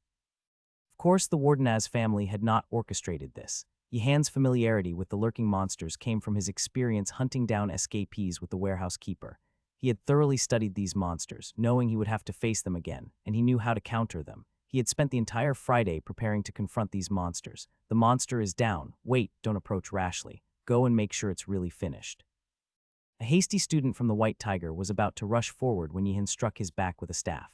Thwack, I said to wait. Sorry, sorry. Sure enough, the sleep catcher suddenly rose again, feigning death. Throw another. Another round flask flew through the air. The sleep catcher, a pesky creature, would shoot sleep-inducing green liquid from afar and engulf its prey up close. But knowing this, it wasn't hard to counter. Sturdy defenses and targeting its weak points from behind were the key. Thump. It's down, good, let's move. Yihan urged the students, who had until recently been wary of him, suspecting that Wardenaz might target us or Wardenaz might steal our outing permits. Their attitudes had now changed. First, they had to overcome the Skull Principal's trap. Moradi, maybe Wardenaz was really trying to help us this time. Don't be foolish. Before Jijil could respond, a student from the Black Tortoise, one of the Salco gang, interrupted. Wardenaz is just training you like a pet. You're already dancing on his palm. What? Soon you'll find yourself blindly following Wardenaz's orders. For those of you who don't have a strong leader like Tutanta, hey, buzz off. Those guys are really annoying. The White Tiger students, annoyed, pushed away the Black Tortoise students. Their animosity wasn't limited to the Blue Dragon. They disliked the Black Tortoise just as much. Moradi, don't mind what they say. I'm not. But what about Englego Alpha? Englego flinched at Jijil's call. Do you have an outing permit? I don't recall hearing about it. Well, it's... The sadder student hesitated, then confessed. It's a fake. A fake, yes, a fake. Englego revealed the story behind the fake outing permit. Wardenaz had made it for him, and they had talked about it when they met by chance the day before. That outing permit. It's better to use it when many students are going out, right? That way you're less likely to get caught. Indeed. Wardenaz, I must admit, you're quite shrewd. Of course, I'm saying this all for your benefit. Jijil looked at Englego with a gaze that could only be described as contempt, as if beholding the world's most foolish person. To think he would come out with a fake outing permit given by Wardenaz. Are you aware of the danger? Jijil prodded. I know, Moradi. But if I miss this chance, I might not be able to leave until the end of the semester. Jijil inwardly clicked her tongue in frustration. It seemed unlikely that any warnings would be heeded. She nodded her head in resignation. Do as you wish. While they were conversing, Yihan called Englego over. Englego, come here. I'll cast an enhancement spell on you. Doesn't Wardenaz seem unusually kind to Englego? Yeah, maybe it's because they fought together on the island last time. Yihan summoned fire and light to create a path. Then he instructed Sharakan to lure out the lurking shadow monsters. The shadow monsters fiercely raced along the path made of fire and light. Immediately, Yihan sealed off the entrance to the path. Caught them. Let's go. The confrontation ended swiftly without any fight or commotion. Gaynando voiced what the others were only thinking, but it seems like Yihan could have come alone. SHH, be quiet. Was the distance to the main gate always this far? One of the students from the Black Tortoise mused internally. It was still dark before dawn, casting a dim shadow around. Perhaps because of that, the atmosphere felt more tense and frightening. Wait, stay put while I prepare. One thing was certain, though. That boy from the Wardenaz family was truly a reliable ally when on the same side. He cast various enhancement spells on the students, held potions suitable for the situation, and even summoned creatures to methodically deal with monsters one by one. His actions were nothing short of admirable. All clear. Let's move. Yihan, having completed his check, returned to the gathered students. As he did, dawn began to break behind him, casting a faint light that seemed to emanate from behind his head. The Black Tortoise student was momentarily overwhelmed by this almost sacred scene. The sun is. It's bound to rise. Let's go. Do you want to be hit, or will you just go? I'm going. As Yihan aimed his staff, the Black Tortoise student snapped out of his trance. I must have lost my mind for a moment. The Skull Principal floated in front of the main gate, waiting for the students. His anticipation felt like the excitement of waiting for a first love. How many do you think have fallen? I'm not sure. Boring. But surely at least a third must have fallen. Were the sleep catchers placed at the front? Yes. Pleased with the warehouse keeper's response, the Skull Principal smiled. To the unsuspecting students, the sleep catchers were deadly monsters. By now, several must have been whisked away to dreamland. And the shadow monsters? Yes. Excellent. The sun is still weak, making them a challenging foe for the students. Shadow monsters were a tricky adversary for students without prior preparation. The Skull Principal waited excitedly. Then his expression turned serious. Why are there so many of them? It seems the new students are quite skilled. Frustrated by the warehouse keeper's reasonable response, the principal was incredulous. No matter how skilled, it's impossible for all these ironheads to reach the main gate without a single dropout. They seem to have joined forces. The principal shifted his gaze at the mention of this. He then looked at Yihan among the students. Yihan appeared oblivious, but the principal had already guessed the situation. Come here for a moment. The principal called Yihan aside and asked, do you have any complaints about my educational policy? What do you mean? Of course not, Yihan replied, feigning surprise. Internally, however, he had other thoughts. How did he know? Imagine this. You're playing by the river and one of your friends falls into the water, struggling. What would you do? Usually one would help, right? Let's say you did. I think it's a foolish and stupid act, but let's assume you did. But then another friend falls in and struggles. Oh dear, is the river's name Einregard by any chance? Looking around, you see one more and yet another. Friends drowning everywhere. Think about it. Can you save them all? It seems impossible. Exactly. It's realistically impossible. Therefore, you must teach your friends to get out of the water by themselves. Rather than that, shouldn't we find out why friends keep falling into the river and prevent it? The skull principal was momentarily speechless, struck by an unexpected point. Oops, Yihan immediately regretted his words. He should have just listened quietly, but his tongue had its own plans. We'll see, one day those friends you've saved will betray you. Annoyed, the skull principal muttered under his breath and turned away. He's misunderstanding something. Despite the principal's curse, Yihan was not concerned, because he hadn't done all this to save his friends. He had joined forces with them not to rescue them from the river, but to avoid being attacked if he went alone. Perhaps due to his own wickedness, the skull principal always seemed to think Yihan was excessively good-hearted. Englego, are you all right? I'm fine, that's good. Yihan patted Englego's shoulder, who appeared even more bewildered. Why is he acting like this? Although it was strange, Englego felt more reassured when Wardenaz was being prickly. A kind Wardenaz was several times more frightening than a prickly one. Yihan looked at Englego with an expectant expression. How will he find out? Past. However, dismayed by the unexpected result, the skull principal opened the main gate without properly checking the exit pass. The students burst out of the gate with shouts of joy. Among them, Englego's joy was particularly immense. He had passed the main gate with a fake exit pass, not a real one. Yihan's expression hardened. This guy, he's not helpful at all. He had wanted to see how the principal checked the magic of the exit pass, but what's wrong? That's great. Yihan abruptly turned away. The White Tiger students were puzzled by his sudden change. Why is he like that? There's something off about that Wardenaz guy. As Yihan returned, Gaynando spoke with an excited voice. Yihan, shall we go to the card shop first? Or the cafe? Gaynando, do you even have money? After passing through the main gate, the students dispersed, heading towards the nearest town, Philony. However, none of them realized the most important problem. Had no money, Gaynando's face fell as he faced this sudden reality. Can't we just promise to pay later? Gaynando, there's no need for that. Asan spoke confidently. Surely our families must be waiting in Philony town. Of course, the Dargard family, as well as the other students' families, would have prepared mansions in Philony town. It was a given for noble families in the empire. However, Yihan looked at Asan with a pitying expression. He would soon face reality, 10 minutes later. Asan and Gaynando stared at each other, faces blank. Why aren't they here? They went to Grandin City. Why? I don't know. You know how unpredictable mages can be, right? The townspeople shrugged their shoulders and walked past. The shock that the two students felt was akin to hearing the news that the sky had fallen. I have a good idea. Gaynando spoke urgently. What's the idea? Let's go to a wealthy person in the town, mention our family's name, and borrow some money. Are we beggars? San was appalled by Gaynando's suggestion. It wasn't just about borrowing money, it was about dragging their family's honor through the mud for a few coins. The thought of a noble of the empire resorting to such disgraceful acts was unthinkable.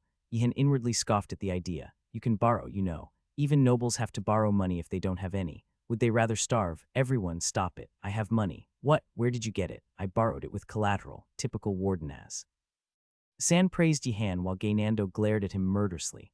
Hey, when I suggested borrowing, you called me a beggar. Borrowing in the name of our family and borrowing with collateral are different things, Gaynando. Asan looked at Gaynando as if he was saying something absurd. This guy, determined to crush Asan with a newly purchased card set at the store, Gaynando moved on. Wait, but what did Yihan use as collateral? Isn't that the warehouse transporter from last time? The shopkeeper, upon seeing Yihan, immediately jumped up from his seat and rushed out. His face lit up with joy as if he had met an angel in hell. Why is he so happy to see him? Yeah, why? The friends soon understood why. The time you bought several weeks' worth of stock in one go and carried it away is still a hot topic around here. Stop calling me the warehouse transporter, it's embarrassing. Why? It's an honorable title. The shopkeeper didn't understand Yihan's reaction. Wasn't it an honorable title symbolizing a big spender in the shopping district? Hey Dargard, look at this, it's a new card set. Yeah, wow, the principal is in it too, then buy it. Asan answered nonchalantly and Gaynando frowned. No, the principal card is trash. It has too many penalties to be used properly. Is that so? While Gaynando and Asan were playing in the toy corner, Yihan and Yaner had a serious conversation. I don't think we need fabric right now.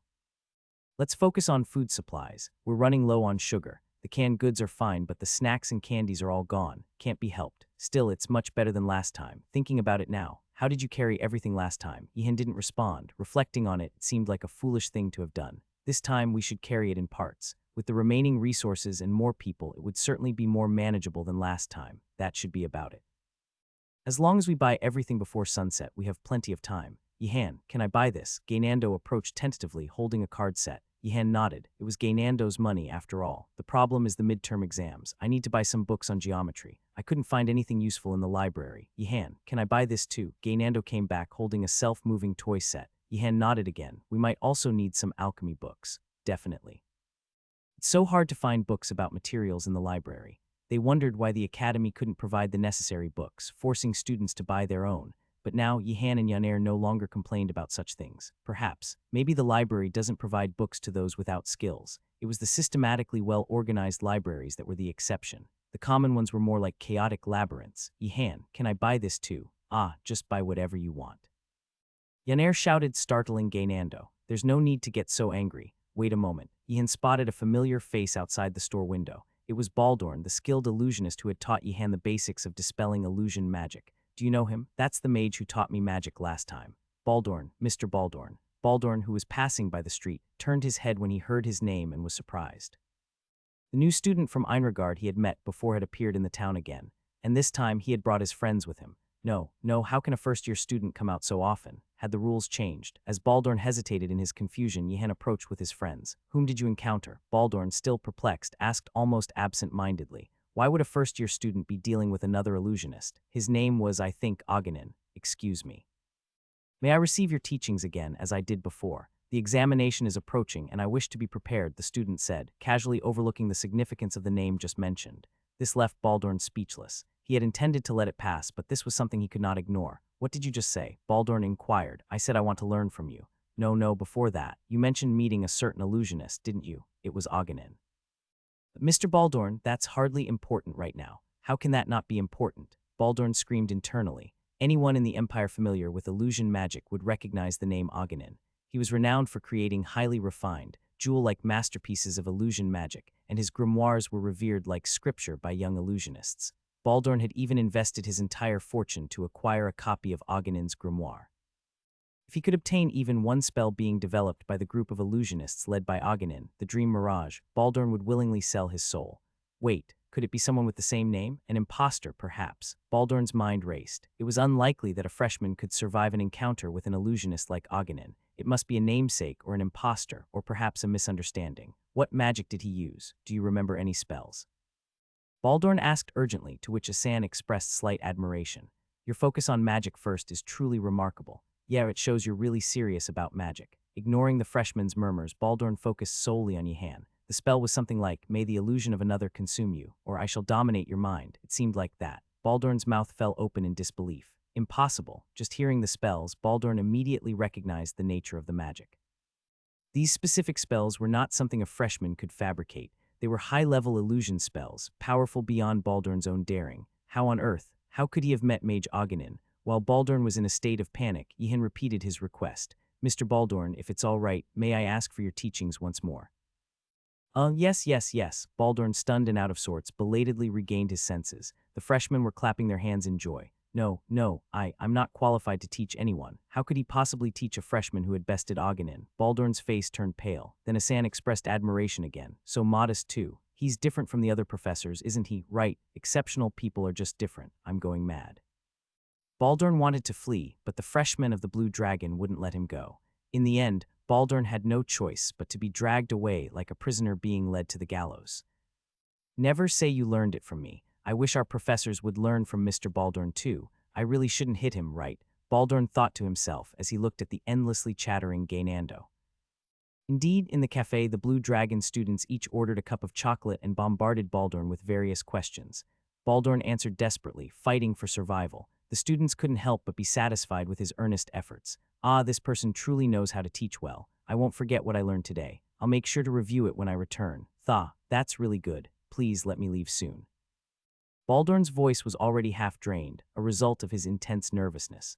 Who would have thought he'd end up teaching illusion magic to the freshmen of Einregard? Are the professors going to come out and kill me? While sipping his cup and organizing what he had learned, Yihan saw someone passing by and shouted, Priestess Tigeling. The priests of the immortal phoenix, walking by, paused at the sight of the students from the Blue Dragon inside the cafe. Where is everyone heading?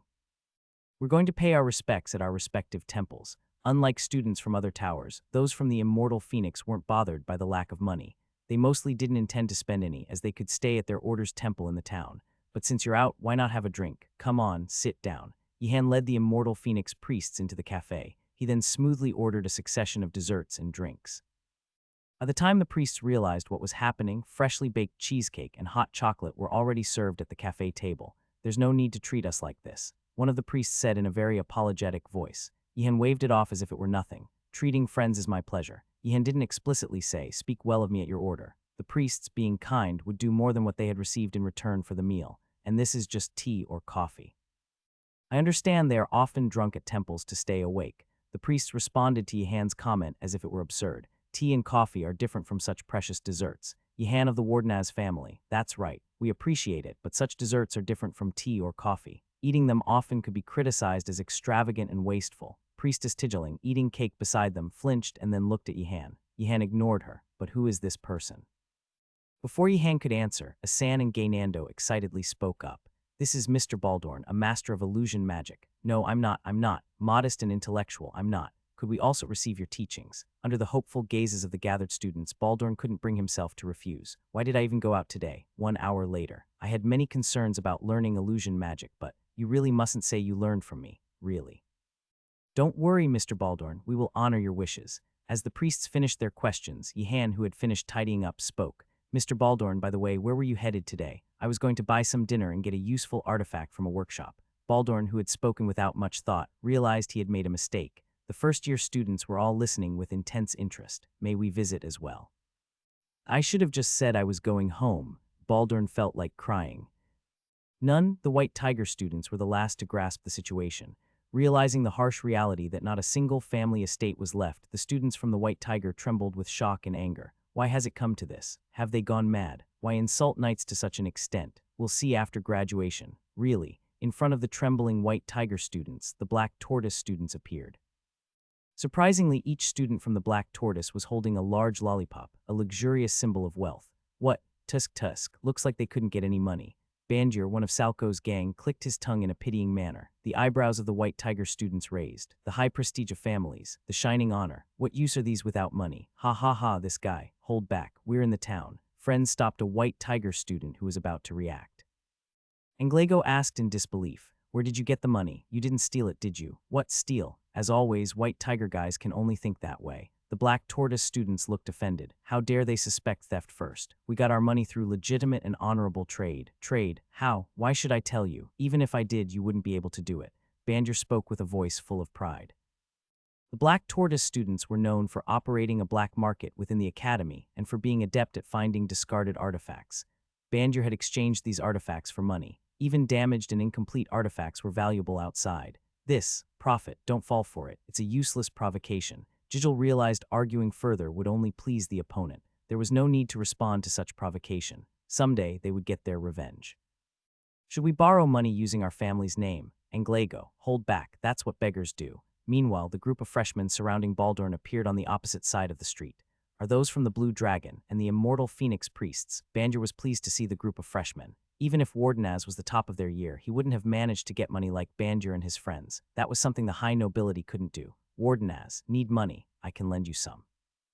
No, I'm good, I have plenty. Banjir was taken aback. Looking closely, he saw that Yihan and the other students were also holding lollipops, each twice as big as those of the Black Tortoise students. Gaynando looked at the candy in Banjir's hand, then at his own, and smirked. Banjir felt very annoyed. How did you? Where did you get it? Responding to Yihan's question, Banjir answered meekly. We exchanged artifacts we found before. Which shop did you exchange them at? At the shop. Ah, you suffered a loss there. Don't exchange at that place next time. I've heard they buy artifacts a bit cheaply. There are better places than that.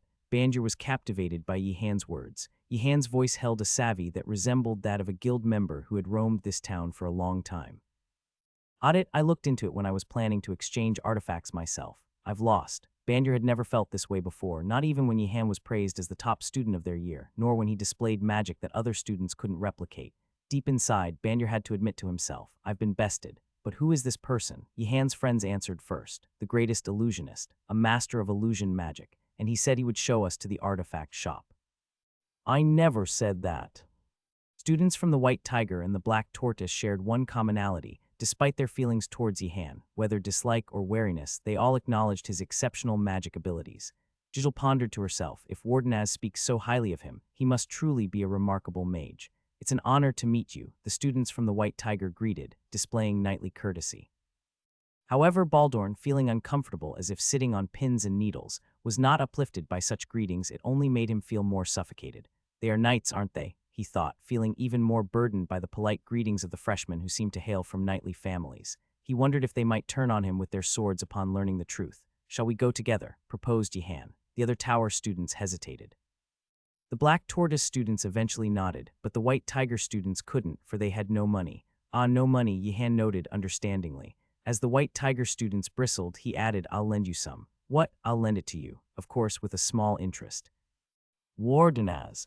Nglago looked at Yihan with disbelief. Considering Bandier's earlier boastful display with a few silver coins, this was a surprisingly generous offer. Why though? Yihan felt immensely uncomfortable under Nglago's shining gaze. Did I say I'd give it for free? I'm lending it with interest, right? Is this guy crazy? Yihan thought, puzzled by Nglago's reaction, as he couldn't know what had transpired between the White Tiger and Black Tortoise students before their arrival. Why be moved by a loan with interest? That's good, I'm glad, Yihan awkwardly responded as Nglago extended a hand for a handshake. Yihan stepped back, creating distance, and Nglago lowered his hand, looking embarrassed. Wardenaz, seeing you makes me feel ashamed of my earlier boast with a few silver coins. What's with this guy now? Thought Yihan, baffled by the Black Tortoise student who approached him with a self-assured expression. What had happened before his arrival? I never understood what the great noble families meant by honor, but now I see it firsthand. What conversation did you have before coming? I didn't believe in such things until I saw them with my own eyes. Before coming, what conversation did you have? There's no denying it. Will you tell me straight, or should I guess? Why are you doing this, Wardenaz? Later, Yihan regretted not charging more interest after understanding the full situation.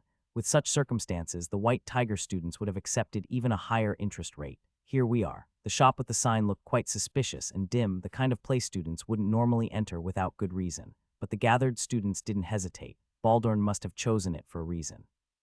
If Wardenaz, who is said to be a great mage, introduced it, it must be trustworthy. Of course, it's reliable. Let's go in. I just come here because it's cheap. The owner of had never seen so many freshmen from the Magic Academy venture out all at once. Initially, it was unthinkable for students of the Magic Academy to visit. Why here? Was the question on everyone's mind. In the Empire, items and artifacts imbued with semi-permanent magic were exceedingly expensive. Consequently, people didn't just buy artifacts from any place, they sought them from the workshops of renowned mages for verification. However, not everyone sought only safe and certified artifacts. Damaged or partially broken artifacts, those taken out during experiments or research, or those that failed to achieve their intended purpose were also in demand. The reason was simple, they were cheap. There were many who needed artifacts but lacked funds. They were the usual clientele of a shop specializing in buying and selling used, damaged, and incomplete artifacts. Why would students from a Magic Academy visit here? Wondered the shop owner. The arrival of adventurers was usual, but not students. Wow, what variety. What kind of cloak is this? Seems enchanted. It's no ordinary place if Baldorn frequents it. Baldorn's face flushed red with embarrassment. Everyone, please, lower your voices. While the students chatted, Yihan strode through the shop and approached the counter. The shopkeeper tensed upon seeing a boy, obviously from a noble family, approaching. He's not going to cause trouble, is he? Adventurers knew what kind of shop this was and usually didn't cause issues. But the students from the Magic Academy were different. Coming from prominent families, they might be naive about the ways of the world, and being students from Einregard, they could turn the place upside down if they wished. The shopkeeper was extremely nervous. Please don't cause trouble. Hello, Yihan bowed and spoke softly, which eased the shopkeeper's stance. By chance, I see you buy incomplete artifacts. How much would you offer for this? The shopkeeper, caught off guard, looked up at Yihan's face, wondering, is he really from a noble family? Yihan sold items like a cloak of protection which he chose to forego since it only worked half the time, preferring to use magic and lower-grade boots of stealth, converting them into cash. He couldn't help but admire Baldorn for knowing such a place that valued items fairly, truly an exceptional mage. With his purse now heavier, Yihan's spirits lifted. Like the other students already browsing, he too began searching for useful artifacts. You seem to know a lot. May I ask you a few questions? As you may, Baldorn was inwardly shocked. The owner of was known for being gruff and irritable. When Baldorn asked questions, the shopkeeper would often retort, if you're going to keep asking, go somewhere else. However, he answered all of Yihan's questions diligently. Is he playing favorites? Of course, Baldorn couldn't entirely blame him. He would have responded to Yihan's inquiries too. Yihan exuded a different aura from the other students and had brought in quite valuable artifacts. Is there no way to avoid or foresee the movements of the skull prink? No, the great mage's eyes. There can't possibly be such an artifact here. Well then, what about an artifact to detect intruders in advance, or one to subdue them? The shopkeeper began to wonder if Yihan was a student from a noble family or a streetwise gangster from the lower echelons of the city.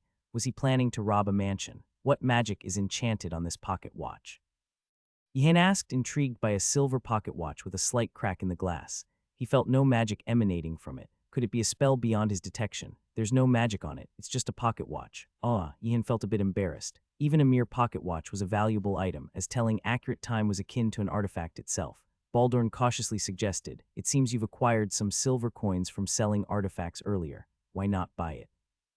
Such well-conditioned pocket watches are hard to find once missed. Indeed, if Mr. Baldorn says so. No, I didn't mean it that deeply. Baldorn hastily corrected himself, but Yihan had already interpreted it in his favor. Certainly, I will have many occasions to measure time accurately. As his alchemy and magic skills advanced, so would the difficulty of learning. Since the Magic Academy wouldn't provide a pocket watch, it seemed prudent to prepare one in advance. Now that I think about it, it might not be that necessary. Despite Baldorn's regretful tone, Yihan bought the pocket watch. The shopkeeper was puzzled by his reaction. Why is he taking Baldorn's words so seriously? The students of the Magic Academy were supposed to be more skilled than Baldorn, right? Yihan, pocketing the watch, continued browsing. His attention was drawn to a blunt dagger hanging on the wall, emitting a strange aura. Don't go near that. Why is that?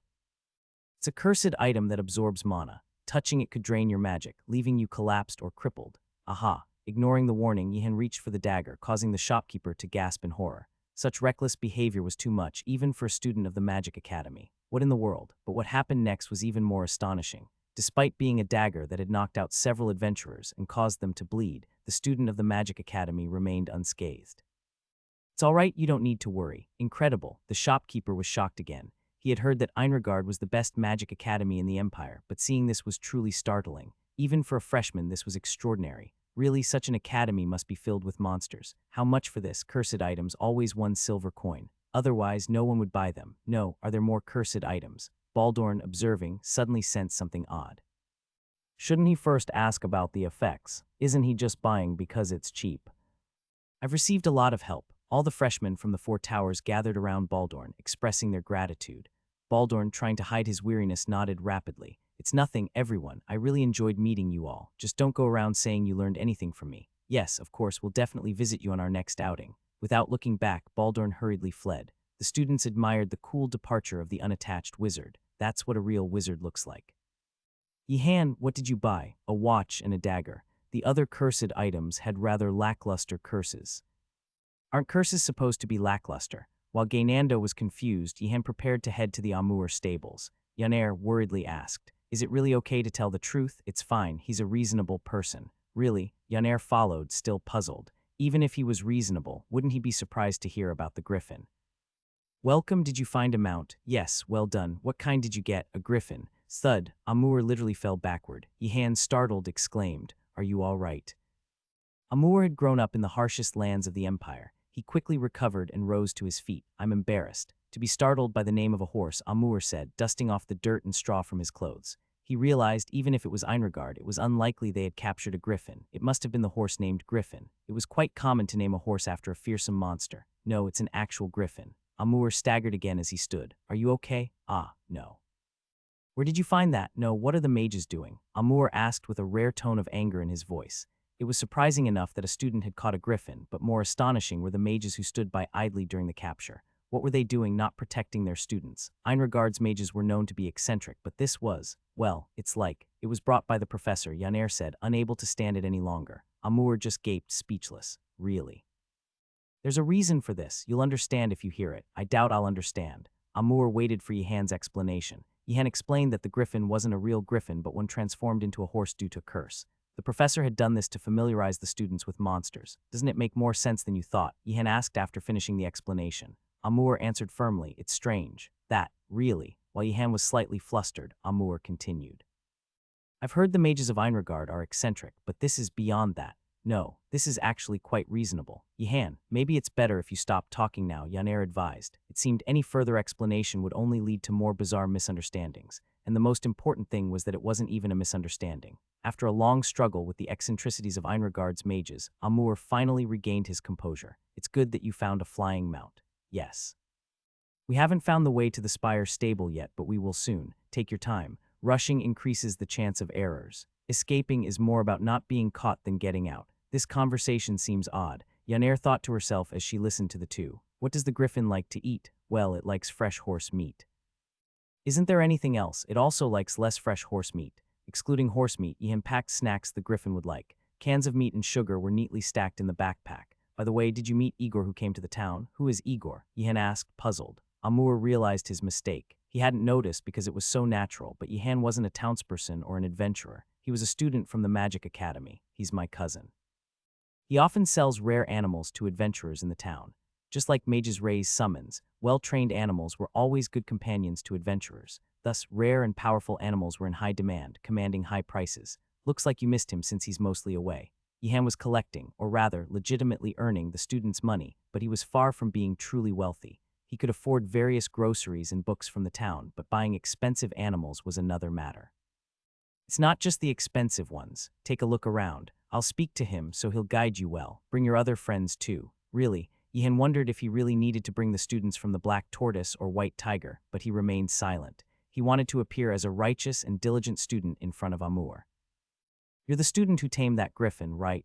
Igor whispered urgently upon meeting Yihan, his voice low enough to be unheard by other students. I didn't tame it, but… No, well yes, but that's… You did tame it. Adventurers helping Igor in the store rushed over and surrounded Yihan. Did you really tame a griffin? How exactly did you do it? SHH. Keep your voice down. It's supposed to be a secret. All right. So how did you tame the griffin? Igor, resembling Amur in appearance and dress, differed in one aspect, his immense curiosity about how the griffin was tamed. In truth, Amur was curious too. He didn't bother Yihan out of pity for the Einregard student. It was really a stroke of luck. I once saved its life. You saved its life? Indeed, then it makes sense. The scruffy and dusty adventurer seemed convinced, easing Yihan's mind, but he was mistaken. But still, a griffin wouldn't easily acknowledge someone as its master. It surely seems like a natural talent. Could we join you the next time you go to capture a gorgon? If we could get your help. Skilled adventurers were always treasured wherever they went, but more valuable was someone who could win the affection of monsters. The adventurers eyed Yihan, wondering if they could somehow get him to join them. Calm down, everyone. This student is from Einregard. Ah. He's a student from Einregard. There's nothing we can do. Igor's friends quickly gave up. If he was a student from Einregard, there was nothing they could do. The mages might come after them, turning them into beasts, but we can wait a few years. If you remember us after you graduate, be sure to contact us. Our lives are full of danger, pain, and romance. It would be enough for us to join. Yihan was slightly taken aback by the proud adventurer's words. Were they seriously suggesting this now? They say there are many madmen among adventurers, and it's true, to think they were seriously making such a proposal. Igor apologized and led the way inside the store. Most of his time was spent traveling the Empire, searching and capturing rare animals, so the inside of the store was a mess. But that didn't matter at all. The newly acquired animals captivated all attention. Whoosh, a bird trapped in a cage suddenly burst into flames, then froze instantly. Igor explained, elemental bird. A rare bird that only eats gems imbued with the power of spirits. That's a crazy animal. Yihan was astonished. It was an animal that could bankrupt someone in just a week or turn them into a debtor in a month. Sorry, but that one already has a buyer. I've agreed to sell it to a noble nearby. That's all right. Yihan wouldn't have accepted it even if it were free. For a Magic Academy student, pigeons or rats might be useful. Trained pigeons could fly around delivering secret messages, and trained rats could navigate hard-to-reach places and disarm traps. Yihan nodded in agreement. Having one of each wouldn't be a bad idea. How much are they? They're free. Since I asked you about the griffin, I owe you that much. Yihan decided to gratefully accept without refusing too much. Should he have brought some griffin feathers as well? How much for this deer? It's too much. I definitely can't afford it. Can't we borrow more money from Wardenaz? As generous as Wardenaz is, he might kill you if you ask to borrow money to buy that. Forget it. We'll learn summoning magic later anyway. These kids are clueless. Yihan frowned. It was a rule not to say things like, we can just use magic in someone else's shop. That's why mages were criticized for being insensitive. However, Igor, overhearing the students' conversation, didn't seem to mind. He actually nodded with interest. Actually, mages can directly contract and summon creatures. It's difficult, but it doesn't cost anything. What about you? Yihan has already made a contract with a spirit. At Yaner's words, Igor was impressed. Indeed, It's only natural for someone with the affinity to earn a griffin's loyalty to also receive a spirit's love. No, that's not it. Yihan was flustered by the absurd misunderstanding. He was far from receiving a spirit's love, he was mostly met with fear. However, Igor took Yihan's response as modesty. It was expected. Even seasoned adventurers, risking their lives, couldn't earn a griffin's loyalty without luck. Such loyalty was impossible without innate affinity. But may I ask one thing? Yes, that summon on your waist, is that Sherakin? Igor noticed the ornament-shaped bone hanging on Yihan's belt and wondered if it could be Sherakin. It was Sherakin, indeed asleep. Yes, it's Sherakin. Indeed, I had my suspicions. Worried about a possible misunderstanding, Yihan quickly clarified. It's an undead, I can tell. That's even more impressive. I didn't create it. It was a gift from another dark mage. Of course, I knew that. A student couldn't have made that, right? An undead monster, especially Sherakin, would be really troublesome. To have it asleep and carry it around shows remarkable affinity. Yihan just nodded with a resigned expression. May I ask how you form its body when you summon it? I use water to form its body. That must require a lot of it, right? If there's no river or pond nearby, does it not respond to the summons? I summon it through magic. Igor was taken aback. To think that water could be used to form all the muscles and flesh of a monster like Sherakin. Is this what a student of Einregard is like? Impressive. Igor knew they were remarkable, but to think even a freshman could be like this. He looked anew at the students browsing his shop, thinking of the greatest mages of the Empire being here. Why are they like that? Are we not buying anything and just making noise? I was going to buy something. Unaware of the students' whispers, Igor felt proud and handed Yihan a small green glass bottle. Take this. What is this? It's a jade pillar solution, a liquid made by dissolving purified water. If you mix this with water, Sherakin will really like it. Should I accept something like this? Yihan hesitated. A small freebie was harmless, but a big one might have consequences. But Igor reassured him, patting his shoulder. Showing kindness to someone loved by monsters and spirits is important for adventurers like me who seek their affection. It brings luck. It's really a misunderstanding. Yihan was genuinely concerned for Igor. Yihan clicked his tongue, looking at the jade pillar solution he had received. Igor wouldn't take no for an answer, no matter how much Yihan declined. Can't we stay in the town for a day? No. Why? Then you'll stay behind. I was just asking. They could have left early in the morning to return to the academy, but Yihan had no intention of doing so. I must always be one step ahead of Skull Principal. By now, the agitated Skull Principal might be, well, setting traps. Have all the priests arrived? Let's depart. But Mr. Yihan of the Wardenaz family, what about the other tower students? Ignoring one priest's question, Yihan didn't want to waste time convincing other tower students. Let's depart, did he not hear? Shah Aak.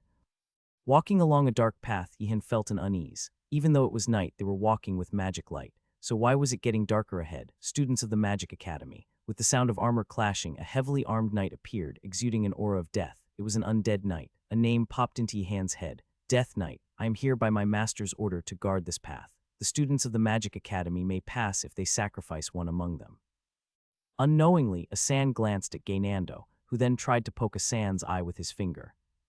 Why are you doing this, HMPH? Did you think I couldn't see the sinister intent in your gaze when you just looked at me? No, how did you know? Die, stop it. Yihan intervened between Gaynando and Asan. The Death Knight stood quietly, maintaining his position, indifferent to whether the two fought or not. What if we sacrifice just one? Yes. What happens to the student we sacrifice? Probably sent to the underground dungeon. The underground dungeon. Gaynando was excessively frightened.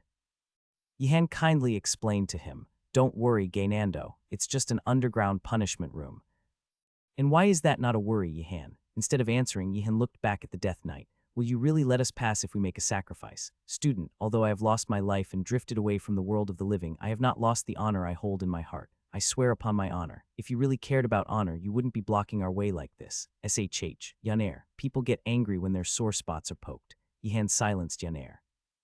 Dealing with the Death Knight's tantrums was no easy task. The problem is, the Death Knight did not seem to be lying, but the real issue lay elsewhere. There were many ways to deceive someone without lying. Do you plan to demand another sacrifice after letting us pass? The Death Knight was at a loss for words. He bowed his helm and did not respond. I was right, talking about honor. SHH. Gaynando. People get angry when their sore spots are poked. Yihan was neither overly disappointed nor surprised. It would have been more surprising if the Skull Principal had simply opened the path after just one sacrifice. Traditionally, evil beings don't easily back down even when offered something. There's no other way. Do you have a plan? The priests were amazed at Yihan's composure. Even in the face of the Death Knight's appearance, he remained so calm. I knew Wardenaz was remarkable, but truly. All of you go back and wake up the students from the White Tiger and the Black Tortoise and bring them here. Could it be the method they were thinking of? San and Gaynando woke up the students from the Black Tortoise and the White Tiger who were sleeping in the inn. Naturally, the students were not pleased. Dargard, even so, a death knight, that's just too absurd. Prince, just because you're a prince, do you think we can't touch you? This is Einregard. Well, we are outside now, but once a day passes, we'll be in Einregard. Ah, a death knight. Half in disbelief, the students, rubbing their sleepy eyes, walked over and were shocked, falling backwards. In the darkness, the death knight was looking at them. How is this possible? Everyone, stay calm. I already knew that the principal wouldn't easily let us in. That's why I came out to scout in advance. In truth, Yihan had planned to use the students of the two towers as bait and enter first with his friends, but that wasn't important now. Overwhelmed by Yihan's earnest voice, the other tower students nodded in agreement. Listening, Jijil tilted her head, sensing something amiss. Was there a reason for Wardenaz to take such a lead? Now that we have confirmed the presence of the Death Knight, we must devise a plan. Otherwise, we might not be able to return before dawn. Indeed, is that the only option? Upon hearing the detailed situation, the other tower students woke up fully and nodded in agreement. Indeed, now was not the time to sleep. Seeing that the others were convinced, Yihan continued. Right, we'll draw straws and attack Death Knight. Yihan was startled. Anglago drew his sword and began charging towards the Death Knight. Anglago, wait. Before he could be stopped, Anglago had closed the distance. Yihan sighed. This is why you can't do serious work with knights. He had intended to rig the drawing of straws, but Anglago couldn't stand it and charged out. The Death Knight, unfazed, extended one hand wrapped in a gauntlet. Young knight, your courage is commendable, but excessive arrogance is not. The Death Knight didn't even draw his sword. He blocked Anglago's strike with his metal-covered arm. Anglago was astonished as his attack was blocked. It was surprising that his confident strike was thwarted, but more startling was, my breath, I can't breathe. Although Anglago was the attacker, he suddenly found himself gasping for air. The aura of death emanating from the Death Knight began to suppress Anglago's vitality. Anglago fell to one knee. The Death Knight looked down at him, his eyes flashing blue from within his helm. Wait. Isn't this resolved? Yihan realized while looking at Anglago on his knees. Now one has been sacrificed, so this path should be clear, and at the next path, provoke another knight from the White Tiger Tower. Maybe this isn't so bad, everyone attack me. However, Yihan's thoughts vanished along with the Death Knight's violent declaration. The Death Knight was waiting for all the students to attack. Wait a moment. Yihan tried to explain the misunderstanding. The students here were not all from the same tower, but belonged to different ones. So if collective responsibility was required, shouldn't only those from the White Tiger Tower fight? But before he could get an answer, his friends began their attack. Be paralyzed, strike, damn it. I should have told them earlier. Yihan regretted not having told his friends to stand down if students from the White Tiger Tower or the Black Tortoise Tower were captured by the Death Knight. But what could be done? The fight had already begun. For what? For granting us this opportunity. I want to punch him. Yihan was slightly infuriated at the sight of the excited priest Nijizer, a fire spirit mixed blood, charging out. He usually didn't harbor bad feelings towards the priests of the immortal phoenix, but rise and soar, sweep them away, be heavy and sharp. Spells were cast from all directions, and the clash of sparkling elements erupted. The students of the White Tiger, having learned somewhere, enchanted their blades and charged. Yihan thought to himself, I have a feeling they wanted to use that on me. Wardenaz, be careful. At Asan's shout, Yihan ducked. A friend was flying towards him, thrown by the Death Knight who had grabbed a student from the White Tiger by the scruff. Sharakan, go. Yihan called out Sharakan's name, summoned water, and then threw the jade pillar solution. Sharakan, now endowed with a body of an unusual emerald hue, emitted a cry mixed with joy. Grrr. Sharakan, don't engage directly. Confuse him. Prompted by the urgency in Yihan's voice, Sharakan charged in as if understanding the command. Even the Death Knight, who had been taking it easy against the students, moved cautiously at the sight of Sharakan. A servant of the dead has arrived. I won't show leniency, given our similar fates. A sword swiftly emerged from the Death Knight's empty hand. Rusty and dark, its blade exuded a deadly aura. Bang! The ground turned black where the sword struck, but Sharakan had already evaded. Surprised by Sharakan's swifter-than-expected movements, the Death Knight spoke in a muffled voice. The power of insight granted by Jade Pillar Solution. Annoying. The Death Knight unleashed a series of sword strikes, aiming to block Sharakan's escape route. The student's magic rained down upon him. Even the Death Knight, it seemed, couldn't keep up his defenses forever and raised his shield. Yihan, should we just leave and run? Hey, Asan was flustered by Gaynando's too refreshing question. What if the others heard? If there's no other way, we have to flee. There is a way, but it's a bit regrettable. Never mind, let's just call it. Yihan empowered the sigil left by Furkantra and recited the spell. The Death Knight was a notoriously difficult opponent. Immune to illusion magic and highly resistant to various elemental spells. Even bombarding him with dozens of water orbs wouldn't be enough to penetrate his defenses, and increasing the water's mass for more destructive power wouldn't work. The Death Knight wouldn't wait for that. There was only one option left. Sing the Song of Thunder, O Spirit. Furkuntra. Furkuntra, a powerful lightning spirit, certainly had the potential to confront the Death Knight. But Ian had his reasons for hesitating to summon Furkuntra. Every time he had called upon him before, the results were less than satisfactory. Do you think I can't feel your distrust? Lightning struck from the sky, and Furkuntra's roar echoed in Yihan's mind. It's a misunderstanding. Sounds like a misunderstanding indeed. Furkuntra was incredulous. How could a mere freshman at a magic academy harbor such genuine distrust toward it, no matter how twisted the situation? Then show your prowess by defeating the Death Knight blocking our path. I am not a spirit to respond to such lowly provocations, but just this once, to dispel your ridiculous doubts this time, I will definitely demonstrate my power. Furkuntra swelled in size. Lightning from the sky struck Furkuntra, further amplifying its strength. A strong spirit normally doesn't make excuses, but Furkuntra had to. The first time they met was in the Skull Principal's punishment room, and the next time, it was bound by absurdly restrictive commands, limiting its power. Originally, Furkuntra was a spirit who might deign to appear only after receiving immense gratitude and reverence from the summoner each time. But to be summoned with such a should I or shouldn't I arrogant attitude. Behold and tremble. I concede, O mighty spirit of lightning. The Death Knight ceased his attack on Sharakin and sheathed his sword. Then he bowed his head. Furkuntra, who had been crackling with lightning, hesitated. What with the power I possess, I cannot defeat you. I admit defeat. As a summoned creature of the Skull Principal, the Death Knight naturally knew Furkuntra's identity. Being in the same line of work, there was no need for him to futilely waste effort against a stronger spirit. Students of the Magic Academy, you have passed my test with your skills. You may pass without offering a sacrifice. The students widened their eyes at the Death Knight's declaration. They had not expected the path to open so easily. The Death Knight looked at Yihan and said, I will remember your name, student. Leaving one's name with the undead summon of the Skull Principal was not generally considered a good thing. Yihan glanced at Jijil. Holding her twin swords, Jijil glared back at Wardenaz, wondering why he was suddenly looking at her. Too many ears around to impersonate. Yihan gave up. It was a regrettable moment. Of course, he knew Furkuntra wasn't deceived. It doesn't seem like you're doubting me. It's a misunderstanding, Yihan sincerely retorted. He was admittedly a bit disappointed by Furkuntra's recent display. He had wanted to see firsthand how Furkuntra fought and how strong it was, yet it only managed to turn the Death Knight away through conversation and persuasion. However, compared to its previous achievements, Furkuntra had played a significant role this time. Yihan slightly raised his evaluation of Furkuntra. Naturally, Furkuntra was not satisfied with the slightly improved assessment. This insolent youth, if only there had been a bit more time. Furkuntra ground its teeth. The impending reverse summoning was a source of regret for Furkuntra, as it couldn't properly confront Yihan about it. Summon me again. Next time, I'll thoroughly explain how remarkable my actions today were. But according to the contract, I can't just summon you frequently at will, right? Besides, summoning a spirit like Furkuntra just to hear it boast seemed like a waste of time. Furkuntra, incomprehensible in his frustration, was reverse summoned. To the unaware students, it appeared as if Yihan had simply summoned a spirit, finished his task, and then politely sent it away. Mr. Yihan of the Wardenaz family, you truly possess remarkable affinity with spirits, just as Mr. Igor said. You're mistaken.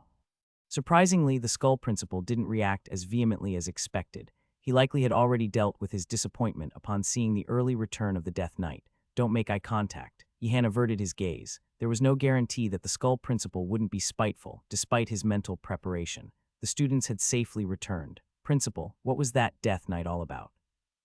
Yihan's heart sank at the White Tiger students' reaction to the sight, unnecessarily stirring the pot. These knights really. What's going on? In any case, deploying a Death Knight on the way back is unbelievable, exclaimed Englego incredulously. The other White Tiger students nodded in agreement. However, Yihan remained skeptical. Reacting only makes the opponent happier. To Yihan, the Skull Principal seemed most delighted when students exclaimed, "How can you do this?" They didn't react, he would just sulk on his own. Do I need your permission to deploy my own Death Knight? No, it's not like that. You mean to say you don't have the confidence to overcome even this obstacle? As a student of this magic academy, I thought only Baldergard students would behave like this. No, not at all, don't get carried away. As Yihan felt this frustration, the Skull Principal, having had his fill of amusement, suddenly changed the topic as if remembering something. Almost forgot, the Skull Principal snapped his fingers. A pass and a purple flame emerged from thin air. As the pass was exposed to the purple flames, it instantaneously turned to ash. Most students failed to grasp what had just happened, but a few did. Englego's face turned pale as a sheet. I got caught. He got caught. Yihan watched with a somber expression. He had thought passing through earlier with the pass would pose no issue, but it seemed the Skull Principal had re-examined the pass he received. So that's how he checks passes. I need to find a way around this. If I'm to use a fake, it must be when the Skull Principal is absent. You should be proud. What's that? No one had ever tried to forge a pass to leave before. You're the first, I mean it. I'm proud of you. The students murmured among themselves. Forged a pass? Who would dare to do such a thing? Isn't it someone from the Black Tortoise? That's where all the technicians are. Pains me to punish a student I'm proud of, but it can't be helped. You're caught and that's wrong. Next time, do better so you won't get caught. Anglego's shoulders slumped, walked forward. The other students looked at him in shock. Anglego was the culprit. How did he manage to forge it? Whispers among the White Tiger students followed as they glared at Asan. The Skull Principal, with a benevolent look, said to Anglego, "If you have an accomplice, tell me. Your punishment will be reduced if you do." Yihan felt his heart sink at the moment. If he had been in Anglego's place, surely. There is none, really. While speaking to Anglego, the Skull Principal's gaze was fixed on Yihan. Yihan remained impassive. After all, there's no evidence. Yes, this is why knights are. Fine, off to the punishment room, take him away. Undeads grabbed Anglego by the arms and dragged him away. Yihan resolved internally, Anglego, I'll make sure they feed you well. We need to study for the exam. Just a little sleep first. That's a good idea. Wait, we have to study. Back in the tower, Yihan and his friends immediately collapsed onto their beds. After the midnight ordeal with the Death Knight, exhaustion was inevitable. Consequently, they didn't wake up until Sunday afternoon. Wardenaz, upon descending to the common room, an excited student from the Blue Dragon exclaimed, "The principal must have lost his mind. Hurry, you must see this. Calm down." It's a trap, sorry, just a habit. Being cautious had become a reflex, especially concerning matters related to the Skull Principal. What's going on? Look at that. The student pointed at the approaching Gaynando. In one hand, Gaynando held a giant cotton candy and in the other a frothy beer mug. Where on earth did these come from, especially since the festival and leave had ended? Where did he get them? The principal has thrown a banquet to celebrate the end of the festival. Maybe he's not all bad after all. Yihan couldn't believe it and decided to check for himself. Surprisingly, his friends were right. The normally closed doors of the main building's first-floor grand hall were open, and inside an abundance of food and drinks were still lavishly laid out. Layers of cream cakes, cheesecakes, butter cakes, the candies, cookies, and chocolates Gaynando had brought earlier. The tables were laden with all kinds of delicacies from the Empire, not just desserts, but also whole wild boars slathered in sauce and roasted. You must have woken up. How about a drink? The Skull Principal, noticing Yihan, generously offered him a cup filled with wine fermented from apples. Here, normally I wouldn't allow such valuable things for Ironheads, but today is a special day. I don't understand. Why is today special? It's the weekend after the festival has ended, and why is that special, isn't it? Then, think of it as a gesture of consideration for the students. Principal, you're not suggesting that midterms start tomorrow, are you? This is why I don't like clever ones. The Skull Principal looked at Yihan with obvious displeasure. Yihan was at a loss for words. Really, to this extent, usually so stingy with treating students to good food and now offering drinks on the eve of midterms. He couldn't help but be amazed. Impressive indeed. It's too late now. Many students have already eaten and drunk. Do you think you can stop them? Yihan was puzzled by the principal's remark. Why would I stop it? If his rivals were happily drinking beer and apple wine and then falling asleep on the main building's lawn, it was a welcome situation for Yihan. Why would I stop them? Don't pretend. You've enjoyed thwarting my plans until now. Yihan realized what was happening. The Skull Principal still misunderstood him as someone who would sacrifice for his friends. Of course, I understand. A worthy intellectual competition is enjoyable. I won't deny that you've made things more interesting for me. Yihan felt exasperated inwardly. His efforts to avoid the principal's antics had inadvertently given the principal inspiration. Think what you will. He nodded perfunctorily and decided to leave, planning to bring food to Anglego. Tomorrow is the class. You know that, right? Yes, tell the students. The exam will be held in the Beetle classroom on the 4th floor of the main building. Understood? Yihan nodded, though he felt uneasy about the 4th floor. The exam starts now and lasts until next Friday. Is the exam content that extensive? What are you talking about? It's just one sheet. You can go to the classroom anytime to solve and submit it. I've given plenty of time. Yihan suddenly had a bad premonition. It didn't seem like the Skull Principal to be so accommodating in setting an exam. So we just go anytime before next Friday, solve it, and submit it. Exactly. Is the way to the Beetle classroom on the 4th floor straightforward? It might be a bit challenging. Yihan bolted out of the banquet hall. The principal giving them until next Friday meant I might not have enough time even if I start searching now. Considering other exams during the midterm period, it certainly wasn't ample time. Behind the fleeing Yihan, the Skull Principal let out a sinister laugh. Gaynando, wake up, you fool. We have an exam to attend. Yihan slapped Gaynando's cheeks from both sides, but he didn't wake up. Maybe I should have learned a spell to sober up from alcohol. Not just Gaynando, but students from the Blue Dragon were too blissfully unresponsive to his calls. Yihan ruthlessly abandoned his friends. Having indulged in alcohol the night before the exam, there really was no excuse. These foolish ones. No matter how hard and painful it was, to gulp down the alcohol offered by the principal was unwise. As he moved, Yihan pulled out a book. The midterm wasn't just one lecture, time was tight. I'll read the blood magic book later, and the one given by the principal as well. I've nearly deciphered all the magic in the box he gave, but that too later. On his way, he saw students from the White Tiger, drunkenly singing in high spirits. Yihan thought this was a good opportunity. Hey, tell your friends the exam has started. It's in the Beetle classroom on the 4th floor. What nonsense are you spouting, Wardenaz, trying to trick us? Yihan precisely struck the midriff of a White Tiger student with his staff. The student vomited the alcohol he had just consumed. Cough, cough, cough, but Yihan didn't stop there. He summoned a blob of water and drenched the White Tiger student with it. Feeling a bit more sober now. Sober, sober, I'm sober. Stop it, you fiend. That's good to hear, Yihan nodded earnestly. Now remember this. The exam has started. It's in the Beetle classroom on the 4th floor. Got it, got it, got it. Leaving the White Tiger Tower students behind, Yihan walked away. The soaked White Tiger Tower student muttered as he watched Yihan's retreating figure. That guy's crazy. SHH, what if he comes back? It was a regrettable situation. Yihan had conveyed a message, hoping that the students of the White Tiger could also take their exams fairly, but the still tipsy students of the White Tiger failed to understand his genuine intent. They saw him as nothing but a madman. Professor Ureger walked along, cheerfully humming a tune. Indeed, exams were not only a burden for students. Professors too had to create questions and grade them. It would be better if one could find joy in such tasks like the Skull Principle, but for other professors, exams were merely a painful assignment. This was also true for Professor Ureger. Finally, it's over. Professor Ureger opened a bottle of reserved honey liquor, feeling delighted now that he had set all the questions. He noticed the freshmen, drunk on the lawn, tumbling and rolling around. Now's the good time, the perfect time, a hallmark experience for every freshman at the Magic Academy. The Skull Principal's midterm celebration party. After waking up with throbbing heads facing an exam, they would surely fix their bad habit of indulging before tests. It's a cheap lesson indeed, Professor Ureger thought to himself, nodding his head. Then a familiar student rushed through the lawn. Wardenaz, ah, Professor. Haven't you heard the news? On such a fine day, we must drink. This is my treasured liquor, but I'll make an exception for you. Professor Ureger handed a bottle of honey liquor to Yihan to help the Skull Principal. Yihan glared at Professor Ureger with a look of contempt. You've realized it, yes, is that so? Embarrassed, Professor Ureger took back the bottle. This kid is quite perceptive. Not falling for such a trap despite being a hungry, thirsty freshman was no ordinary feat. We need to go up to the 4th floor of the main building now. Isn't the principal asking too much? He is a bit excessive. Professor Ureger agreed. He fully sympathized with the complaints about the Skull Principal. To finish and submit by Friday. Such an absurd. My exam also needs to be finished and submitted by Friday. Yihan looked at Professor Ureger with eyes full of betrayal. The dwarf professor made an involuntary excuse. It's not wrong to give ample time. Besides, it takes more than an hour or two to prepare some alchemical creations. Unlike the Skull Principal, who cruelly gave hope only to cause suffering, the Friday deadline was meant to be generous. Alchemical concoctions needed time, so the students were given the next week to leisurely prepare and submit their potions.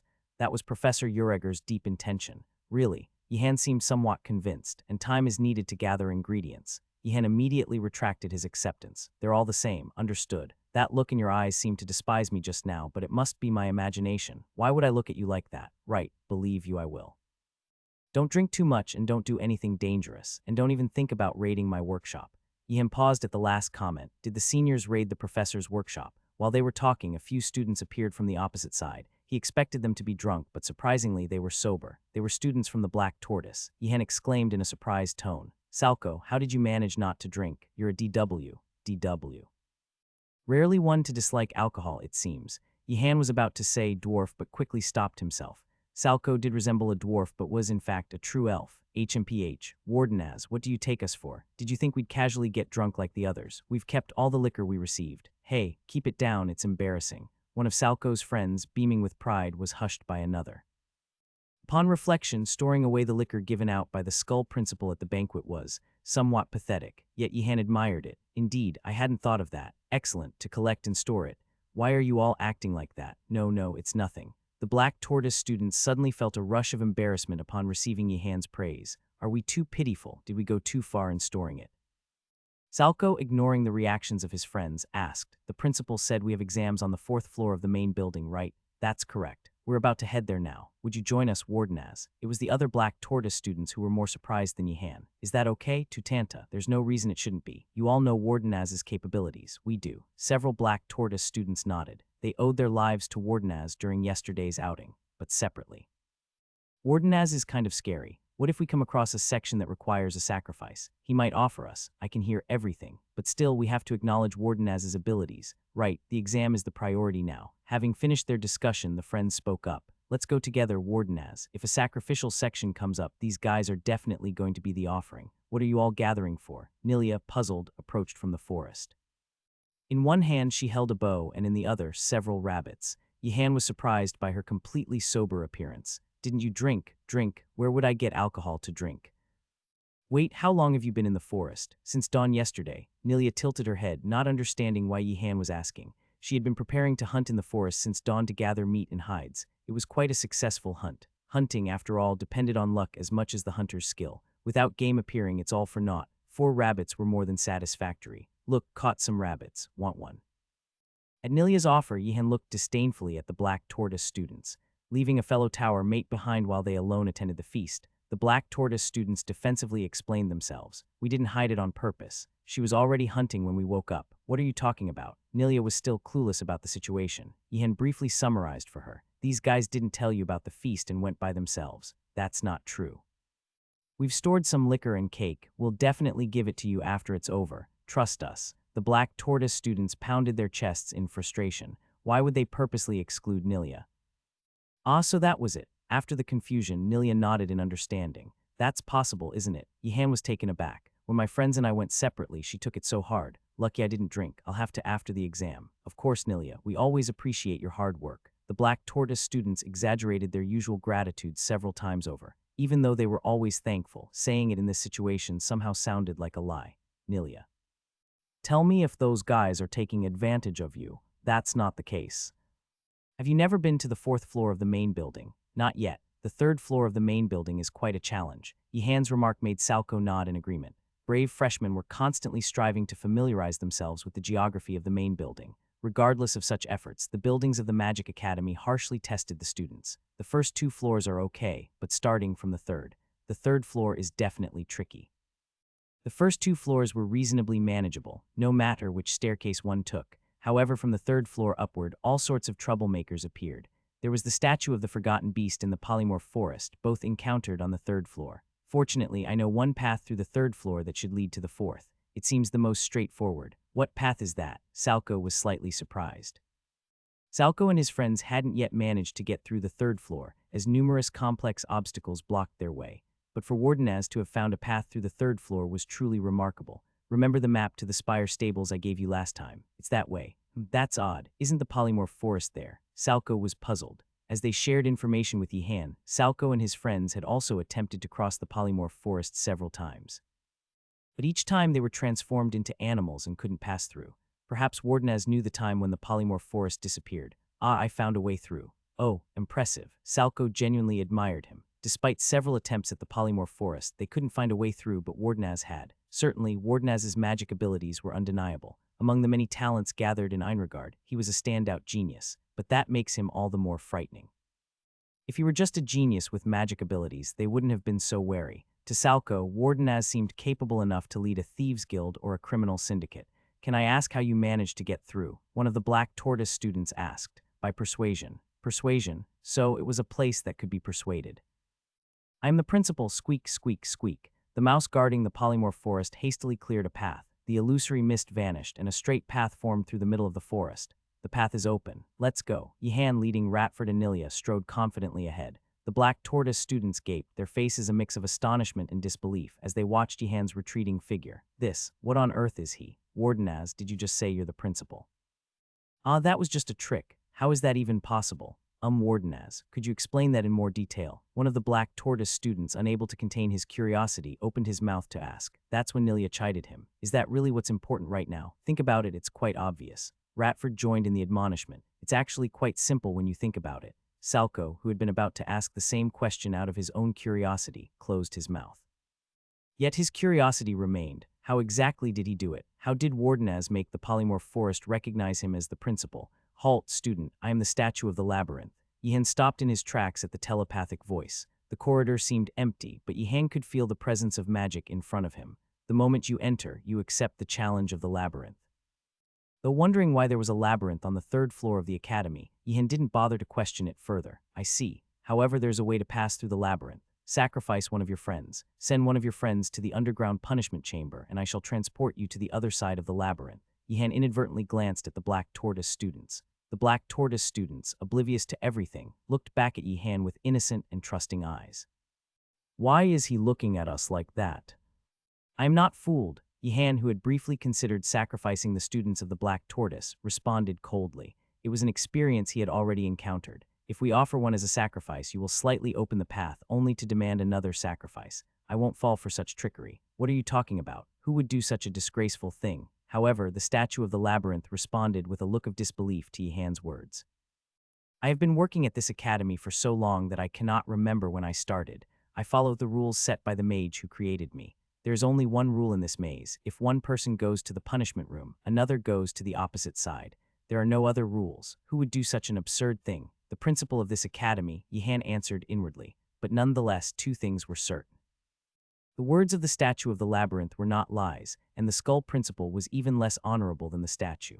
What's going on? Why have you stopped? Salko, who was behind, stopped in his tracks as he heard the same telepathy. He then nodded at Yihan, acknowledging the situation. We need to pair up and send at least one forward. Salko didn't exclaim, how can you abandon a friend? He already knew that such sentiments were a luxury in this magic academy. To obtain what one desires, some sacrifices are necessary. The friends from the Black Tortoise who were sent to the punishment room would surely understand. What's happening? Nilia also moved forward and heard the telepathy. Then, with an angry expression, she exclaimed, how dare you to ask a friend as a sacrifice? Do you think Wardenaz or Tutanta would agree to such a proposal? Yihan and Salko flinched.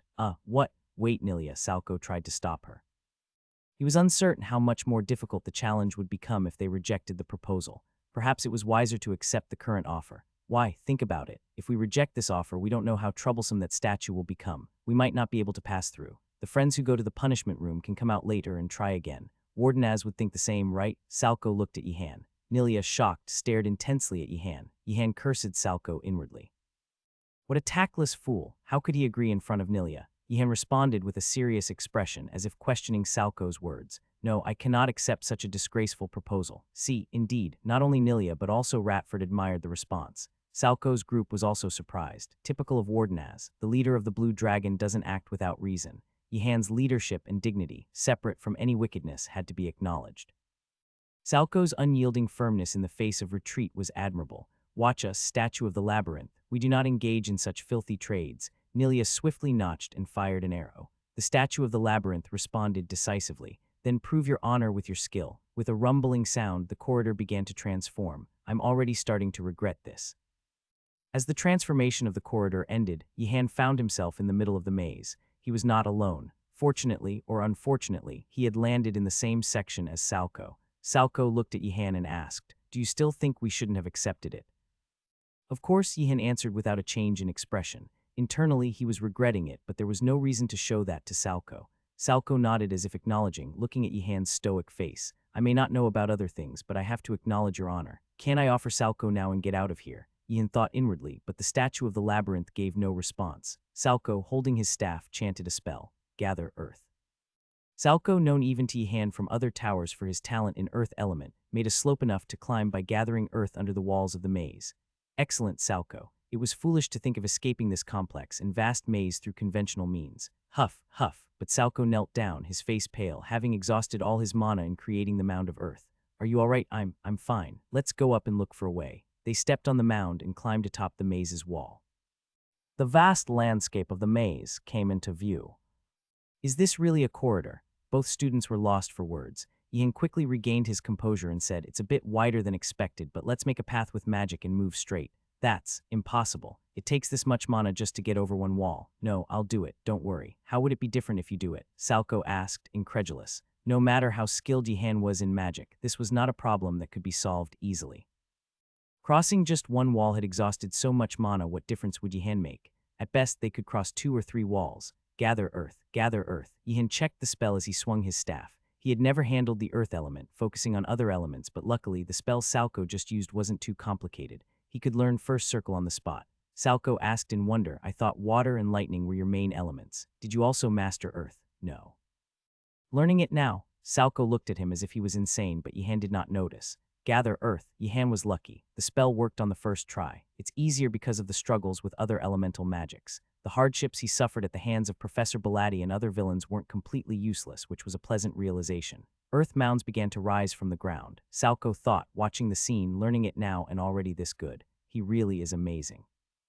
It was a bit late to be amazed by Wardenaz's magic ability, but it was indeed astonishing. He succeeded on his first try learning a new spell. Even Salco, who took pride in his earth elemental magic, had to acknowledge it. Giarual. As the earth mound grew larger than expected, Salco's expression changed weirdly. How long is it going to keep growing? Arrar rumble. The sound of the surrounding maze walls shaking was heard.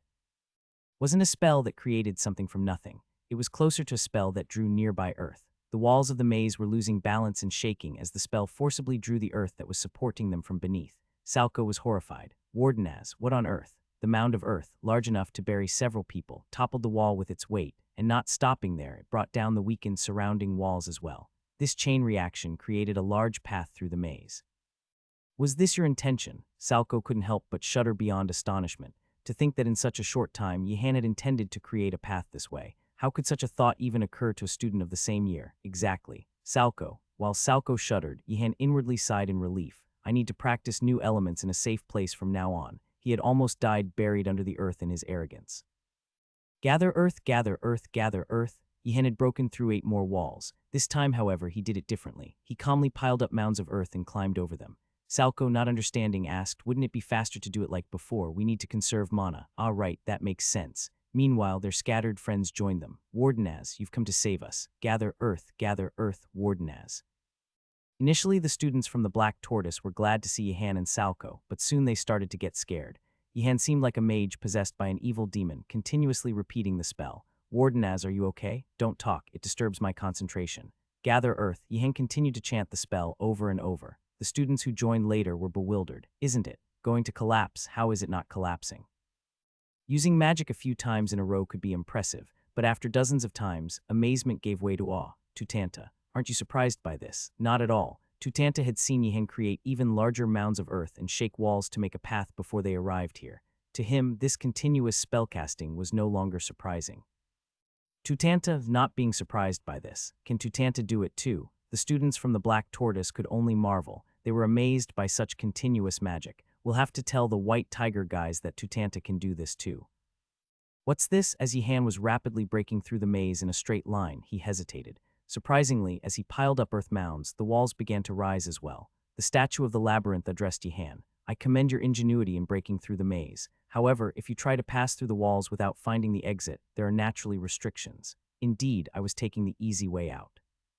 While other students used all sorts of wisdom and magic to find their way, Yihan just used his mana to summon endless mounds of earth. If you break through this wall, you'll be outside. Let's see if you can do it, young students. Hearing the statue of the labyrinth's words, Salco pondered seriously. Salco had a way to break through this final challenge. Should I share the family magic with Wardenaz? The Tutanta family, one of the Empire's foremost stonemason families, possessed several secret spells passed down through generations. Salco himself had not yet reached the level to learn it, but it was a spell he had secretly memorized, intending to learn it once he acquired enough skill. The thought of sharing this magic with Wardenaz was somewhat reluctant, but he couldn't just stand by and not help Wardenaz break through the maze alone. After seriously pondering, Salco came to a decision. Wardenaz, I have a spell to teach you. Bang! No sooner had he spoken than a massive sphere of water struck the wall directly. The sphere, spinning and creating a menacing sound, tore through the wall of the maze. The statue of the labyrinth praised Yihan. Excellent, young student. You have proven your honor with your skill. You may pass. May blessings be upon your path ahead. Yihan swung his staff to shake off the water. The waiting walls of the maze were, in comparison to the monsters Yihan had faced before, an easy opponent. He had ample time to prepare and launch his attack. But Salco, you were going to teach me a spell. Yeah, Salco's expression was gloomy. Yihan was puzzled. Why is he acting like that? With a darkened expression, Salco slowly opened his mouth. The magic I intended to teach you is the no. If such magic existed, why didn't you tell me earlier? Why is that? It's nothing. In that moment, Yihan seemed to hear the sound of teeth grinding. Anyway, that was renowned for its efficiency and exceptional effects among other disintegration magics. Even if magic produced the same result, it varied greatly depending on its structure, process, and incantation. As such, choosing the right magic for the same outcome was an important matter. One had to consider how it matched their aptitude, in which situations it would primarily be used, and so forth. In relatively simple lower circle magic, such considerations were unnecessary, but they became essential as one advanced to higher levels.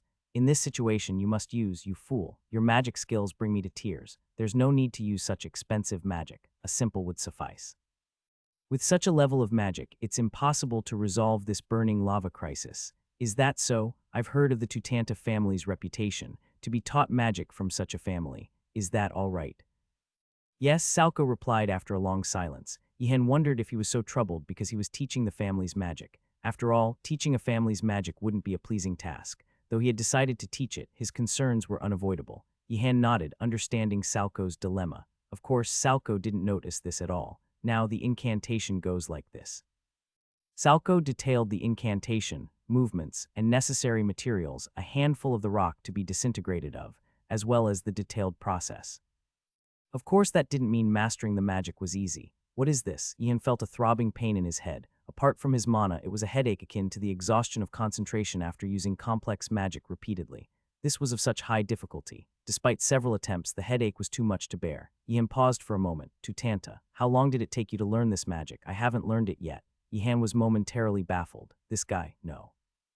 That can't be right, so this magic isn't that difficult, is it? What circle does it belong to? Yihen expected it to be about second circle, or at most third circle, being very generous. However, when faced with Yihen's question, Salco hesitated. Then he replied, it's fourth circle. Yihen looked sternly at Salco. Was this guy trying to assassinate him in a different way since he couldn't defeat him head-on?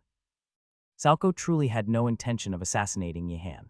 It would be inhuman to do such a thing after leading the students of the Black Tortoise through the labyrinth. Why would I do that? Salco had simply failed to consider the danger of teaching Warden as a fourth circle magic. He himself couldn't understand why. Why indeed? Before pondering whether it was appropriate to teach the family's magic, he should have first considered whether it was suitable to teach such magic to a first-year student.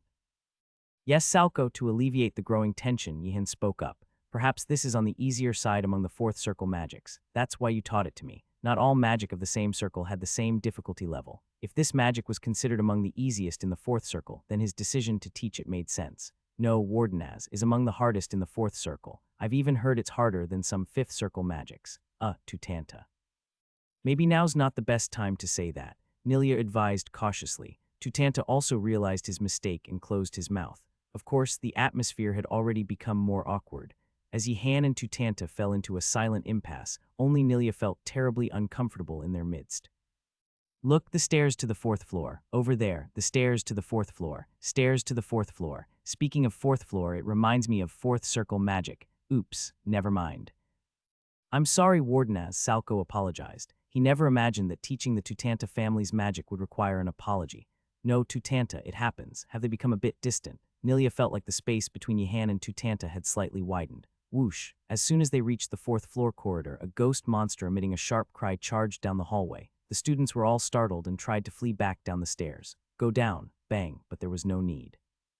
A blazing white beam of light flashed and struck the ghost monster, causing it to vanish instantly. Yihen could hear faint voices from afar. Quick, get away, they're freshmen. This one escaped. Why did they come up to the fourth floor? It's midterms period. They could have hidden better. The senior students of the Magic Academy had come up to the fourth floor to catch the escaped ghost monster. The incident had happened so quickly that the other students seemed unaware. Is it gone? Are we safe? The fourth floor corridor, now ghost-free, was quiet and peaceful. This was, in fact, how a normal academy corridor should be. The Beetle classroom, that was it. Yihen walked slowly, checking the classrooms along the corridor. The Griffin classroom, the Macon family classroom, it was evident they had generously sponsored its construction in the year it was built. The Beer Candy classroom, the Burning Red Flag Strike Team classroom, and the Beetle classroom. The students' eyes widened in surprise. They had struggled to make it up to the fourth floor, but none had expected to find the classroom so quickly. Is it this easy? Honestly, it wasn't easy. The students cautiously opened the door to the classroom. Inside, an undead summon awaited them, ready to welcome the students. Welcome, please take your seats. Who are you? I am a summon serving the principal. Please take your seats. Yihen and his friends hesitated before dispersing to take their seats. Then papers and quill pens appeared before the students. Now please solve the problems. Once you're done, you may submit your work and leave. This is surprisingly normal, shockingly so. Having encountered nothing but abnormalities thus far, the appearance of a normal exam was startling in its own right. Yihan gripped the examination paper. His mind had been preoccupied with reaching the fourth floor, but in reality, the true test was not in finding the exam location, but in solving the problems it presented. The first question: write the full name of the principal. The second question: in what year did the principal develop the magic? The third question: in what year did the principal expand the Black Darkness Hall of the Magic Academy? Nilia bit her quill with a look of headache. Do I really need to memorize everything the principal did? How is that related to character education? Though internally she grumbled, what choice did she have as a student but to solve the problems? Can't we just research this and come back? If you revisit, the questions will be different. The Black Tortoise students returned to their examination papers in silence. Nilia inadvertently glanced towards Yihan, curious about how Wardenaz was faring. Shasha shasha shack. Nilia was astonished. Yihan was relentlessly moving his quill pen. Did he get a different exam from me? But that couldn't be the case. Astonishingly, Wardenaz was unwaveringly writing down the correct answers to such an absurd exam. His continuous movement of the quill without a single pause was almost miraculous. Wardenaz, did I just not study enough? Feeling suddenly anxious, Nilia looked around. The other Black Tortoise students were staring at Yihan with similar expressions of disbelief. How could he? He studied even this. There's only so much time. How much did he study? As all the other students paused their actions to stare at Yihan, the undead summon spoke up. Students, cheating is. No, it's not that. It's a misunderstanding. The students quickly averted their gazes. Nilia returned her focus to the exam paper. The questions were as daunting as before, but she felt somewhat relieved. It's not just me who doesn't know. Yihan finished his answers and stood up. About half of the students who came with him had already disappeared. I'm later than I thought. Well, the questions were easy. Of course, those who had left earlier had decided to give up on the questions and come back after further study. No one else except Yihan had completed and left. However, Yihan could not have known this. Descending from the fourth to the third floor, and then to the second, he opened the door to the first floor main building and stepped outside, where darkness had already enveloped the surroundings. In the distance, an ominous bell tolled. Though he had heard the bell announcing the time several times before, today's bell sounded somewhat different. Students, welcome to the examination period. May you all have a painfully challenging week, and those who are drunk had better sober up quickly. At the sound of the Skull Principal's voice echoing throughout the academy, Yihan sighed. He had finished one exam, but it seemed like a hellish week was still ahead. Perfect score. Yihan was surprised to find himself feeling relieved at the sight of Professor Bellatti's face. Could it be a case of Stockholm Syndrome? Damn, the other professors have been so crazy that Professor Bellatti seems like the better option. As hoped, Professor Bellatti didn't assign any complicated exams or tasks. He simply asked Yihan to cast a few water elemental spells, then cleanly awarded him a perfect score. In reality, Yihan had completed these spells through hard work before the midterms. Unfortunately, Yihan failed to realize this.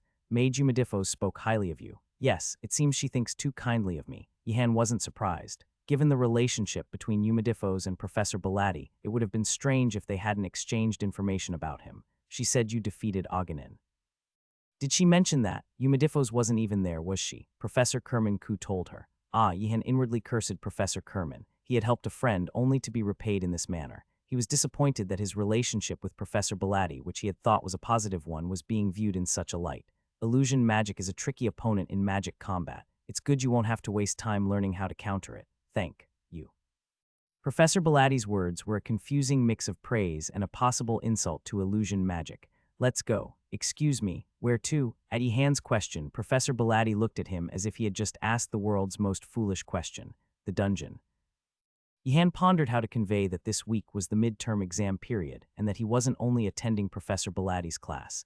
Is it all right to go to the dungeon during the midterm exam week? Yes, Yihan gave up, as if that would ever happen. Even if the Magic Academy were to be destroyed tomorrow, Professor Bellatti would undoubtedly conduct his class. Would such a person provide convenience during the midterm exams? Yes, let's go, don't be overly joyful. It could lead to mistakes. Should I kill him? Previously, Professor Bellatti had failed to control the dungeon properly, leading to a situation where Colossal Hungry Ghost appeared in an area where it shouldn't have, and Yihan had defeated it. At this point, even for the Imperial Court, it was difficult to determine whether the fault lay with the teacher or the student. Of course, Yihan had a firm opinion. Professor Bellatti is insane. Aren't we going to the Colossal Hungry Ghost area? When Professor Bellatti stopped, Yihan was puzzled. They should have gone further down to reach where the Colossal Hungry Ghost appeared. At Yihan's question, Professor Bellatti smiled faintly. Yihan felt a chill. As I said, don't be overly joyful. Emotional fluctuations can lead to magic errors. Yihan sighed at the thought of Professor Belatti interpreting his question as excitement to see the colossal hungry ghost. I understand. You must be eager to practice as soon as possible. No, I'm not. No need to be modest. We stopped here because of an illusion spell. An illusion spell. Yihan was puzzled. Of course, Professor Belatti was the kind of person who would use any magic necessary for magic combat, without specializing in any particular field. But with Professor Kerman Koo around, why bother? I had planned to teach you how to counter illusion magic later. Professor Belatti had judged that a freshman like Yihan would rarely encounter illusion magic. It was thought that other practical training in magic combat should come first. Isn't that right? Yihan agreed. It doesn't seem incorrect. It is wrong. What? You faced Aghanim? No. Considering the future, you'll need to know how to counter illusion magic. You should study logic and statistics, Yihan thought to himself. Facing Aghanim was more of an accident than Yihan having an ambition like, I must hunt down and defeat the Empire's illusion mages. Regardless, Professor Belatti raised his staff. Yihan tensed. Fortunately, Professor Belatti did not attack him. He waved his staff, summoning an illusion. Doppelgangers identical to Professor Belatti appeared, twice as terrifying. Illusion magic can be broadly classified into magic that directly affects the target and magic that affects the external environment. Direct target illusion magic was so complex it could be categorized as mental magic. Properly cast mental magic could control a person like a puppet.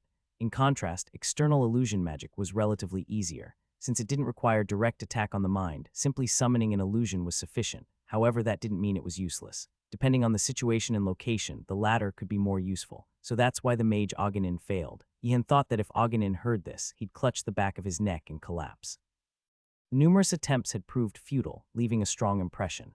You have a high resistance to the former due to your constitution. The mana possessed by a mage itself created resistance against external magic. Of course, this resistance wasn't particularly outstanding. If merely having mana meant resisting magic, then half of the mages in the Empire would be out of work. But if the amount of mana was unimaginably high, the story changed. Then, the resistance created couldn't be ignored. Not bad at all. The benefits were more pleasing considering the trouble caused by having so much mana. To what extent can I defend? That's uncertain. Countering magic due to mana is very rare and many other variables also play a part. You'll have to find out yourself. Understood. I hope the mage Aghanim is reasonably skilled. Yihan thought to himself. If Aghanim's skills were decent, it meant he could potentially defend against a significant number of mental magics. Although the likelihood seemed low, however, the illusions cast outside are different. Professor Belatti's doppelgangers spoke in unison, their voices echoing. Your great mana has less effect here, so you need to learn how to discern them. How will you differentiate? Yihan immediately created a water bead and threw it at one of the doppelgangers. The doppelganger, resembling Professor Belatti, ducked to avoid it. What a pity. He had wanted to hit the illusion. Not bad. Illusions are vulnerable to external attacks, but in combat you can't check each one like this. You need to learn to identify them by feeling. By feeling, yes. No matter how sophisticated, an illusion will always have something different from reality. Keen observation was essential for countering illusion magic, a kind of spot the difference game. Try to find it. Professor Belatti's doppelgangers spread out to each side. Yihan resisted the urge to throw more water beads and focused. The doppelganger on the far left is fake. You're right, one doppelganger disappeared. The color of the shoes was different, you noticed well. Yes, in reality, he had guessed it was fake because the expression seemed too soft for Professor Belatti. The doppelganger on the far right is also fake. Did you notice by the color of the staff? Yes, of course. Well done. In truth, he had guessed it was fake because the eyes seemed too kind for Professor Belatti, but he was right nonetheless. Maybe this is what it means to identify by feeling. After all, a feeling was still a feeling. Now we go to face the colossal hungry ghost. Be mindful of illusions. Professor Belatti began to summon the illusions of colossal hungry ghost. It was already tough to face the colossal hungry ghost, and adding illusions only increased the difficulty. Yihan marveled, so this was why he explained how to counter illusion magic. He really wanted to hit him. After spending the morning in the dungeon with the colossal hungry ghost and returning to the rest area, Yihan was greeted by the sprawled students of the Blue Dragon Tower. That's why you should drink moderately, Yihan said coolly. It was one thing for the academy to provide little food, but to eat as much as given on the eve of an exam. It was no surprise that they were all knocked out with hangovers. Almost all the students of the Blue Dragon Tower had drunk. Starting from Gaynando, who was clutching his head in agony, to Yaner, who sat pale-faced, only drinking water, and even the princess, who couldn't hold her head up properly, presumably having drunk as well. Is everything all right? I did suspect something was amiss. Yaner rose to her feet, her face ashen. A skilled alchemist often had a fondness for liquor. The temptation was too strong to refuse the overflowing wine at the banquet. Wait for me, everyone. I'll brew something up. You're the only one. Thinking this, Yihan lit a fire under the pot. He peeled and boiled the potatoes he had dug up from the garden. Then, after mashing them, he mixed in milk and cheese, and as he added it to the pot, it began to simmer gently. He had brought in fresh supplies over the weekend, but there was no need to waste them. A potato soup would suffice. I suppose adding some mushrooms wouldn't hurt. Yihan stirred the soup vigorously with a ladle, then scooped out hearty servings for his friends. Will you all be all right for the alchemy lecture in an hour? Water, of course. There's a 90 chance I'll make it. Warden as me too. Definitely. These guys are pushing it. Judging by their state, he worried if they could even attend other lectures properly. How much alcohol had the Skull Principal distributed? Don't worry too much about the alchemy midterm. It's due by Friday. I'll attend and let you know. No, Warden as together. The world is spinning. You all better just stay put. Arriving at the alchemy class, Yihan couldn't help but look around in surprise. The number of students wasn't it too few? It's not that surprising. Professor Ureger spoke calmly. It seemed he wasn't at all surprised that only a few of the many students had shown up for the class. Does this happen every year? You guessed right. Yihan was speechless. Considering the personality of the Skull Principal, it wasn't strange that this happened before every midterm. But it was still ridiculous that the freshmen fell for it every time. Now, those of you who are here, pass the word to those who aren't. Of course, you don't have to. Professor Ureger tapped the chalkboard, which detailed the midterm assignment. Required wild cherry tree branch, dendrobium leaf, thistle flower, bone blossom. Method, first stir the water with the wild cherry tree branch in a clockwise direction. What? He's telling us everything. Yihan was surprised. He had expected the professor to be more demanding, like telling them to figure out the method themselves, or find out which ingredients were needed on their own.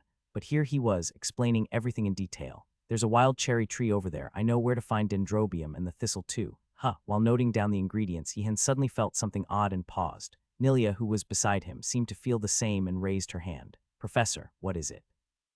I've heard that bone blossom grows deep underground in dungeons. And, well, isn't it hard to get it within the academy grounds? What nonsense are you talking about? Professor Ureger said with a satisfied smile. There are plenty of dungeons in this academy. Just find one and head down. Yihan could feel the emotion in Nilia's exasperated. It must be something like, this is too much. So we just need to go down to a dungeon and bring it back. You don't necessarily have to go all the way down to a dungeon. If you find another way to get it, that's also fine. Is this why the seniors raid the professors' workshops? Yihan seemed to understand why the seniors whose faces he did not know resorted to thievery. With classes like these, how could they not? Nilia grumbled in disbelief. How are we supposed to enter a dungeon now? Even if the deadline is Friday, it's absurd. We have other classes and exams too. Exactly. Yihan deeply empathized. There were midterms and other lectures, and now they had to deal with a dungeon of all things. Finding the dungeon is another problem. Do dungeons just appear when you look for them? I don't even know where is the location of any here. Wardenaz, do you know of any dungeons? Nilia asked, not really expecting Yihan to know. After all, Yihan was a freshman. How could he possibly know about a dungeon located underground? It was more of a rhetorical question, a venting of frustration. There is one, actually. Nilia looked at Yihan in disbelief. How on earth? Is that so? Yes, Yihan revealed that Professor Baladi's lecture venue had changed from the classroom to an underground dungeon. It was done for more efficient teaching. Don't joke around. You're not joking. Nilia, who had responded with disbelief, was taken aback when she saw Yihan's sorrowful eyes. It's not a joke. Why on earth would the lecture be held in an underground dungeon? There's a long story behind that. Yihan sighed. Explaining the situation now wouldn't make much of a difference. First, let's plan how to enter the dungeon. We need to get bone blossoms. Considering trial and error, each person should have about 5 or 6. What comes out in the dungeon? Slimes, skeletons, hungry ghosts appear. Nilia was unsure whether Yihan was teasing her or being serious, tilting her head in confusion. However, Yihan's expression was very serious. If hungry ghosts appear, shouldn't we just find another dungeon? Finding another dungeon takes time too. That's true, but would one really choose to venture into a dangerous dungeon just because finding another takes time? Is it just me, or does it seem like Wardenaz is seeping into the academy? Nilia was worried about Yihan's decision to venture into a dungeon known for hungry ghosts, thinking back to when they first met and he seemed more cautious. When the others come to their senses, I'll have to take them along. At least the principal's test is over, thankfully. I'm envious. I have to go back and see that test again. Really? Yihan looked at Nilia with a puzzled expression. How high of a score are you aiming for to retake the test? My goal is just to avoid failing. Really? Then why bother retaking it? Wardenaz, what do you think my score looks like right now? Nilia's voice sharpened slightly. This is why it's great to have friends who study well. It was only after Yihan promised to help Nilia with her studies that he could appease her mood. I don't understand. The questions weren't that difficult. Daljiu, Yihan. In the distance, an orc friend with a tired face appeared. Yihan, suspecting something, asked, "Did you drink?" "A little, Dalju. You shouldn't just gulp down whatever the academy gives you." "I know, I'm reflecting, Yihan." The conversation was odd for first-year students, but no one found it strange. "Are the White Tiger students studying hard?" "Not really," Dalju answered without a hint of embarrassment. For the students of the White Tiger, academic performance at the Magic Academy wasn't that important. They were learning magic to excel as knights. Learning the necessary magic and leaving was important, not the grades. They're quite fearsome. Yihan was thrilled to know that the White Tiger students didn't pay much attention to their studies. Students from noble families in the Blue Dragon, except Gainando, at least tried to maintain a minimum level of dignity, concerned about their family's honor. But the White Tiger students were like wild beasts. Honestly, it was a bit enviable. They knew they had a place to work after leaving academy, hence their boldness. But it's nice to have such guys below you. Yihan nodded to himself, contemplating his thoughts. Studying isn't mandatory after all. Yihan, it sounds odd hearing that from you. Dalju felt a sense of incongruity. Yihan seemed to be the most diligent student in the Magic Academy. Ha hot, hayak, huck hup. As they walked forward, they saw students from the White Tiger clashing wooden swords, beads of sweat dripping down their brows. Could they be training instead of studying? "Ah, no, there's a swordsmanship exam coming up, so." Dalju defended his friends. Of course, the White Tiger students had a tendency to escape into swordsmanship when faced with troublesome exams. Those of knightly descent usually cleared their minds by swinging a sword when troubled. That makes sense. "Dalju, come and swing your sword. It'll help you sober up from the alcohol. Holding on to books and then swinging a sword really clears the mind." Yihan stared intently at Dalju, who hurriedly moved forward upon hearing the shouts of his White Tiger friends. "Morati, Wardenaz." Jijil frowned upon seeing Yihan, and Yihan frowned back at her, both wishing the other would disappear. "Didn't you drink? Only fools drink. But why didn't you, Wardenaz? I prefer not to touch anything given by the principal." Jijil was astounded by the unexpected and ludicrous reason. What was that about? Everyone is training with swords. Aren't you going to join them? Other White Tiger students were vigorously swinging their swords, not out of reluctance to study, but to prepare for the swordsmanship exam. However, Jijil was sitting alone, reading a book. "Studying is something I do regularly." Is Gainando saying the same thing? Of course, Gainando and Morati were completely different.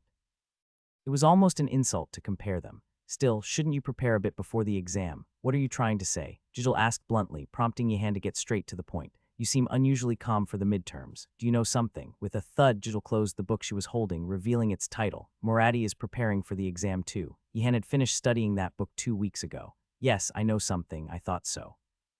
Yihan had only one reason to talk to Morati. The swordsmanship skills displayed by the White Tiger students were considerable. Being from knightly families, they had access to various rumors and information.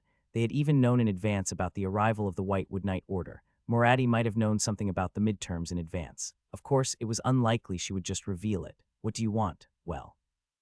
Jijil crossed her arms in an arrogant stance, her face showing she knew she had the upper hand.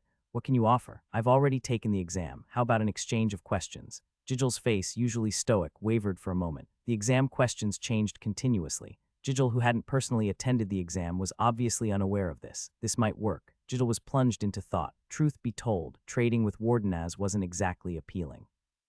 Wardenaz was too clever and cunning for Jijil to let her guard down around him, and there was also the desire to reject the offer just to see Wardenaz's distorted face. But it's too good an offer to pass up. While Jijil was not ashamed of being part of the White Tiger, she objectively acknowledged that it was not the best environment for focusing on academic studies. Most students there would say things like, "Why bother using our brains that much? That's for others to do." As such, even those students who were interested in their studies often got swept up in the atmosphere, tossing their books aside while declaring, "Right, we are knights after all." For Jijil, who despised stupidity, this was a ludicrous situation, having no one to study with. In contrast, Wardenaz was a top student from the Blue Dragon, known for his excellent academic performance. He was capable enough, though he could casually teach wrong answers while studying together. "All right, good, we have a deal." Yihan nodded contentedly. Of course, Jijil might rage later upon receiving the test papers, but what could be done about that? In the Magic Academy, it was the fooled one's own fault. "Have you two already discussed everything?" Dalju approached as they finished talking. "Morati, did you tell Yihan about the midterms?" "Why should I do that?" Jijil retorted incredulously. Dalju looked perplexed. "But we're on the same team."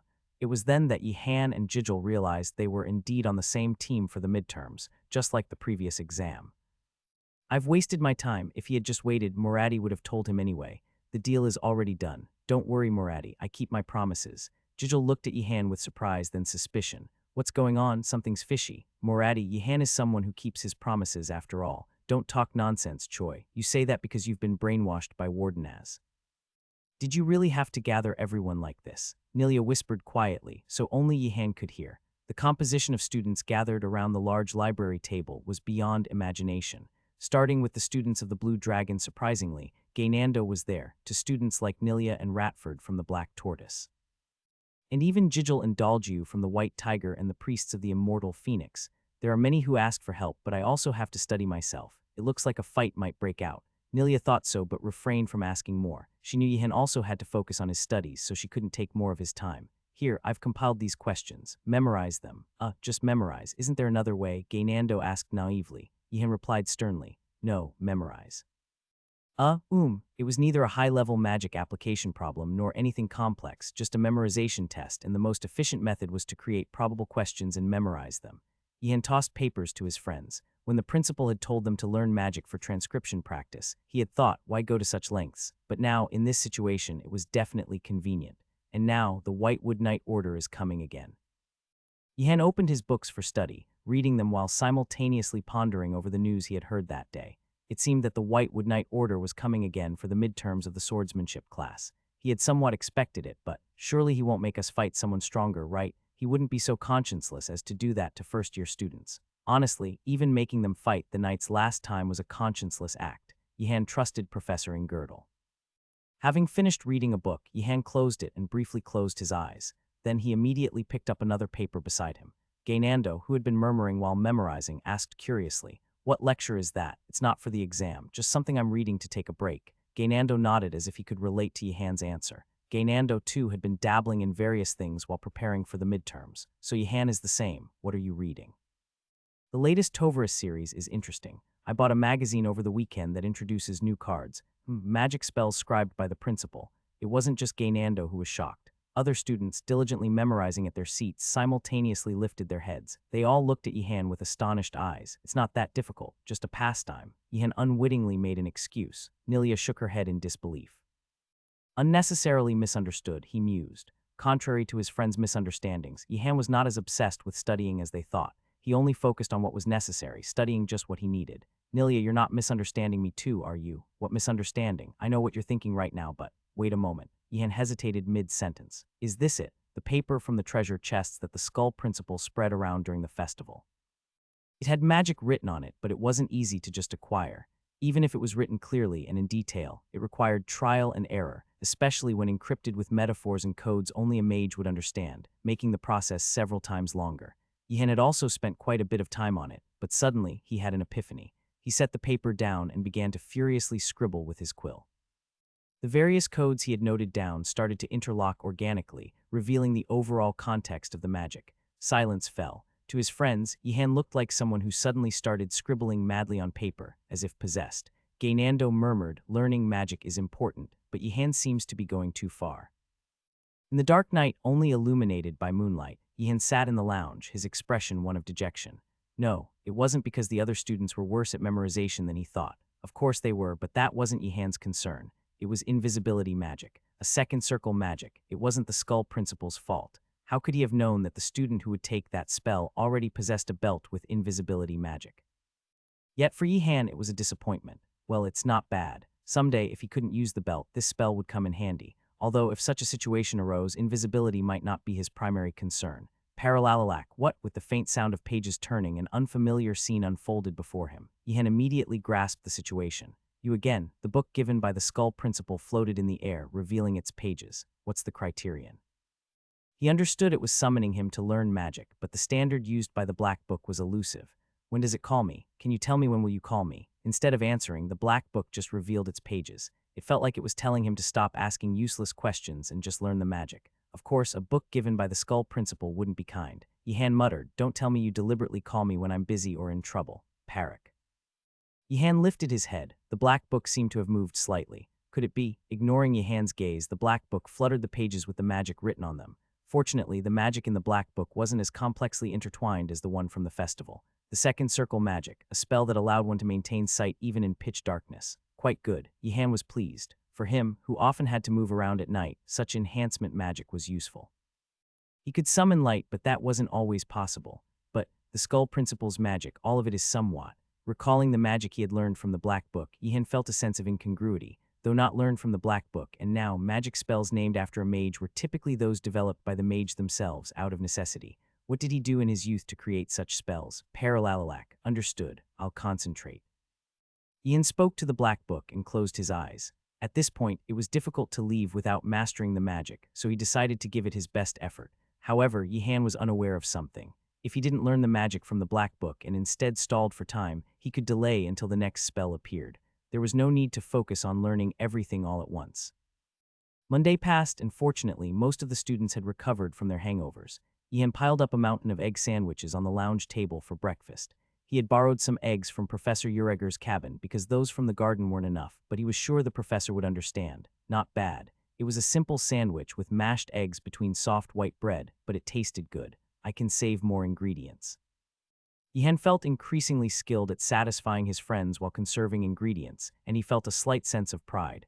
Wardenaz, you're a genius, being busy with exams and still coming up with this menu.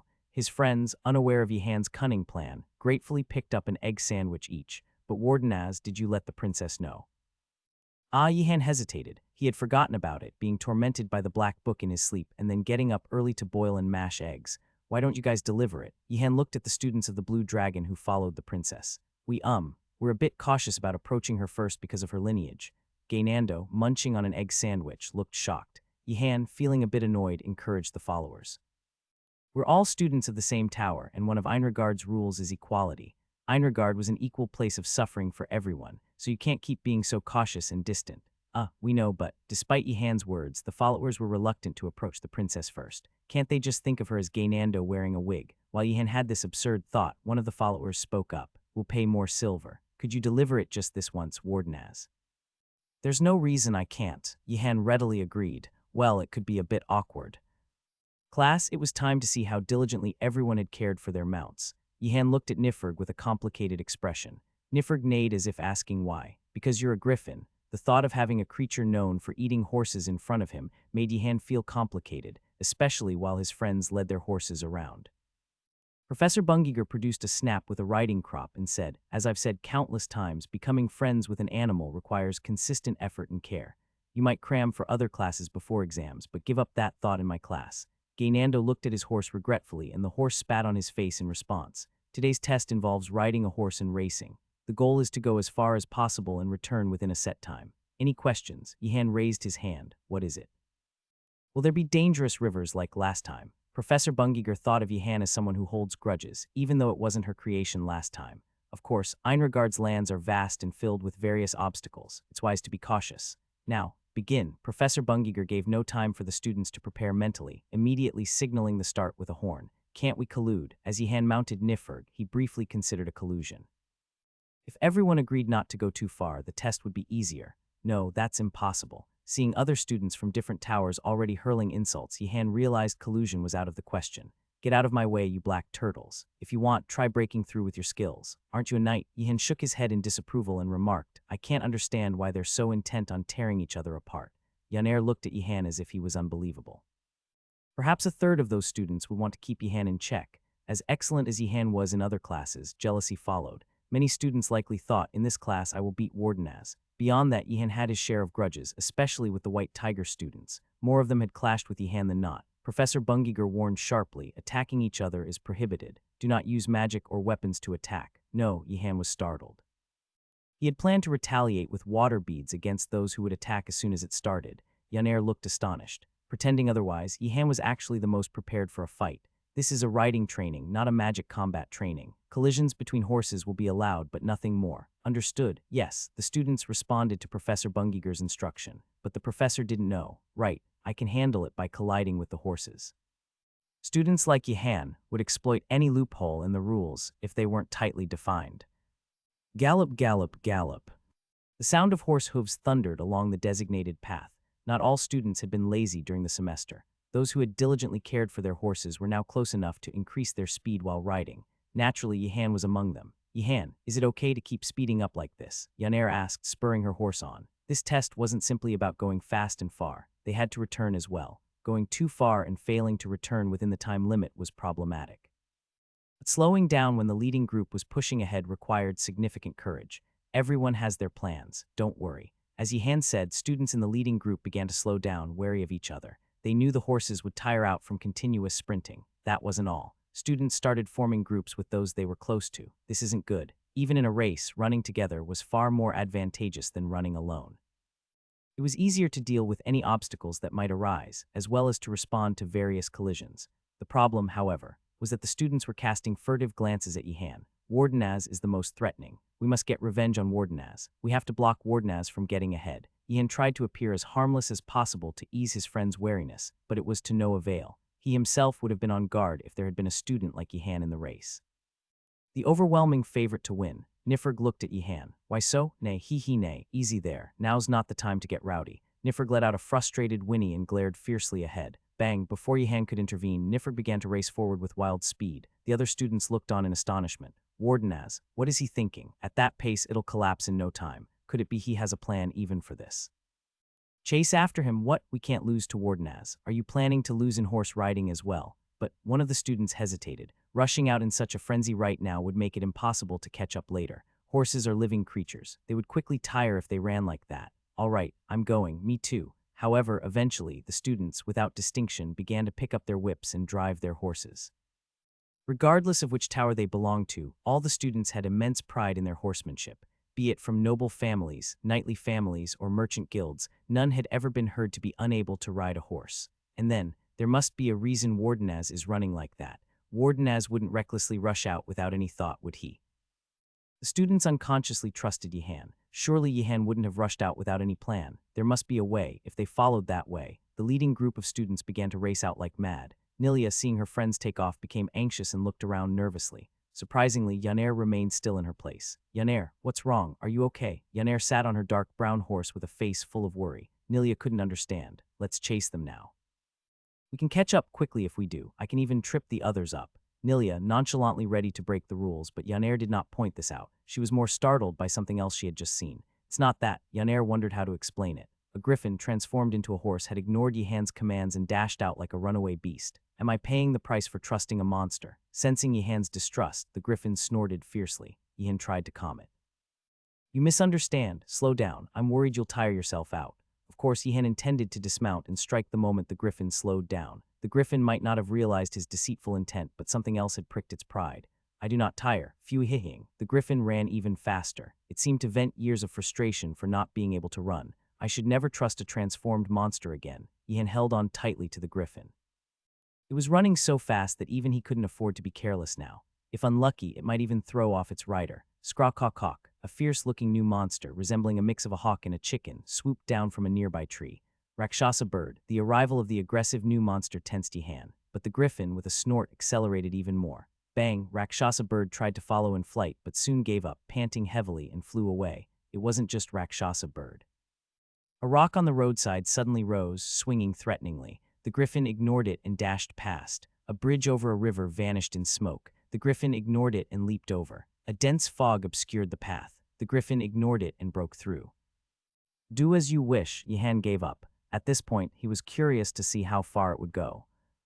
Hers, a third-year student of Blue Dragon, sighed deeply, his face full of concern. Then a friend asked, What's wrong, Purse? Our strikers are all too slow. Don't worry. Once they adapt, the horses will get faster. They need time to build up their strength. It's not just the horses. The riders are a problem too, Purse stated firmly. In the fierce sport where players clashed fiercely, speed wasn't determined solely by the stamina of the horses. Rather, it was the riders' courage and skill that mattered more. Even if enemies with sticks came charging, the spirit to drive the horse as if ready to die was what made the speed. Clatter, clatter, clatter, clatter. The wind from a horse galloping so fast blew away their hats. It was so swift that even the monsters blocking the path hastily moved aside. What was that? That was a student, right? It was a student, wasn't it? A freshman. Seemed like a freshman, the freshman's test. That's it. That's exactly it, Purse exclaimed with shining eyes. That guts to drive like a madman, regardless of monsters in the way. That was precisely the spirit a striker should have. But that's a freshman, Purse. We have next year. We can recruit him next year. What if he's not interested in the ballgame club? Don't worry about that. With such skill, there's no way he's not interested in ballgame. Finally, Nifrig stopped. Feeling better now. Nifrig nodded its head. Then, shaking off the sweat, it leaned towards the stream to quench its thirst. We've come really far. Yihan surveyed his surroundings. He knew the Magic Academy's grounds were immensely vast, but he hadn't expected to come this far. They had raced like mad along the base of the mountains. What unfolded before Yihan was a desert. Why is there a desert inside the Academy grounds? Fuihing. Nifurg, having finished drinking, suggested they should leave. Nifurg, if we don't get back within the time limit, I'll be disappointed in you. Realizing the seriousness in Yihan's words, Nifurg looked around, suddenly alert. Of course, Nifurg couldn't possibly recognize the area. Nifurg began to sweat profusely.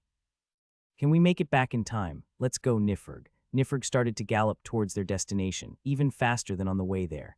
Yihan fixed his gaze ahead, securing his body firmly. Several students were sprawled out by the roadside, unconscious. What's going on? Initially, he thought they were attacked by monsters, but they looked too unharmed for that. They must have collapsed from exhaustion. It's incomprehensible. Yihan was dragged along by Nifurg's uncontrollable run, but other students surely wouldn't have been. It was clear they had run themselves to exhaustion out of greed. Yihan looked at his friends with a sense of pity. It can't be helped. Today's incident will serve as a lesson. Perfect score. But why? Professor Bungiger couldn't hold back and asked. It was natural for the first place to get a perfect score. Bungiger had no intention to comment on that, but for the first place to travel 3 times the distance of other students and that too, while scattering all the prepared obstacles in a dash, that was a different story. Why did you risk your life running like that? 5 students collapsed from exhaustion following you, and 3 fell off their horses. It was fortunate that you scared off the monsters by rushing ahead. You could have turned back at any point. Did you really want to set a new record that badly? Professor Bungiger, from her perspective, didn't think Yihan was the type to show off. But why did he push himself to such an extent to set a new record? Was it a strong sense of pride in his writing skills, wanting to leave a legend? Of course, Yihan looked at Professor Bungiger as if the question was absurd. Isn't it because of what you said, Professor? Blaming Yihan for setting a record when it was the professor who had saddled him with the griffin. Such brazenness. Was it the professor's prerogative to be this shameless? Professor Bungiger, true to Yihan's thoughts, replied just as boldly. What nonsense. Griffins don't enjoy running like that, especially when forced to transform into a horse. It wouldn't have run if you hadn't commanded it. Yihan was shocked by the professor's words. No way. I thought it was crazy about running. Had he underestimated the creature too much, leading it to behave that way to prove its ability? I must have underestimated it, so it wanted to prove its capability. Professor Bungiger listened to Yihan's words with skepticism. It was hard for her to believe that the griffin ran so vigorously for just that reason. It's true, all right, I'll take your word for it. You've worked hard, now go rest. There are other tests to consider, and you must be exhausted from all that running. Nifurg suffered more than I did. Yihan said this and turned to look at the returning students at the starting line. The students, looking utterly disheveled, returned one by one, gazing at Yihan with a sense of awe. Did you see that? I did. That guy might become the Empire's greatest rider.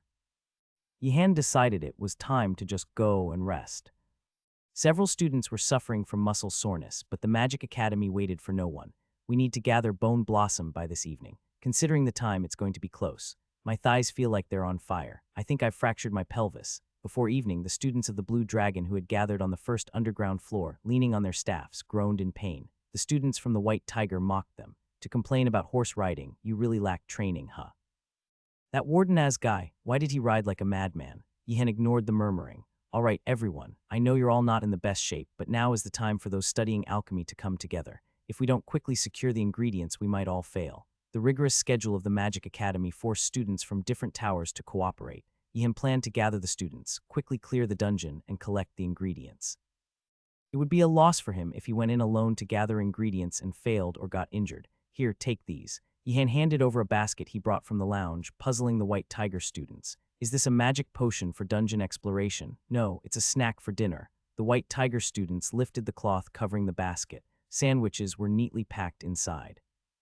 What? No thoughts, Wardenaz. Don't give it to those who aren't hungry. At Asan's words, the students from the White Tiger hastily waved their hands in protest. No, we'll eat well. All right, if everyone's ready, let's start heading in. Yihan lined up the students. Due to the dungeon's terrain, it was impossible to gather everyone together and form a strategy. To some extent, the students had to group by their respective towers and coordinate amongst themselves. It would be faster for them to move on their own than for me to command each step. The princess, curious about what kind of sandwiches they were, started to lift the cloth off the basket. Yihan slapped the back of her hand. You should eat later. Just like Gaynando, royals seem to have a strong appetite. Yihan warned her and turned away. The princess looked at Yihan with eyes mixed with astonishment, injustice, sadness, and resentment. However, Yihan was too busy lining up and checking on the students to notice her gaze. If there's a problem, adjust the formation and respond on your own. If it feels dangerous, send a signal and then make your own judgment. Don't worry, Wardenaz, we are knights. The students from the White Tiger clutched the basket to their chests as if it were precious. They truly embodied the knightly spirit. While conducting this final check on the first underground floor, someone came up the stairs leading to the dungeon. It was Professor Belatti. Seeing who it was, Yihan quickly reacted, saying, "Isn't it fun having a picnic on the first underground floor, everyone? Should we start heading back? What kind of nonsense is that, Wardenaz?" Yihan had a compelling reason for not disclosing to Professor Belatti that he was entering the underground dungeon. He simply couldn't predict how the professor would react. Among all the faculty, Professor Belatti was notoriously difficult to anticipate, necessitating extra caution. "Picnic, we're here to conquer the underground dungeon, aren't we?" A clueless student from the White Tiger inquired, failing to grasp the situation. Yihan clenched his teeth and muttered under his breath, "Keep quiet." "What? I can't hear you, Wardenaz. Why are we talking about a picnic and going back?" Yihan regretted not having quickly knocked out his companion. By then, Professor Belatti had ascended the stairs and stood before the students. The student from the White Tiger, realizing the professor's arrival, quickly composed himself. "Good day, Professor. What's going on?" Yihan swiftly interjected. "We were just talking about going underground for a picnic." "We've gathered here to tackle the underground dungeon," led by Wardenaz, another student blurted out. "Should I kill him?" Yihan suddenly had this thought. Professor Belatti looked around the corridor expressionlessly after hearing the White Tiger student.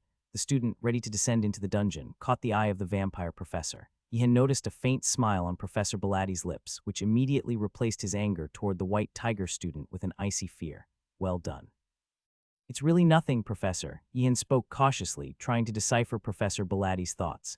"Consistent training is essential for improving skills, but few mages actually practice it. Keep it up. We're going for materials needed for our midterms, Professor. There are other dungeons."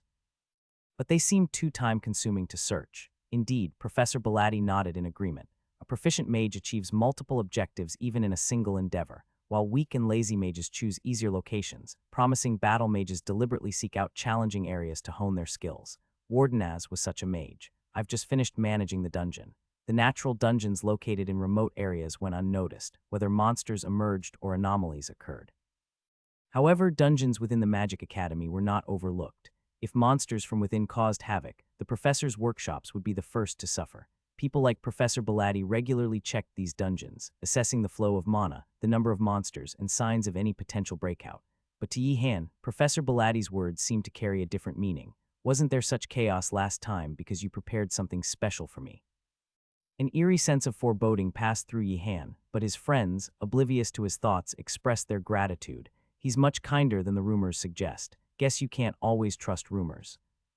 Ignite, a flame the size of 2 finger widths, appeared in midair. The advantage of fire elements lay in their ability to wield substantial destructive power, even with low circle, simple spells. The immortal Phoenix Priest summoned flames struck the hungry ghost, significantly slowing it down. Ignite, burn, even the simplest first circle spell, became much more potent when several students combined their efforts. The hungry ghost quickly burned and fell. "Well done," Yihan praised, and the priests nodded slightly in response. The students from the White Tiger, following behind, snickered. "All that magic for just one creature, and they call it impressive. It's such a waste. Combat should be with swords." They confidently prepared to cast reinforcement spells on their wooden swords. Yihan, still harboring resentment from their earlier insolence in front of Professor Belatti, responded coldly. "Draw your swords. Let's see if you can block my magic." "Whoa, Wardenaz, why so serious? Maybe we were a bit disrespectful to the priests." The White Tiger students were alarmed by Yihan's expression. They hadn't expected such a stern reaction from Wardenaz for a few taunting words. "Oh no, what have I done?" Yihan quickly regained his composure. He needed to cooperate with the students, but he had started off on the wrong foot. "I apologize. I spoke too harshly." "No, it's our fault. We were too harsh to the priests," they replied. Asan beamed proudly. Standing up for others' honor was a true mark of nobility, and he was proud to have such a person as his friend. "I'm proud of you, Wardenaz." Yihan looked at Asan as if he were an oddity. "Wait, not that way, this way," he redirected the group. "There's a hungry ghost. The White Tiger should handle it. Be careful around that wall. Hungry ghosts hide well there. Watch the ground. The mud is deep." Refocusing, Yihan issued continuous instructions. Initially, the students followed without much thought, but soon began to sense something odd. How does he know so well? It wasn't strange for Wardenaz, who had found the dungeon, to know its entrance well. But as they ventured deeper, it was clear he knew the dungeon thoroughly, as if he had been here multiple times. "Wardenaz knows this dungeon too well." The professor earlier was the professor of, right? Was that class held here? Don't make absurd jokes. Who would hold such a crazy class in a dungeon like this? Nelia closed her eyes as she listened to the white tiger students' chatter. Normally, Wardenaz wouldn't garner sympathy, but this time she genuinely felt sorry for him. How did he end up in such a class? The narrow passage ended, opening up into a wide plaza where all the students could gather. Ian spoke seriously, be extra careful from here on. Wardenaz, you can stop worrying now. The White Tiger students, having successfully dealt with the hungry ghosts on their way down, were quite confident. Not just them, but students from other towers also appeared more relaxed compared to their initial tension. It's colossal hungry ghost from here. Don't lie, I'm not lying. Colossal hungry ghosts will appear from here, so we'll move avoiding their territory. Ihan had inadvertently learned the structure of Professor Biladdy's underground dungeon, which was as follows. Initially, there were narrow passages connected to the entrance, leading underground. In these passages, hungry ghosts lurked, suddenly emerging to startle the mages. As they descended, they encountered expansive plaza-like terrains. In these vast areas, hungry ghosts were almost non-existent, unless some madman had deliberately gathered monsters there. Further down lay the territory of the colossal hungry ghosts. The terrain expanded to accommodate the size of the colossal hungry ghosts, but it also became more complex. It resembled a vast rocky valley with natural caves scattered throughout. If it weren't an underground dungeon, Yehan would have thought so. There are caves scattered along our descent. Some of these caves house colossal hungry ghosts. These monsters, known for their gluttony, usually sleep inside their caves until they detect prey. So if we avoid the caves with colossal hungry ghosts, we won't have to confront them. How can we tell which caves they're in? I'll signal you. How can we trust your signal, Wardenaz? How do you know? If you don't believe me, go and see for yourself. The student backed down, tail between his legs, after Yehan's stern response. A student from the Black Tortoise muttered, puzzled, Wardenaz seems unusually sharp. It's a dangerous place. He's just being responsible, another student reasoned. None of the students could imagine that Yehan had risked his life, rolling through these underground dungeon gullies himself. After descending further, the students, having avoided the caves as much as possible, were delighted to find a cluster of plants. Priestess Siana's eyes lit up as she whispered, it's bone blossom. We've found it. Students from each tower, 2 or 3 at a time, began to carefully harvest the flowers. The rest stood guard around the area. They had avoided caves housing colossal hungry ghosts, but there was always a chance of encountering one. Wait, is that a light over there? A student from the White Tiger pointed towards a rock on the slope below, indicating a faint bluish light. Is that light from an artifact? Daljiu asked cautiously. It's better not to move rashly. Wardenaz said that cave doesn't have a colossal hungry ghost. It should be safe. But still, what if, before Daljiu could finish, a White Tiger student holding a torch cautiously descended the steep slope and checked behind the rock. Indeed, there was a helmet emitting a bluish light. It's an artifact. Daljiu, look at this. Okay, get back here quickly. Right, coming. The student turned to climb back up the slope. Before the student could react, a colossal hungry ghost appeared from behind the rock, growling and glaring. The sudden appearance of the monster caused the student to stiffen. A slip of the hand, a shift in weight, and the rocks on the slope gave way. Suddenly, the path was gone, and the student found himself trapped below with the colossal hungry ghost. Daljiu, in shock, called out for Yehan. Yehan responded immediately, sensing the urgency in Daljiu's voice. What's? He didn't need to ask to understand the situation. Below on the steep slope, a student from the White Tiger faced a colossal hungry ghost. Wait, there wasn't supposed to be one in that cave. Yehan was perplexed. Certainly, the White Tiger student had been careless in descending, but how could a colossal hungry ghost appear when there were none around? Suddenly, the image of Professor Biladdy flashed through Yehan's mind. I've just finished managing the dungeon. Could it be that Professor Biladdy had placed the roaming colossal hungry ghost there, intending to provide a suitable challenge for Yehan upon his next entry? Hang in there, I'm coming to help. Realizing his mistake, Yehan spoke firmly, intending to cover it up. If he did nothing, it might lead to questions like, why did a colossal hungry ghost appear when Yehan said there wouldn't be any, potentially placing the blame on him? The student from the White Tiger below was even more startled. He had thought that Wardenaz would leave him to his fate, considering it self-inflicted. Daljiu shouted as if he had expected this. Just hang on, Yehan will help you. What's going on? A guy from the White Tiger fell down there. Why, I don't know. Maybe he was trying to pick something up. Such an idiot. Yehan stopped his friend's criticism. Anyone can make a mistake. Let it be, Wardenaz. Feet grasped the earth, Yehan chanted without hesitation. He could not afford to waste time, as the White Tiger student was rolling helplessly before the colossal hungry ghost. Space be perceived, he invoked the magic. Simple yet powerful in this gloomy dungeon, it amplified the effects of the surrounding rocks and pebbles, potential variables in a real fight. Hands cleave the enemy. Eyes pierce the darkness. Yehan rapidly cast a series of enhancement spells. To this, Daljiu nodded, visibly tense. Despite being a first year, Yihan exhibited the prowess of a senior mage. Dalju, though not well versed in enhancement magic, understood that casting them in quick succession was extraordinary. Incredible, Yihan, Dalju thought, gripping his sword tightly. Once Yihan completed his spells, Dalju was ready to join him in the fray. Flash forth, Yihan struck, his staff unleashing bolts of lightning. The advancing colossal hungry ghost reeled under the impact, screaming in pain. The destructive and intense lightning, even in its simplest form, dealt damage to the colossal hungry ghost. Unlike water bullets, which it could resist with its thick armor, it couldn't prevent electrocution. Flash forth, flash forth, flash forth, flash forth. Yihan rapidly repeated the spell. Lightning blossomed from his staff, repeatedly striking the colossal hungry ghost, causing it to flinch and halt. Watching in awe, Dalju snapped back to reality and asked, "Yihan, aren't you going down?" It was puzzling to see Yihan continue to unleash lightning without descending, especially after casting enhancement spells for close combat. "Why should I go down?" Yihan questioned. Didn't you cast those spells for?" A mage's power wasn't infinite. Blindly using all available magic was foolish. Efficiency was key, using only what was necessary for the situation. If Yihan had cast enhancement spells, it suggested preparation for melee combat, or did it? The enhancement spells.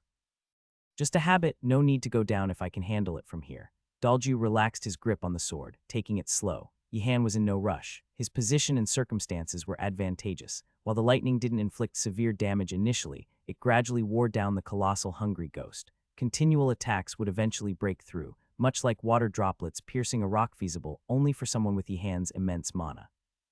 Other mages wouldn't consider using weak spells in rapid succession to defeat a monster. Such an approach would exhaust their mana before defeating the creature. Flash forth, flash forth, flash forth. Shield unfold. Yihan changed his incantation. Water materialized out of thin air, forming a shield that intercepted a sharp rock hurled by the colossal hungry ghost. Thud. Odd. "I thought having a sword-wielding opponent nearby would suffice," Yihan murmured, puzzling Dalju, who looked on in disbelief. "If you throw lightning like that, even if there are many opponents in front of it, you'll still feel the heat." Despite facing a sword-wielding foe, such relentless assault made it natural for Yihan to become the prime target. "It's climbing up. Block it." The students of the White Tiger formed a line on the slope. Simultaneously, magic rained down from above. However, unlike the hungry ghost, the thick armor of the colossal hungry ghost deflected the mediocre curses and low circle magic. Emboldened, the colossal hungry ghost, its fingers turned into hooks, scaled the steep slope. The White Tiger students' faces turned to horror as the creature leaped up, faster than they had anticipated. The beast is breaking through. Dalju tensed his grip on the sword once more. From this angle, it was evident that Yihan's enhancement spells were not entirely useless, providing a contingency. Everyone duck, whoosh. Water bullets, spinning erratically, struck the face of the colossal hungry ghost as it climbed the cliff. Not just one, but dozens in succession. Even with its thick armor, the colossal hungry ghost couldn't withstand the assault in its unstable position and tumbled down. Yihan again swung his staff, sending forth a lightning bolt. Flash forth. The colossal hungry ghost, unable to climb, eventually fell. Without a word, Dalju descended the slope. "Are you okay?" The White Tiger student struggled to his feet, bewildered. There shouldn't have been any colossal hungry ghosts around here. Where did this one come from? "Who knows? Things are unpredictable in dungeons. Best to forget it." "Is that so?" Upon reaching the top, the students, jubilant from the successful battle, glared at the White Tiger student. "We told you not to act rashly." I'm sorry, everyone." The White Tiger student wilted under their stares. Few could withstand such scrutiny, even those from knightly families. "Let's remember, anyone can make a mistake. No one's hurt, so let's move on." Warden as. The White Tiger student was once again moved, saved, and now not even scolded. Perhaps Dalju wasn't under any enchantment but was influenced by such actions. "I need to change the topic quickly." Before the conversation could drift to, "How did the colossal hungry ghost get here?" Yihan spoke. "But why did you go down?" "It was because of this helmet." The White Tiger student pointed to his helmet, emitting a faint bluish light. "Aha, so the helmet summoned you." "No. I was just curious about the light." Yihan looked at the White Tiger student as one would look at an idiot. The student avoided his gaze. I was rash, it's okay. Everyone makes mistakes, but it's good you didn't touch the helmet. Handling an unknown artifact, especially one found in an underground dungeon, was risky. I already touched it." "Sorry, no, everyone can make mistakes."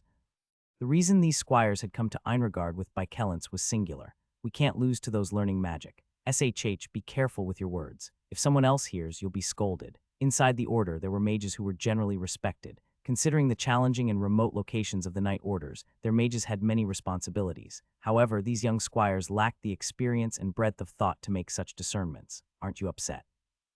Those not even trained by the order received such praise from Baikelance. Of course, I'm upset.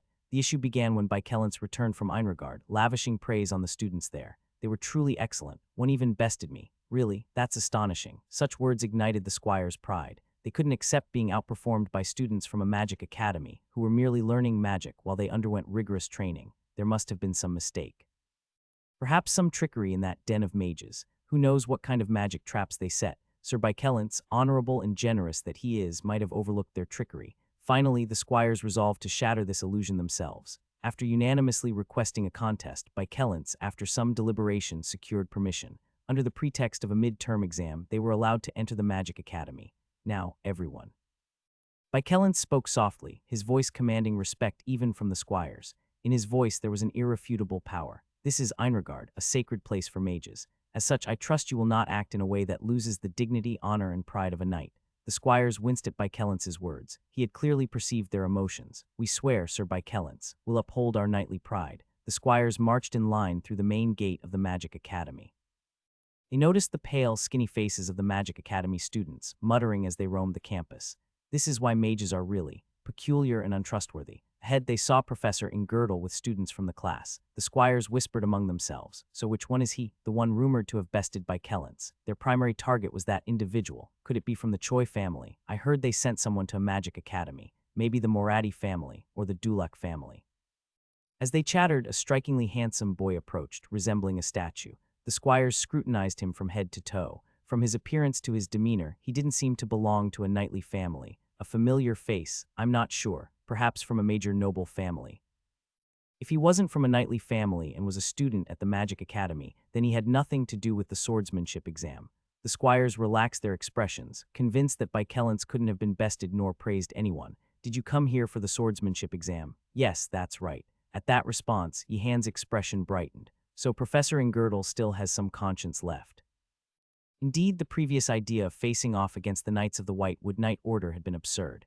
This time they had appropriately brought squires of the same age group, though their skills, honed by training morning, noon, and night, were formidable. Everything is relative. For Yehan, who had been bracing for knights from the White Poplar Order, these squires were more than satisfactory opponents. We welcome your visit. Wardenaz, the Wardenaz family. With that, Yehan waved his hand and returned to his place. Only then did the squires sense something odd and looked at each other in confusion. Insolent fools, Jijil muttered under her breath. Her words prompted Yehan to look at her with a puzzled expression, as if asking what she meant. Insolent, what do you mean by that? You can see it in their eyes, don't you feel it? The astute students of the White Tiger, not being dull-witted, were somewhat aware. They sensed the unfriendly gaze of the newly arrived squires. There was no need for excessive cordiality towards an opponent they were soon to face in duel. Being overly friendly could only lead to hesitation in battle. However, the gaze of these squires crossed the line, even considering that. It was an arrogant pride. Jijil, who had never missed the chance to lead in any group, keenly recognized the emotions behind that gaze. They are disregarding us, declared Daljiu, his voice low and resonant. Jijil nodded in agreement. Yes, they are indeed disregarding us. Why would they disregard us? Yehan asked, unable to comprehend. Yehan, think about it. We're from knightly families, yet we chose to study magic at this academy. What do you think that implies? They would think those guys use both sword and magic, so they must be twice as strong. Jijil looked at Yehan with disbelief. I see, Yehan nodded, understanding dawning on him. It was natural for heirs of knightly families, who knew each other to some extent, to engage in such prideful contests. Given their youth, even trivial matters could wound their pride. Really pointless antics. After all, we'll all have to work together eventually. Wardenaz, aren't you angry? When Yehan remained impassive, another student of the White Tiger, his voice filled with indignation, addressed him. The audacity of these outsiders to provoke them. Me? Yes, they are disregarding you too. I'm not from a knightly family, so why should I care? The students of the White Tiger then realized that Yehan was not from a knightly family. They had simply assumed, given how naturally he fitted in. Choi, one of the squires, recognized Daljiu and approached him to greet. Daljiu responded with a nod. I didn't expect to meet you here. Neither did I. I've heard about the harsh magic training at Einregard. Did you even have time to train in swordsmanship? There was a mocking tone in the squires' words, but Daljiu paid no mind. Daljiu looked at Yehan. Seeing Yehan, Daljiu realized how childish the squires' behavior was. If it were Yehan, he would have already cursed his opponent instead of engaging in such pettiness. It was tough, but it allowed me to focus more on swordsmanship. I realized that having everything tailored for you isn't always beneficial. His words were half serious. His skills had improved faster here in the Magic Academy under harsh conditions than in his family's estate with ample time, lavish meals, and a comfortable bed, harsh environments, competition among exceptional peers. These were the things that honed a swordsman's skills. His words seemed to have struck a nerve in the squires, who frowned deeply. Adversity perfects swordsmanship, but the hardships you face can hardly compare to ours, Choi. Maybe, but the sword doesn't care for such comparisons. It would be better to speak through our swords now. HMPH, I intended to show you without saying. The squires turned away with an even more furrowed brow. Listening to the conversation, Yihan asked Jijil with a puzzled look, "Where do these squires stay?" "They must be staying at the Knight's Order building in the city," Jijil replied curtly. "Do they not get fed? Why wouldn't they? Is going out forbidden for them? They are at the Knight's Order building in the city. There's no reason to forbid it." "Then on what grounds do they claim to have it harder?" Yihan's voice had grown cold, to Jijil's surprise. Professor Ingirdle nodded at the sight of his students, their eyes alight with eager ambition. Being young, it was natural for them to burn with competitive spirit in such situations.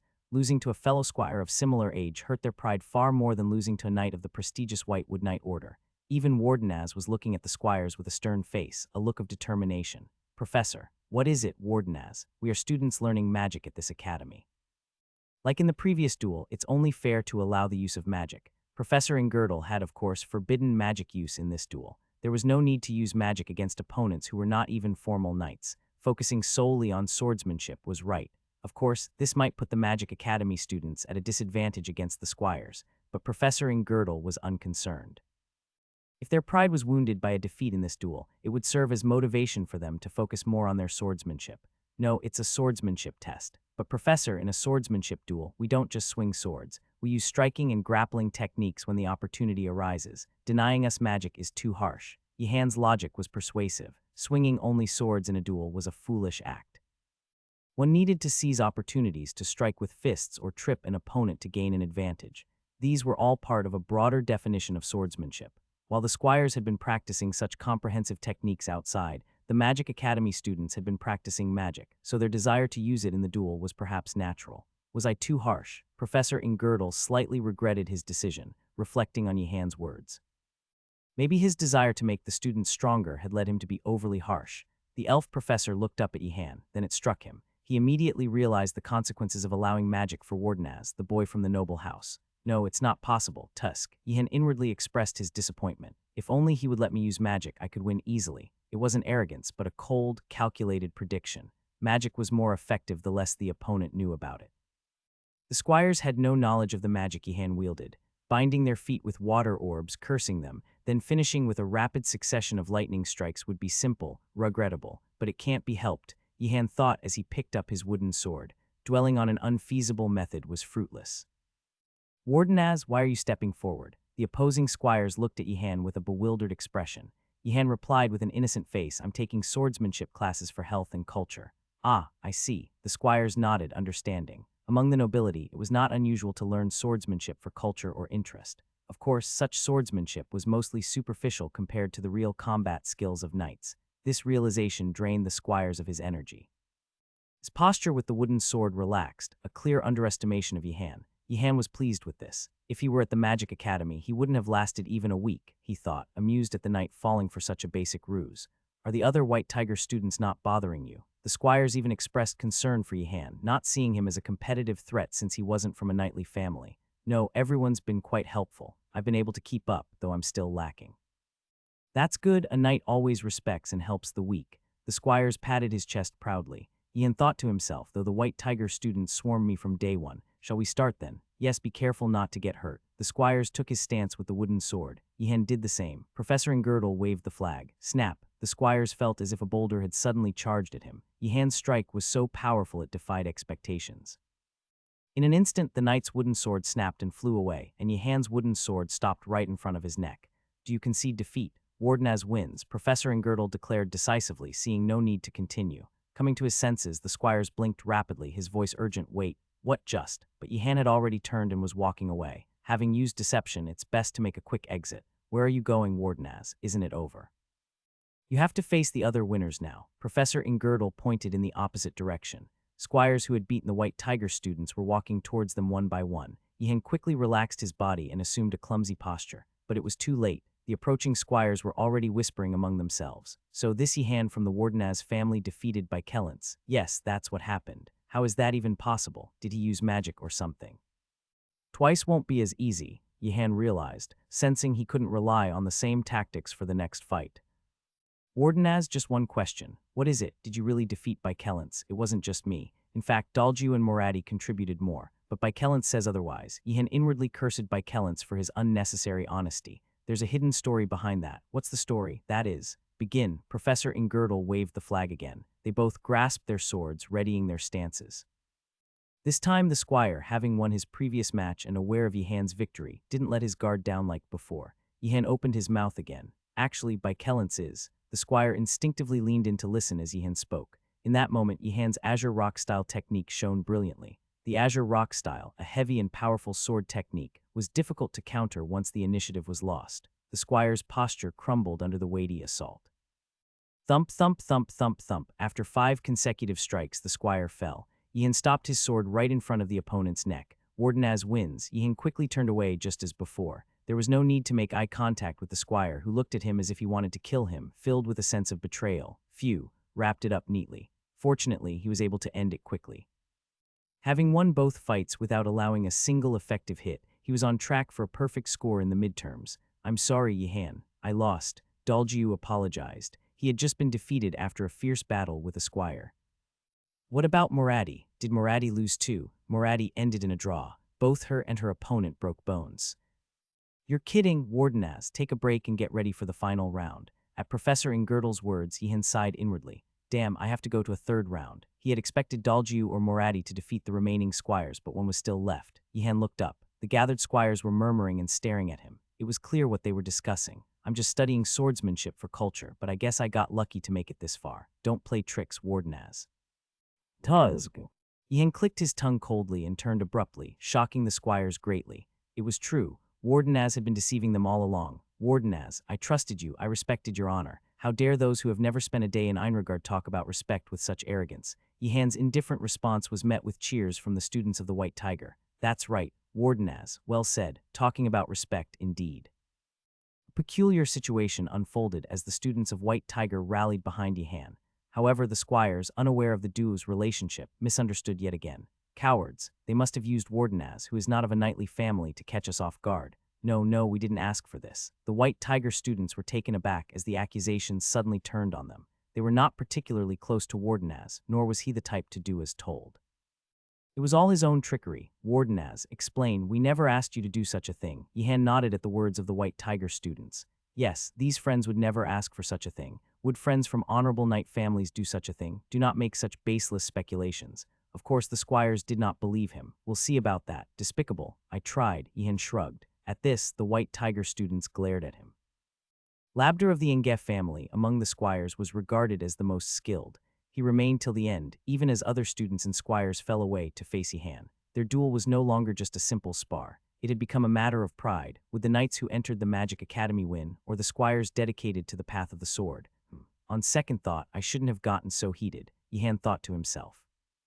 In truth, all he needed was to score well on the exams, but he had unnecessarily provoked his opponent, especially since the opponent had boasted about how easy life at the Magic Academy was. Labda gripped his sword with a tense expression. Unlike Yihan, Labda was extremely nervous. Yihan, having already secured full marks in the midterms, had nothing to lose even if he lost. What dishonor could there be for a Wardenaz if he lost a sword fight? Only a madman would mock that. But for Labda, the stakes were different. Losing meant too much, not only his defeat, but the defeat of all the squires present, and being known as the knight defeated in swordsmanship by a mage. Labda, calm down. Your opponent is from a family of mages. You've heard how he wins, just be wary of his tricks. You know, right? Of course. Labda stood up, determined. He would win, no matter what it took. Wardenaz, I wouldn't normally root for you, but this time I will. Win this. Compared to the closely knit squires, the relationship between Yihan and the White Tiger students was quite dry. In fact, some of them were still wondering, should we really be hoping for Wardenaz to win? Yihan glanced back and inquired, by the way, what swordsmanship does that guy use? Though Yihan was not born into a knight's family, and his opponent likely knew little about him, Yihan didn't care about that he intended to fight with knowledge about his adversary. The sword of many changes, absorption, replied Jijil. The sword techniques of the Empire each had their unique traits, but those of the Ingef family were especially peculiar among them.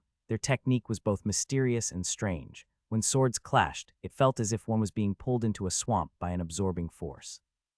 A knight without ample real combat experience would be flustered when facing such a technique for the first time. I see. Dalju, what swordsmanship does that fellow use? That son of a... Jijil bristled with anger. Why would he ask again after she had just explained? Did he dare doubt what she had shared? Don't misunderstand, Moradi. It's not that I don't trust you. I just thought Dalju, having fought him directly, might have a different perspective. Ah yes, Moradi. Wardenaz meant no harm. The students from the White Tiger quickly interjected, trying to diffuse the growing tension. Dalju, with a quiet tone, asked, really? No. A friend who was trying to calm the situation turned and asked, what did you just say? Nothing. Nothing at all. Now, Yihan, I'll tell you everything I know about the opponent. Dalju hastily changed the subject, fearing that they might end up fighting the friends from the White Tiger before even confronting Labda. Begin with the signal. Yihan stepped forward. The advice Dalju gave was similar to Muradi's. When swords clash, instead of the usual repelling force, there's an absorbing force that pulls towards the opponent. Yihan, your balance will be slightly disrupted, and by the time you notice, it might be too late. You must be cautious from the start. So one can imbue a sword with mana and use it like that, Yihan thought. Being among the most skilled squires and having defeated Dalju, it was natural for him to know how to imbue his sword with mana. Likely, the mana in the sword created the effect of pulling the opponent's sword upon contact. Though it sounded simple, Yihan, who had trained in swordsmanship for a long time, could guess how complex and advanced this technique was, creating an effect that pulls the opponent's sword with mana and continuously casting it while disrupting their balance. It required keen insight to maintain one's swordsmanship while understanding the opponent's balance. Yihan slightly elevated his assessment of his opponent. Such a feat was impossible for mere lazybones. Of course, this did not forgive their audacious claim that the Magic Academy was not particularly challenging. Bang, what kind of strength is this? Though Labda didn't show it, he was astonished by the pain throbbing in his hand. This guy is nothing but tricks. Don't worry, Labda, you can win. The encouragement from Labda's squire friends eased his mind, though it didn't practically help. After clashing once and adjusting their stances, Labda could clearly feel the skill of his opponent. Certainly no weaker than Dalju of the Choi family, perhaps even stronger. He's from the Wardenaz family, a family of mages. Labda, feeling wronged, yearned to question. Why was someone from the Wardenaz family, known for their peculiar mages, so earnest about swordsmanship? Was it because they were a family of eccentric mages? Did swordsmanship somehow aid in magic? There were mysteries in ancient swordsmanship, yet to be deciphered by swordsmen, weren't there? Bang! There was no sign of the relaxed or deceptive demeanor Yihan had previously shown. A brutal pressure, like a massive boulder, could be felt. Could it be that being from the Wardenaz family is also a deception? Murmured one of the squires, clearly astonished. No matter how much they pondered, the swordsmanship displayed was not something expected of a noble family. Surely, he had not only wielded a sword apart from eating and sleeping. I've got the upper hand. Yihan's eyes sparkled. Fortunately, his opponent's slow grasp of Yihan gave him an advantage. Knowing his opponent well, but his opponent not knowing him, had decided the victory. I'll pressure him strongly before he can use a different technique and finish this. Against an opponent with a versatile sword technique, losing the initiative was dangerous. Yihan intended to maintain his advantage. Of course, Labda had no intention of losing just yet. By any means, the mana in his body circulated and settled into his sword, making it heavier. Labda managed to parry the attack, exerting his family's sword technique with all his might. I'll pull him in. He felt the sensation in his hand. Labda realized that his sword technique had been properly executed. But then, Labda looked at Yihan with surprise. Yihan also flinched under that gaze. What's going on? It was unsettling to see the previously expressionless opponent looking like that. Was this a psychological tactic? But when is he going to use the absorption? Unshaken, Yihan launched another attack. Being swayed by something the opponent hadn't used would be foolish. If there's a path to victory, follow it without wavering. Bang, bang, bang. Labda's complexion turned leaden. Despite expending so much mana, there was no change, which was to be expected. Yihan clearly had the upper hand, but his expression wasn't too favorable either. This is bad. Cracks had started to appear from the handle of his wooden sword. Yihan reproached himself. I still can't control my mana properly. His wooden sword was in this state due to his reckless infusion of mana into every strike. He had brought this upon himself. Unaware of Yihan's internal struggle, Labda gritted his teeth and prepared his final counterattack. It was a technique that was still a bit too advanced for Labda to use completely, but to turn the tide of the current situation. Crack! With a fierce cry, Labda swung his sword. Noticing a different aura, Yihan threw a wary gaze. Something's different. The swords collided, and a strong absorbing force shook the mana in Yihan's sword. And then nothing happened. Cough. Blood flowed from Labda's nose as he held his clashing sword. It was due to excessive use of mana. I can't. Let go of the sword. He should have let go of the sword by now. However, the sword technique executed with insufficient skill had numbed Labda's hand, preventing him from releasing the sword. Worse, the executed technique kept draining Labda's mana into the sword. At this rate, Labda's eyes darkened. Crack! In that moment, both Yi Han's and Labda's wooden swords shattered. Labda, gasping heavily, fell backward. Huff, huff. Yi Han clicked his tongue with a look of disappointment. I almost had it. It was frustrating to end in a draw with an opponent he had almost defeated, all due to his inability to control his mana. It's all right. I should be thankful even for a draw. Yi Han changed his thoughts to this. If he hadn't cleverly managed to break the opponent's sword at the last moment, his own sword might have broken first. Wow. Warden as. 4. For breaking your own sword for me. Yi Han couldn't understand. What was the opponent talking about? He didn't even use his family's sword technique earlier. Is he not in a good state? Yi Han wondered if the opponent Labda had exerted himself too much in the fight with Dalju and sustained an injury. The statement seemed completely out of the blue. Labda, are you okay? Don't worry, you fought really well. It's just bad luck that it ended in a draw. It's okay. And this duel, I lost it. Labda explained to the shocked squires what had happened. As the explanation ended, the squires looked at Yi Han with surprised eyes. Clap, clap, clap, clap, clap, clap. Without anyone starting it, they began to applaud one by one. The students from the White Tiger, after hesitating, joined in the applause. Professor Ingerdal and Baikelance also clapped. Yi Han thought to himself, once I graduate, I really should avoid associating with these real knight folks. Yi Han could not fathom why the squires were applauding. He thought to himself, nor do I want to know. With a desire to leave quickly, Yi Han turned around. To the eyes of the squires, his demeanor appeared as the pride of a noble from a distinguished family, seemingly indifferent to his own honorable actions. True pride, they thought, is when one acts honorably not for praise or reward, but because the act itself is honorable. The applause grew louder. Yi Han, shuddering, shook his head in dismay. Aha, so that's why. It was only after Dalju explained that Yi Han understood. Dalju looked perplexed at his reaction. Why are you surprised, Yi Han? Didn't you break your own sword to help the opponent who was injured due to an excessive technique? It was just an accident. I was trying to break his sword, but mine broke too. I'll pretend I didn't hear that. What do you mean pretend? I was just trying to break his. Look, the squires are coming. Let's go greet them.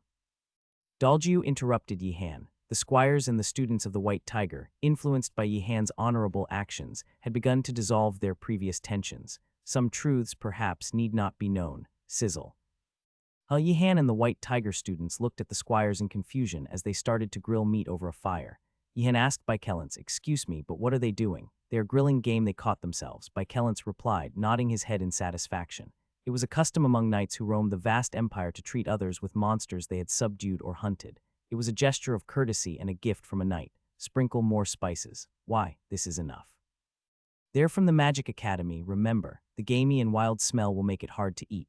Not all game, even when hard-earned, was delicious. In fact, tasty monsters were rare. Furthermore, the squires were not adept at butchering or cooking, so strong spices were their preferred method of preparation. With the right mix of Empire's varied spices, the meat became quite palatable. Oops, it's all gone. Any left? Check around. As they spoke, the meat was ready. The waiting White Tiger students began to skewer and eat the meat. It's well cooked, not bad. The students chewed the meat heartily, swallowing without hesitation. Their manner was almost combative. The squires were shocked. They hadn't even sprinkled the spices yet, and the students were eating so freely. We misunderstood. Yes, a knight is a knight, no matter where they are. With this realization, the squires reflected on their behavior. They had been wrong to look down on their fellow knights, thinking they were living comfortably while they themselves suffered. Sorry, what? We thought you were resting comfortably while we suffered. Upon hearing this, the White Tiger students scowled. What a thing to say. But I realized that it's not important. Whether it's our rugged and shabby training ground on the outskirts of the city or your comfortable and cozy bedrooms at the Magic Academy, what matters is that we are all knights. Do you really want to get stabbed in the back? No, why would I? While the knights bickered, Yi Han bit into a skewer of meat and evaluated it coolly. The gamey and wild smell isn't covered well. Dalju, try sprinkling this on it. It's a bit awkward to do it alone. The squabbling knights seemed to have reached some sort of reconciliation and resumed devouring their meat. The students of the White Tiger, having painfully learned the lesson of eating whenever possible since their admission, quickly finished off the meat even before it was fully grilled. Wait, I have something to say. Go ahead. Munch. Yeah, gulp. The squire was dumbfounded by the response of the White Tiger students. It wasn't bad that they were enjoying the food, but shouldn't they listen when someone is speaking? This is about how we caught this iron boar. It was customary for knights to boast about how they had caught their game when serving it to others. The squires eagerly began to recount their tale. So we split into tracking, driving, and hunting teams. The trackers chased it, the drivers herded it, and then we even used traps to drain its stamina. Chomp chomp gulp. So, what happened next? but Yihan was the only one who even pretended to listen. The other White Tiger students were too focused on the meat, seemingly indifferent. The squires felt a surge of frustration. They were trying to reconcile, and this was their attitude. "Have you guys caught anything recently?" one of the squires, unable to hold back, asked. A student from the White Tiger thought for a moment before responding. "Colossal hungry ghost. Don't talk nonsense. How could you catch a colossal hungry ghost? We did catch it. Right, we caught it." Ian stared intently at the White Tiger students. "Since when did we include you?" Feeling his gaze, the students turned towards him. "Tell us in detail." "Yeah, let's hear the details." The squires watched intently, ready to catch any bluff in their story. Wardenaz cast a spell, and then he kept casting it, and then until it fell. The squires were at a loss for words. It sounded implausible, but somehow that made it feel more genuine. "Wait, so it wasn't you who caught it, but Wardenaz. We were there, so it counts as us catching it together. Let's ask Wardenaz. Wardenaz, what do you think? Just eat your meat and stop talking," Yihan muttered wearily.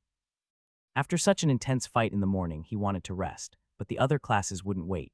When started in the afternoon, Yihan regretted wasting his energy unnecessarily in the morning. All because of those nights. Only Professor Girdle and Sir Bykellant seemed satisfied, while the students suffered from fatigue and muscle aches. Some students of the White Tiger were already brazenly asleep. Yihan looked at them with a sense of disdain. "These crazy fools. Gaynando, wake up."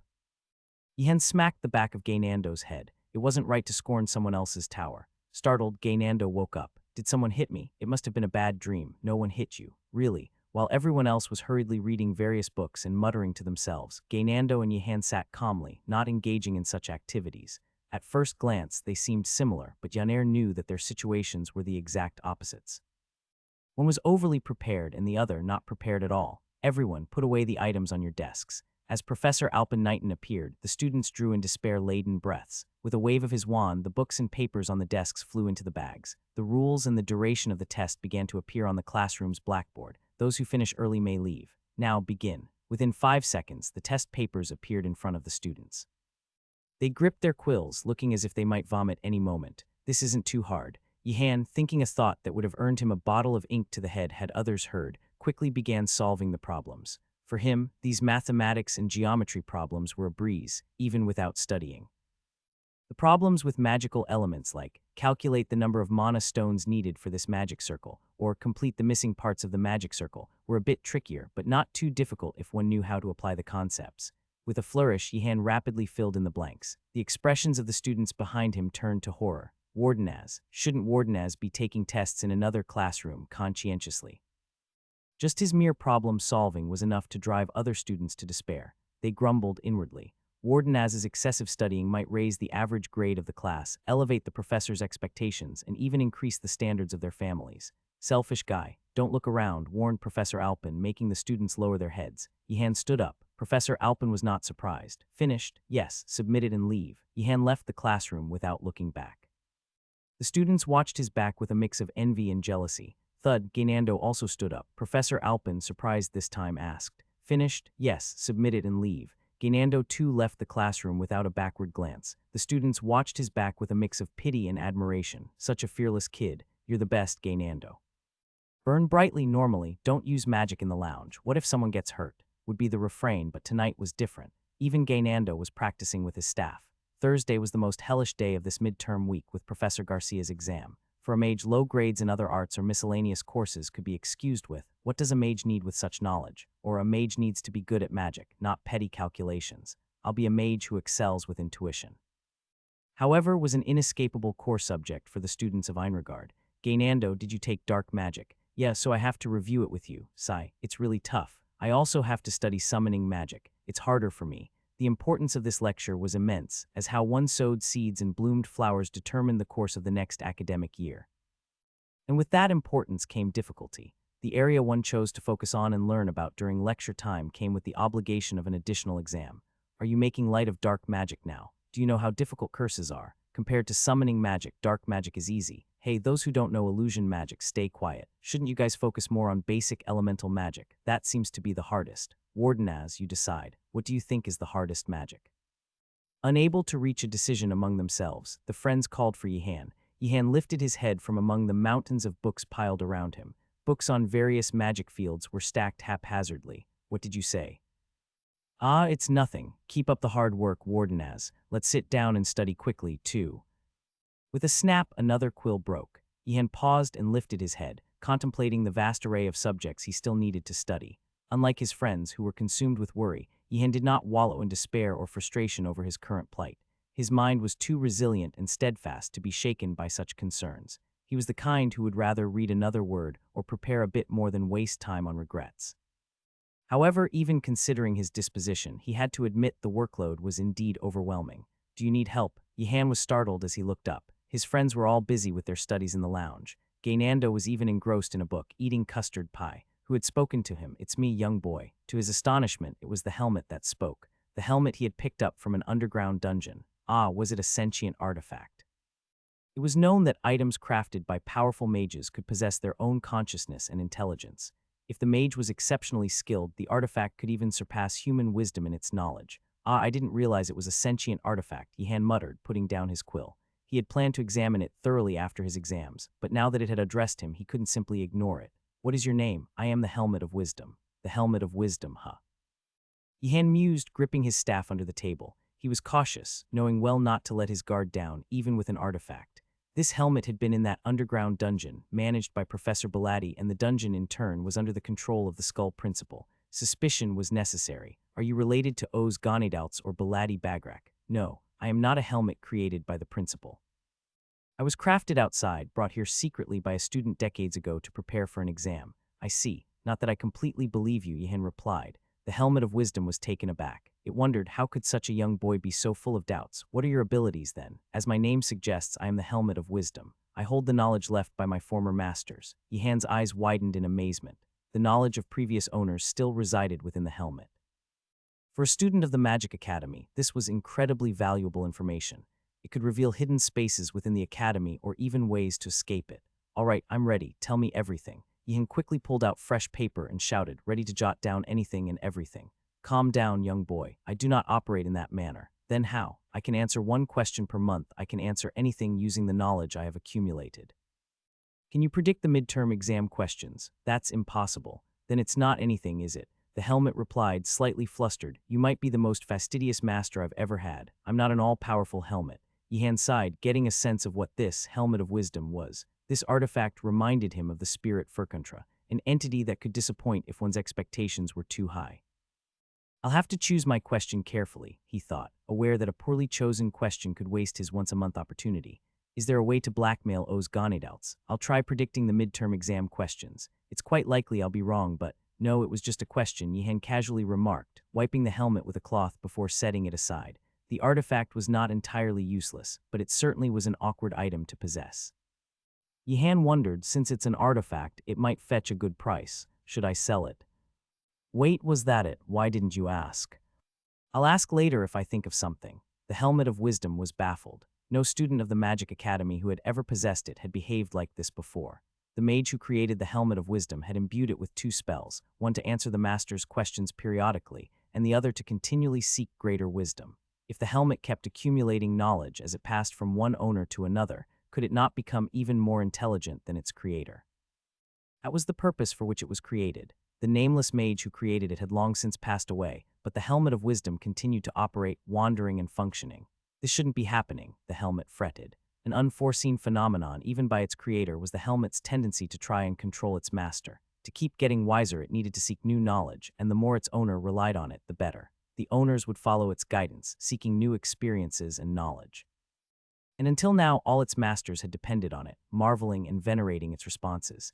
It was no difficult task. "From what I see, you might benefit from studying fire magic a bit more." "Do you think so?" "Certainly. Why not explore the underground lava regions of the mountains?" "Isn't that a bit dangerous?" "You'll be fine." However, such dependent relationships often ended poorly. Students eventually realized too late that the Helmet of Wisdom had been manipulating them. Naturally, by then, the helmet had already abandoned its former master in search of a new one.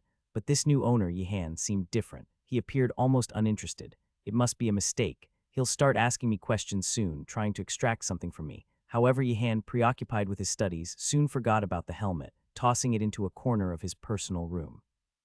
In her 4th year at the Magic Academy, Diarth, a crow mixed-blood student, stifled a yawn and pulled out a potion from inside her coat.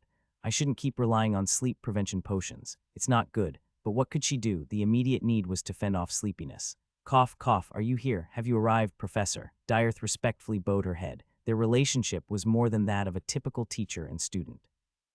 Diarth was studying dark magic under Professor Mortem, akin to a mentor-mentee relationship. But is it really okay for me to help? I'm not going to end up in the punishment room, am I? Cough, it's been approved. As a fourth-year student, Diarth wouldn't normally be seen in the first-year area unless she had a specific reason. In this case, it was to assist Professor Mortem with the dark magic midterm exam. While some professors were adept at creating and grading their own exams, not all were as capable. That's where outstanding students like Diarth stepped in. Cough. Take these, Professor Mortem said, handing over a heavy purse of silver coins and a box of reagents. This was the compensation Diarth received for participating in the midterm exams. By the time students reached the fourth year, the costs associated with their own magic research were astronomical. Assisting a professor was a lucrative opportunity, even for senior students like Diarth. Cough. Don't speak in front of the first-year students, the professor instructed. Yes, don't even turn your eyes. Any glance, gesture, or even a magic transfer could be a signal. Cough. In short, everything is forbidden. Just stand still like a statue. Perhaps it would have been better if you had done it yourself, Professor. Diarth was already feeling regretful. Had she made a mistake by offering to help? Is the poison ready? Yes, but Professor, you do remember that the first-year students haven't learned about poisons yet, right? Cough, of course. Why do you ask? It's nothing, Diarth replied with a gentle smile. Professor Mortem had always enjoyed surprising students with creative twists, even when Diarth was in her first year. The professor was so creative that he often included topics in the exams that the students hadn't learned. Professor, I've been wondering since my first year, why do questions on topics we haven't learned keep appearing in the exams? Cough, isn't it obvious? You should know what you've learned. A student's true ability shows when they solve something unknown.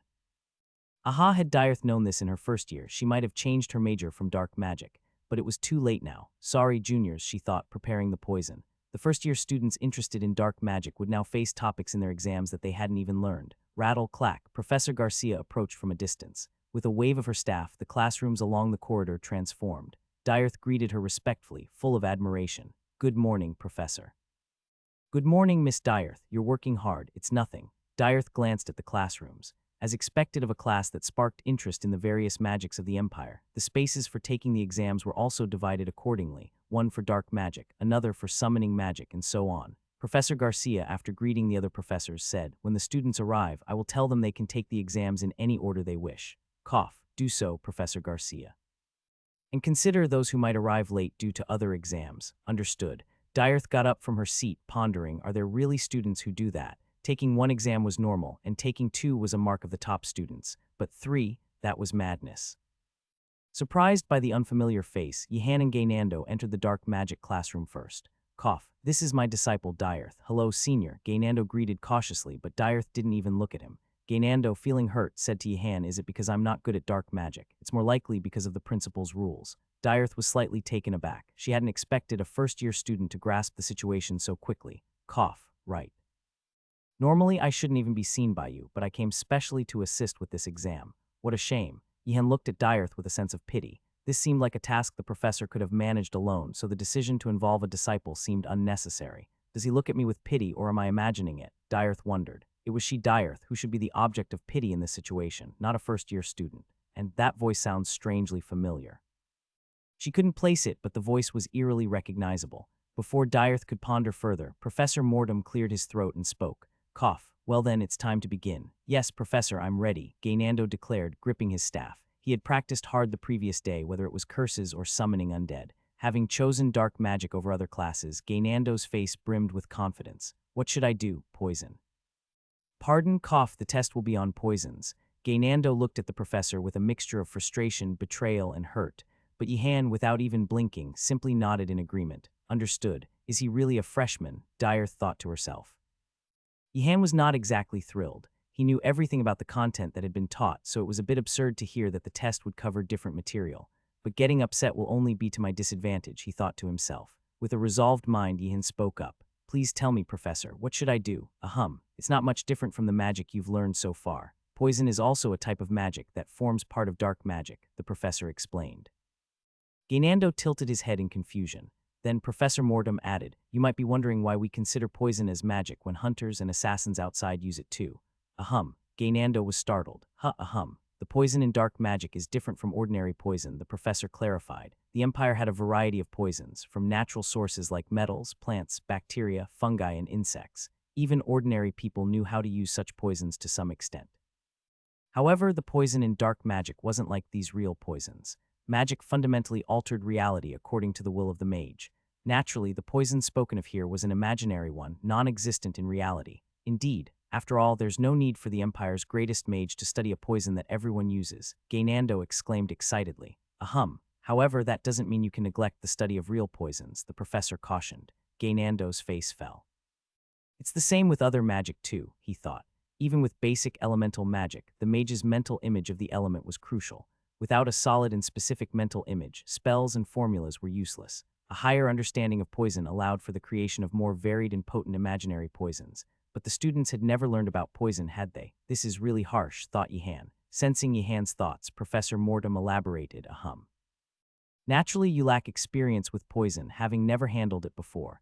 Without a special background, one rarely encountered poison. That's true, Professor, agreed Yihan. Ahem. It would be cruel to just expect you to learn it without guidance, the professor admitted. Yes, Gainando nodded vigorously, his face filled with anticipation. However, Yihan felt a sense of foreboding. Care and concern were best left to those who usually showed it. When a professor suddenly offered care, it was rarely genuine. Diarth, the professor called. A crow-like student nodded and stepped forward, swinging her staff at Gainando. A faint mist of poison emerged from the staff, entering Gainando through his nose and mouth. Cough. Yihan immediately drew his staff and held his breath, ready to defend himself. Diarth looked at him as if to say, "What is this junior doing?" Ahem. "Don't defend, just take it," instructed the professor. What? You need to feel the poison to understand it. It's not dangerously toxic. Experiencing an element was the best way to build a mental image of it, though being poisoned was a minor inconvenience. Yihan lowered his staff and sighed. Well, it's my fault for choosing to study dark magic. Resigned, Yihan let the poison mist envelop him. But what poison is this? Gainando, who had been coughing, regained his senses and asked the professor. Ahem, what poison was it again? Was it too much to expect, even from a student? What poison was it? Professor, if I speak, it's straight to the punishment room. Ahem, it's fine, just don't tell the freshmen. Probably, it's a magic-reducing poison. Yes, a mana-reducing poison. Do you feel your mana dissipating? At Professor Mortem's question, Gainando and Yihan responded simultaneously. Yes, no. Professor Mortem paused, then turned to Yihan. Ahem, you don't feel your mana scattering even a bit, I don't feel anything. The professor looked at Diarth, who hastily responded, there's nothing wrong with the poison. Ahem, check it again. Really, there's no issue. Diarth approached Yihan and sprayed the mana-reducing poison again. Once, twice, 3 times. With each attempt, the senior's expression shifted from anxious to perplexed to troubled.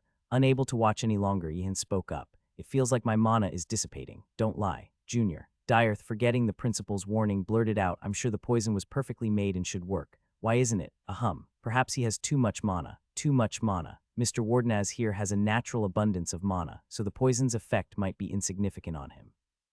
Why didn't you tell me that before? Never mind. I'll make it again right now. Diarth sighed and whipped her staff, creating a new, evidently more potent poison. Even Yihan, with his limited knowledge of poison, could tell this was far more venomous than before. Diarth didn't spray it as a mist this time, but handed it over in a glass rod-shaped bottle. Yihan was taken aback. Drink it, Junior. Without arguing, Yihan drank it. The other had already suffered enough. Ahem. Does it seem effective? Professor, I'd rather just try the magic. All right, go ahead. Diarth watched, aghast, as Yihan walked away with Gainando. What was up with this new student? Yihan. Gainando looked at Yihan with a smug, confident smile. Yihan was about to smack him on the back of his head, but hesitated. There were too many eyes around. What is it? This time I'll help you. Gainando had good reason to be excited. Firstly, their dark magic talents were similar, at least in Gainando's mind. But this time Yihan hadn't felt the poison due to his constitution, while Gainando had experienced it physically. So in terms of poison magic, Gainando was ahead. It's logical. Yihan was slightly overwhelmed by Gainando's enthusiasm, especially considering he had just consumed poison. Such positivity could be a kind of strength. Perhaps, coalesce poison of mana scattering. Gainando extended his staff, focusing intently. The test goal was to create a basic mana-reducing poison. Professor Mortem, retaining a shred of conscience, didn't demand difficult or advanced poisons from the students. A droplet of magic-reducing poison was sufficient. Gainando was startled as the opaque green liquid at the tip of his staff dropped onto his boot, creating a hole. Uog, nicely done. Yihan was impressed. Gainando was known to possess talent in dark magic, a fact Yihan had learned from Professor Mortem, but he hadn't expected it to be to this extent. Creating something akin to poison on his first try was a success in itself, though for Gainando, whose boots now sported a hole, it didn't feel much like one. Cough. I hate dark magic. SHH. The professor might hear you. Yihan focused, staff in hand. He had to concentrate harder since he hadn't experienced the poison physically, as Gainando had. It's all about using the techniques I've learned so far and imagining. Like with other spells, he controlled his mana while painting a vivid, systematic image in his mind. Yihan envisioned his mana compressing into a single droplet and attempted to alter its nature to a form that would annihilate another person's mana upon contact. He recalled what he had read and seen in his past life, bringing to mind entities similar to the mana-reducing poison. This knowledge and imagination were Yihan's unique strengths, unmatched by other mages. As his will, spell, and motions converged, a new kind of poison, previously non-existent in reality, began to form at the tip of his staff. Coalesce, poison of power dispersion. Dirth, who was watching, was taken aback. The new student had succeeded in crafting a poison spell in just one try. He's no ordinary mage. He had even managed to compress a long and detailed spell autonomously. This feat required exceptional mana sensitivity, control, and the ability to manifest mental images, not just resistance to poison, but an immense innate talent for dark magic. Seeing the blonde friend's proficiency in dark magic as well. These new students are truly remarkable. I need to step up my game. But why did his voice sound so familiar? Pant, pant, I'm done, announced Gainando, drenched in sweat, pointing at a few droplets of poison glistening like dew on glass. Yihan, having finished earlier, looked up from where he was sitting. Are you done? Yes, wasn't much of a time difference, right? Right. Ahem. It was quite a bit, but well done regardless. Succeeding itself is impressive. As he spoke, Professor Mortem swallowed Gainando's poison. Professor, even if you're hungry, you shouldn't drink that. Yihan, Dirth, and Professor Mortem all stared at Gainando as if he had lost his mind. Oh, was I wrong? I was testing the poison. Professor Mortem, seemingly incredulous, wiped his mouth. A proficient dark mage naturally develops a strong resistance to dark magic. Someone of Professor Mortem's caliber would be practically immune to 1,000 poisons. Ahem, it's good, well made. Then, without hesitation, the professor swallowed the poison Yihan had made. Ahem, are you all right? Yihan was puzzled. The professor's reaction was slightly different from when he had ingested Gainando's poison.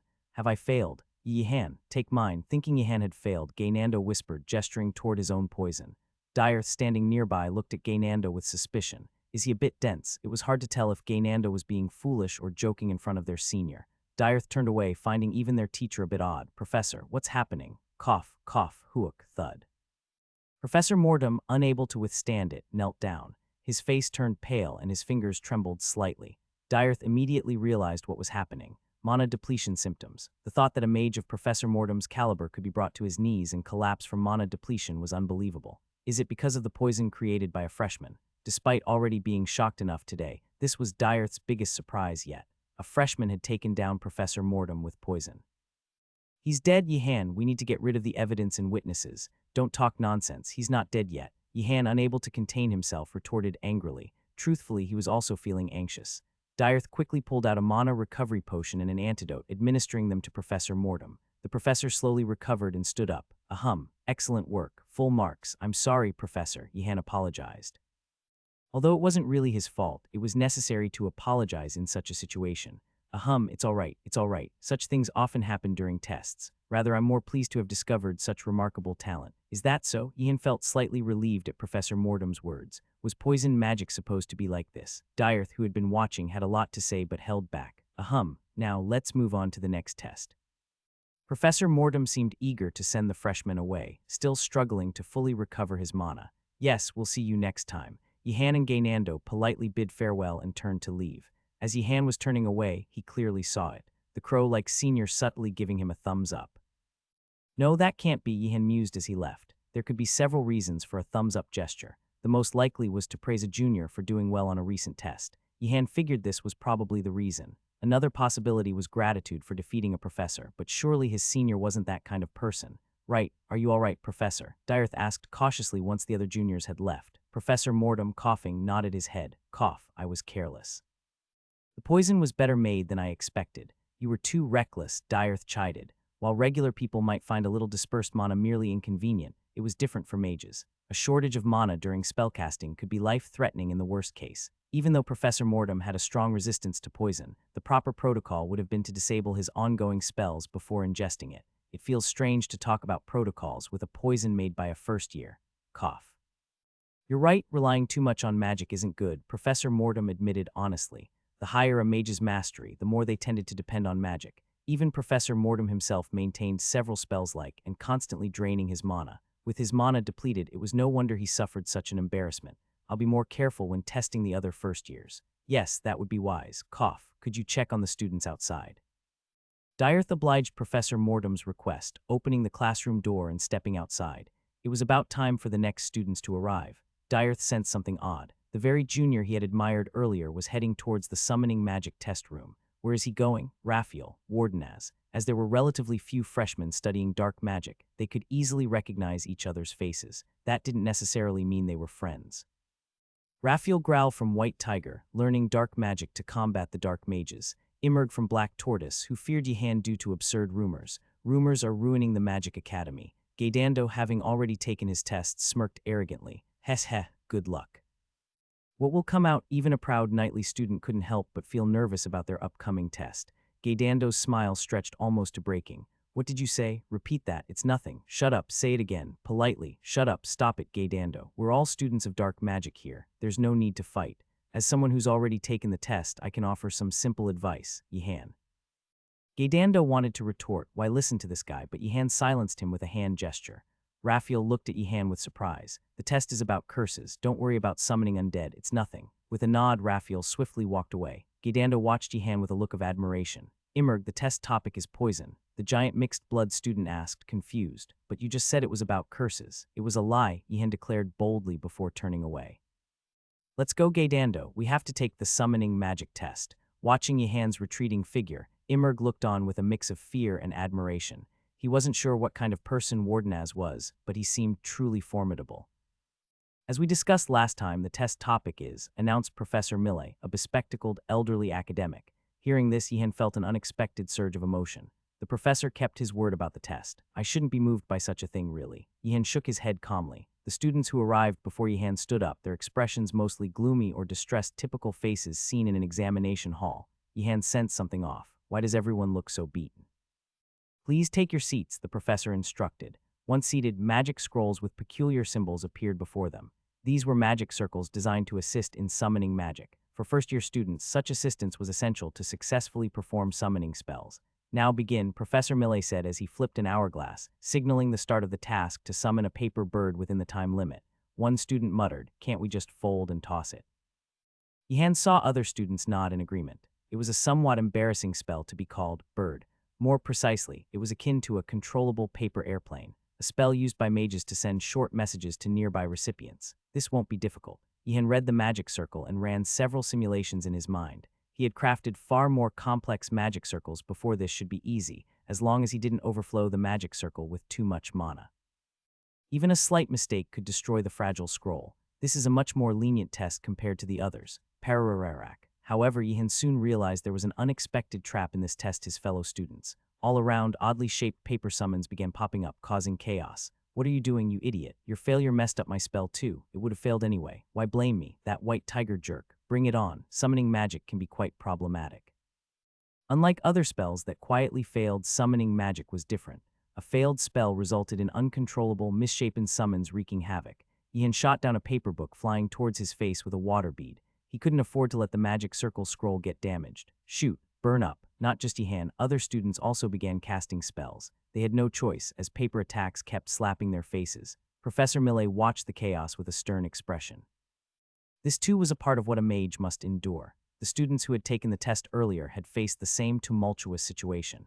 Maintaining calm is key, was a realization anyone could come to if they thought about it rationally. Getting hit in the face with paper wouldn't kill anyone. Therefore, even if chaos erupted around them, the priority was to focus on their own tasks. Everyone stop. A student from the Wardenaz family, affiliated with the Blue Dragon, shouted.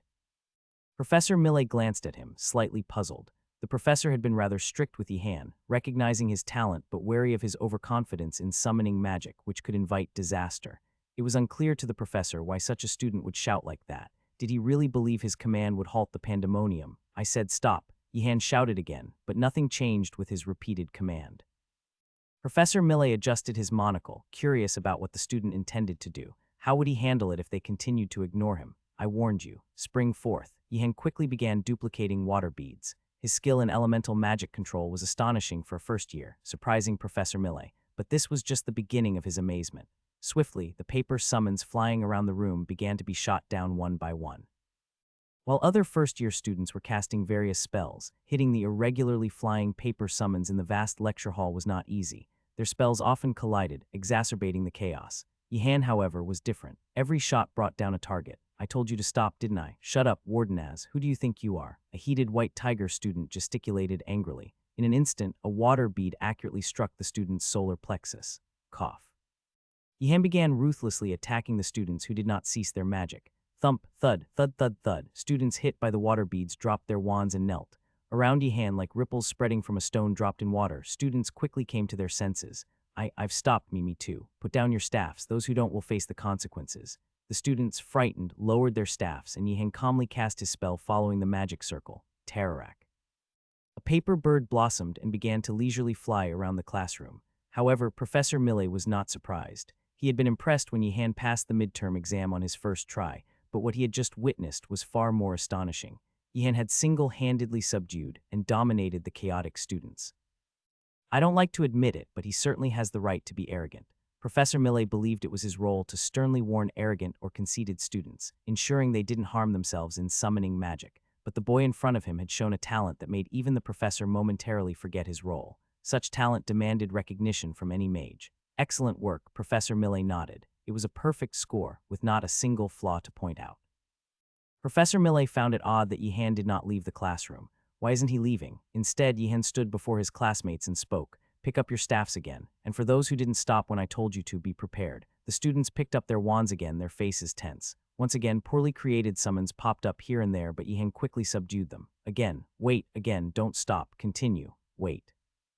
Watching Yihan voluntarily take charge of directing the classroom for his friends, Professor Millet felt a sense of confusion about his earlier judgment. Was he not an arrogant student? "You've worked hard, Professor." Dyrth stretched and stepped out of the classroom. The expressions of the freshmen passing through the corridors were already half dead. At this sight, Dyrth smiled a satisfied smile, one that any senior student at a magic academy would inevitably wear. Thud. Seeing that exceptionally admirable junior leaving the classroom, Dyrth thought, it was fine to leave the classroom after a test, but isn't that the illusion magic classroom? Why is he entering that? Dyrth revisited what she had seen today. So that junior had attended classes in dark magic, summoning magic, and now illusion magic. Dyrth was incredulous. Could it be that this junior? "No, you're being deceived by the professors. You'll end up dead." As the saying goes, just as the bird singing the most beautiful song dies the quickest, mages with exceptional talents often had short lifespans. Unlike those without talent, who did not covet more than they needed, talented mages tended to desire as much as their abilities allowed. Magic was akin to the sun too close an approach, and one would burn to death. Is there no one to tell him? Dyrth bit her lip in frustration. The malevolent professors of this magic academy only cared about their own fields. When a talented freshman appeared, they would eagerly suggest a new spell to learn, paying no heed if the student was already learning another.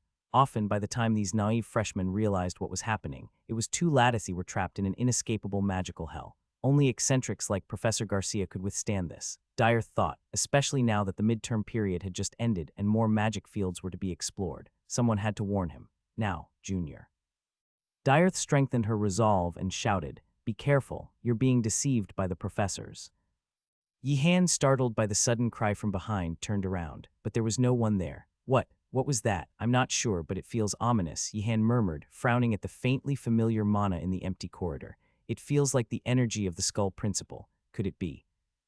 As the potion in the cauldron began to bubble and slowly turn leaden, Yihan carefully extinguished the fire. Only the final step of the remained. Just need to add freshly picked thistle flowers, he thought.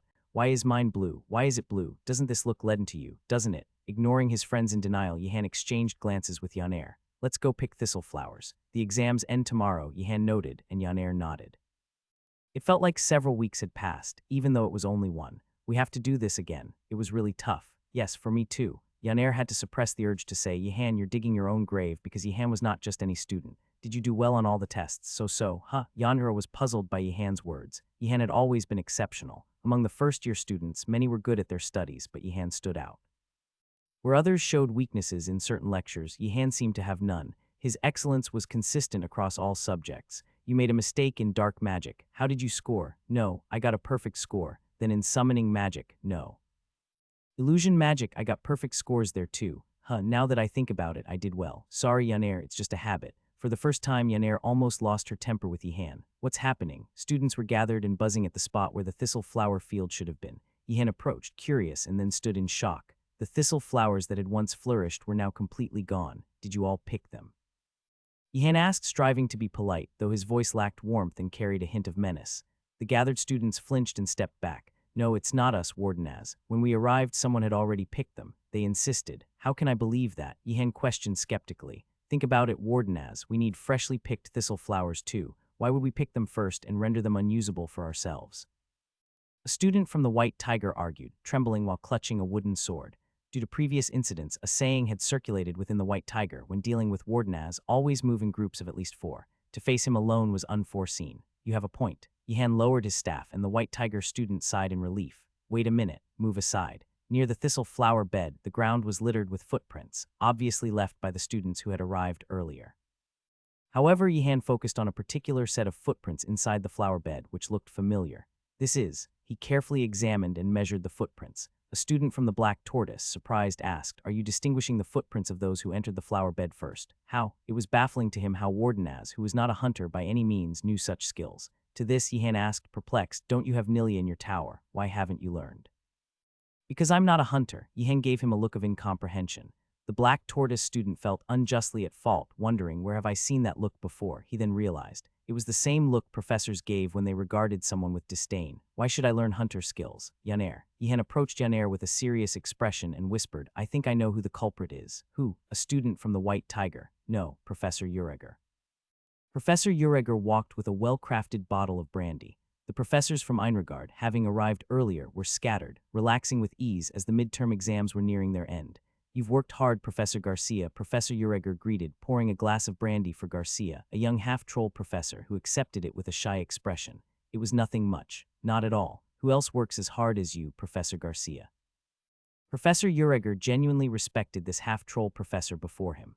While other professors immersed themselves in their own magic fields and ganidouts, indulged in all sorts of evil whims, Garcia quietly did her duty, caring for the students. Without her, Einregard would have been a much more hellish place. You're almost done too, aren't you, Professor Ureger? Yes, the students will submit their work tomorrow. It must be hard with such a long duration. If it were the Skull Principal, he would have sarcastically remarked, alchemy is just setting problems and drinking while waiting, isn't it a lazy man's discipline?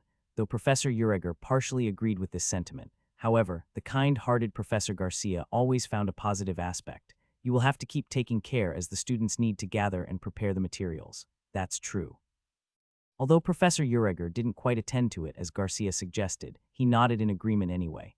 There was no need to outright reject a compliment and cause discomfort, and there was some truth to it. Just yesterday, I had to go to the flower bed and uproot all the thistle flowers. Why did you do that? For the students, Professor Ureger said, somewhat excitedly explaining. The freshly picked thistle flowers were essential for the final stage of the students were all aware of this flower bed's location. But what if these flowers suddenly disappeared? With the tight deadline, there would be no time to find or procure new ones. The students would have to complete the potion without the thistle flowers. It's still possible to complete the potion without them, though the quality will suffer. It's up to the students' wisdom to overcome this, he stated. Garcia's face clouded over. Should she praise this or not?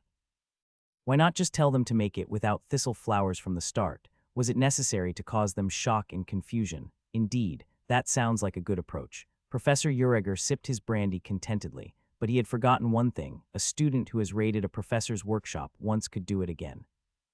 We're going to the Gaksu Pavilion. Tired from a day of exams, Yihan didn't hesitate for even a second. The deadline was the next morning, time was tight. He knew that the second floor of Professor Ureger's tower, the Gaksu Pavilion, surely had the thistle flowers. If we call the other friends, there's no time for that, Yaner. Plus, more people mean more risk. Yihan was aware this was his second time the danger had escalated, quietly and swiftly. But let's call Nilia. Good thinking. Yaner nodded. It would be pointless to later say, we didn't call you because it was dangerous. Let's call Ratford too, okay, and Asan. Maybe we should just call everyone. Yeah, that's better. Yihan gave in and decided to call all his friends. 30 minutes later, Yihan and his friends, each cloaked in dark coats, gathered. Yaner suddenly wondered, doesn't anyone have any qualms about thievery at this hour? They all seemed too natural. Let's go. No further explanation was needed. They had already synced up several times before. Yihan led the way. Having been here before, it wasn't too difficult. What caught Yihan's eye were students from the White Tiger, clumsily trying to break into the Gaksu Pavilion's main entrance, masked. What's this? At first, Yihan thought they were other students who were taking alchemy, but on closer inspection, they were not. Could they be trying to raid the professor's workshop in the middle of the night to prevent Yihan from securing the thistle flowers? That can't be it. Even for them, that was going too far. They seem to be here for a different lecture, Yaner whispered from behind. A different lecture. They're students from the class. There's been talk in their lecture about a potion in Professor Ureger's tower that supposedly makes one dance well. Yihan was taken aback. He was surprised first by the sheer number of students attending a course like, and secondly by the fact that they were resorting to a potion just to dance well. Shouldn't they rely on their own abilities instead of resorting to theft? It doesn't seem like our place to judge, Yaner interjected. Before Yaner could finish, a rustling from the bushes ahead revealed another group of students. They were from the Black Tortoise Tower. Are those students also from? No, I've seen them in. Yihan shook his head in disbelief. 3 different groups, each with their own agendas, had coincidentally met in front of the workshop in the middle of the night. Even if it's theft, is it acceptable to use a potion for an exam? I was curious too and asked a professor. They said it was all right. Though bewildered, Yihan decided to first address the issue at hand. If left unattended, all 3 groups of students could end up being sent to the punishment room, getting along famously. As expected, the students of the White Tiger and the Black Tortoise had already discovered each other and were growling in confrontation. What are you doing here? We arrived first. Since when does being first or last matter in situations like this? Yihan sighed internally. Such unprofessional fools. They had come to steal, shouldn't they be professional about it? Keeping their voices low and their actions calm instead of emotionally quarreling. Everyone calmed down. Yihan stepped forward, intending to intervene. Yikes, a thief. On seeing Yihan, the students from both the White Tiger and Black Tortoises reacted violently. Do they think they aren't thieves themselves? Yihan was dumbfounded, yet there was a reason for the other tower students' shock. Yihan and his friends were dressed unmistakably like thieves. The students of the White Tiger and Black Tortoises, if they wore masks at all, had simply cut pieces of cloth to cover their faces, making it easy to distinguish their identities upon closer inspection. In contrast, Yihan and his friends, armed with the knowledge from several experiences, Ratford's advice, and clothes bought from outside, wore meticulously crafted masks and coats that thoroughly concealed their faces. They could easily be mistaken for real thieves from the outside. Calm down, we're here for the same reason as you. Are you Wardenaz? No, how did they know? Yihan was surprised that the other party recognized him despite his altered voice. The only person who would steal this thoroughly is Wardenaz. You're mistaken, I'm not Wardenaz. Despite his denial, the other tower students seemed half convinced already. Yihan felt unjustly accused. Listen. All of us here have the same goal, to enter this Gaxu pavilion. Fighting each other will only draw unwanted attention. Yihan's words made the other students nod in agreement. Indeed, fighting each other before even entering the Gaxu pavilion would be pointless. Let's cooperate then. All right, fine. While everyone agreed, the problem was far from resolved. Their joint venture was just beginning. Who will lead the way? We'll stay at the back. Don't be ridiculous. Who said you can stay at the back alone? The students from the White Tiger and Black Tortoises immediately clashed. Entering the professor's workshop last was advantageous, hence the conflict. Quiet, I'll decide. Yihan spoke, but the other students were reluctant to accept his authority. Who are you to decide, Wardenaz? Why should we follow your orders? We agreed to cooperate, not become your subordinates. Yihan raised his staff, and a cold silence filled the air. I will decide. Fine, remember, Wardenaz, we're agreeing not because of your threats, but because fighting here is pointless. With the conflict abated, Yihan declared, we'll lead the way. The other students were naturally shocked. Why, is that okay? Yes, we're the only ones who know the way. The students from the other towers looked on in astonishment. When did these guys? As for the middle and rear positions, you decide, Yihan declared. No sooner had his words fallen than the students of the White Tiger and the Black Tortoise started to quarrel again. Yihan, looking serious, pointed his staff. Let's decide with rock, paper, scissors. Rock, paper, scissors, good idea, fine by me.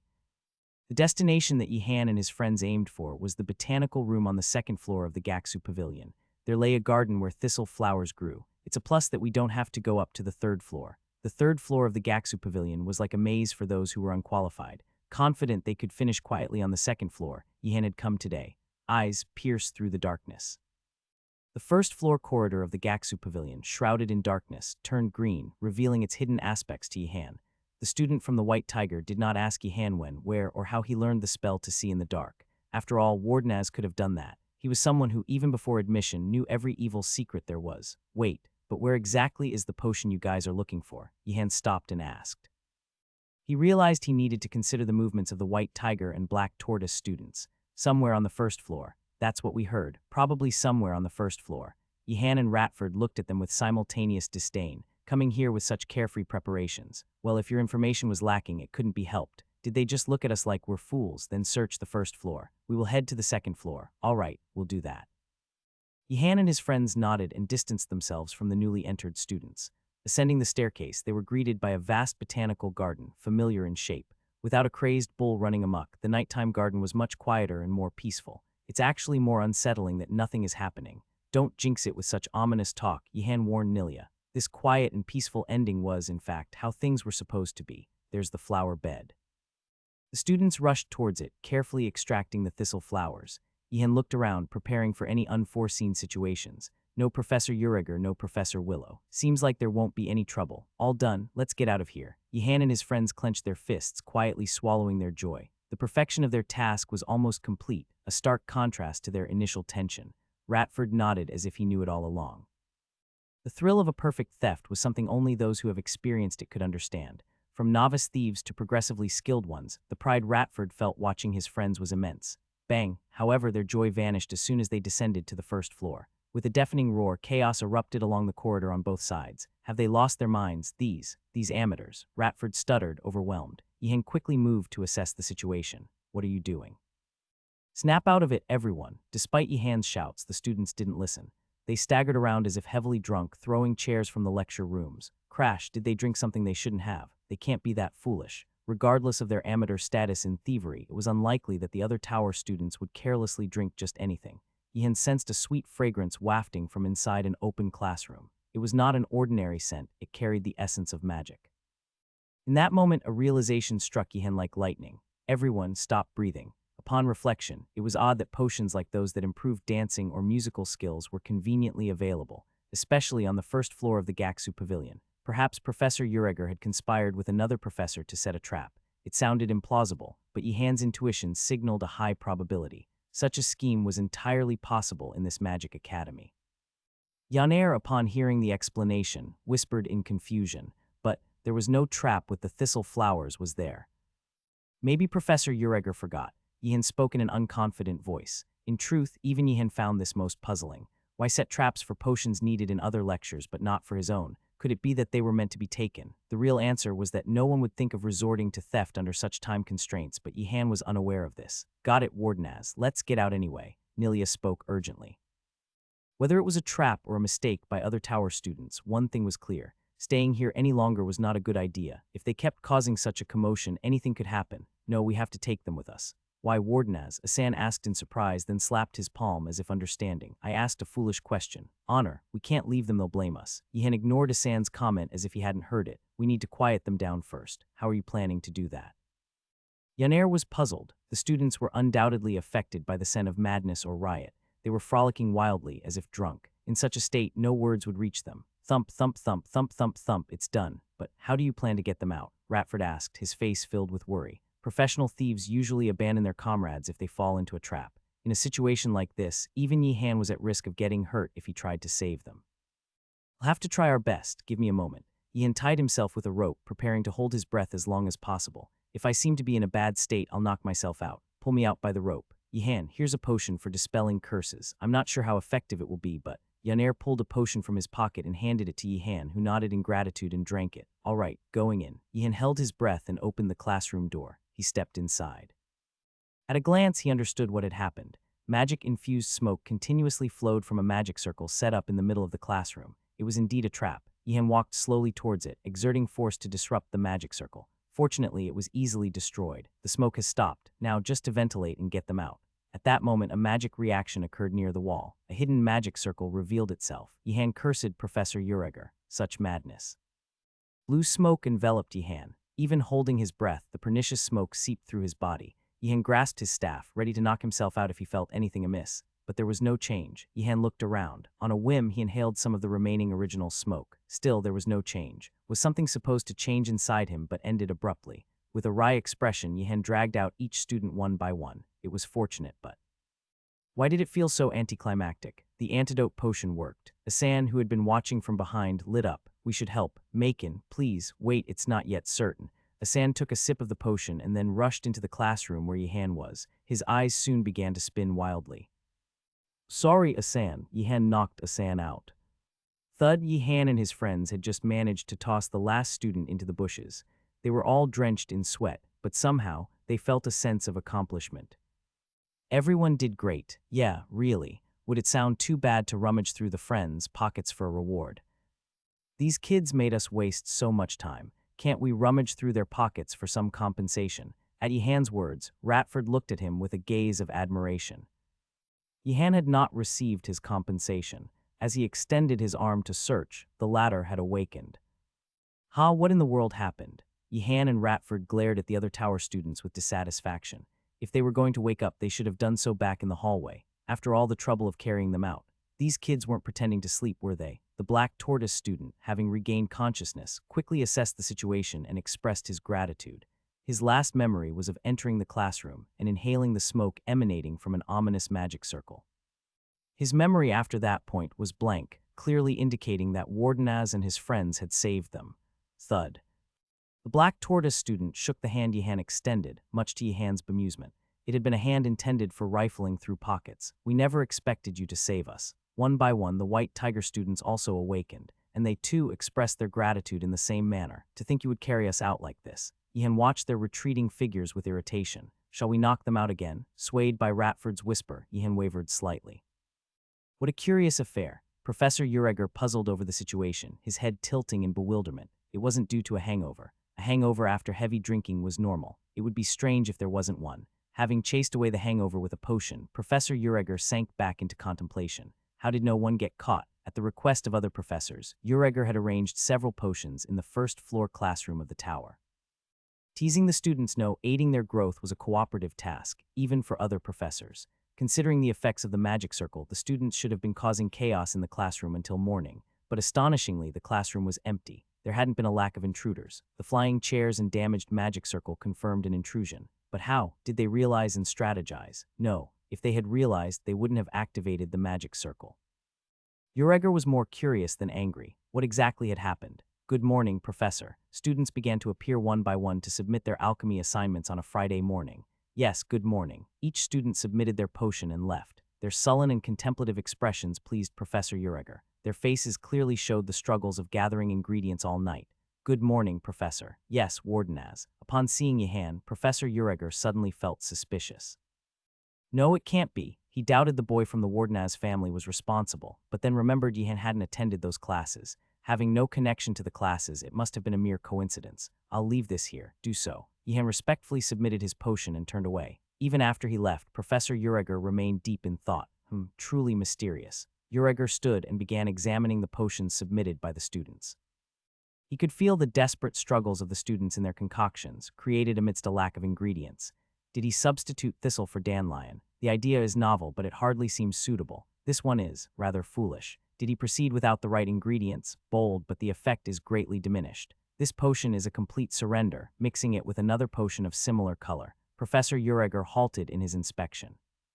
Surprisingly, a near-perfect potion lay before him. Startled, Professor Ureger leaned in closer to examine the potion. Yet even upon closer inspection, its efficacy was impeccable. How did he acquire thistle flowers? Did he know the location of another flower bed? If that was the case, then the student was incredibly lucky. Tusk-ing in amazement, Professor Ureger looked to see the name of this fortunate student, Yihan Wardenaz. Professor Ureger squinted his eyes. Something nagged at his brain. It's not just one, is it? Looking around, he realized that not just one or two students had managed to get thistle flowers. Professor Ureger couldn't believe it. Could it be? Really? It's over. Friday evening. The freshmen of the Blue Dragon were cheering and whistling in the lounge. Some students popped open bottles of saved drinks, spraying them liberally. Whether they had done well or poorly, now that the midterms were over, all students felt a sense of liberation. It's over. It's finally over. Anyone for a game of cards? Cursed the professors. A game of cards, anyone? Wardenaz. What is all this? You all did great on the exams. Yihan greeted his friends with a kind smile. Luxurious items, saved for the occasion, filled the table. Bottles of cold fruit juice and various desserts crammed the space. Krispy Kreme brulee topped with strawberries, cream cake, cold peach cream soda, and ice cream. Pudding made by mixing grapes, cream, and milk solidified a feast of desserts not usually available in Einregard. The students of the Blue Dragon were almost moved to tears. Wardenaz, you are, truly. Even if Yihan had saved the Empire, they might not have been this touched. Yihan thought to himself, it pricks my conscience that they enjoy it this much. In fact, such luxury-focused provisions were more profitable for Yihan. Already reaping enough benefits, he felt uneasy about exploiting more. The benefit of making a generous meal using fresh ingredients available from the garden or other places and seasonings and spices purchased from outside was not that great. No, I mustn't waver. Yihan steadied his wavering heart. Such special treats should be rare. Filling the pantry with such items and planning meals around them would quickly deplete resources, leaving the students starving. It wasn't good for Yihan in the long run. Don't rush, line up. There's enough for everyone. Although the Blue Dragon was usually orderly compared to other towers, this time there was a scramble to be first in line. Yihan, with the help of Yaner, managed to organize his friends into a line. All right, form a line. I'm first. What are you doing here? You couldn't even pass the test. Line up, I said. Ah, yes. Sorry, Mr. Wardenaz. Despite minor frictions, the friends understood each other. Yihan nodded in understanding as he watched the followers of the princess line up to receive their share. You want to bring it to the princess? Aha. Surely you hadn't forgot. Confronted with Yihan's question, his followers awkwardly averted their gaze. Bring it to her and then come back to get your share. The followers glanced at the glass bottle of melon juice, then at the appetizingly sliced cake, and finally up the staircase. The princess might not like these things. Yihan was astounded. Loyalty defeated by delicious desserts. She usually eats lightly, maybe she was just indulging us. Yeah, that's right, I don't think so. Despite Yihan's comment, his followers pretended not to hear. The allure of the desserts was too strong. Fine, I'll call her down. Typical Wardenaz. Stop it, it sounds like you're being sarcastic. Yihan ascended the stairs and knocked on the princess's private chamber. The princess opened the door, a faint anticipation in her otherwise expressionless face. However, that anticipation soon faded. Yihan's hands were empty. The princess's eyes shook more violently than when she had been suspected of secretly stealing sandwiches. Everyone is having snacks downstairs. Come join us. The princess let out a slight sigh of relief, then nodded. Following Yihan, who had descended first, the princess came down the stairs. The followers were visibly surprised. Are you sure this is okay? It's quite noisy here. Won't it disturb your thoughts? Perhaps you should stay upstairs. The princess sternly slapped the back of a follower's hand, causing him to fluster. Wardenaz, what if the princess finds it too taxing? She doesn't look troubled at all. Exactly. Your loyalty is misguided. Gaynando grumbled while stuffing pudding into his mouth. If only they showed a fraction of that respect. Quiet, Gaynando, what do you know about my loyalty? Right, my loyalty is pure. Irritated, Yihan waved them off. She's not children. She'll manage fine. Look, she's standing over there just fine. Is that so? Is she really okay? But how did you convince her to come down? She doesn't usually like such places, right? Yihan wondered if his friends had ever really talked with the princess. He was guilty of the same, of course. I spoke sincerely. Now next, Yihan. After distributing the desserts, how about a game of cards? You always lose, don't you? Although it was meant to be considerate, it seemed to have bruised Gaynando's pride. Trying to remain calm though visibly shaking, Gaynando said that was a test deck. I've added new cards now. It's stronger. Just because it's expensive doesn't mean the deck is strong. Gaynando typically crammed his deck with high magic cost summoning cards. In contrast, Yihan preferred low magic cards that whittled away the opposing mage's life, ending the game early. Naturally, Yihan was bound to win. Fine, I'll play around with you. Bang, the door to the lounge burst open and a Death Knight appeared. The students were all shocked. On a holiday, isn't this too much? Can they do this? Really, can they do this? Despite the students' outcry, the Death Knight had a reason for his appearance. Students whose names I call, who have failed, moved to the punishment room. Yihan was shocked, so the rumor about being sent to the punishment room for failing wasn't false, though one might assume Einregard was lenient due to its educational approach of letting mages study as they wished. It was by no means easy. Being lazy and attending lectures was not tolerated. Gaynando. No. Realizing he had to spend his precious weekend in the punishment room, Gaynando attempted to flee. Of course, he couldn't escape the Death Knight. Yihan, sneak in some food for me. You have to. Several unfortunate students were dragged away by the Death Knight. Outside, a prison carriage, reminiscent of those used for criminals, awaited them. Wardenaz. It was the other students who were more surprised than Yihan. How could Wardenaz possibly fail? Isn't there some mistake? You should consider. Even an undead like you would fail at least one class if you attended lectures. His friends, somewhat resentfully, glared at Yihan. Calmly, he said, it's not my fault. Prominent offspring of the royal family. The call of the Death Knight was not over yet. Gaynando, dragged outside the door, tilted his head in confusion and asked me. It was obviously referring to the princess. Gaynando grumbled and turned his head, muttering, this magic academy discriminates based on gender. I hope I'm not being taken to the punishment room for doing well in the test. That's unlikely, the Death Knight replied calmly. I hope it's not as bad as the punishment room, Gaynando added, but the Death Knight did not respond to this. Yihan felt a sense of foreboding. Walking towards the door, the princess, realizing something, looked at the queue in front of the desserts with a look of realization. Then she whispered something to the Death Knight. That can't be done. You need to move right away. The princess glared coldly at the Death Knight, but it, true to its undead nature, remained indifferent. Clang, Yihan, are you there? Are you beside me? Gainando in the front carriage struggled to peer out, gripping the iron bars of the window. Yes, can you defeat the Death Knight and save us? That's unlikely. Gainando and the other trap students let out a despair-filled groan. Are they seriously thinking I can defeat the Death Knight and save them? Yihan was incredulous. Quiet, we're moving to the next dormitory. The two carriages, carrying the failing and excellent students, rattled across the academy grounds. Tuck-tuck.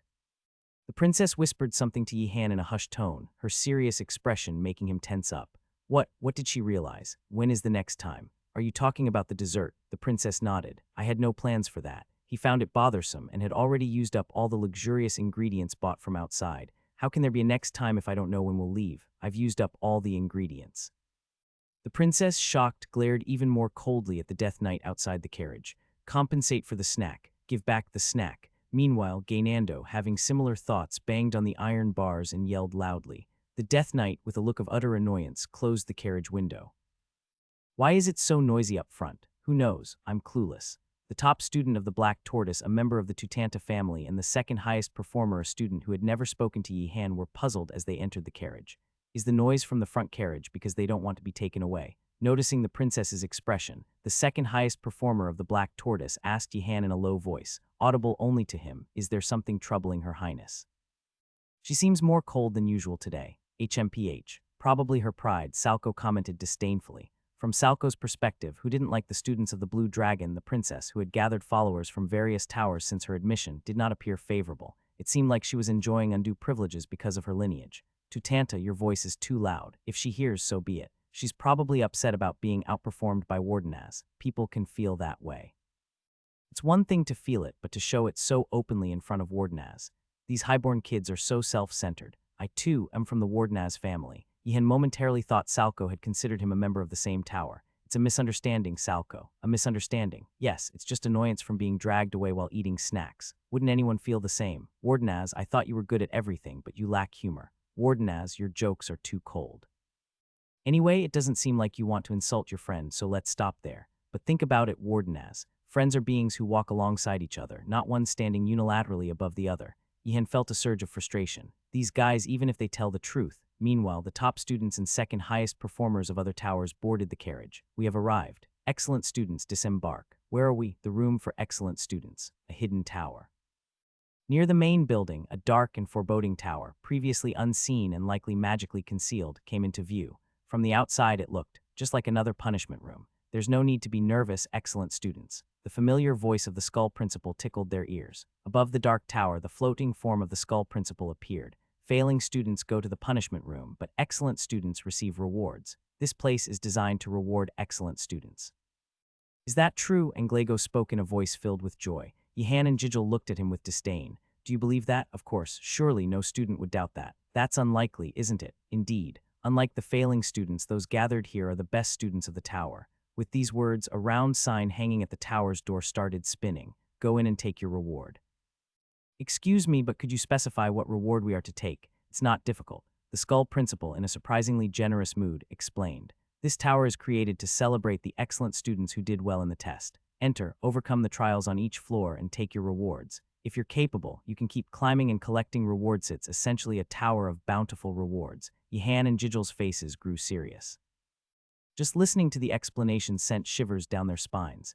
It sounds like a tower of trials and pain. Considering the nature of the Skull Principal, it wouldn't be surprising if the first floor was hellish. What good are rewards if they can't be attained? Your happiness is my happiness. Anglego, still oblivious, continued to be overjoyed. Now let's start with the White Tiger Tower. Enter. Why are we entering first? If you feel wronged, do better on the next test. Isn't going in first a good thing? Anglego was puzzled. Jijil closed her eyes as if bracing herself. The spinning sign slowly stopped, revealing a sword emblem. The challenge of the sword. The tower's door opened, swallowing the two students from the White Tiger Tower. There were dozens of golems armed with swords. Yihan seriously contemplated whether the punishment room might have been better.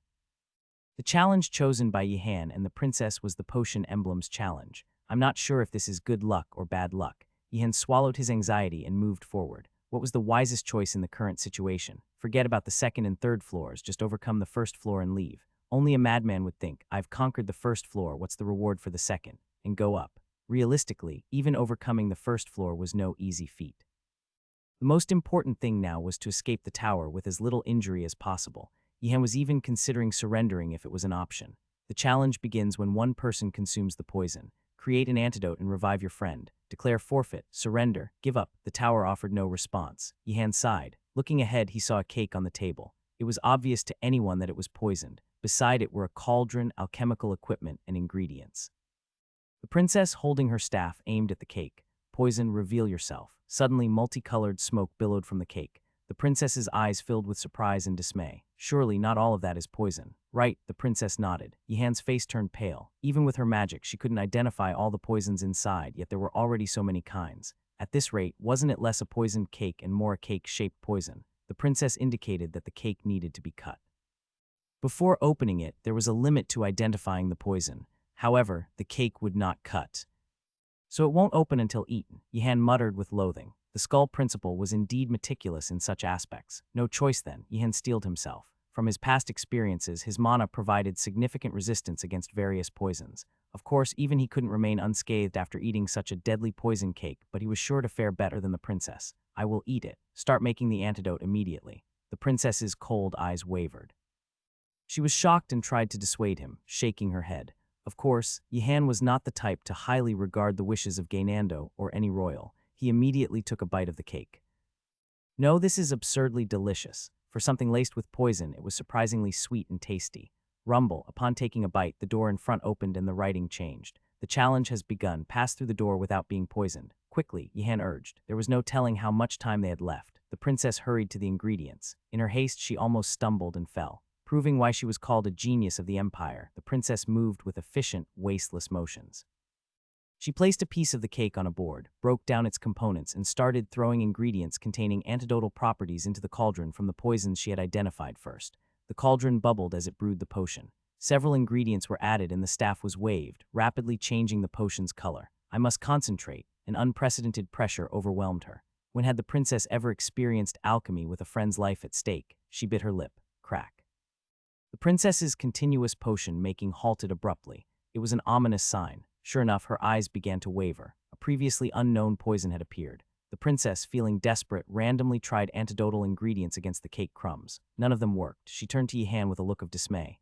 Yihan sat upright, his expression grave. Wondering why the poisoning hadn't started, Yihan took another bite of the cake and then, feeling the princess's gaze, looked up.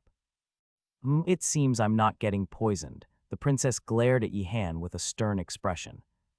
Despite the princess's reproachful look, Yihan remained confident. I didn't know I wouldn't get poisoned even if I ate it. Yihan had not been merely watching the princess's futile efforts for fun. He had thought the poison would take some time to act. He tried passing through, just in case, and to his surprise, the challenge was immediately completed. You have passed the challenge admirably. Now receive your reward. A noble mage would move forward, but fleeing backward like a cowardly coward is also your choice. Let's get the reward and leave right away. The princess nodded in agreement. After a short wait, a reward appeared in front of the students amidst smoke. Poof, it was a silver spoon. Yihan and the princess each held a silver spoon, looking perplexed. What's this? The princess, as if understanding, lightly scraped the remaining cake with the spoon. Yihan, startled, slapped her hand away. Don't eat it. The princess was too flabbergasted to respond properly. Aha, she's not Gainando after all. Yihan realized too late and regretted his actions.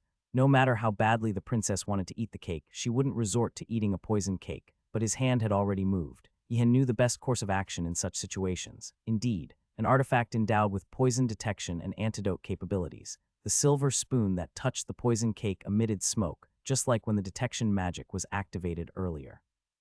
Simultaneously, the smoke slowly changed color, a sign that the antidote was taking effect.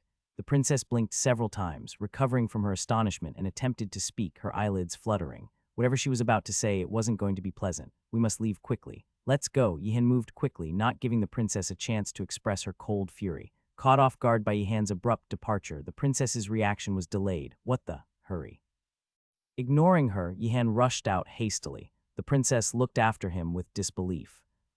Outside the tower, their friends who had entered earlier were sitting in a disheveled state.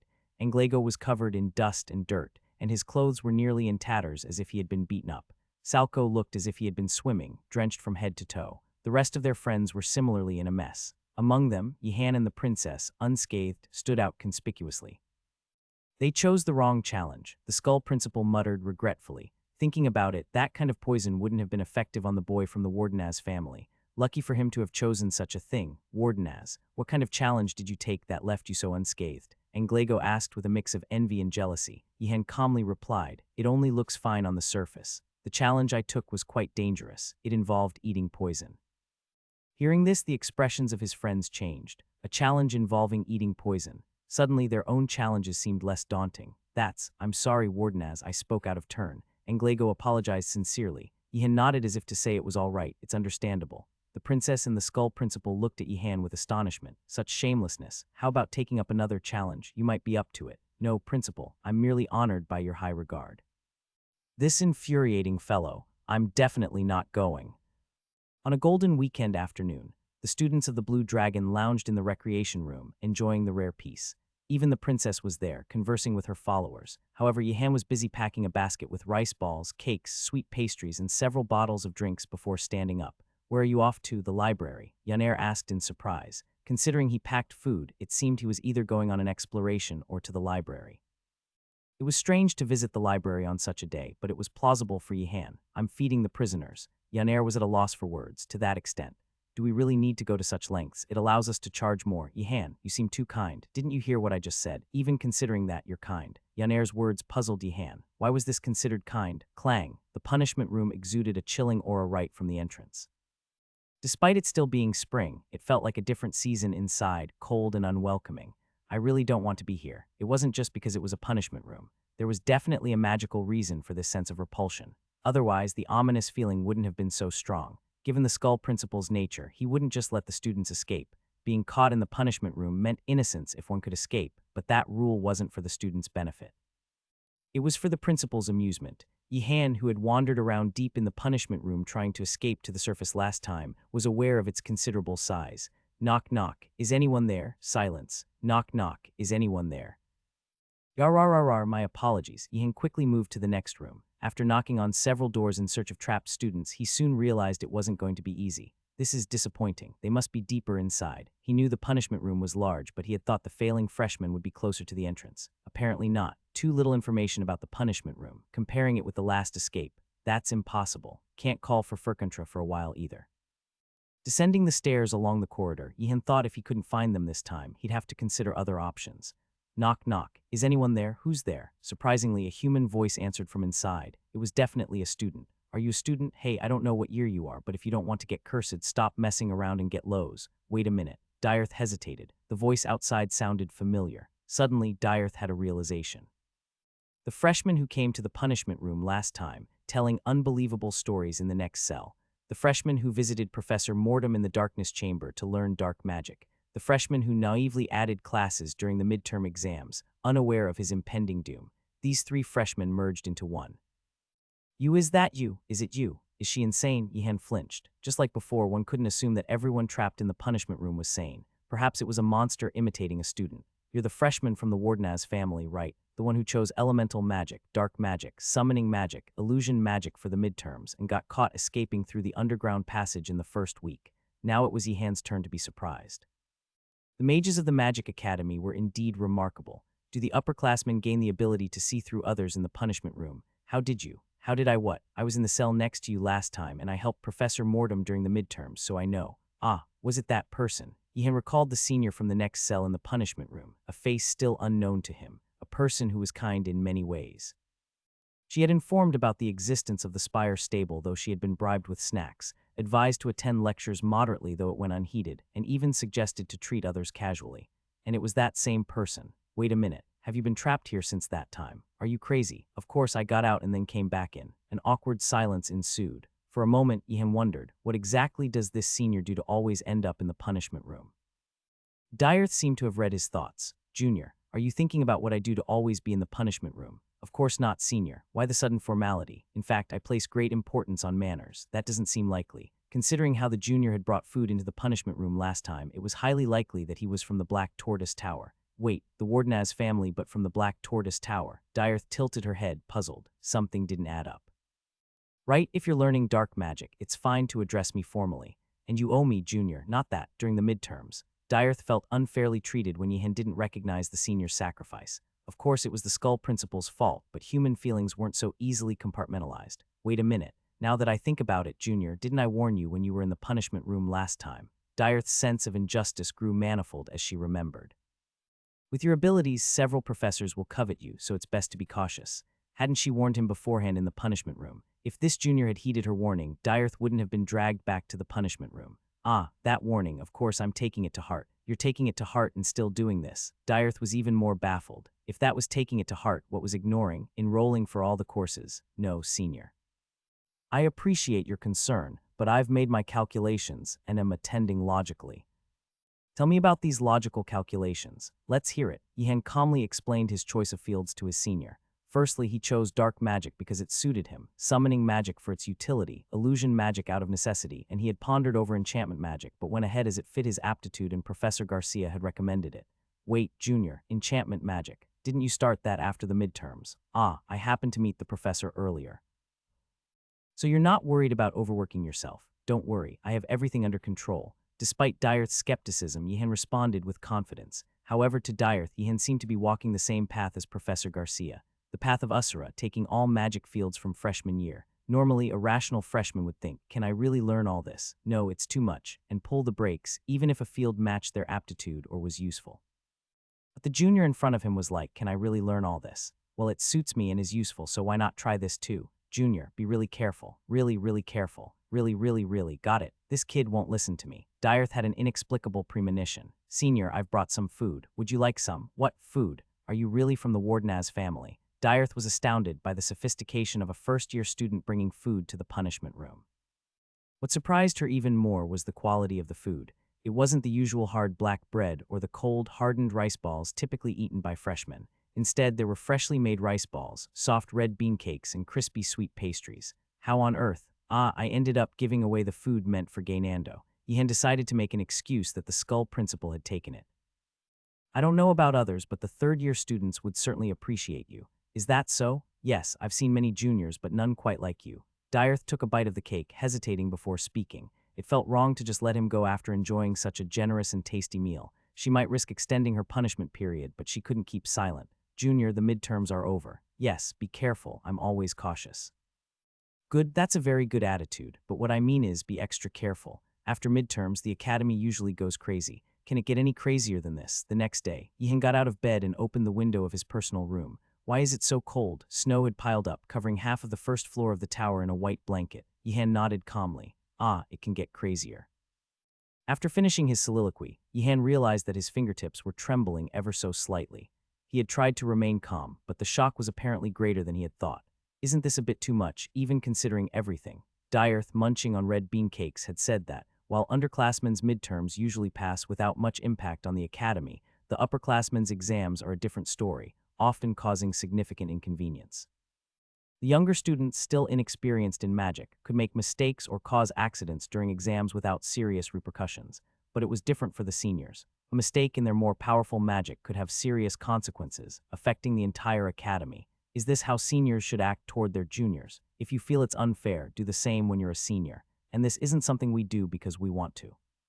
It's just that when multiple accidents overlap, unpredictable things happen. Sometimes, the overlapping of summoning spells had strengthened the connection to the realm of fire spirits, resulting in the academy being covered in lava. Other times, the disturbance in mana flow had caused strange phenomena where spells would produce entirely different effects than intended. I understand you're upset, Junior, but think about revenge later and be careful. Understood. I'll stock up on as much supplies as possible and gather artifacts to prepare for any situation. I'll also inform the friends at the tower to prevent any damage. Well, that's more professional preparation than I meant, but it's not bad. After finishing his conversation with Diarth, Yihan returned to the tower, apologizing to Gaynando, and began various preparations with his friends.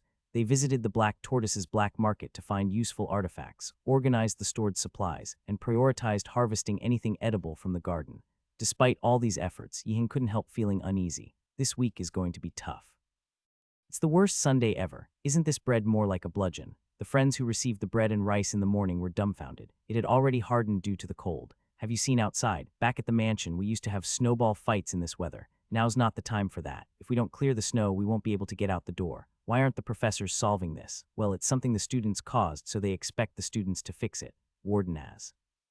The students in the lounge, holding what looked more like black bludgeons than bread, brightened up at Yihan's arrival, hoping he would resolve the situation.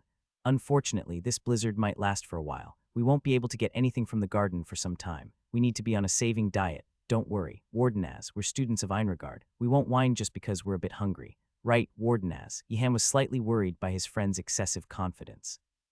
These guys have quite the appetite. Will they be all right? Today's meal is canned beans. Can't we open some other cans? Do we have to eat only beans? No, we need to save. The students of the Blue Dragon looked gloomy at the thought of eating hard bread with canned beans. But fortunately, Yihan was not so harsh as to merely open a can of beans and serve it. Yihan, having gathered onions, garlic, and mushrooms from the garden the previous day, sautéed them in a pan with beans and oil. Then he opened another can of beans, added tomatoes, onions, and garlic, and cooked them generously, seasoning with salt and pepper. The expressions of the students of the Blue Dragon brightened slightly. Even the usually expressionless princess showed a faint sign of admiration. During breakfast time, even as the blizzard started anew outside, the meal was delicious. Wardenaz, it seems we all need to work together. Right, you need to give the orders. Yihan pondered upon his friend's words. They were right. Given the enormity of the situation, it was difficult to respond without joining forces. What was the first thing they needed to do? We have to clear the snow in front of the tower first. If we don't, we won't be able to attend classes. Do you think the professors will take this into account? Of course not. Definitely not. Friends shook their heads and frowned at someone's wishful thinking. And aren't all our coats light spring ones? We'll freeze to death if we go out. Yihan's words made his friends' faces turn serious. They hadn't anticipated such cold weather due to the spring. I prepared thick winter fabrics for times like these. I didn't expect we'd have to use them so soon. Let's make coats after we eat. His friends nodded and then paused, puzzled. Why had he prepared for that? Wardenaz, did you know something like this would happen? No, then how? I thought the heavy fabrics might come in handy. Typical Wardenaz, can't overlook even a one chance. Asan spoke with admiration, though some students were still confused, wondering if such extensive preparation was really necessary. Let's make as many winter clothes as we can. There must be some useful artifacts among them. One advantage of a magic academy was that imperfect artifacts were as common as pebbles on a road. This lantern containing frost mist won't be much use in this situation. We'll put it aside for now. After finishing their meal, the students started searching for useful artifacts and took out the heavy fabrics. Yihan then put on a ring, a bracelet, and a necklace. With a clicking sound, the flame-absorbing accessories emitted their power. Open the door and stand back. Wardenaz, I trust you. Asan, move before you get hit. All right. Asan grumbled and stepped back. He said he trusted him, but why? I didn't want to play with fire near the tower, but no choice now. Opening the door to the tower connected to the lounge, Yihan was greeted by a storm of cold and a mountain of snow. It was impossible to get to the classes the next day through this. They had to clear it now. Melt it, blaze. With the command, flames surged forth. Yihan was surprised. What's this? Controlling the flames was overwhelmingly easier than usual. If normal fire magic felt like wrestling a wild horse, the fire now was like a well-trained steed. My skills couldn't have improved so much in this time. It must be the environment. The advantage of the harsh, blizzard conditions was apparent. The natural magic in the environment was influenced by the surroundings, so in these conditions, the power of fire magic was inevitably diminished. For a mage like Yihan, who had to wear various seals and still worry about causing accidents just to cast a fire spell, it was a relieving change. With a whooshing sound, flames danced in the air as Yihan began to melt the snow around him. It seems that this snowfall isn't entirely a bad thing, he mused. What nonsense are you spouting, Wardenaz? Came a voice in response. Don't make such cold jokes. It's already freezing enough, another added. Silence followed, and Yihan closed his mouth. Was it such a wrong thing to say? Wardenaz, don't you think you should take a break? He asked. I'm still fine, Wardenaz replied. Wardenaz, I really think you should rest. I'm fine. Let's keep going a bit longer. Wardenaz, I said I'm fine, didn't I? No, I mean, the snow has all melted. Ah, I see. Is it because of the blizzard? I'll go check on Professor Ureger's cabin. Need to gather what's left in the garden, he announced. Yihan, take these potions with you. Yaner called out from the fireplace in the lounge, where she and others were brewing potions. Inside the pot, a potion for cold resistance bubbled vigorously. Asan picked up a bottle and took a sip. Wow, this really warms you up, doesn't it? That's the alcohol we used as an ingredient, Dargard. The cold resistance potion isn't ready yet. Professor Ureger had cleared the snow near his cabin with magic and was leisurely sipping coffee inside.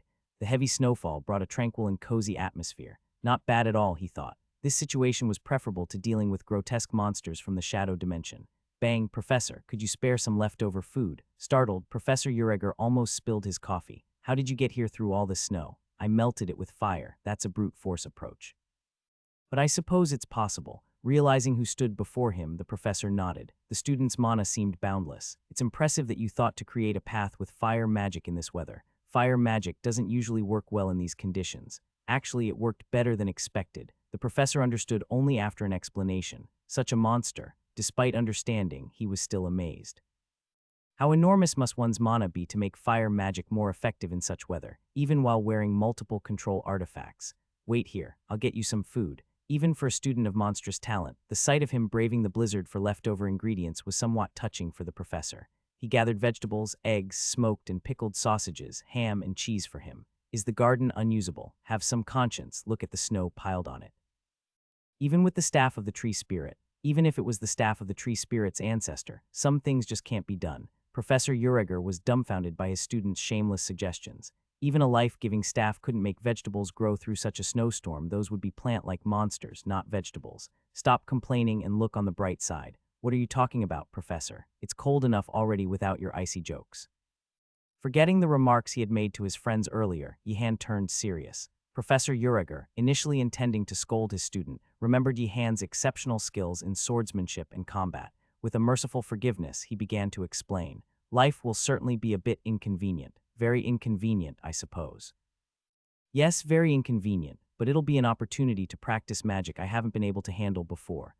For instance, blood magic seemed risky because of its potential harm to the surroundings, but with the snow piled up like this, it might act as a buffer. Why are you bringing up blood magic? I was talking about the elements of ice and spirits. Startled by his student's bizarre remark, Professor Uriger was taken aback. Ah, that makes sense. Yes.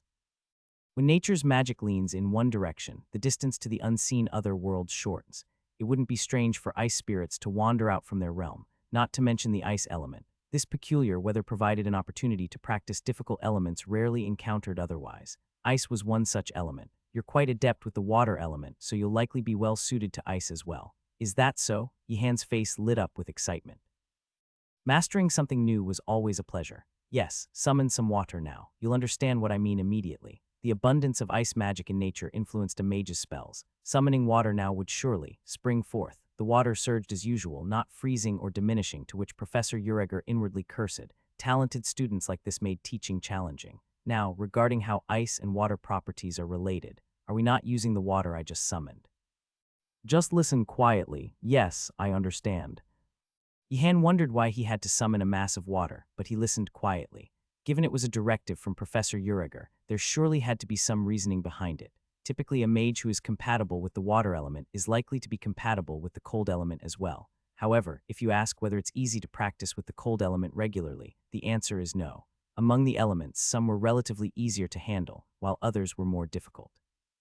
Elements like fire, water, or earth were generally easier to handle, though some mages struggled with fire, while elements like lightning, darkness, or cold were more challenging.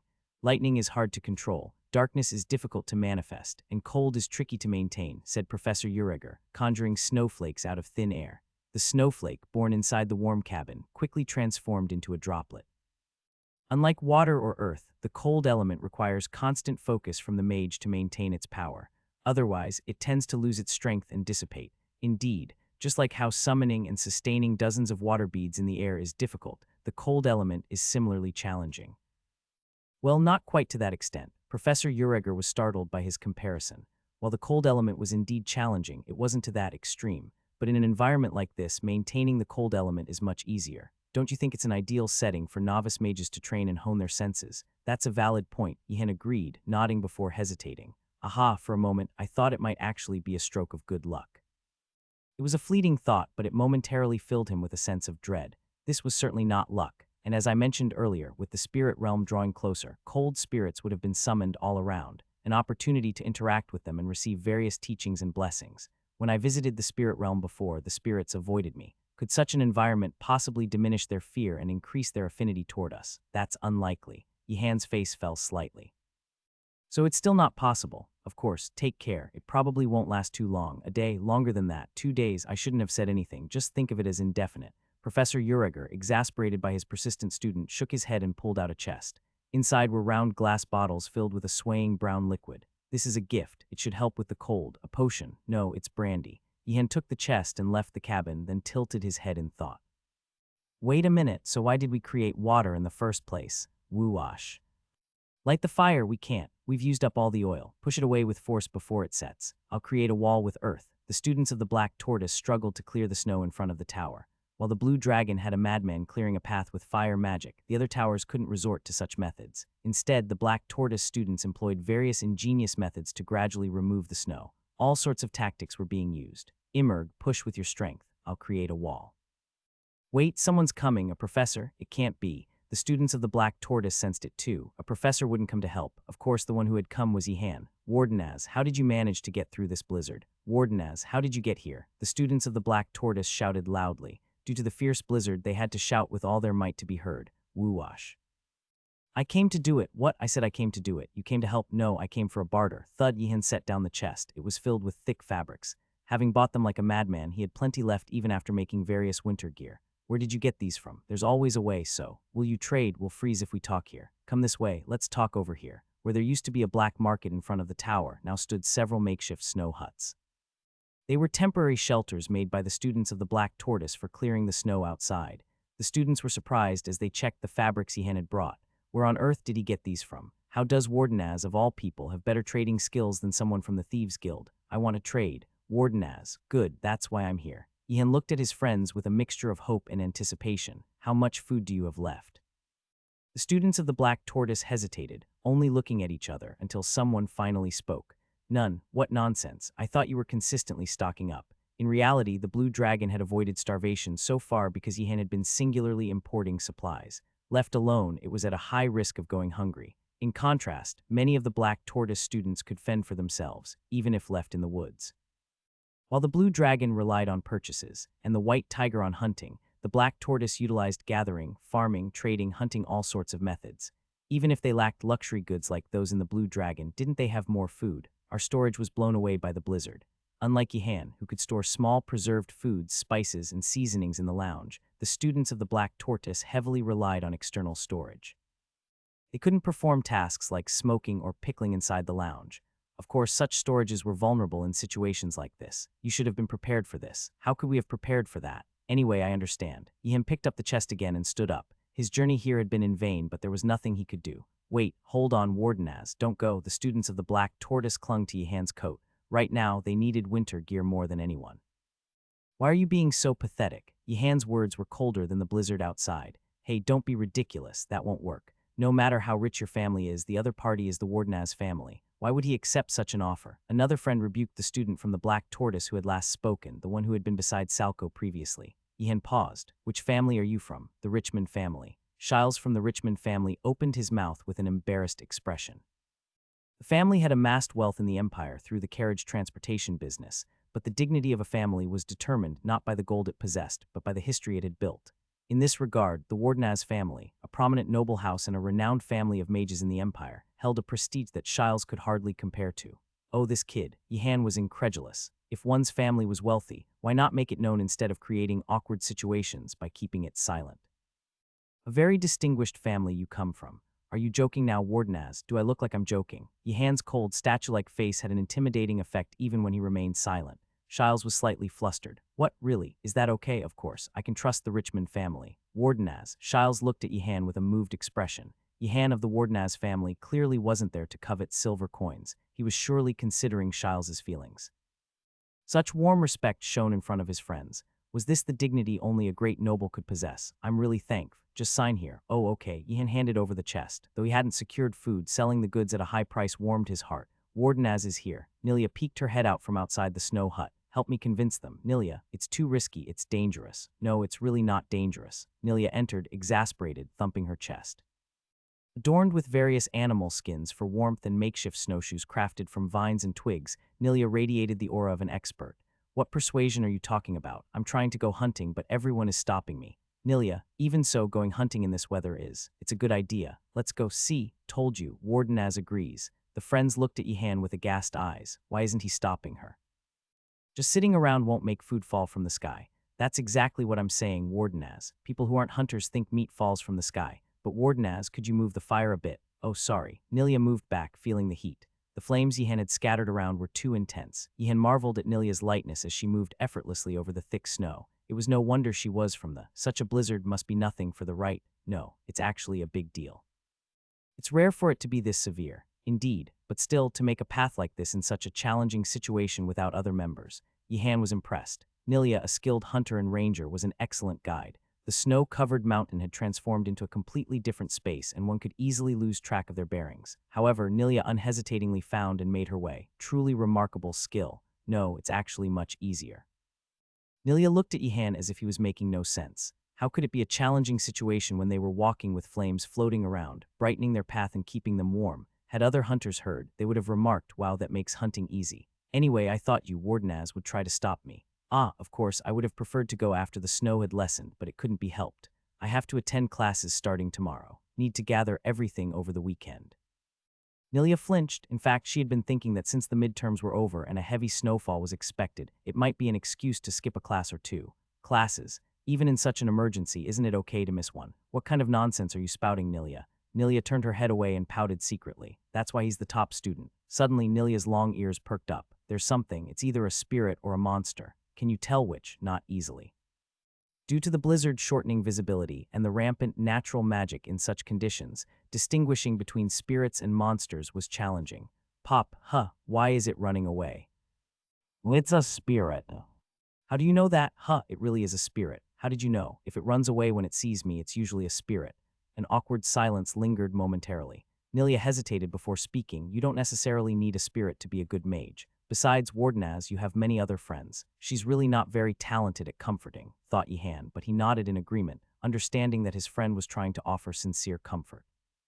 Wardenaz, come here and let's go forward, shall we? Why, there's something over there. I want to see if it's a spirit or not. Yihan looked at Nilia with a feeling of hurt, but she, oblivious to his gaze, beckoned impatiently. Hurry up, we need to check. Must be a hunter's nature, Yihan grumbled to himself as he walked. Generally, heavy snowfall was not conducive to hunting. However, experienced hunters could still track their prey under such conditions. That's impressive, Yihan remarked, amazed as Nilia caught another rabbit.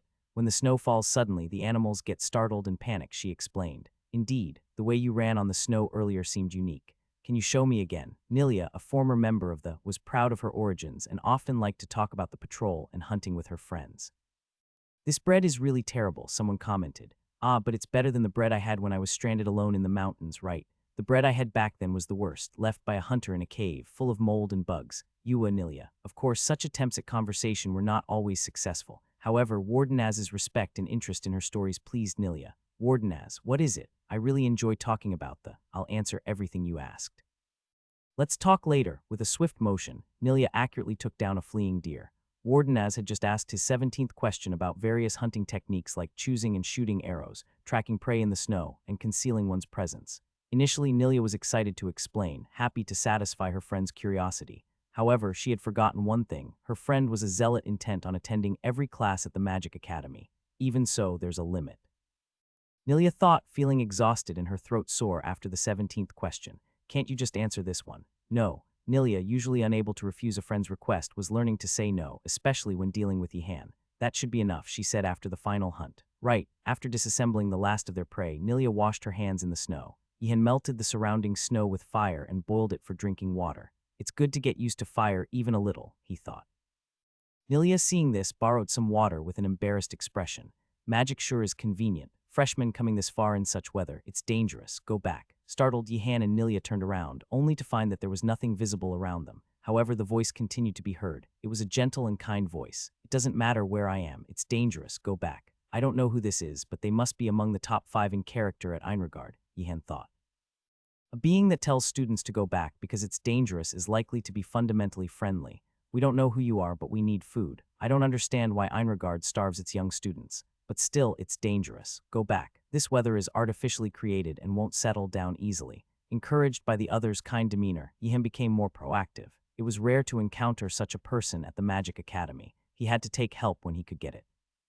Can you not reveal yourself? I would like to meet and talk. It wouldn't be good for you to see me. The voice remained polite but warned. Why is that? My scent is too intoxicating for freshmen. It will make you drunk. What kind of species is this? From the warning, Yihan guessed that the other's species was quite unique. A species that can intoxicate others with just their scent. But I will be fine. Wardenaz, isn't that too reckless? Nilia whispered, worried about the serious warning. It seemed the other was not a weak opponent. It's okay, Nilia, really. Yes, but you might be in danger, so it would be better if you stayed back a bit. Nilia looked at Ihan with very worried eyes. Is it really okay? The Gandharva, with bird-like wings and legs, could easily be confused with the bird mixed blood, but they were distinctly different. The difference was that Gandharvas emitted a scent that could intoxicate humans. The Gandharva was closer to a spirit mixed blood than a bird mixed blood. The Gandharva who spoke to Yihan had been a guardian-like figure who had long settled in the underground caverns near the rockweed, ensuring no accidents happened. As such, they were understandably weary of the approaching mages. This is why I don't like mages. The Gandharva shook off the heavy snow piled atop the entrance to the underground cave and revealed itself, enveloping Yihan in a strong scent. No matter how resistant to alcohol, a less experienced mage couldn't possibly endure. Pleased to meet you. My name is Yihan. Yihan greeted politely, causing the Gandharva to be taken aback. Not giving the Gandharva time to recover from the surprise, Yihan continued to ask, May I know your name? You can call me the master of the Rockgrass Cave. Yihan was surprised. The Rockgrass Cave. Rockgrass underground cave, beware of the cave master. Wasn't it one of the exits from Einregard that Professor Bungiger had mentioned? You seem very composed. Honestly, the Gandharva seemed more approachable than the professor. Are you the master of the Rockgrass Cave? Do you know about the Rockgrass Cave? Suddenly, the Gandharva's face contorted, emitting a powerful aura. Yihan, unfazed, responded calmly. I saw the name in the library. You're not trying to pass through the cave, are you? Me? What lies beyond the cave? Yihan feigned ignorance. Nilia, listening from behind, was also completely fooled by his expressionless face. If not, that's fine. Don't even think about the Rockgrass Cave. May I say something? What is it? Mages are inherently curious beings, so simply telling them not to be interested in something might only pique their interest further. If you explain why they should not be interested, they will understand and not pay it any heed. Upon hearing Yihan's words, Gandharva fell into deep thought. The freshman's suggestion was more plausible than expected. That could be possible. Yes, the Rockgrass Cave is very dangerous. How exactly is it dangerous? Nilia looked at Yihan from behind with a bewildered expression. Surely he's not thinking of going in there. Due to the collision of great magics, other realms have overlapped, creating unstable paths. Nilia, having heard the same explanation as Yihan, couldn't comprehend it at all. What is he talking about? Indeed, then it wouldn't be easy to tamper with. The mana must be intricately entwined, and with the overlapping of other realms. Exactly. Nilia cast a betrayed look. Is this an area where there are serious magic accidents? Mages are inherently prone to causing major accidents. The heavy snowfall in this area was also due to a magic accident. It was clear that the Rockgrass Cave, located underground, was a site of such magic accidents. Because of the collision of great magics, the flow of mana was disrupted, and realms like the spirit world became intertwined. Yihan finished his notes. The guardian of the cave says not to enter, but other professors come and go when they are bored. There must be a way to traverse it. Gandharva was pleased with Yihan's understanding. It had been worried about students who kept discovering this place and poking their heads in, so it was really a relief. Is there anything else I can help you with? Did you mention earlier that you were short on food? Yes, and we are also short on clothes. It's so suddenly cold. Everyone is shivering in their scant clothes. Nilia was also puzzled. You're rich in fabrics, aren't you? That's true as well. We are also short on potions. We can't gather ingredients because of the cold. Gandharva was genuinely saddened by Yihan's words. I'll take care of it for you. Weren't you out hunting? Yihan's friends were astonished by the cart he had brought back. Even for a master hunter, it was impossible to hunt for well-packaged food, let alone potions or coats. Yaner, realizing something, whispered softly, Did you hunt the professor's workshop? That's a novel idea, but no. Yihan and his friends sorted through the supplies he brought. It seemed they would be able to get through this week somehow. He was worried about what would happen if it dragged on. Let's think about that when it comes. Yihan was seriously considering asking the cave again. The other party had been surprisingly kind. I should visit periodically. Is everything ready? Let's set off. Everyone, keep your wits about you and follow. The students of the Blue Dragon, tightly clad in coats and tied to each other with ropes, began to walk out into the snow under Yihan's command. Though their expressions were solemn, their destination was the main building of the Magic Academy. It was time for Monday morning classes. Huff, huff, stay focused. You can't fall. The students of the Blue Dragon managed to pull each other into the main building's entrance, barely making it inside. Although it was just as cold inside the main building, the absence of the blizzard and strong winds made it feel almost bearable. Everyone, Professor Garcia looked at the students seated in the lecture hall with a deeply sympathetic expression. How did they end up in such an academy? Half of them haven't even come. Yihan was surprised to see the number of students in the lecture hall. These kids, how could they just skip class? Professor Verduz, could you please make today's enchantment magic lecture about cold resistance? Professor Garcia asked the beaver mixed blood professor standing beside her. It was supposed to be a lecture explaining what enchantment magic was, but seeing the students half frozen, cold resistance seemed far more important. Why should I do that, please? The freshmen are too foolish to learn it even if I teach them. But if you show them how, maybe one or two will keep trying and succeed. No, they're too foolish to do it. Just do it. Professor Garcia crushed the corner of the lectern with the strength of her grip. Professor Verduz was immediately convinced. I'll do it. It must be done. I really need to be careful about my behavior in front of Professor Garcia. Enchantment magic is really fascinating, remarked the beaver mixed blood professor with a sense of amusement. The students, still half frozen from the cold, were slightly taken aback by his words. What was he implying? Now the enchantment magic for countering coldness would be, Professor, is that all there is to know about enchantment magic? The students were further confused by Professor Beevel's approach to dive straight into the main topic. Other professors who had come to teach new magic usually started with an introduction about the type of magic, its usage in the Empire, and its potential future. But Professor Beevel skipped all that, heading straight to the core of the lesson. Was this really acceptable? Why, I've said everything, he retorted. But what kind of magic is enchantment? How is it used in the Empire, and how does it differ from other types of magic? A student from the White Tiger raised their hand and asked. Professor Beevel kindly replied, find out for yourselves. Now, to counter the cold. The students were more interested in enchantment magic than expected, especially those from the White Tiger. Enchantment magic, whether used to enhance one's body or equipment, was highly useful for knights. Even students from other towers showed great interest, given the practical utility of enchantment magic. This professor seems a bit out of his mind. Well, it's not unusual for professors. I can't just not learn it. I came here to study enchantment magic. Yihan, Professor Garcia sent a telepathic message to Yihan. Yihan, I need your help. Oh no. Yihan was flustered. He was just a freshman. Really, shouldn't this be something a professor or a professor's disciple does? Yet Yihan nodded in agreement. He couldn't help but notice the corner of the lectern recently demolished by Professor Garcia. Such a kind student. Unaware of Yihan's fear, Professor Garcia was merely touched by his willingness to help. How did such a kind student end up at Einregard? This won't be easy. Yihan pondered upon receiving Professor Garcia's request. A good professor would have just needed to answer the questions properly. And of course, Professor Beevel Verduz was undeniably insane. Yihan devised a strategy. Professor, can enchantment magic be cast the same way on living and non-living entities? What? No. Of course not. Professor Beevel reacted as if Yihan's question was absurd. Why not? Obviously, because Professor Beevel began to ramble enthusiastically. When casting enchantment magic on living beings, one must always consider the repercussions, limiting the types of enchantments that can be applied. Indeed, why would you ask such a thing? You should know. I'm sorry, Professor, now to prepare against the cold. But Professor, I've heard that one could starve to death if they only learn enchantment magic. What? No, you won't die. Professor Beevel vehemently denied, jumping in protest. Is that not the case? Yes. Professor Garcia felt a thrill watching Professor Beevel vigorously defending his point. He was truly a genius, seemingly born to become a disciple. On second thought, this might not be good. You've just wasted my time unnecessarily, Professor Beevel grumbled, though the students now looked more at ease. So that's what enchantment magic is all about. Let's get into preparing against the cold. Originally, you weren't supposed to learn enchantment magic for cold resistance. Why not? A student from the White Tiger inquired. Professor Beevel responded as if it were the most obvious thing in the world. Because you're stupid. You freshmen should start with paper strengthening magic. Yihan was perplexed by Professor Beevel's words in a different sense. He had me making magic fireworks right away, didn't he? Is this discrimination? Professor, aren't you underestimating us too much? Exploded a student from the White Tiger, unable to hold back any longer. The students, having endured the hellish midterm period, were a bit overconfident without any real basis. However, this was a reckless move. Their classmates gasped in surprise. It's not that I'm underestimating you. Excuse me. The professor's response exceeded everyone's expectations. I'm just stating the truth, right? Wardenaz, isn't that so? Yihan pretended not to notice Professor Beevel suddenly speaking to him. I don't know this person. Anyway, we need to prepare against the cold, so I'll have to teach you. Professor Beevel waved his staff. Well-tended leather appeared out of thin air. The professor cast a spell on it. Pop. Now try it. Professor Verduz, at least recite the incantation or something, please. Finally, Professor Garcia couldn't hold back and spoke up. A spell that temporarily endows non-living entities with resistance to cold.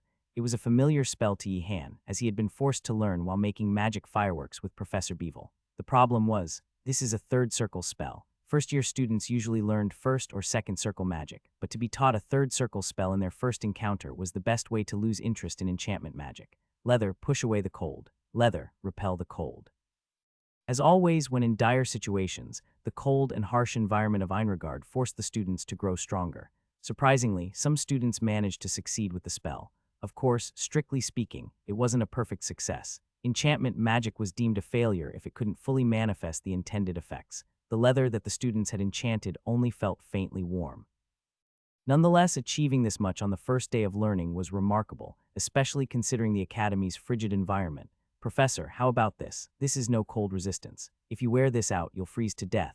Yihan saw Professor Garcia's fist clench in frustration. Professor Garcia took a deep breath to regain her composure. There was a risk that all the students with talent and interest in enchantment magic might flee.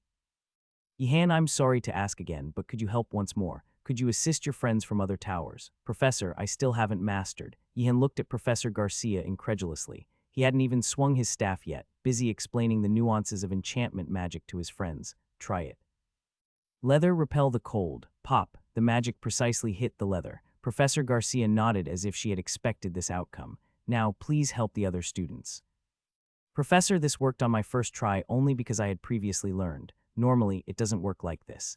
Yihan timidly protested as he stood up, feeling somewhat unjustly burdened. It's okay if you can't do it. It can't be helped. If you lack talent and are stupid, how could you do well? That would be even stranger. It's okay. The students, already chilled, felt even more disheartened. Professor Beevil, undeterred, continued, if you find enchantment magic interesting and want to learn more, come find me.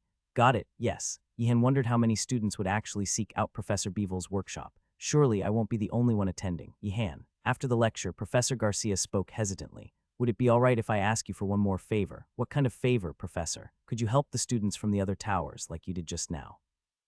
I'd love to do it myself, but the principal won't allow it. Did she just almost say dog? Yihan looked at Professor Garcia's benevolent face, helping the evil friends who tremble and spread rumors at the mere approach. He really didn't want to, but, yes, I will do that. Yihan responded immediately. Professor Garcia looked at him with eyes filled with gratitude, unaware that Yihan had briefly glanced at the professor's fist. She smashed the lectern with that hand. How could I expect anything in return for the kindness I've received from you, Professor? Yihan, you really are. Professor Garcia's eyes welled up with tears. How did Einregard manage to have such a kind-hearted student? Gasp, stop making noise every time you swing the staff. Yihan looked at his friends from the White Tiger with annoyance. They were now learning the rest from Yihan. Even after hearing Professor Garcia's explanations, fear didn't just vanish. The students from the White Tiger flinched every time Yihan swung his staff. Look, the magic structure of is basically like this. Yihan drew the direction of the mana flow on paper using a quill. A complex circuit of magic was outlined. Do you understand? We understand. Wardenaz. These parts, and these parts are typically omitted in the visualization. Keywords like cold, resistance, and enchantment didn't require complex manipulation of mana every time a mage's visualization often sufficed. If every aspect had to be manipulated manually, the spell would become exponentially more complex. Exactly. It's important to keep repeating these parts to become familiar with them, right? Yes. So now repeat it. What? Repeat it. Isn't there any other trick to it? Still, the students of the White Tiger had hoped that Wardenaz, who came from a renowned family of mages, would share some ingenious secrets or techniques for finally controlling mana or solidifying their visualizations. There's no such thing. You improve by doing it, but if we keep repeating, our mana will deplete quickly. The White Tiger students glared at Yihan. Right, repeating won't work then. Wardenaz. It would be helpful if you could share some tips on maneuvering mana. Doesn't the mana disperse or scatter when moving the staff in this process? Did it? I didn't experience that. Wardenaz, when you focus your mana in this part, doesn't it get tangled? I don't think that happened to me. The White Tiger students glared at Yihan even more menacingly than before. This is why geniuses are so frustrating. Wardenaz, didn't you encounter any obstacles while mastering this? Of course I did. Oh, what was it? Tell us. The students looked at him with intense curiosity. What could have possibly stumped Wardenaz? When I was moving the mana, I sometimes drew too much, causing the magic to amplify excessively. So what happened then? The magic was cast too powerfully. How is that an obstacle? The students of the White Tiger fixed their most ferocious gazes upon Yihan, compelling him to elaborate further. The problem with magic being too strong might not seem apparent, but it's more serious than one would think, Yihan cautioned. In truth, enchantment magic cast on non-living objects wasn't too dangerous, even if overly potent. Should the magic fail due to an excess of mana, the risks or side effects were minimal. At worst, the object would be destroyed, but that was usually the extent of it. Furthermore, a prolonged duration or increased effect was not particularly problematic. However, other forms of magic carried greater risks. The very reason Yihan was cautious with fire element magic was evident. A single slip in controlling the mana during casting could unleash a devastating area of effect fire spell. Do you understand? Drawing too much mana is dangerous. I see, came the hesitant reply, but I don't see how this relates to us. These heartless brutes, Yihan grumbled inwardly. Their indifference to problems not directly affecting them was typical. Indeed, many hailing from knightly families were noted for their rudeness. While perfect success was elusive, achieving 70-80 effectiveness was more than sufficient. Such a level was adequate to enchant a cloak or coat for warmth. The gathered students pondered inwardly. But how did we actually succeed? Yihan wondered similarly. Incredible. How did these kids learn this? Both Yihan and the White Tiger students realized a hard truth. Yihan's teachings weren't as helpful as they thought. Yihan couldn't understand why they couldn't grasp simple movements, while the students couldn't fathom how he manipulated mana so effortlessly. Nevertheless, as the additional lecture neared its end, some students managed to succeed. Why though? Is it because we don't want to lose to Wardenaz? Perhaps, though it seems too simplistic. The White Tiger students murmured amongst themselves. It seems we're done here. Practice your magic diligently. Understood. An hour a day should suffice, right? One student casually remarked, prompting Yihan to glare as if hearing nonsense. An hour a day. Are you speaking sense?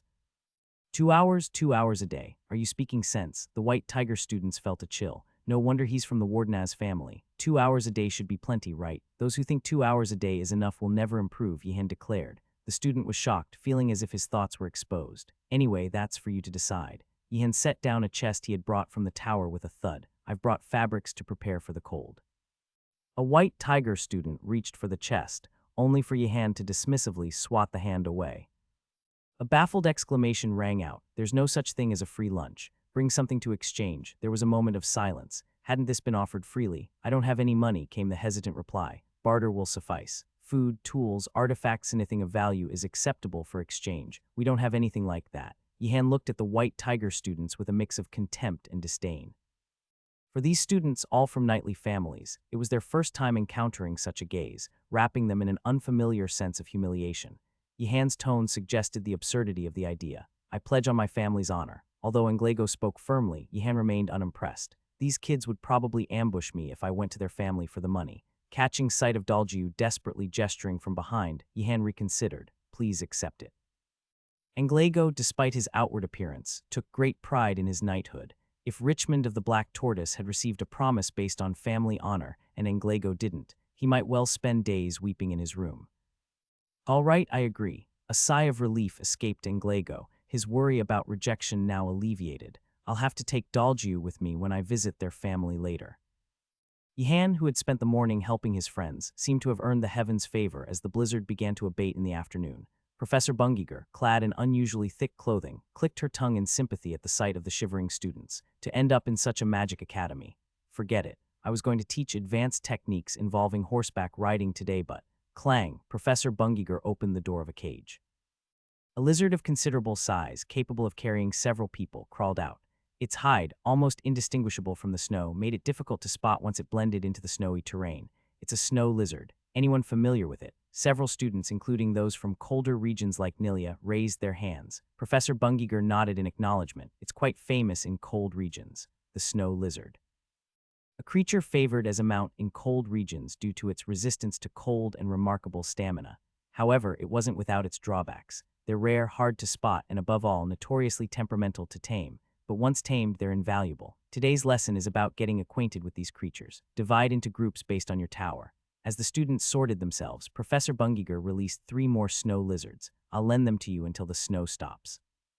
Try to bond with them. The students were taken aback by the professor's offer. She awkwardly stroked her mustache, appearing slightly embarrassed. Don't thank me too much. It's the least I can do for my students. The students' expressions were more of confusion and unease than gratitude. Even the most skilled hunters in the north might exclaim, "You're lending us such a precious beast." However, from the students' perspective, it was more like, "Why lend us such a fierce monster instead of just its hide?"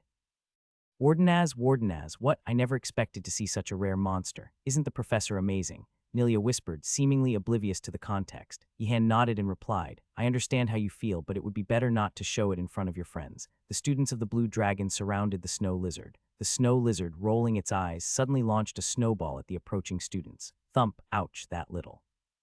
Having only recently been released from the punishment room, Gainando reacted angrily upon being hit by the snowball. Curse, stop it, Gainando, we need to tame it. Do you realize how useful this creature can be? Asan rebuked him. If what they had read in books was true, the snow lizard would be a significant aid in overcoming the current climatic crisis. With its robust stamina, ability to carry several students, and knack for sensing prey in the snow, it was invaluable. Don't approach rashly, try to befriend it first. Professor Bungiger's shout prompted the students to try various methods.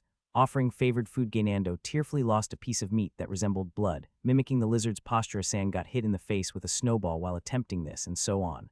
Wardenaz, can you give it a try, me? Yihan hesitated. He would normally have obliged a friend's request, but I doubt this will elicit a good response. Yihan, who had trouble befriending creatures during his travels across the snowy mountains, preferred to keep a distance. Wouldn't it get scared and run away? If it ran away, that would be one thing, but a rampage would be disastrous. Yihan clicked his tongue and said, "Fine, but everyone form a circle around it to create a barrier." What? What are you going to do? You're not planning to kill it, are you? Giles of the Richmond family, a horse mixed blood student from the Black Tortoise, took great pride in his heritage. He was proud of the skills passed down through his family, essential for running a transportation business with carriages throughout the vast empire. It wasn't just about handling horses, one needed to manage various monsters adapted to different terrains and environments. This is an opportunity. Giles saw the current lesson on taming the snow lizard as a stroke of luck. Though he had not stood out in previous writing lessons, it was indeed Giles who should have excelled. Really? Yes, Nilia, have you ever done it too? If so, you can help. I've caught one before. Everyone follow my lead. Giles enthusiastically guided his peers. The first step to befriending a snow lizard was to mimic its behavior. While other tower students had tried and failed, their attempts lacked sincerity and finesse. You must be sincere. Think like you are the snow lizard. Hold snow in your mouth. Do we really need to go this far? Who's complaining when Giles is helping us like this? Zalco, sensing Giles' earnestness, chided his friends and followed the instructions more fervently than anyone. The students of the Black Tortoise crawled on all fours and rolled over the snow. Even Professor Bungiger was impressed. There's someone with the knack. Though it might have looked ridiculous at first glance, this was the proper approach. To become a skilled explorer, one must be well versed and understand the countless varieties of monsters. Spit snow, flick your tongue, cruck, cruck, enough. It has accepted us, we can get closer now. The students of the Black Tortoise erupted in cheers. At this sight, Professor Bungiger smiled. Now, what about the others? The students of the Immortal Phoenix had somewhat bonded with the snow lizard, but it seemed they had underestimated it. The snow lizard playfully flung snow with its tail at them. Meanwhile, the White Tiger students were engaged in a standoff with their snow lizard. And the Blue Dragon, it's a miracle. Wardenaz has befriended the snow lizard. Professor, the snow lizard has accepted Wardenaz. Look over here. The Blue Dragon students called out to Professor Bungiger, cheering loudly. Has he become friendly with it already? That was too fast. Surprised, Professor Bungiger turned to look at the snow lizard. The snow lizard, with only its eyes rolling, was trembling beside Yihan, unable to move. That's not being friendly. Excuse me, what do you mean? Students of the Blue Dragon looked at Professor Bungiger, wondering what she meant. We're friends, aren't we? This only added to Professor Bungiger's bewilderment. Look, is that not trembling? Wasn't it just because of cold? Indeed, instilling fear was one way of taming, especially in urgent situations where there was no time for bonding. However, now was not the time for that. Besides, if they resorted to such methods, wouldn't the snow lizard simply flee when Yihan was not around? It was absurd enough to lose the blizzard-resistant lizard just a day after receiving it. Be friendly like the students of the Black Tortoise. Stop scaring it. This is strange. I thought we had become friends. Aren't we friends? Despite the students' questions, the snow lizard just hiccuped and rolled its eyes around. Seeing this, Professor Bungiger shook her head in dismay and called Yihan. Come here, you. This isn't my fault, though. I know, but life is sometimes unfair, isn't it? Professor Bungiger understood that Yihan wasn't really at fault. It wasn't his fault that the mana-sensitive snow lizard shivered in his presence. Yet life is often unfair. In such circumstances, Yihan had to stay away. I'm sorry. Next time I'll bring a monster less sensitive to mana. Oh, is there such a thing? Not impossible, but it might take some time to find one. Yihan looked gloomily at his friends mimicking the snow lizard. Feeling sorry, Professor Bungiger consoled him. At least you don't have to deal with such ridiculous situations, right, Professor? They can hear everything. After the lecture, the students returned to the tower with the now friendly snow lizard. Papapapapapak. The snow lizard swiftly cleared a path through the mountain of snow. Still feeling a bit sorry, Professor Bungiger walked with Yihan towards the cabin. Don't worry too much. Not every monster can be befriended. The snow lizard is just too timid and sensitive to mana. A monster less sensitive to mana and fearless wouldn't have this problem. Such creatures are rare, aren't they? Professor Bungiger kicked her nephew's shin under the table. Professor Ureger bit his beard, screaming internally. Bring something to drink. Yes. Professor Ureger opened a jar of milk, warmed it, and mixed it with tea. Yihan, with an expressionless face, sneakily put a warm scone into his coat pocket. The snow lizard's time won't last long. Once the blizzard stops, there's no need to see it. When will it end? This week. Both professors hesitated. Yihan suddenly felt anxious. Surely he wouldn't have to brave the blizzard for the rest of the semester. It's up to the students to resolve. The seniors will handle it, won't they? Well, the two dwarf professors trailed off. Ian seemed to trust the seniors, but the reality was a bit different.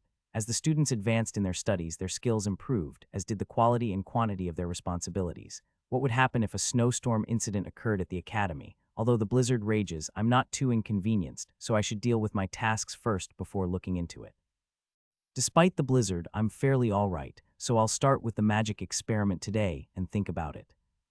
It was likely that such procrastination would occur. Surely not. Ian sensed an ominous sign in the attitude of the two dwarf professors. Are the seniors delaying the solution? It was human nature to postpone things that were not immediately pressing.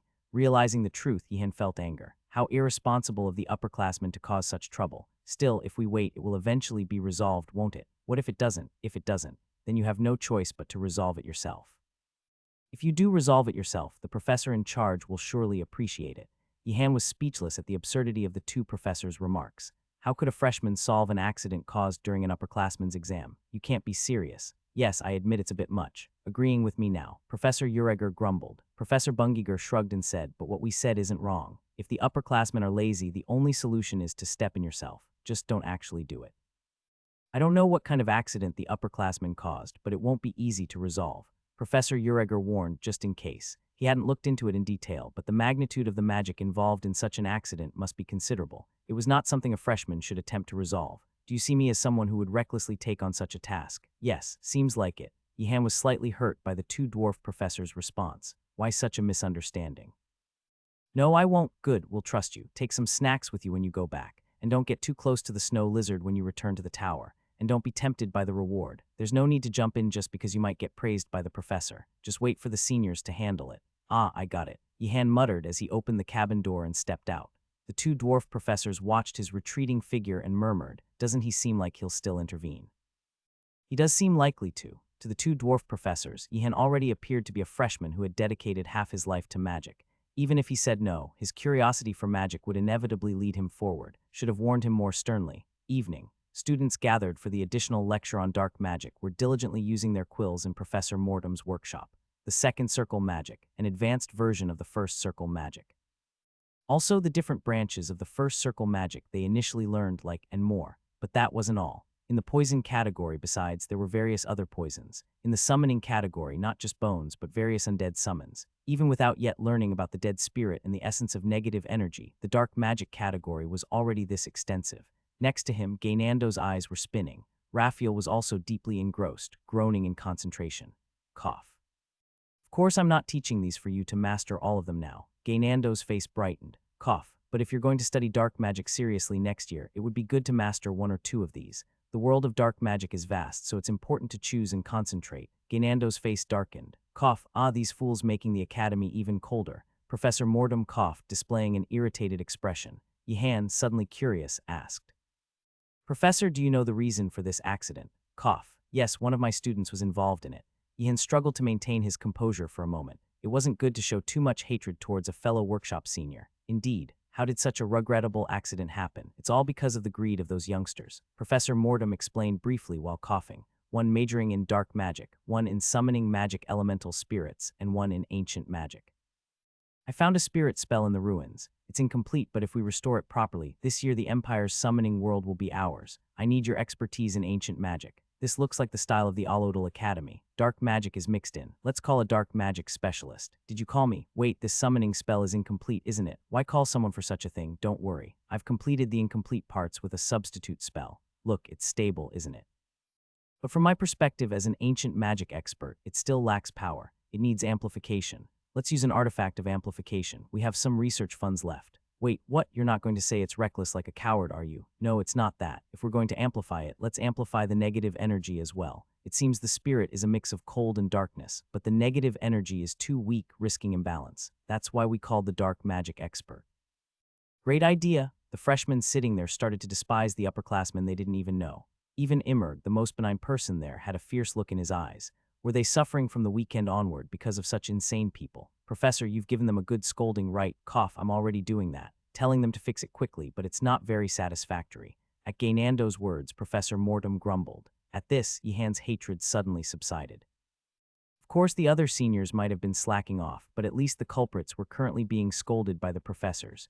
Yihan was not so harsh as to hate such unfortunate people. Cough. Yes, it wouldn't be bad for the freshmen to see this once. What do you mean? Yihan, who was in the process of forgiving, was the first to sense the dangerous sign, the sight of the failed summoning. It will be very helpful to see. Professor Mortem knew well that there were few students willing to learn dark magic. Thus, he also intended to show the students the allure of dark magic.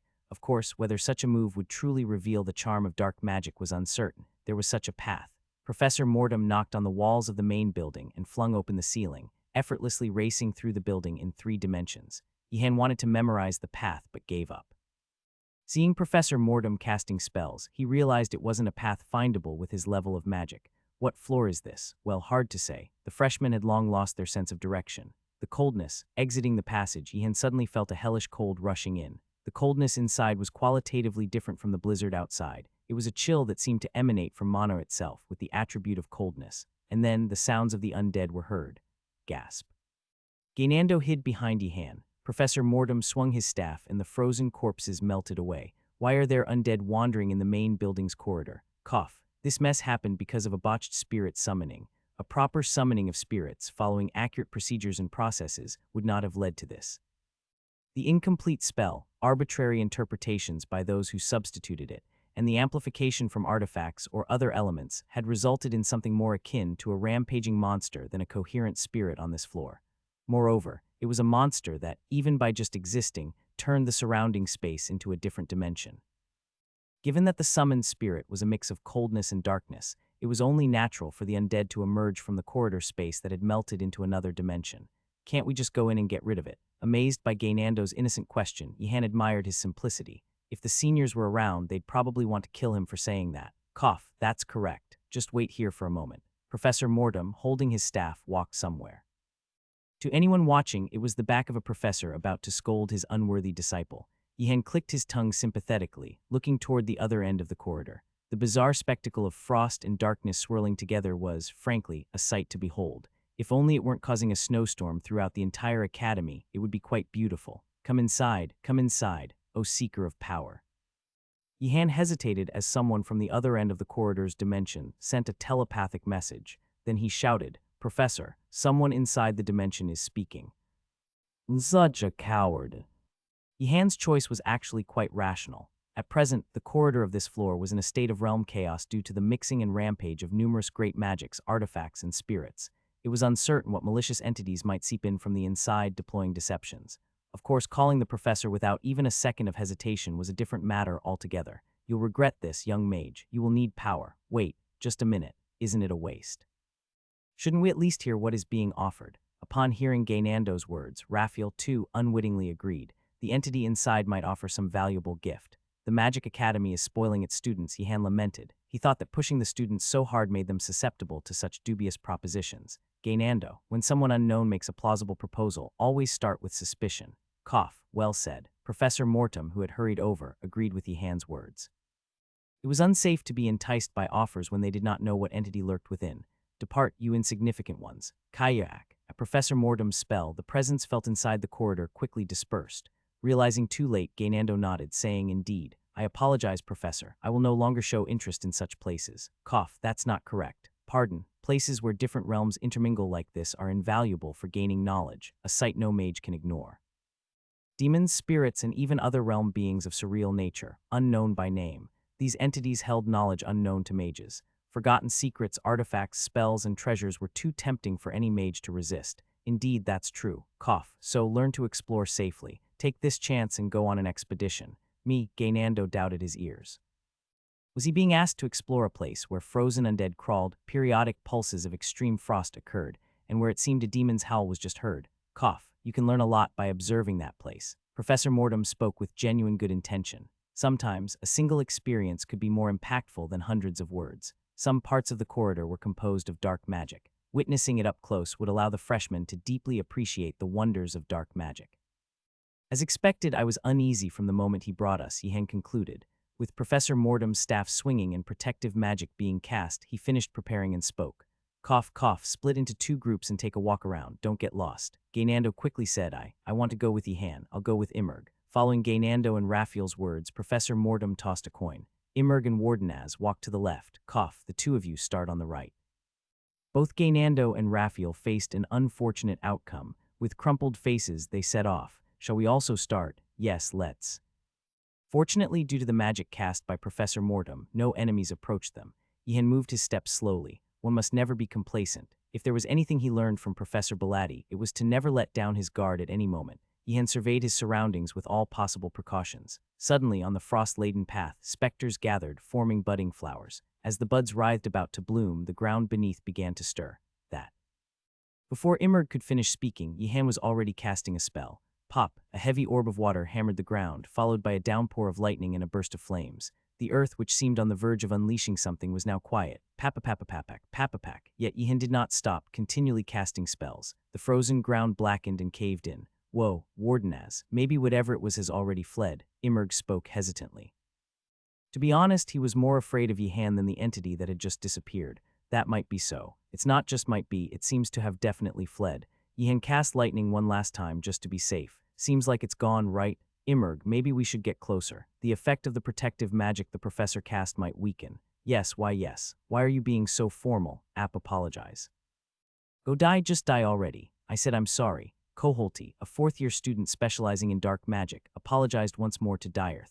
Koholti would have been angry too if he were Dyerth, dragged into this mess because of the major accident caused by Koholti and his friends. How long has it been since you left the punishment room, and what is this? I already got an earful from the professor. Koholti was utterly disheartened, having been severely reprimanded by Professor Mordum.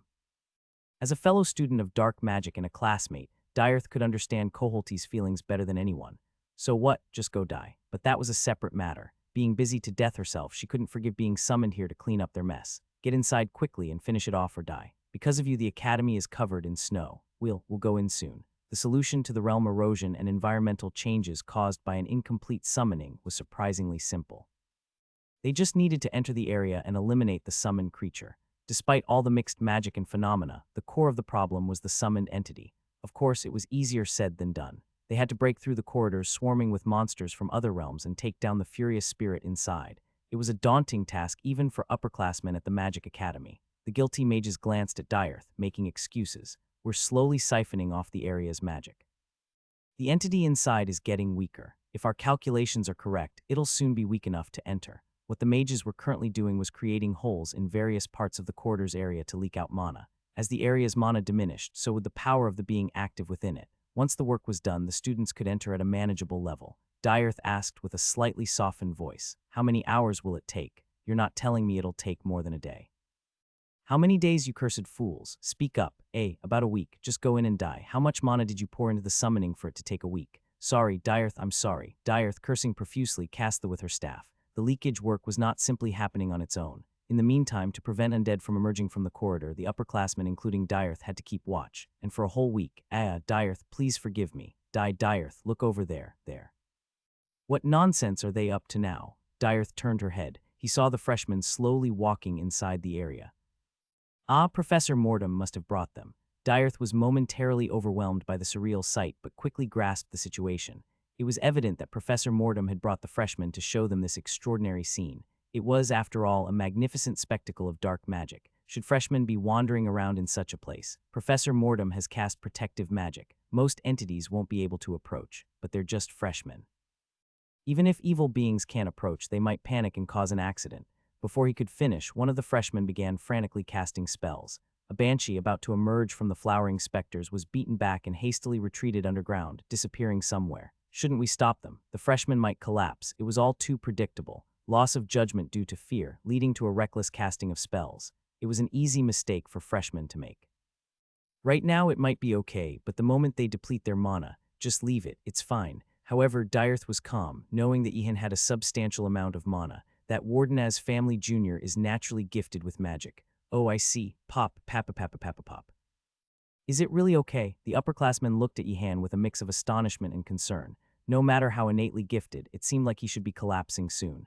Dyerth began to feel a bit anxious too. She knew Ihan had a lot of mana, but she wasn't sure just how much. We should stop him, I'm telling you. Cursed be the skull-like principle. Eventually, the anxiety spread to Dyerth too. She gripped her staff, ready to face the punishment room.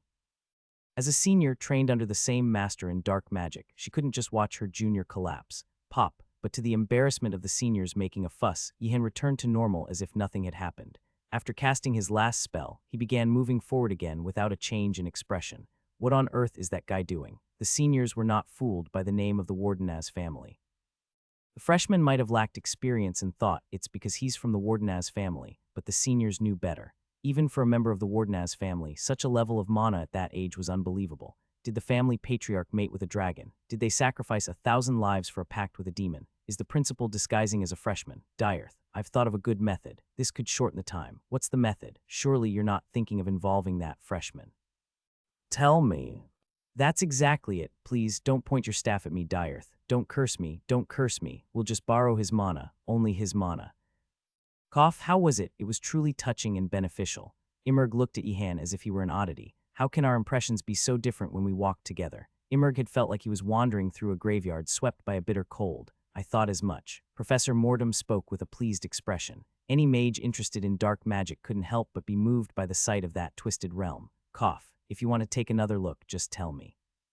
Next time you might gain some valuable knowledge. Yes, I understand. Yihan managed his expression as he responded, though he was determined never to return. Crash! Gainando and Raphael came rolling from the opposite direction, grappling each other's collars. They both looked a mess after their tussle. Professor Mordum clicked his tongue upon seeing them. Cough, to waste such a precious opportunity like that. Perhaps next time, Wardenaz should lead the way, such impudent fools.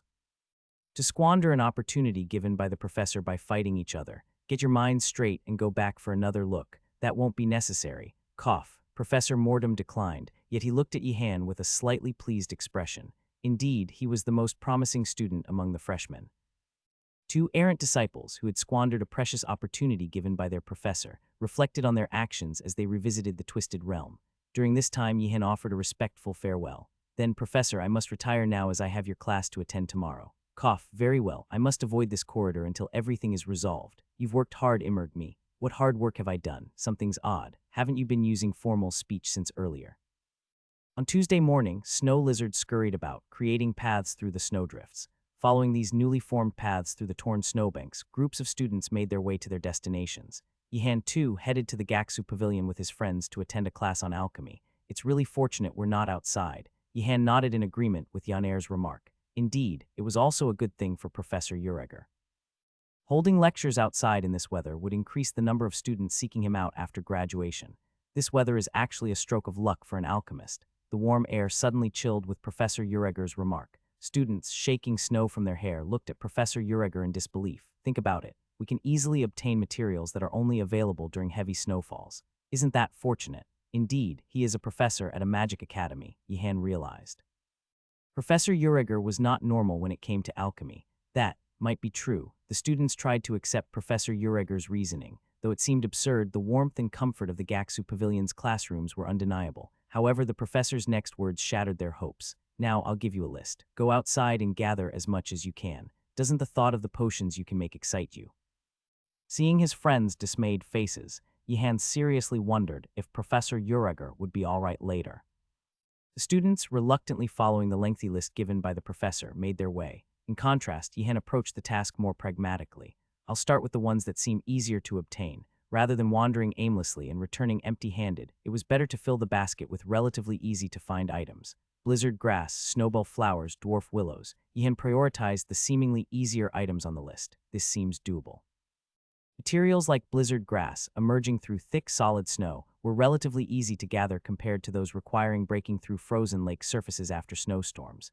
Is there no conscience? How are we supposed to obtain these? Join us, Wardenaz. Let's go together. Priests from the friendly immortal phoenix approached Yihan. Seeing no reason to refuse, he nodded. Shall we? Ah, the brilliant heir of the Flame Order, Priestess Siana. Well, if it isn't Yihan of the Wardenaz family, the top scorer in the recent alchemy midterm exam, Priestess Siana spoke to Yihan with a noticeably colder tone than before. The priests of the immortal phoenix were caught in the middle, unsure of what to do. Tidgeling placed both her index fingers behind her head, a clear sign of telling him of her anger, although could already tell that. It's unfair, Yihan thought. He had only studied hard, but now he faced misunderstanding from a fellow student.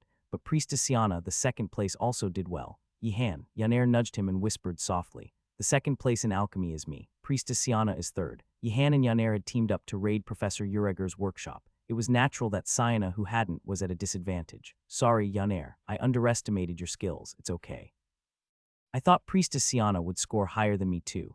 The students from the Blue Dragon quickly ended their conversation. Yihan switched tactics. If the first place compliments the third place, it might make things worse. Professor Ureger is an excellent mage, but he has a flaw. What flaw, Yihan? He doesn't know how to conduct a fair exam. Had Professor Ureger heard, he might have felt wronged, but Yihan's words had several students nodding in agreement.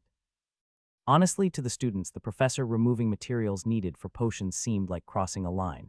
If the exam was fair, someone like Priestess Sienna would have been first, but with such a strange exam, it created variables. That makes sense. If it was a proper exam, this wouldn't have happened. Yihan and Yaner nodded, discussing among themselves, but the conversation was meant for Priestess Sienna to hear. Indeed, Yihan could see it. Priestess Sienna's expression was gradually softening. Priestess Sienna, we need to find ingredients, but we lack in numbers. Could you possibly help us? Of course I should help, Yihan of the Wardenaz family. Priestess Sienna extended a hand with a softened expression. Yihan nodded and shook it. Asan, standing nearby, mumbled. Then what rank did the princess achieve? Yihan paused mid-handshake. Indeed, up to third place was present here. Then, it's all right, Yaner said reassuringly. The princess isn't like us, she probably doesn't care much. Is that so? Yihan felt a tinge of unease. I should avoid encountering the princess's group while collecting ingredients today. There's the blizzard grass. Indeed, Priestess Sienna. Indeed, Priestess Sienna. Yihan and Yaner clapped, slapping their hands together in applause. Asan, puzzled, asked, It's impressive, but why do we keep clapping like this? Be quiet. Yihan silenced Asan and prepared to dig out the blizzard grass. The firmly rooted plant in the snow required significant effort to extract. Dig it out. But for Yihan, the task was different. He cast a first circle magic. It was an earth element magic spell for digging small pits. Wardenaz, it shouldn't work in the cold, should it? Asan was confused by this. Asan knew the spell from their classes together. However, it was meant for soft soil, not for hard, frozen conditions. A student from the Blue Dragon had just tried and given up. Dig it out, dig it out, dig it out, dig it out. With a crack, the solidly frozen snow shattered, forming a pit. Yihan turned and asked, What did you say? Nothing. Nothing at all. Asan felt a strange sense of awe. So that's it. If magic doesn't work, just keep trying until it does.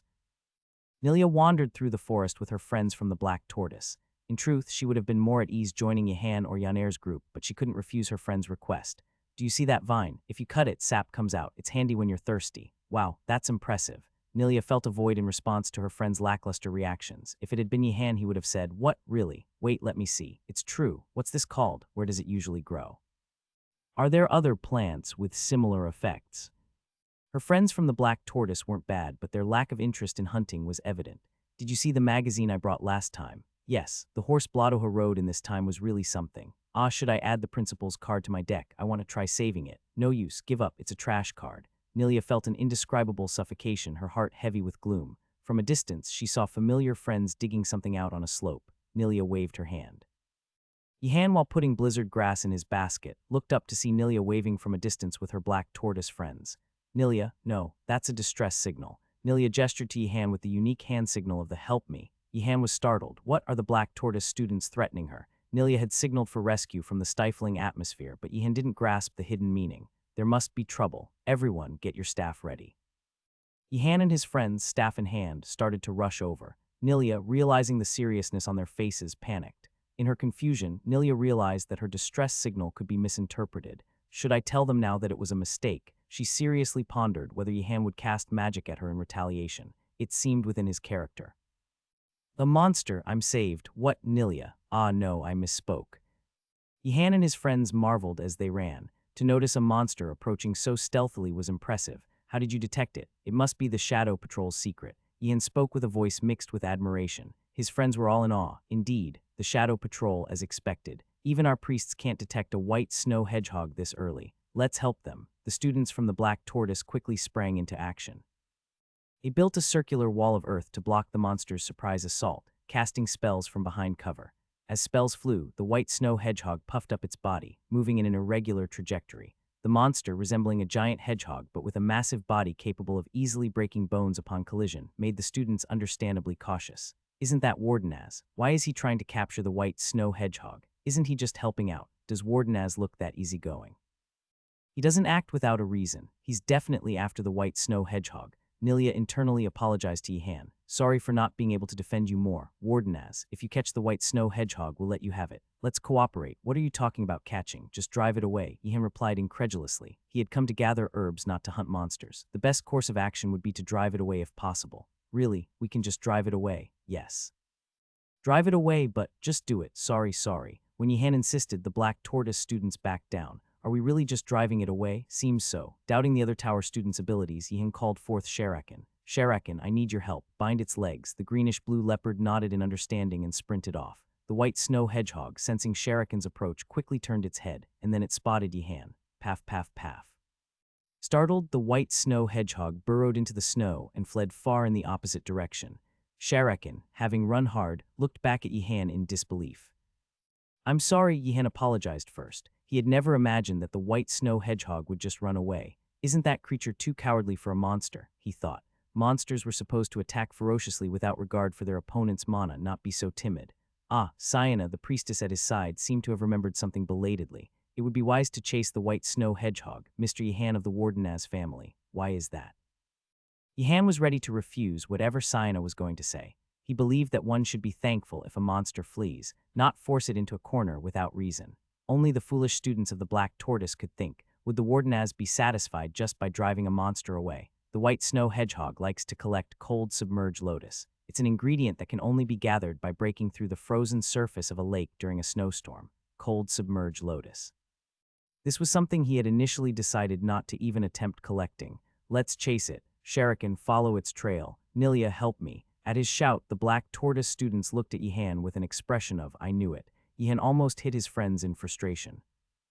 If there were students like Yihan, who pragmatically chose to collect easier materials first, there were also those who sought to impress Professor Uriger by gathering the more challenging ones. The students of the White Tiger were among them. Astonishingly, in this harsh weather, they were attempting to break the thick ice of a lake to collect cold submerged lotus. Crack, we did it. Finally, the White Tiger students succeeded in breaking the ice with their axes and bumped fists in celebration. Breaking ice in such cold weather was no easy task. Swinging an axe carelessly could lead to sweat-soaked clothes freezing, so they had to do it slowly and cautiously. Be careful. I know. Here I go. One student pulled out a round bead with engraved symbols. It was that they had bought from the Black Tortoise students, an artifact that provided a clear view around the bead to its user. Though disposable, it was considered a fine piece among the failed experiments available at the academy. The students securely attached the bead to a rod and lowered it into the lake. Despite wearing several layers of leather enchanted with lesser cold resistance magic, falling into the lake would render such protections meaningless. They moved with utmost caution. There it is, the hook. They had spotted the cold submerged lotus and tried to extract it with a hook. The tightly packed material slowly began to be pulled up. Their faces brightened. We got it. Keep digging. Let's take all of it. What's that? Before them, the white snow hedgehog appeared. With a crackling sound, the white snow hedgehog began to dash across the lake. The fishing-focused White Tiger students were too slow to respond. That thing, don't come this way. Despite the students' shouts, the white snow hedgehog paid them no heed and charged towards the hole they had made in the ice. The weakened ice shattered in a chain reaction, followed by a massive crashing sound. Splash! The white snow hedgehog plunged into the lake. And so did the students of the White Tiger. Why are those kids on the lake? It's dangerous. Asan was flustered upon seeing the students of the White Tiger falling into the lake in the distance. However, Yihan noticed something different. No, they've dug up the cold submerged lotus, haven't they? He saw the baskets left on the lakeshore, filled with the cold submerged lotus, his eyes shining with realization. They had succeeded in extracting it. We must help them, Nilia cried out urgently. It was their pursuit of the white snow hedgehog that had caused this accident. At her words, Yihan, who was contemplating how to borrow the cold submerged lotus, nodded. Yes, let's help them and borrow the cold submerged lotus as compensation. What did you say? Move. Yihan didn't respond but sprang into action. He would first rescue those who had fallen in. He picked up the poles stacked by the White Tiger students and moved toward those struggling in the water. The students barely managed to grasp the poles. Get out, The students of the White Tiger couldn't speak properly due to the cold. Shivering, they clung to the poles and climbed up. However, not all could do so. Some, their arms seemingly paralyzed, struggled to exert any strength. I must lift them out myself. In a brief moment, Yihan's mind raced for a solution. How could he get the students out of the water and onto the shore? By manipulating the water beneath them. He cast another spell, targeting the water beneath the students. Water element magic was the most familiar and comfortable for Yihan. Even in dire situations, he could cast it as naturally as breathing. Lift them up, splash. The students' heads bobbed up, but that was it. It wasn't easy to rescue someone from water with a net of water. Isn't it working? The distance and the large area he was trying to control weakened the force of the water. If it had been water summoned by Yihan, his control would have been stronger, but the lake's water was not so easily manipulated. Yihan clicked his tongue in frustration. Should I summon water separately and add it? No, it would weaken as soon as it mixed with the lake water. As he pondered, a cold winter wind brushed against Yihan's cheek. A streak of inspiration flowed through his arm before he even thought it through. Instinctively, he began chanting a spell, a moment of enlightenment for a mage. Freeze, zzzzzzzzzzzzz. Just like when Professor Belatti threatened his life, and he suddenly understood how to control the water element, Yihan felt he understood what the cold element was. Forgetting his current predicament, he immersed himself in controlling the ice. The revelation made him forget even the harsh cold. It's impossible, Yaner stared at Yihan in astonishment. Unlike other students who thought, Wardenaz knows even dark magic, so what's surprising, Yaner knew to some extent what magic Yihan could or couldn't use. And cold element magic was something Yihan didn't know. If he had known it, he wouldn't have struggled so much with storing ingredients. But now, Yihan was using cold element magic. There was only one reasonable explanation. He had learned it on his own without learning from a professor. Maken, a good mage learns quickly, but an outstanding mage learns on their own. Is that possible? Then, as you continue learning, there will come a time when you'll learn on your own. That's when you can truly be called a mage. Swoosh. Wide slab of ice formed in the water, pushing the fallen students upwards. Their friends hurriedly pulled the students of the White Tiger out of the water, looking like drowned rats. Light a fire, but my flint is wet. Are you even a mage? Ah, right, sorry, bring the potions. The students quickly lit a fire by the lakeside and massaged the hands and feet of the White Tiger friends. Yaner, help me, we need to make more potions. Oh, sorry. Yaner quickly regained her senses and prepared the potions. It felt strange. Despite being surrounded by so many friends, Yaner was the only one who realized the significance of what she had just witnessed. Yihan emerged just then, murmuring to himself. Yaner, curious, listened in. What was Yihan saying? Perhaps about what he just did. When we return to the tower, I should practice freezing the perishable ingredients first. Yaner pretended not to hear and turned her gaze to the cauldron. The affairs of the world were often more mundane than one expected. It's actually RF, it's fine, Yihan interrupted Nilia. Even though we're from different towers, helping a student in distress is something we must naturally do. Nilia looked at Yihan in disbelief. However, his expression remained unchanged. Now about the cold submerged lotus. There, the white snow hedgehog is back. All the students turned their eyes in surprise. Indeed, the white snow hedgehog was approaching, but this time it was different. The white snow hedgehog slowly approached and gently placed something down. It was a bundle of cold submerged lotus. That is, Wardenaz. Maybe the white snow hedgehog was touched by your act of saving your friends. It's a miracle. The students were truly amazed. Who would have thought that a mere monster, moved by emotion, would leave such a gift and go? Despite the cold, snowy weather, it was a heartwarming miracle. Nilia tilted her head in confusion. That's not it. Looks like it's scared. This behavior of giving gifts so we won't chase it. SHH, Nilia, it might be better to keep quiet. Ratford covered Nilia's mouth. There was no need to break the mood. Professor Uriger praised the students for collecting various ingredients. He then trimmed the ingredients and stored them in glass bottles for the students' continued use, though he did make some unnecessary remarks. You managed to get cold submerged lotus. You actually got this. How did you manage? Yihan quickly had his lunch and headed toward Professor Belatti's lecture room. This week, it might revolve around cold, right? Heading to the lecture room, Yihan thought. Professor Belatti was the most unpredictable among the professors, but even so, Yihan could predict this much. The current snowstorm outside was an opportunity that didn't come often, so it was likely that Professor Belatti would utilize it. You've arrived. Yes, cold among the elements is tricky, especially in magic combat, but through appropriate application, its limits can be overcome. Yihan was not surprised by the vampire professor's direct approach to the main topic. He nodded as if he had expected it, and a faint confidence could be seen in his expression. He was, after all, on his way back from learning the cold element by himself. Maintaining it is difficult and it lacks instantaneous destructive power, but cold magic is useful in the following situations. Yihan focused intently on Professor Belatti's explanation, taking notes. At some point, Professor Belatti finished his explanation. Now cast an ice generation spell. Yihan nodded. Freeze. Coldness shot out from the tip of his staff, lowering the temperature of the lecture room. Frost settled on the desks in front of him. Normally, mastering cold element magic would require numerous trials and errors. Yet here was a freshman who had learned it on his own, an astonishing feat that did not even elicit a change in Professor Belatti's expression. Well done. I thought it would take a day, but we can move ahead in the curriculum. The next spell to cast is... Only then did Yihan snap back to reality. What was I doing? He had lost track of himself in the joy of his recent learning of the cold element. Ye should have pretended to struggle a few times. But it was already too late for regrets. Professor Bellatti's magic lecture continued unabated. I've heard from Professor Verdus. You've decided to major in enchantment magic as well. I'm just taking it lightly. It's a good choice. Enchantment magic was particularly versatile due to its wide applicability and ease of integration with other forms of magic. Cold element magic, in particular, synergized well with enchantment magic. Those unfamiliar with cold element magic often harbored several misconceptions about it: the intense imagery associated with biting cold, the difficulty in mastering and utilizing it. Perhaps the cold element is the most destructive and combative of all elements, but this was not the case. In terms of instantaneous destructive power, the fire element was far superior. Fire ignited instantly, consuming its surroundings as it burned. In contrast, the cold element did not immediately freeze the target upon invocation. Continuously, the mage had to infuse mana to maintain the cold until the target was completely frozen. It was an inefficient method. I should refrain from thoughtlessly freezing things in the future. Yihan, who had hastily infused mana into the lake to create ice, reflected on his actions.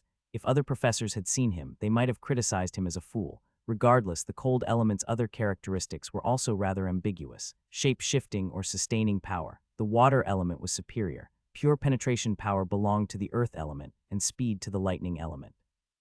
Excluding its freezing trait, the cold element was, in fact, rather ambiguous and tricky to use. However, there were methods to effectively use it. If one knew how to, the cold element had distinct advantages incomparable to other elements. One such method was through enchantment magic. Thud. Professor Bellatti drew his sword. From his stable stance, Yihan realized the professor had trained in swordsmanship. Indeed, a person who stakes his life on magic combat wouldn't neglect close-quarter fighting. Whoosh, Yihan felt the cold mana rising along the blade of the sword. Come at me. Yihan, trying not to show his excitement, managed his expression and stood up. He took his wooden sword and assumed his stance. The professor immediately launched an attack, closing the distance with a swift, sharp thrust. But Yihan, well-trained in swordsmanship, was not so easily bested by a straightforward, unfeigned attack from a distance. He pushed forward with his wooden sword, deflecting the thrust. Crack! At that moment, part of the wooden sword froze. Yihan forcefully expelled mana to shake off the ice. He couldn't end it like this. Professor Bellatti probably doesn't know much about my style of swordsmanship. Just one hit would suffice. Do you understand? Excuse me. Caught off guard by his own thoughts, Yihan hesitated. The enchantment magic, I mean. Ah, yes, it synergizes well with the cold element. There was no need for a mage to scatter coldness or shoot crystallized ice if they could imbue objects with coldness, continuously inflicting damage on the enemy. A single brush might not be enough to incapacitate, but it was sufficient. Yihan, proficient in swordsmanship, was keenly aware of how effective this method of cold enchantment could be. In a duel between swordsmen, one would have to continually clash weapons. After 5 or 6 hits, one would be rendered incapable of combat. Seeing that Yihan understood, Professor Bellatti nodded and sheathed his sword. Yihan felt a tinge of regret inside. Throw it. Yes, Professor Bellatti gestured towards an iron marble. Yihan, managing his expression as before, picked up the marble. Keep calm, without alarming his opponent, maintaining as much composure as possible. Yihan drew mana from his entire body and infused it into the marble. He remembered Professor Ingerdl's warning about the dangers of infusing too much mana into a sword. But sometimes there were unavoidable situations, and this was one of those times. Swoosh! The marble, tearing through the air with a menacing speed, was suddenly launched. At that moment, the dagger at Professor Bellatti's waist seemed to come alive, moving on its own. With a clanging sound, the dagger precisely penetrated the marble. The marble, which had been hurtling at great speed, suddenly slowed down and froze. It was an unreal stoppage, something only the coldness summoned by a mage could achieve. While Yihan was amazed, Professor Bellatti was focusing on something else. The vampire professor asked with interest, "Did you trigger the mana instantly instead of circulating it?" Yes, it might strain the equipment, but disposable throwing weapons are fine. It's a good technique. Yihan sighed in relief internally. Fortunately, his hidden murderous intent had not been detected. We practiced this in swordsmanship class. Excuse me, Yihan hesitated. He sensed the conversation drifting in an odd direction. Professor Bellatti's words sounded like, so you were taking swordsmanship classes to add this technique to your magic combat. For Yihan, who was taking the class for academic credits, it was an unjust accusation. It's not like I did it on purpose. Well done. Now summon a cold shield. Professor Bellatti quickly changed the subject, signaling the end of the previous topic. Yihan was uneasy but had no chance to clear the misunderstanding. It should be okay, surely. The second circle magic was much more difficult than, even though they were of the same circle. In terms of elemental difficulty, mana consumption, mana maintenance, and so on, it felt unfair to call it the same circle magic, but deserved its difficulty. It freezes any attack that touches it. It was an exceptional magic shield, not just freezing, but also significantly reducing the power of attacks. Now command this shield to protect you autonomously. Yes, excuse me, Yihan nodded, then was startled. Throughout the lecture, he had struggled to master the shape-shifting technique of the cold element and had barely managed to create. And now, he was being asked to give it autonomy. Professor Belatti, realizing Yihan's confusion, clarified, not right now. Oh, the final goal, by next class. Yihan regretted not infusing the iron marble with more mana when he had thrown it. Would more mana have breached the defense, to command a shield to protect on its own? Wouldn't that require at least the fourth circle? Yihan estimated briefly, to create a cold shield that floated in the air, spinning around, and protected its master from incoming attacks. It would require at least the fourth circle. That's correct, Professor. I'm a first-year student. Professor Belatti looked at Yihan with puzzled eyes, wondering why he was bringing this up suddenly. It's the difficulty of the magic, combining spinning and projectile properties in a water orb and Azurmo summoning enchantment. All of these are fourth circle, aren't they? Yihan was genuinely at a loss for words. In his time at the academy, Yihan never expected to be outwitted in logic by Professor Belatti. You have successfully performed fourth circle difficulty magic before, therefore, you can succeed at fourth circle difficulty magic again. It was an irrefutable and flawless logic. Professor Belatti continued, still seemingly puzzled. Was that a joke? Yes, kind of. You lack a knack for humor. No matter. Jokes are unnecessary in magic combat. With that, Professor Belatti offered some consolation and was the first to leave the classroom. Left alone after the lecture, Yihan sat with his head in his hands, full of regret. I shouldn't have succeeded with the cold element magic on the first try. The more he thought about it, the more he realized that this single mistake had set off the entire chain of events. Though the academy was still cold, Yihan seemed to have adapted to it after a couple of days. It's time to make my way to the spire. Of course, some of his peers like Gaynando might have suggested otherwise. Do we really have to go in this weather? Let's go later, but Yihan knew better. Excuses about the cold, the heat, upcoming quizzes, or having to play card games would prevent him from accomplishing anything. All right, stop nagging. Gaynando, who had merely expressed concern once, felt unfairly chastised. He didn't think this warranted such a scolding. Clatter, clatter. Evening, students of the Blue Dragon gathered in the recreation room, scraping the remaining food from their bowls with spoons.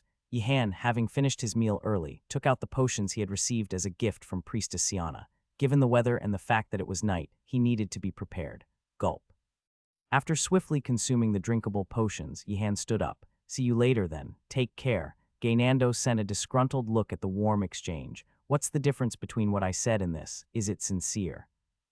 Hey, he's out, really. Fourth-year students Koholti and his friends were taken aback. They hadn't expected anyone, especially in this weather, to venture out of the tower. Is he a freshman? Not an ordinary one, that's for sure. Koholti's comment made his friends nod in agreement. They vividly remembered the scene of Yihan wildly casting magic in the Twisted Realm corridor. Ordinary freshmen didn't do that. I told you, didn't I? The head of the Wardenaz family must have made a serious pact with a demon. Has the Wardenaz family gone mad to do something like that? Then consider my more moderate theory that the head of the Wardenaz family has some dealings with a dragon. Guys, I love a good debate, but let's not make assassination-worthy comments about the Wardenaz family when we're outside. While Dyerth cursed them, saying, "You trash kids, solve it," Koholti and his friends approached the situation realistically. They needed a considerable amount of mana to solve the Twisted Realm corridor right now. There's hardly any way to transport that much mana to the corridor without loss in such a situation. Shouldn't they seek help from freshmen? Of course, Dyerth and other upperclassmen might criticize them for bringing shame to the fourth years, but Koholti and his friends felt no shame. Then you guys tried dealing with the Twisted Realm corridor while being grilled by the professors. Therefore, Koholti and his friends were secretly waiting around the Blue Dragon Tower. They doubted he would come out, but just in case he did, they wanted to make contact. But they hadn't expected him to actually appear. Send a message. Quick, send a message. Wait. I'm on it. The fourth-year students calmed their excitement and cast a spell. Contacting freshmen was a risky business under the strict surveillance of the Skull Principal, but it wasn't impossible. After all, these fourth years had seen and survived many challenges at the academy. Thump. A paper bird whirled through the air and then dropped right in front of Yihan's feet. Yihan, puzzled, picked up the paper. Brave and wise freshman, come to the Twisted Realm corridor as guided by Professor Mortem. In doing so, faithful mages will reward your dedication. Yihan was dumbfounded. Is there such a thing as letter scams in a magic academy? Rip, rip, rip. Without a second thought, Yihan tore up the letter and discarded it. He didn't want to take any chances with potentially dangerous magic attached to it. Yihan dusted off his hands and surveyed his surroundings. He wondered if either the Skull Principal or his summoned creatures might be present. At first, he had thought the Skull Principal was responsible for his current situation, but upon reflection, he realized the principal wouldn't resort to such complicated means of torment. Could it be someone else? He pondered. Whoever it was, they knew about Yihan's venture with Professor Mortem into the Twisted Realm corridor, and perhaps they were trying to trick him into returning there. But who, other than the Skull Principal, could it be? Deciding not to dwell on the question without an immediate answer, Yihan shook his head to clear his thoughts and proceeded forward. To the senior students observing, it was an infuriating sight. Why is he ignoring us? Did I spell something wrong? Could I have made a spelling mistake? It's not my first time sending a letter. I made sure it was properly formal. This is strange, isn't it? Koholti and his friends were baffled. When they were freshmen, they had experienced daily hunger and hardship. Even now, things didn't seem much different, but they had been desperate enough to try anything for food, testing the toxicity of dangerous mushrooms on themselves, entering corridors and rooms that clearly seemed off limits, and venturing into the forest outside the academy, rumored to be perilous. Back then, when they knew nothing about the academy and were driven by sheer desperation, even a letter warning of dangerous journeys, numerous perils, no guarantee of safe return would have been enough to spur them into action, hoping for something better. But why was this freshman different? Why is he ignoring the letter even though I clearly wrote about the rewards? Is it because of the principal? Has the principal threatened him? While they pondered this, the freshman in question had already walked far away. Koholti and his friends could only stare after him with a sense of bafflement. Do you have any complaints against me? How could that be? The next morning, as the Skull Principal floated into the classroom, he sensed something odd in Yihan's gaze. I'm sure it's him, Yihan thought to himself. He was almost certain that the Skull Principal was behind the letter he received the previous evening. Who else could it be? The method might have been unnecessarily complicated for the principal, but nothing was impossible. Why is he acting like this?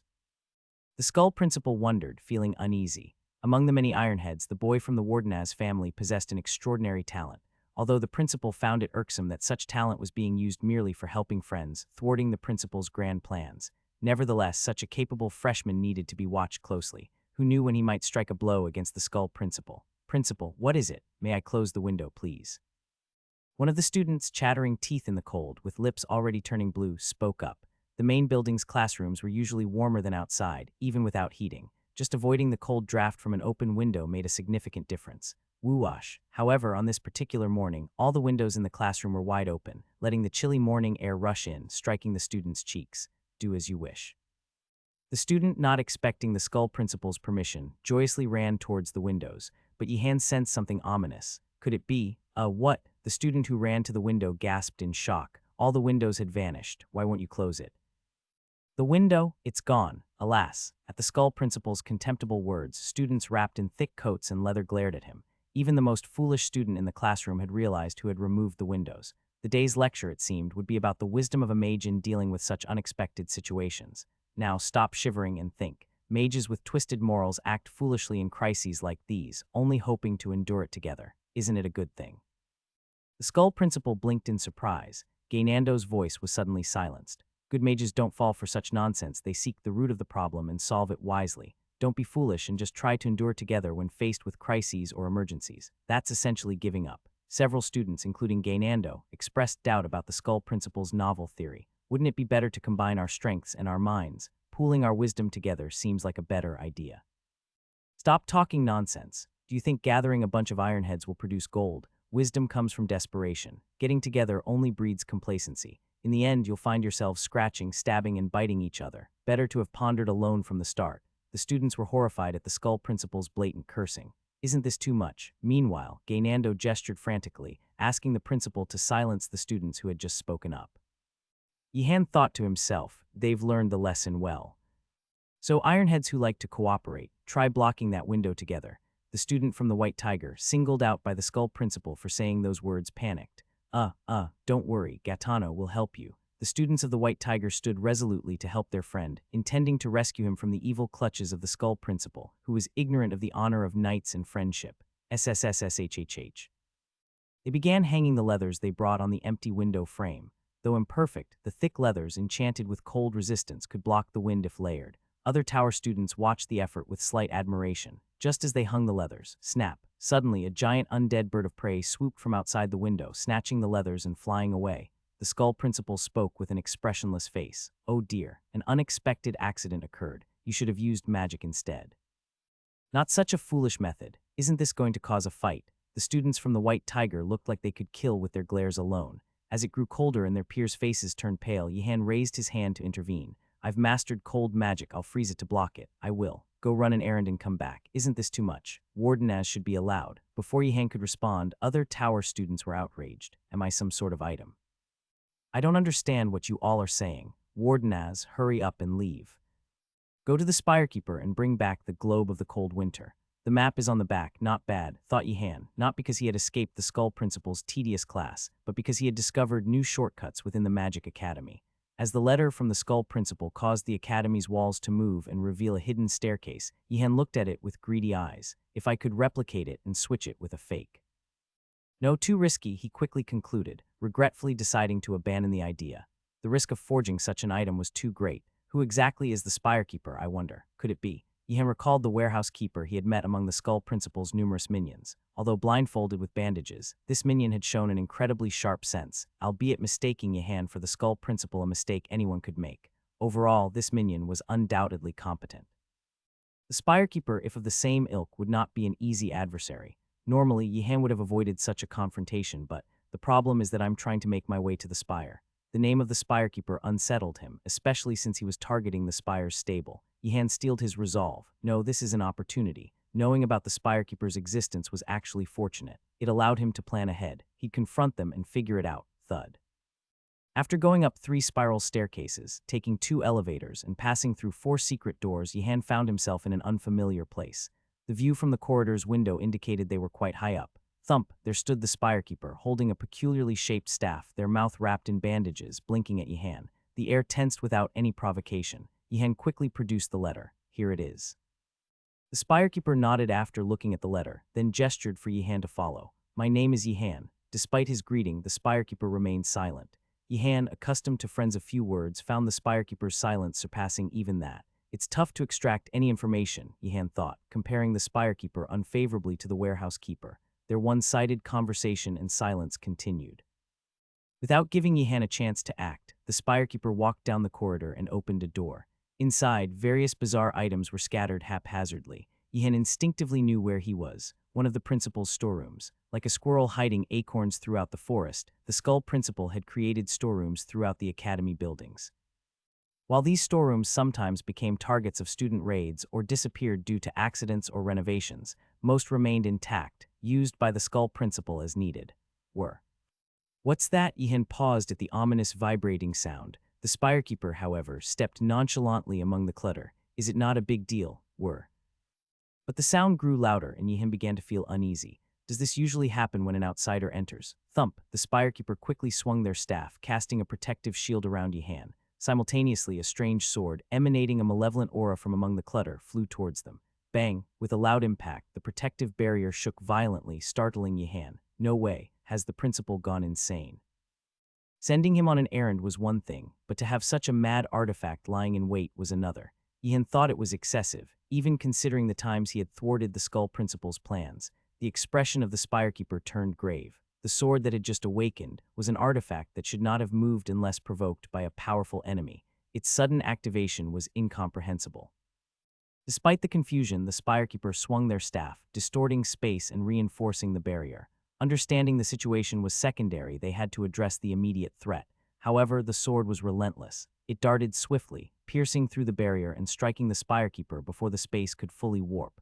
Frowning, the Spirekeeper swung their staff again, intending to exit the room. Yihan watched in horror as the Spirekeeper was hit and knocked down by a chain flying from behind. This turn of events, Sharakan, come forth. Yihan summoned his magic, his power surging. He didn't understand why this crazed artifact was attacking, but he was not about to let himself be an easy target. Even if it meant reducing the storeroom to ruins, he was determined to survive by any means necessary. How much time had passed? The Spirekeeper, who had been felled by a surprise attack from behind, regained consciousness and hurriedly rose to their feet. The thought of collapsing in the face of Artifact's attack while leaving a freshman behind was a mistake too great for words, even if they had 10 mouths. The Spirekeeper prayed they weren't too late as they clutched their staff and stood up. However, the scene before their eyes vastly differed from their expectations. For starters, the storage room was in a semi-destroyed state. The fight had been so fierce that the scattered clutter was completely demolished, lying in ruins. They felt no despair or shock at the sight of the principal's storeroom items being destroyed. In truth, these items, though precious to the principal, held little interest for the spirekeeper. After all, they weren't their belongings. What truly astonished them was the fact that the new student had fought so fiercely against the attacking artifacts. Judging by the artifact's aggression, it was clearly not something lower-level students should be able to handle. Yihan groaned as he rose, his body emitting a sound of pain. Before him lay scorched and frozen artifacts. He had managed to seal them by continuously unleashing coldness, but his body ached all over. I never thought Professor Bilatti's teachings were correct, Yihan thought, finding it more disagreeable to acknowledge the professor's words than the fatigue in his body. A mage must never let his guard down at any moment. Had his reaction been even slightly delayed, the artifact would have pierced him, leaving several holes like the wind. Well done, Shuriken, he praised. Shuriken growled in contentment. Without this powerful undead summon, restraining the artifact would have been impossible. While Yihan bombarded the artifact with various spells and physical assaults, Shuriken threw his entire body to suppress the artifact's movements.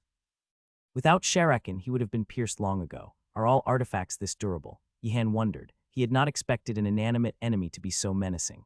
The chilling indifference of the artifacts, unaffected by lightning strikes, flames, magic explosions, or curses, was terrifying. The artifact, aiming only for vital points, was fear incarnate.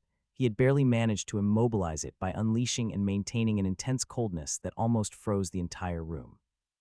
From now on, I must flee whenever I encounter an artifact enemy. However, the Spirekeeper's reaction was entirely unexpected. They bowed their head and expressed their gratitude.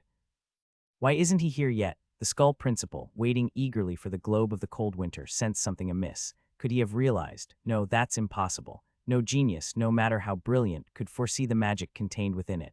The principal reassured his uneasy mind. The globe of the cold winter was a surprise gift for the students in the classroom.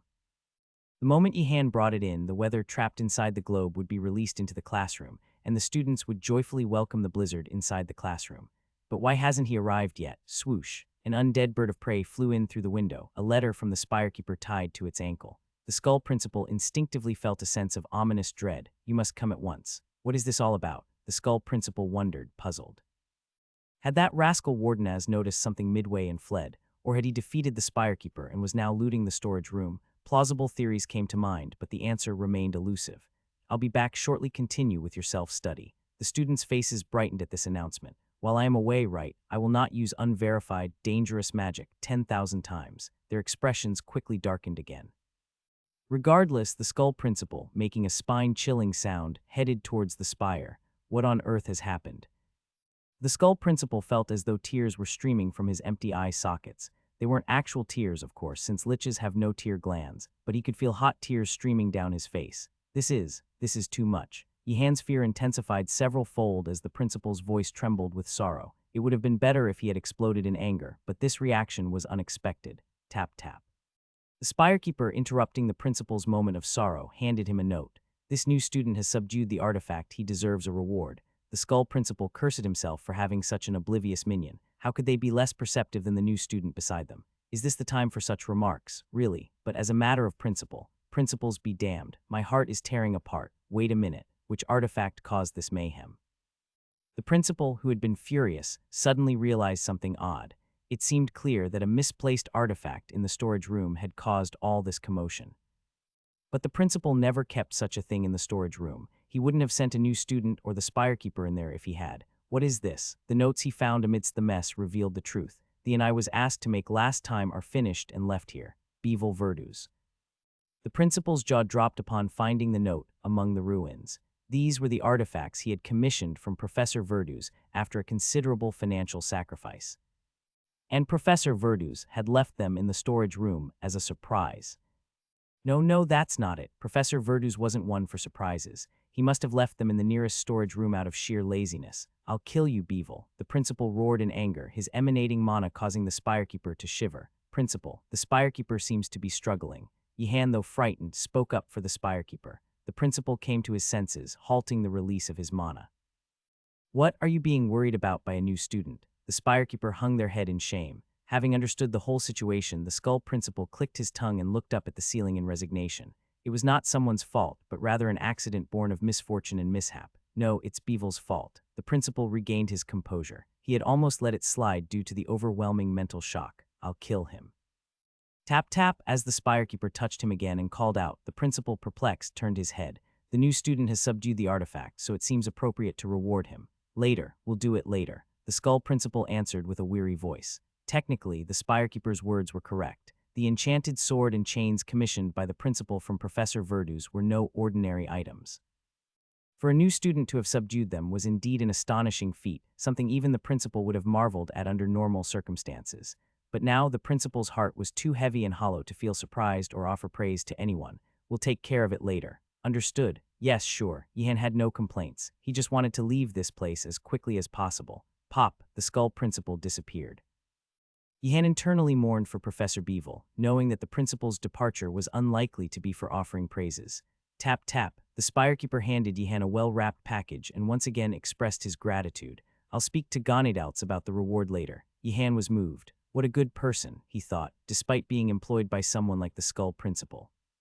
In the afternoon, Yihan headed to Professor Beevil Verduz's workshop, the Artifact Hall, to attend an additional lecture on enchantment magic. How surprising. To his amazement, a considerable number of students had gathered in front of the tower. Considering Professor Verdu's reputation as the worst educator, this was proof of the allure of enchantment magic. I can't help but feel a bit sorry for Professor Mortem.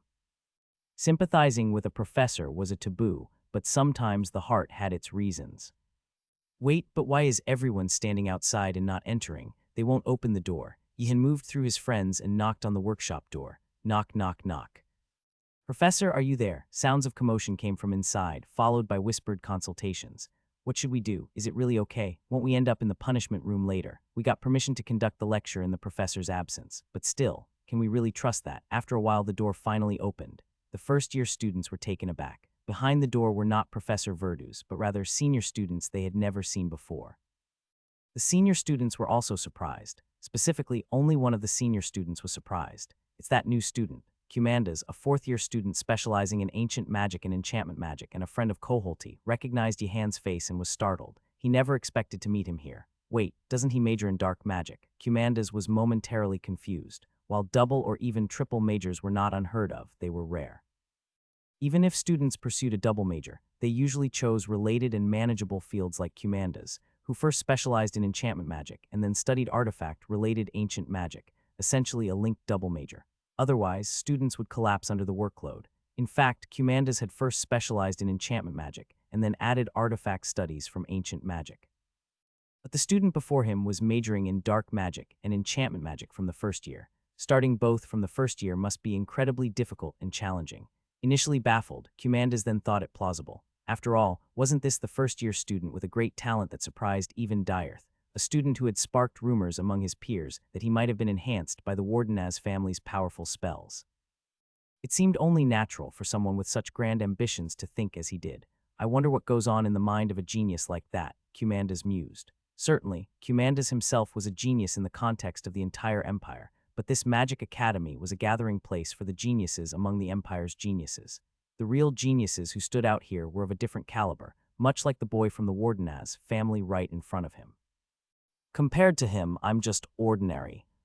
The sight of Yihan, lost in thought with an expression as impassive as a statue, exuded an even more mysterious aura. It felt as if, except for when he slept, he was always immersed in the world of magic. Senior, what's up? The statue, no, the genius, spoke up. Is it okay to eat the snacks on the table? Oh yeah, you can eat them. It's fine. The other first-year students expressed their sincere gratitude to Yihan. As the new students poured in, Cumandas wore a bewildered expression. Wait, something's different from what I expected. Cumandas was initially flustered, but he quickly regained his composure. There was much he needed to do at the moment. In place of Professor Verdu's, who had been taken somewhere, Cumandas had to teach enchantment magic. Additionally, he needed to covertly persuade the new student before him to come to the Twisted Realm corridor. Senior, how are you? Senior, wait a moment. The freshmen, chirping like birds, were sternly silenced by the fourth-year seniors. Having once been freshmen themselves, the seniors knew exactly what the new students were about to say. Don't ask any questions about academy life. Don't ask where the food storages are, which floor has exam-related information, where in the library to find useful books, or how to escape. We will only discuss enchantment magic. The freshmen looked dejected at the seniors' firm stance, but the seniors were desperate too. One mistake could lead them to be dragged off to the punishment room. So they're wary of the skull principal, thought Yihan, understanding why the seniors were acting this way. The Skull principal's temperament wouldn't allow the seniors to help the juniors just like that. Let's not trouble our seniors too much. They have their own circumstances, Yihan said, sweeping butter cookies into his coat while speaking. His friends nodded in agreement. Indeed, the seniors must be cautious. Do you think they'd be scolded even for teaching us? You never know. Inwardly, the fourth-year students wept at the innocent conversation of the freshmen. So naive, but isn't anyone going to comment on that warden-as guy sweeping up the cookies? Let's begin with enchantment magic, shall we? Said one of the fourth-year students, clearing his throat before starting the lecture. Enchantment magic, a type of magic that enhances, inscribes, or blesses a person or object. Successfully enchanting an object permanently would create an artifact, and mastering it on people would earn one the title of an enchanter. Enchantment magic's utility was vast compared to dark magic's wide-ranging study, assuming Professor Mortem's claims were true and its limited applications. Juniors, don't try body enchantments for now, a senior warned. If you're not confident and enchant incorrectly, you can be seriously injured. While a failed object enchantment only resulted in a broken object, a failed body enchantment could have severe consequences. Until you get skilled, focus on enchantments targeting objects. Indeed. Yihan paused while listening to the senior's explanation. Didn't the book The Skull Principle gave me start with enhancement magic? Though it was a thing of the past, Yihan felt strangely aggrieved. This darn black book, I heard you juniors started with, but truthfully mastering is quite challenging now. It's somewhat easier due to the cold weather, but it will get harder as it warms up. Don't be greedy and slowly learn other magics first. Upon hearing the senior's words, the friends stared intently at Yihan. Yihan, pretending not to notice, ignored them. Now, let's begin. It was a basic spell that beginners of enchantment magic learned as a stepping stone to more complex magic. The principle behind the spell was simple: to make soft paper hard. Junior students often use such strengthened paper beneath their coats as makeshift armor. Paper become hard. Paper turn as strong as steel. A spell is a tool to focus the will, but don't be too specific or impose unnecessary restrictions on yourself. Otherwise, you'll be hindering your own progress. The seniors proved to be better instructors than Professor Beevil. They efficiently divided and taught the students in an orderly manner, noticeably improving the learning process. In fact, if Yihan had been teaching, he probably would have been better than the professor too. Kumandas asked his friends, "Can I teach him?" "Do as you wish, but why?" "It's nothing, really." Kumandas couldn't tell his friends the truth. "I actually made a mistake earlier. To rectify that mistake, I need the abilities of a freshman. You were suspicious when we were doing the assignment, but now you've really gone mad. Tusk. He anticipated such reactions. "Go ahead, cast it." Kumandas stared intently at the students in front of him, focusing particularly on Yihan. Yihan whispered to Yanair beside him, "Did I do something wrong? I don't think so. Was I too blatant when I grabbed the snacks earlier? If the seniors are glaring over something like that, it's a bit too much. They were freshmen once too. Right, I can't figure out the reason." After quickly accepting this, Yihan tilted his head in confusion. If not that, then why? Paper become hard. Yihan easily succeeded in casting the spell. Having already forcibly learned spells several times more difficult, strengthening the rigidity of paper was not much of a challenge for him. Really impressive, Kumandas casually praised. In truth, he hadn't even looked at the magic Yihan had cast. Since other students were also succeeding, it couldn't have been a difficult spell.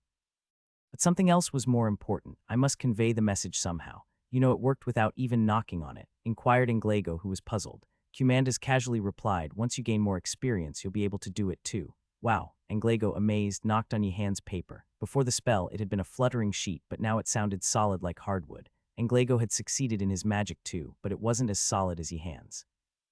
In enchantment magic, success was recognized once a certain standard was met, but there were still variations in quality even among successful spells. "How can I make it this solid?" "Try infusing more mana." Kumandas, without even looking at Inglego, advised him to infuse more mana. Inglego waved his staff with more mana than before. "Wow, it's really become harder. That's good." Kumandas answered nonchalantly and then whispered to Yihan, "Are you having any troubles?" Yihan was startled. What's with this person? Why such an unexpected question? Is it a trap? The devil is always in the details. Yihan was not easily swayed. "I don't understand what you mean. Just in case you need to talk about something." While Kumandas was whispering, another fourth-year student came over and was surprised to see the magic Yihan had cast. "Wow, you managed to infuse so much mana. The paper could have melted if you weren't careful." "Really? Have you learned enchantment magic before?" "No way. It's not time for that yet." The seniors were amazed and discussed among themselves. Enchantment magic was not about forcefully applying strong mana. Overloading an object with too much mana could destroy it. Balancing mana at its edge required not just talent but experience. Kumandas, did you see this?" Kumandas, who had been continuously whispering to Yihan with questions like, "Are you having any troubles?" I can help you, trust me, turned his gaze towards his friends with apparent annoyance. What? Why did you see this? I saw it. He succeeded earlier. That's not what I mean. Look at the mana imbued in it. Doesn't it feel stronger than wood? What's all the fuss about? Oh, Cumandas was startled upon examining the mana in the paper. His friends looked at him incredulously. You said you saw it. I think there's a strange one among the seniors, Yihan remarked. Really, we should be careful. The students of the Blue Dragon in the lounge were surprised by Yihan's comment. Even seniors couldn't be trusted in this magic academy. Such overtly suspicious questioning. Had he answered honestly, he might have been sent flying to the Skull Principal's punishment room. Are you going out today? No. Then how about car? I've been roaming around at night for the past few days, so I should catch up on some reading and studies today. Gaynando, who had been pulling out a deck of cards, recoiled with a look of disgust. He knew he could be dragged into studying together if caught on a bad day. While reading, Yihan spotted a paper bird flying in through the open window. What's this? Come to the lower grounds as fast as possible. Bevel Verdus. Wow, I really don't want to go. Yihan grimaced immediately upon reading the note. He would have preferred a note inviting him to the Twisted Realm corridor. He didn't even want to imagine why the professor was suddenly calling him, regrettably bound to respond. A student had no choice but to heed a professor's call. That was the cursed destiny of a student. This is a place I've never seen before. The map pointed to the forest west of the main building. Stepping into the forest, Yihan frowned. It was understandable, given his recent encounter with a mad artifact. Though the forest was quiet, Yihan remained vigilant. Pull the tree branch, circle the stump thrice. Yihan followed the instructions from the map. Suddenly, the illusion blocking his view dissipated, revealing a building. The main building, a complex and massive structure symbolizing the Magic Academy. Workshop towers erected by various professors across the extensive grounds, each reflecting their personal tastes. There were dozens of other buildings scattered around the Magic Academy, but I've never seen such an overt prison before. The black, rusted metal exterior emitted an even more ominous aura than the punishment room. Professor, SHH, be quiet. With the clanging of iron bars, Professor Bevel Verdus poked his head out. The beaver mixed blood professor looked at Yihan and gestured with his hand. Quickly, come this way. What's going on, Professor? I don't know. Ganidalt suddenly came, raged, and locked me up. Yihan roughly guessed the situation. The artifact that had gone berserk in the storeroom couldn't have been placed there by the Skull Principal himself. Someone else must have done it. It was this person. And because of him, he almost died. Quickly, open the door. Professor, aren't there other disciples? Yihan was puzzled. He had seen older students earlier, so why call for him? They are probably being watched by Ganidalts. That's just his character. Anyway, hurry up and open the door. I'm bored to death here making uninteresting artifacts. Yihan glanced inside the iron bars. Living better than a first year, I see. A plush bed, various fruits, and tree barks. Even though the Skull Principal was angry, he seemed to have maintained a minimum standard of care. Upon reflection, it did seem ridiculous. Should a freshman be doing this? Wardenaz, what are you doing? Aren't you going to open it? Professor, if I open this, won't the principal suspect me as the culprit? Just say I opened it, but would he really believe that? What's with you? Aren't you going to open it? Professor Verdus was baffled, tilting his head in confusion. His disciple had come all this way only to talk nonsense. Professor, I do want to open it, but maybe it would be nice to have some sort of compensation, so I won't regret it later even if the principal finds out. Yihan casually dropped the hint. Professor Verdus did not react with anger or surprise to the notion of his disciple trying to extort or trick the imprisoned professor. There wasn't even the concept of such a thing. He just thought, what's with him? What does he want? All right, I'll definitely reward you once I'm out. Just open it. Don't worry, Professor. I was going to open it anyway. As if I'd do it just for a reward. Hurry up and open it. Professor Verdus, uninterested in Yihan's excuses, cut him off. Did you promise that? Yihan approached the door, pondering what reward would be best. Indeed, if it were Professor Verdus, an artifact would be the most useful. Which artifact should I choose? Thud, thud. Wait a moment, Professor, the door won't open. Of course it wouldn't, it's magically sealed. What? Yihan hesitated. Was he now expected to open a door magically sealed by the Skull Principal? Professor, will you be dispelling the magic? You have to dispel it. Magic can't be used from inside here. Yihan was at a loss where to even begin pointing out the issues. Wait a moment. How did you send the paper bird? I set it up at the workshop to fly off if I don't return by evening. I could have just asked another professor instead. Even if the students were under surveillance, other professors were not. Suddenly, Yihan understood Professor Verdus's social relations. How desperate must he have been to rely on a freshman he had just met. Professor, I apologize, but I'm not skilled enough to dispel the principal's magic. Although Yihan had been learning regularly from Professor Kerman Ku and receiving separate instructions from the genius archmage of Filony Town, Baldorn, he still lacked confidence in illusion magic. Illusion magic required an unusually high amount of experience compared to other fields. With his level of experience, it was hard for Yihan to confidently take the lead. And if the principal has added extra magic to prevent anyone from leaving, wouldn't there be other trap spells around? It was an excuse, but it made some sense. If the skull principal had merely pretended to lock him up, Yihan would not have been overly concerned about opening it. But if the magic was genuinely intended, there could be other traps nearby. There's no other magic around. I saw it as I was being dragged in. Tusk. Yihan inwardly cursed the skull principal for not completely blinding Professor Verduz. Besides, you don't need skills to dispel the magic. It's not hard. Just blast it away. You know how to do that, right? Professor, that itself is a significant skill. Yihan had now learned that when people talk about blasting away a spell, it's rarely done with brute force. As the level of magic increases, its structure becomes more complex and solid, so simply hitting it with force won't make it waver or break. One needs to understand its structure and find the weak points to break it with force. Blasting a spell away involves quite sophisticated techniques hidden within. Baldorn must have chosen not to tell me, considering my level. Baldorn hadn't explained such details, only teaching him how to collide mana. He must have tailored his explanation to Yihan's beginner's level. For a beginner, such detailed understanding wasn't necessary. I still find it difficult to discern the spell cast by the principal. No, just try. Professor Verduz dismissed Yihan's words. Since he could instantly discern and break spells with force, he believed Yihan could do the same. Yihan was dumbfounded. Is he really a professor? Understood. Yihan decided it was better to show the professor and then tell him it was impossible than to try to convince him forcibly. It's ridiculously complicated. Yihan had no idea what kind of spell the skull principal had cast. Numerous spells intricately entwined, forming a robust lock. The skull principal hadn't put his full effort into the lock. Suddenly, Yihan realized how exceptional a mage the skull principal was. Bang! Just as he had learned from Baldorn, Yihan recklessly exploded his mana, striking without discerning the structure. It was a foolish method, attacking without understanding anything about the construct. But the magic shattered. Clunk, I told you it would work, right? Professor Verduz emerged, patting Yihan on the back as if he had expected this outcome. Yihan was dumbfounded. Why was it set so weakly? It seemed as though the focus was on the complexity of the magic, neglecting its sturdiness. Yihan felt disappointed in the skull principal. SSSSSHH. Suddenly, with a burning sound, a mark appeared above Professor Verduz's head. Professor Verduz exclaimed in horror. We're in trouble. What's happening? It's a trap. Ganadalts didn't set it outside but on me. Why didn't you notice it? Because it was set secretly. Professor Verduz pondered, watching the diminishing mark. This mark was a tracking spell that would send a summoning creature to Verduz's location once it burned out completely. If Verduz managed to escape, it meant facing the skull principal's wrath. It was too risky to dispel it with his current condition. We can't do this. Go and call another professor. Who? I don't know. Someone who can undo this. Professor Garcia. Where is she? Understood. Yihan immediately moved. There were two reasons for this. First, moving now could buy time, regardless of whom he brought back. Secondly, in case of failure, it was better to be far from Professor Verduz. Only one person needed to face the summoned creature. As soon as he emerged from the forest, Yihan encountered an unexpected person.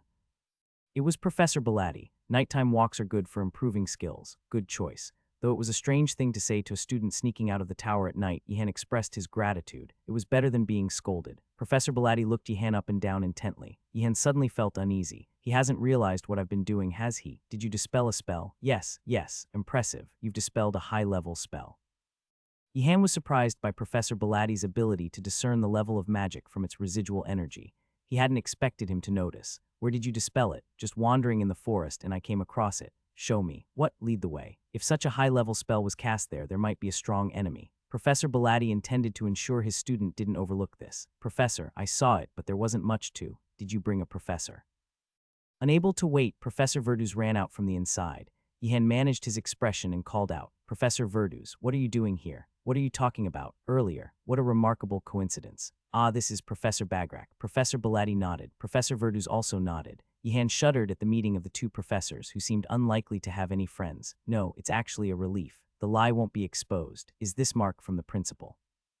Professor Belatti immediately recognized the mark spell. Professor Verduz nodded in agreement. Right, undo it. Good timing. What? Professor Belatti cast a spell on Yihan. His senses sharpened and heightened, and he felt an unfounded confidence surge within him regarding the element of cold. Prepare yourself. Professor, you're not planning to fight, are you? Exactly. Professor Verduz might get hurt, though. At Yihan's words, Professor Belatti sent him a slightly baffled look, as if wondering why he should care. To him, Yihan was his student, but Professor Verduz was nothing. Whether he lived or died, can you hurry up and undo it? Professor, I'm not trying to avoid fighting, but Professor Verduz is also my mentor, and it would truly tear me apart if he gets hurt. Understood. With a flick of his staff, Professor Belatti sent Professor Verdus flying, who then got tightly bound to a tree. Due to the ordeal with the skull principle, Professor Verdus couldn't resist properly in his battered state. Tying him up like this should prevent any harm. Sometimes I think you might actually be a genius, Professor. Professor Belatti faintly smiled at Yihan's compliment. Yihan vowed never to compliment him again. This is a rare opportunity. The principal's summon has powerful combat capabilities. Yes, I know. Yihan, who had forcibly clashed with it a few times, nodded. Of course, he didn't agree with the idea of it being a rare opportunity. The chance of being struck by lightning from the sky was low, but that didn't make it a rare opportunity. It was just incredibly unlucky, right? In that sense, meeting Professor Belatti and being forced to face the Skull Principal's summon was an extremely unlucky situation. Crack. Eventually, the mark completely burned away, and a portal opened above Professor Verdus's head. I have come to imprison you again as per my contract with the summoner. Do not blame me. Before the demon could finish speaking, Professor Belatti impaled its limbs with 4 ice spears. Caught off guard by the swift attack, the demon screamed in pain. Engage it. Professor Belatti kindly passed the opportunity to Yihan. Having significantly weakened the demon, it was now a suitable opponent for Yihan to gain experience. Of course, it didn't seem that way to Yihan. To him, the mighty demon appeared as if it was extremely enraged after being hit by 4 ice spears. Gonidouts. Have you deceived me? The demon, intending to imprison an escapee from jail, was naturally furious after being harshly attacked by a crazed mage. Yihan apologized. I'm sorry. However, apologizing didn't necessarily mean it wouldn't attack. Yihan attacked while apologizing. Demon's expression indicated that the apology was too little, too late. Are you trying to catch it off guard? No, denying Professor Belatti's query, Yihan launched another spell. The demon, its limbs bound by the ice spears, spewed fire and mana from its mouth and eyes. A young student already trying to deceive a demon. I'm sorry. If you're sorry, then stop attacking, you wretched creature. Strike down, lightning of Furcontra. Condensed lightning pierced through the demon's chest, delivering a substantial blow. The demon vomited black blood from its mouth. Being unable to defend properly due to its bound limbs was a significant disadvantage. This young human, the situation was already chaotic, but the human adversary only added to the demon's confusion.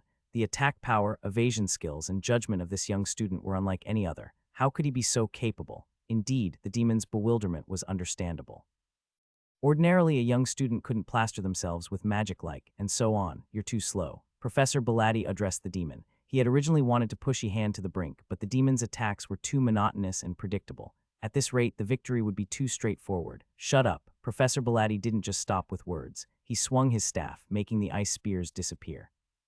The demon, now freed from its bounds, looked at Professor Belatti with eyes filled with horror. Yihan also stared at Professor Belatti with a look of astonishment. The demon glanced back and forth between Yihan and Professor Belatti, then asked Yihan, "Are you being threatened by that mage?" Yihan almost carelessly answered, "Yes," before catching himself.